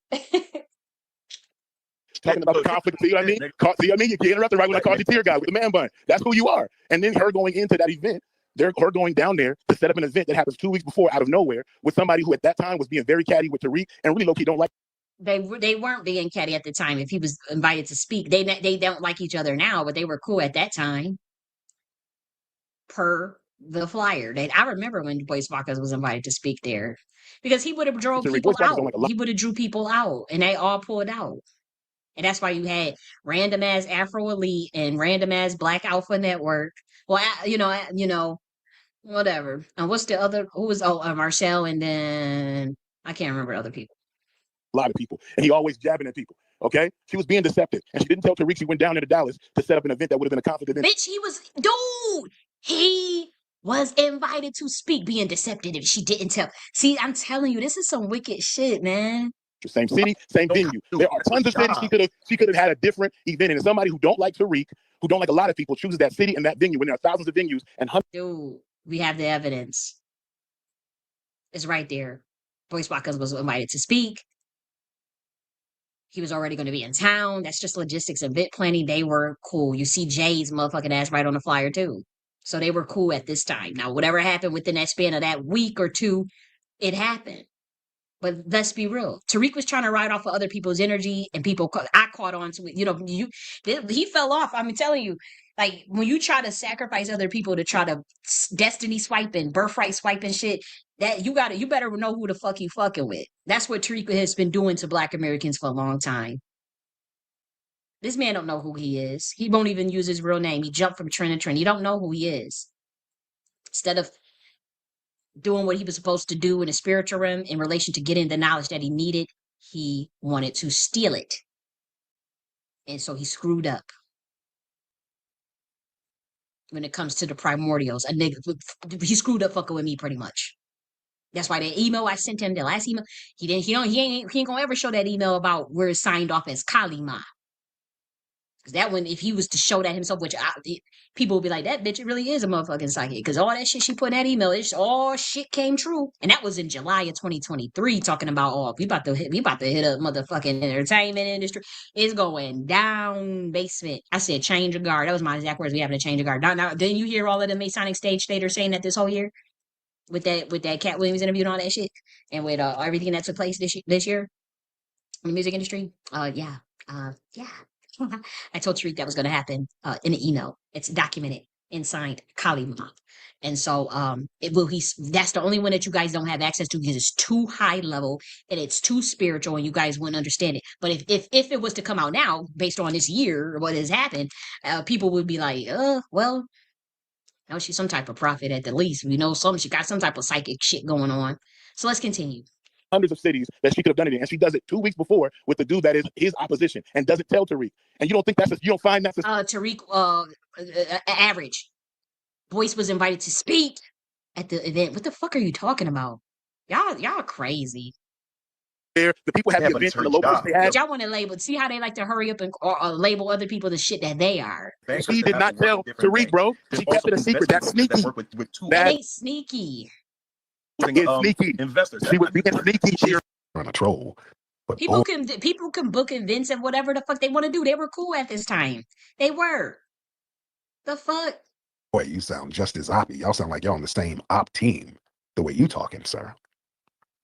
Family, does this guy sound oppy or not? I'm not. Listen to him. See, he's a cult leader. I mean, I'm telling you, you fucked with the black community hard long enough, and we tired of you. We tired of Umar Johnson. We tired of y'all niggas. We tired, man. Truly, other people had events, and they're as important as FBA events. And we don't appreciate. A lot of people in the community did not appreciate the jacket that you put on that good sister.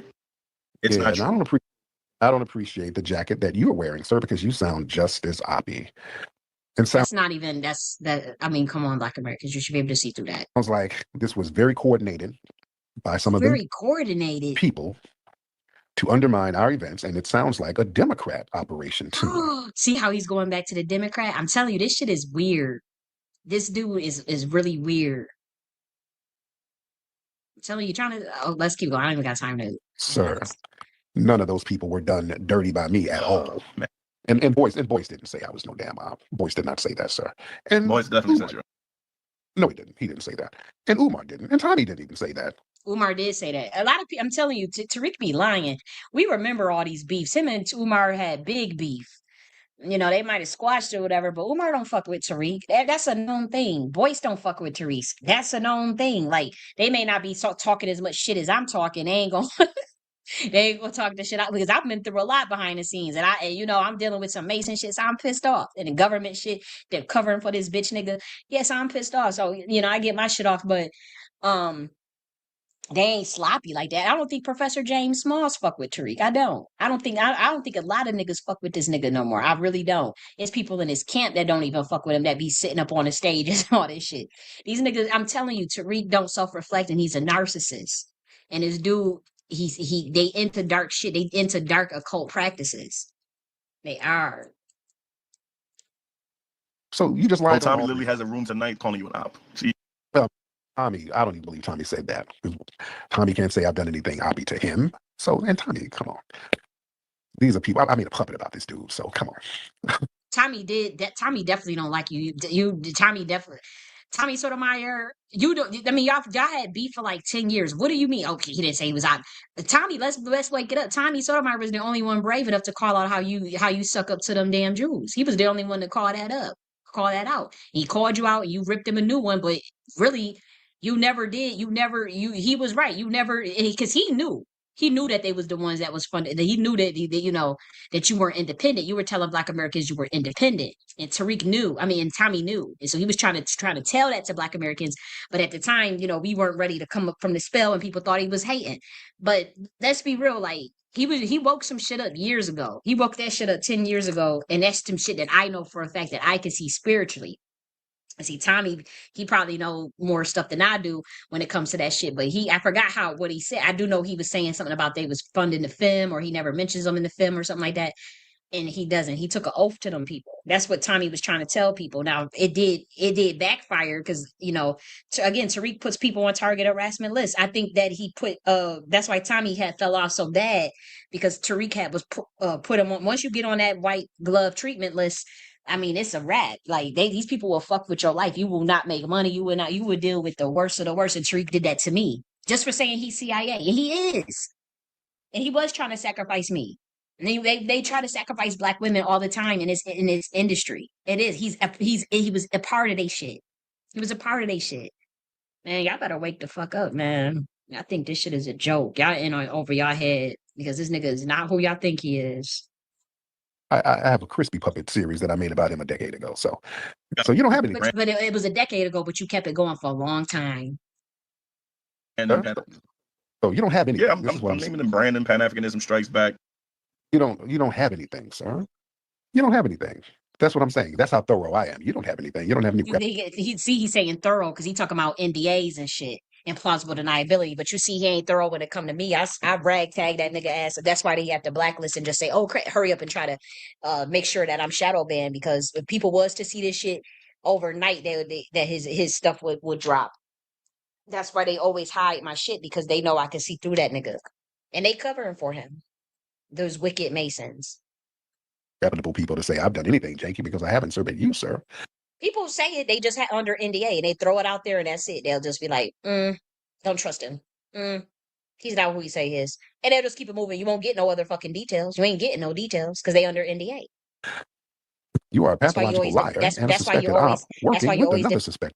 that's why you always defended P. Diddy, and y'all got similar techniques. I've studied the P. Diddy stuff, and there's similar techniques of radionics and psychotronics, but it's much, much sinister because P. Diddy uses sex magic and and drugs for his rituals. They just doing nothing but rituals on y'all. Y'all better wake the fuck up. Op, and people keep pointing out all the oppy things, and you sound like you're in line with them, sir. So once jumped out the window on me, just on some weirdo shit. And these are people who are not really taken seriously. Like, yeah, you can't say I've dirtbagged anybody. I do great business. So you just named a bunch of people. Why all them people jump out of the event? How come Chris Kelly quit the event? How come Jay quit the event? How come Professor James Smalls quit the event? How come everybody just quit that you don't do great business? Because you didn't even send the proper email to get the fucking permission. I've never done anything janky with. And actually people who got paid working with me. You see? All right. Yeah, so the people you named, they're the ones jumped out the window on me, just on some weirdo shit. And these are people who are not really taken seriously like that anyway. Let's get Eastsiders in the building. How the fuck is you taking serious with a fucking transsexual podcast? Eastsiders, hop on in. That's how you could tell it's bigger players involved in funding Tariq or protecting Tariq and keeping him apart, like making him seem bigger than what he is and putting him in his community. And I'm telling you, it's deep. And I can't even get into that because I don't have any evidence of that. I'm just praying that it comes out. But it's like, if y'all could see what I could see spiritually, y'all would run for the hills, man. This shit is an old joke. And Tariq, it's your ass because you went too far this time. Eastsiders, hop on in here. Uchi was up there with his suspected informant. I mean, you got a bunch of FBA trolls that be trying to make it funny moments, but them niggas ain't funny. No, they not funny. And then everybody's an informant, an agent. Like in this video alone, and he don't accuse at least 10 people. Everybody an agent, but your motherfucking funky ass, monkey ass is not. It's 25 years in Hollywood. Come on, man. Y'all niggas is crazy. FBA acronym honeypot. Okay, yeah. So Mr. It was like 5 years ago though. Okay, I think I covered. He need to fix up, bro. You look like a strong single mother in this picture, brother. You know, good lord. Yo. You got kids, bro. You can't be making jokes like that, bro. Brother. Okay, so I think that's pretty much it. I'm not It looks like Candace Owens. It's actually baffling to me because her and okay, that's I don't have, let me see. I don't think there was anything else that I all wanted the time. We call out Okay. Sambos. We speak Stephen A. We call out people. But you don't. And they hate black women. But here's the thing, like I said, a big threat would not be obvious. So say in me and my relationship with the grassroots, believe it or not, like even though I'm from the hood or whatever, a lot of people don't like a lot of they wouldn't send me to be like, oh, to me to be the informant, because for one, a lot of black American men don't even like my personality. They find my personality. I'm annoying to grassroots black men. I'm annoying to hood men. I get along very good with the boule black men or black people from different pedigrees. They love me. That's why I don't really have no beef with people of a higher class. They fuck with me. But like when we talk about like low, like the hood shit, they never like my personality. They don't like royal black Americans. They find royal black Americans annoying as fuck. That's why you had to stick with your own. That's why the boule have been trying to recruit me since I was 15 years old. I just never was interested. I don't like anything with a lot of group think. I don't like a lot of stuff with a lot of group think and all that shit. That's not me, but it's through my pedigree and though my pedigree is more hood or down to earth, you know, I've always been more bougie. I've always I don't really fit in with that's why I don't fit in with the FBA stuff. I stick out like a sore thumb now. Some may come to me or whatever to ask for, something, a question or something, but like I don't fit in a lot. I just don't. So as far as like they wouldn't send me because I wouldn't be effective. The CIA would not send a person that would not, they have to send someone that has a social profile among the grassroots, just someone, not someone that's annoying. And even and again, just because I'm annoying doesn't mean I'm an op. You know, it just could mean I'm annoying and I talk fast and I can be abrasive. You know, and as much shit as I talk, I operate from a good place. You know, I'm effective. And so black men know that I'm not catering or pandering to them, nor do I get caught up in the weeds. But at the end of the day, they know at least with this nigga, she got character. She ain't gonna sell me out. At least we know she ain't gonna sell me out. She gonna stand on business. We just gotta listen to her damn mouth sometimes. We just gotta watch her damn. She just gotta watch her damn mouth, and she better not, abuse motherfuckers. Because I know I could be flipping at the mouth, but I don't even mean no harm, but that's how you could tell the difference between, okay, did someone send this person, or like, is this person like really like, you'll know, they will talk like you, they'll walk like you, they'll go undetected. They ain't gonna just be all, authentic, raw energy, whether you find it annoying, whether you like it or not, whether you, that's the difference. That's the only thing. Like, you ain't got to worry about being sold out. You ain't got to worry about. I'm not gonna pander though. I'm not into that. I believe in effectiveness. I'm a very structured person, and so structured people to certain. Believe it or not, like if you're not, even if you're emotional, that's fine. But like if you're not, if you're too structured or too type A, that is annoying amongst Black American culture in general. Like I am too structured. I am too type A. Like I've had friends tell me, take that stick out your ass, loosen up, relax. I've been told that my whole life. You're too serious. You're too deep. You think too much. We don't care. You think too much. You're looking too deep in it. Relax. Stop that. Because it took type A personality and too much structure and too much rigidness and mechanistic. That's not how the way Black Americans are more emotional. And I am very emotional.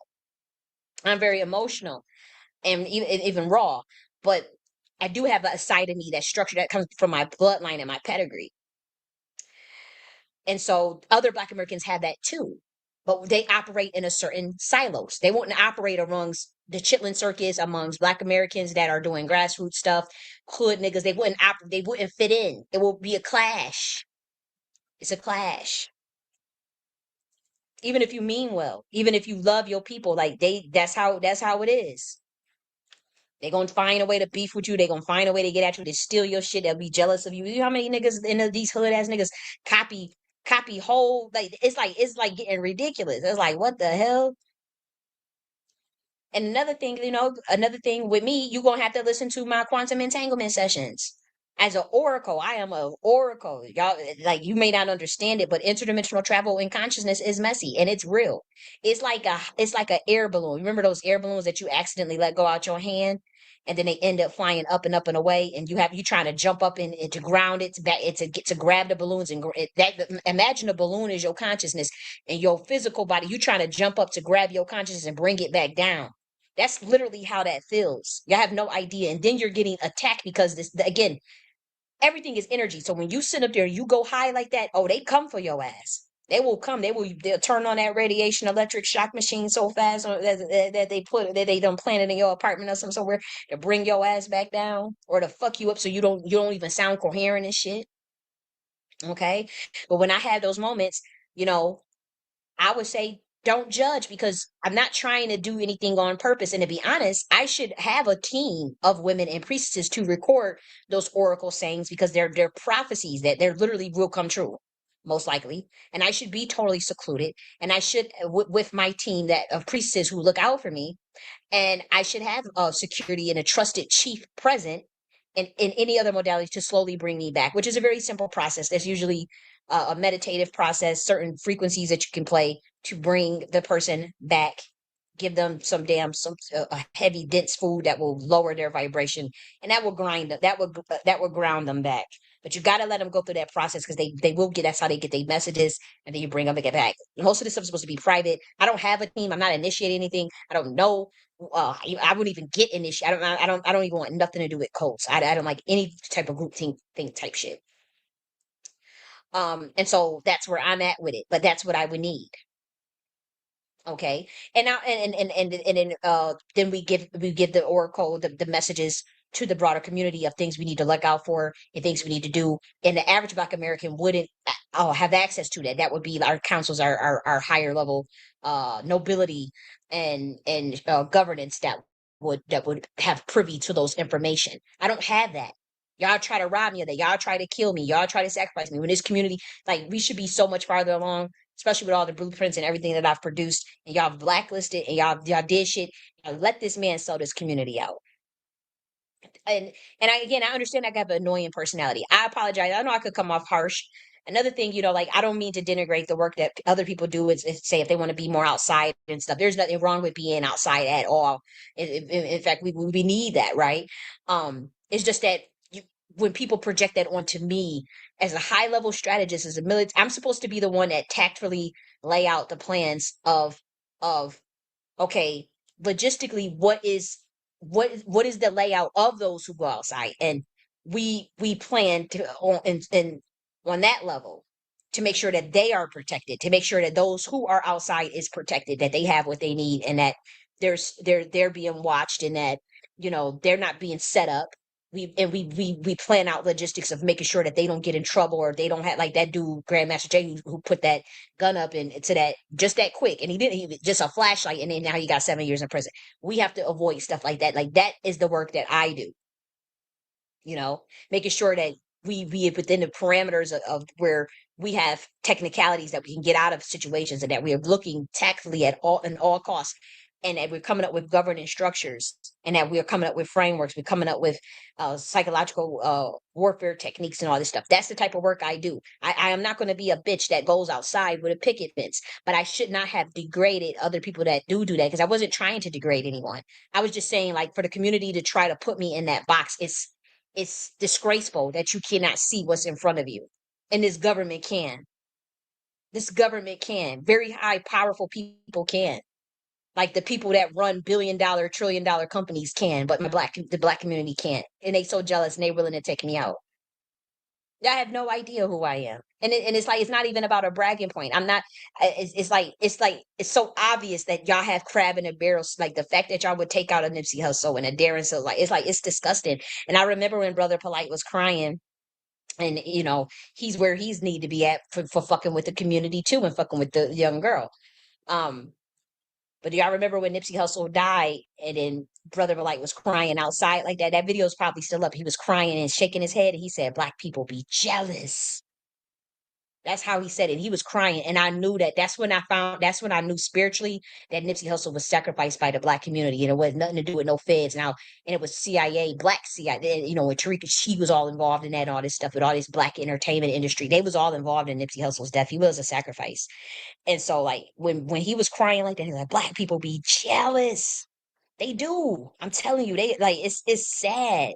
It's like, dude, you would shoot yourself. You would kill your own empire and a chance at rulership and an empire, and take one leader out like a Nipsey Hussle, like a Darren Sills. You would shoot yourself in the foot and curse yourself and curse your bloodline forever. Try to take me out, label me crazy, and you will curse yourself and avoid an empire that you can have a leadership position in. Just because you jealous of a nigga, just because this white man could offer you some money or a deal to sell him out. Y'all some bitches. And then that's why don't nobody respect y'all. It's the truth. And I'm not talking about all black Americans. I'm talking about you grimy ass niggas that you COINTELPRO niggas. Y'all get no respect. And that's why. That's why, like, they think that it's deplorable. Like, you don't sell out your people for no motherfucking money. Not your breasts and brilliant and brightest. You work with them. You learn from them. You prop them up so they can help your ass. And a real leader ain't gonna mind taking the hits. They don't care. They know what the fuck they sign up for. But a jealous ass, stupid ass nigga like Tariq, I'm telling you, this dude sacrifice people. He wicked. He wicked. I don't care what nobody say. And I know I can be annoying. Like, but think of every black American that ever claimed they were royalty. They were most likely annoying as fuck. Look at the American indigenous that claim their royalty. Look at the Moors that claim their royalty. Look at the black American. I know for a fact that I'm royalty. I proved it through my genealogy. And it's a lot of black Americans that's royalty, but it's not all of y'all. And yes, we do act a certain way. they're probably annoying, but they're probably very extremely intelligent, very good looking. Some don't have their inheritance because it got fucked up or whatever, got stolen from them, they got enslaved, and some do have their inheritance. Some may even be rich but annoying. Some may even be charismatic. I am very charismatic, but I know but I know that my personality. I know that people get jealous of me, and I also know that I can be annoying to the grassroots. So that's not the profile that would be effective to go send into some hood to go get some black males and try to trick them. You know what I mean? They gonna get a black guy that's charismatic, that talk like you, they talk exactly like you, that try to act all hood stuff all like you, even though they live in a white neighborhoods with married white and $2 million house. They ain't gonna come and get my ass to come get you and come set you up. I've been trying to save your ass from multiple traps. Your ass don't listen. And yes, okay, you don't like me because I talk some shit about you. Call you to task, make accountable. But at least when it comes with frameworks and when you need some, and I ain't gonna sell you out. And if we were really serious about building, you will see a whole nother form like Voltron type shit. But to be honest, God says it's time. Your time in this space is done. Okay, we're moving on to another higher order of what I need to be and where I need to be doing and the work that I need to do. But I do know what's coming for you, for what you guys have done. That's very obvious. It's incredibly sad. Set the community back 150 years.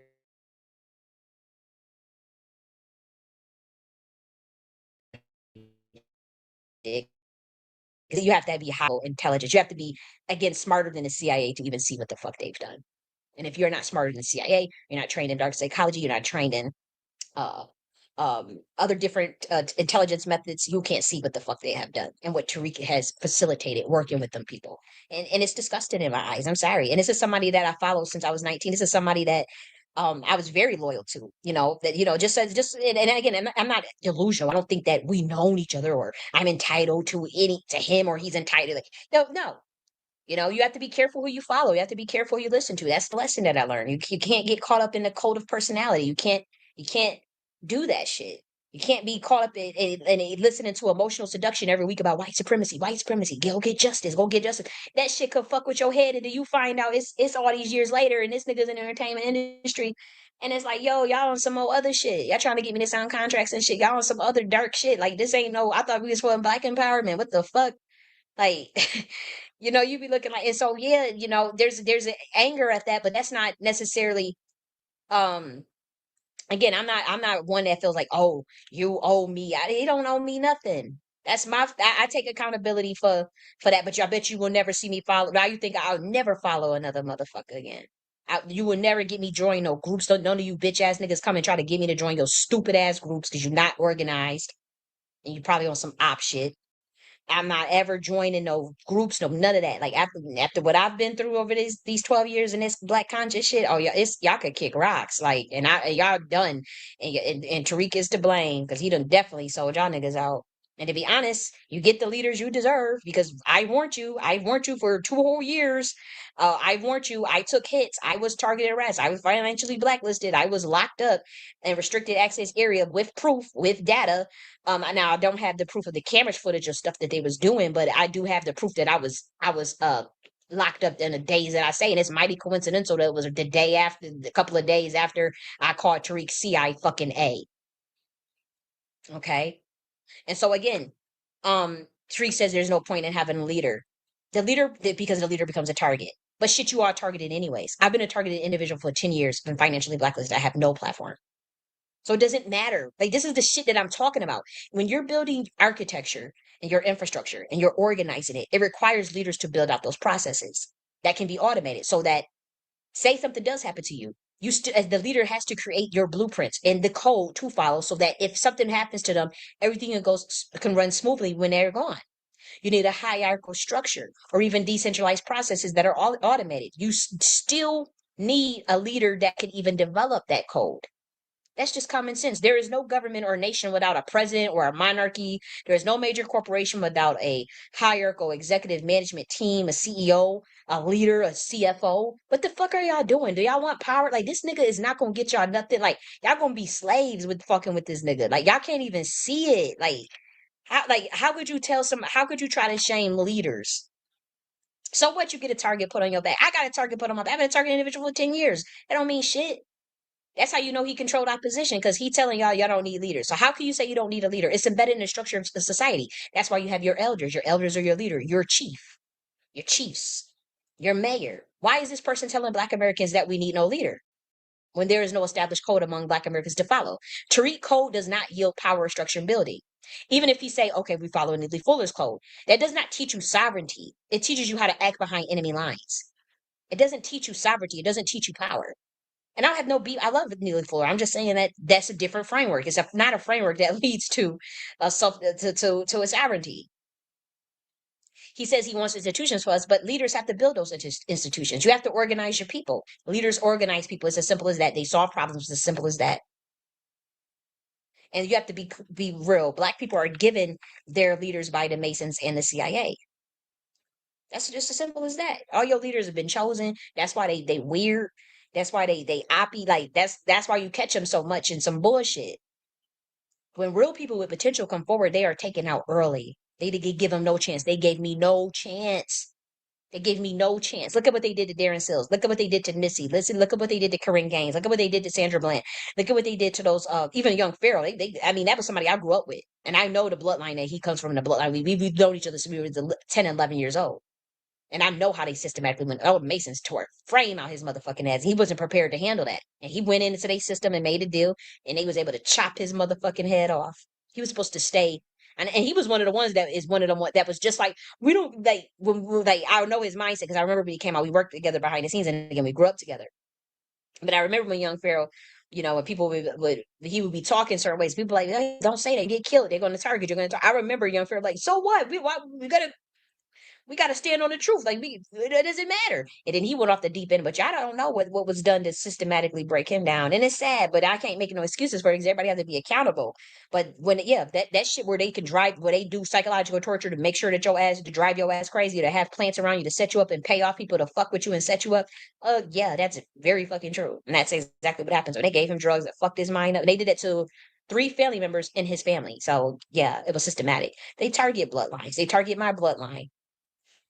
But Tariq does the targeting. Make no mistake, he is not a targeted individual. He living in a $2 million house, driving Bentleys and shit. This bitch ain't no target individual. And if he worked for that, and he did that, and people work for what they earn. And so I'm not someone that's bashing someone who has nice things. I think these things. My thing is, how do you get it? Did you sell your soul to get it? Did you take a shortcut? Did you sacrifice people to get it? Did you do it in an unjust manner? And from what I'm seeing, Tariq has done that. He's been dicking around his community. And so Black people are given your leaders. You don't get 25 years in Hollywood pushing conscious DVDs with white handlers and living in a gated white community in a $2 million house, going on all these mainstream stuff, and think that this person can create a code for us to follow. He is an actor, and he should stay in his fucking lane. Okay? When it comes to being a targeted individual, they care about potential or frequency, your natal chart, your bloodline. That's it. People create their leaders. And then their enemies place operatives and promote the enemy place operatives and promote them to be our leaders. So you got to know the difference. Time tells all. I'm not no fucking hater. I didn't want to believe this shit about Tariq myself. It was very hard for me, very, very hard for me to speak out, very, very hard for me, still doing a lot of healing. It's a lot of healing that I have to do. And I take accountability for my reckless actions, even for my mouth. In hindsight, I probably would have just kept it quiet, but I would have smoothed away. But that ain't, I don't know. It happened the way it happened. It's a quantum entanglement. You ain't your shit. You can't, what happened, it happened. It was a journey, and it taught me a lot of powerful life lessons. It woke my ass the fuck up. It woke my soul up. It saved me in many ways. I'm telling you, I was walking right into a fucking trap. Oh my God. I probably would have had more money. I probably would have had more even following and notoriety, but I'm telling you, that's a trap. Like, oh my gosh, I'm so glad I avoided that trap. And I had a phone call, right when people that was working with him was reaching out, and people that were in a reparation space was reaching out and whatnot, that is in the entertainment industry, that are Eastern stars and all this shit that's connected to this stuff. I remember I received a phone call from a family member, and they said, if you have to choose between the world and the word of God, choose the word of God. And then they called, and explained to me certain things. I had those recordings too. Talking in code, but you could tell it's spiritual, and they knew they trying to take your soul. They trying to take, and it sound, you be sounding like, oh, you tripping. But no, these people in the military, these people see shit, man. Y'all better wake the fuck up, man.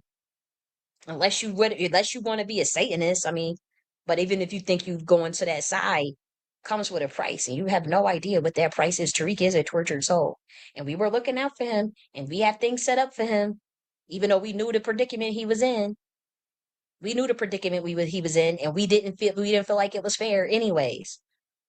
But this nigga, the way he did me, oh no, the primordial, we done. You chose that side. You chose them white folks over your own ancestors and people. Now you trying to act like the ancestors is with you. Them ancestors is not fucking with you, dude. You fucked up. And until you make that right, it is what it is. It's up. And it's not just for you, it's for anybody that's rocking with you, and a lot of the corruption that they covered up that they know you did in the community, as it relates to me and as it relates to many Black Americans. So you covered shit up and you're gonna pay. Because nobody gets away with anything. I don't care. You let them people get in your head, and you white people all those years took care of you and covered for you and looked the other way and planned it for you. And now they about to, I'm telling you, these white folks is about, they really about to get rid of your ass, because I'm telling you, they don't want the smoke. They don't want this shit that's about to blow back on their whole entire system from the shit that you pulled.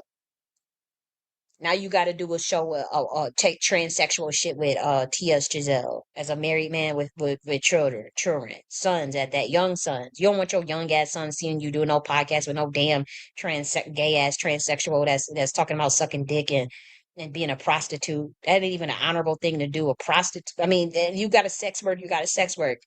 But I'm talking about like someone that has a museum that's talking about Black empowerment. It does not mathin'. It's not math. It doesn't. The brand doesn't even fit.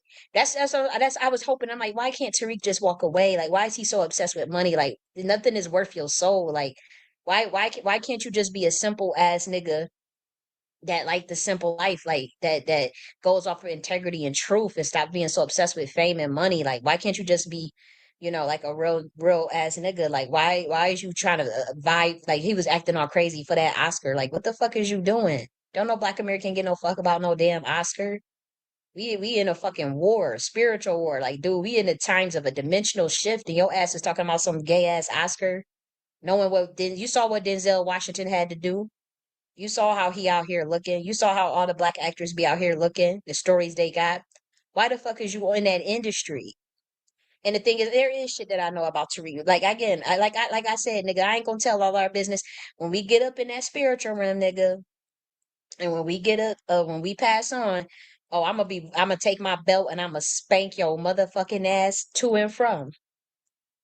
That nigga know who I am. That's why he be always attacking and doing covert, put me on that list and shit, nigga. You better take me off that motherfucking list. I don't hate you, but I see you for what you is, and I am extremely disappointed and extremely hurt.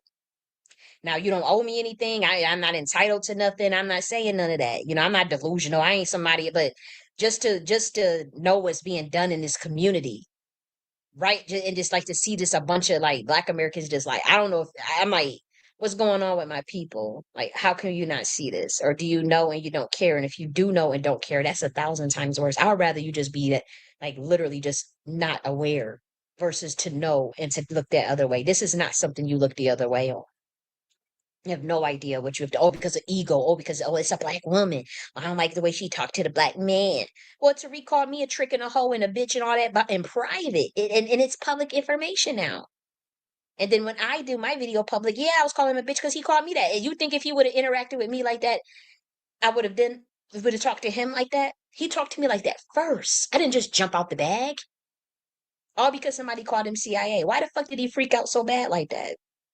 Tell you that reparation space is crooked as fuck. I better wake the fuck up. I'm about to get the fuck up off of here. Can you get the fuck up off of here? God bless. I know. Okay, so that was pretty much the presentation, but now I'm about to we are about to switch and start to get more into. Let me actually share my screen, because I do want to. It's Friday and we do want to lighten it up a bit, so I do want to play our little Freaky Friday playlist real quick. And so we'll do that. And we're starting with the a song that, it's a little on the ratchet side, but I was feeling it. I was working with a guy who was helping me move my stuff. And I have to say, he was playing this song, and I was like, "This beat is so fire! It's so fire!" And so, yeah, I kept asking him to play it as we were working together. Yeah, but it's interesting. So I'll play this song, and then we'll get into some more. We're gonna as we go further in the playlist, the playlist elevates higher. But I do have to forewarn you that this is some hood shit. We playing Kodak Black, so we all know. But this song is dope though. This is a dope ass song. Check this out.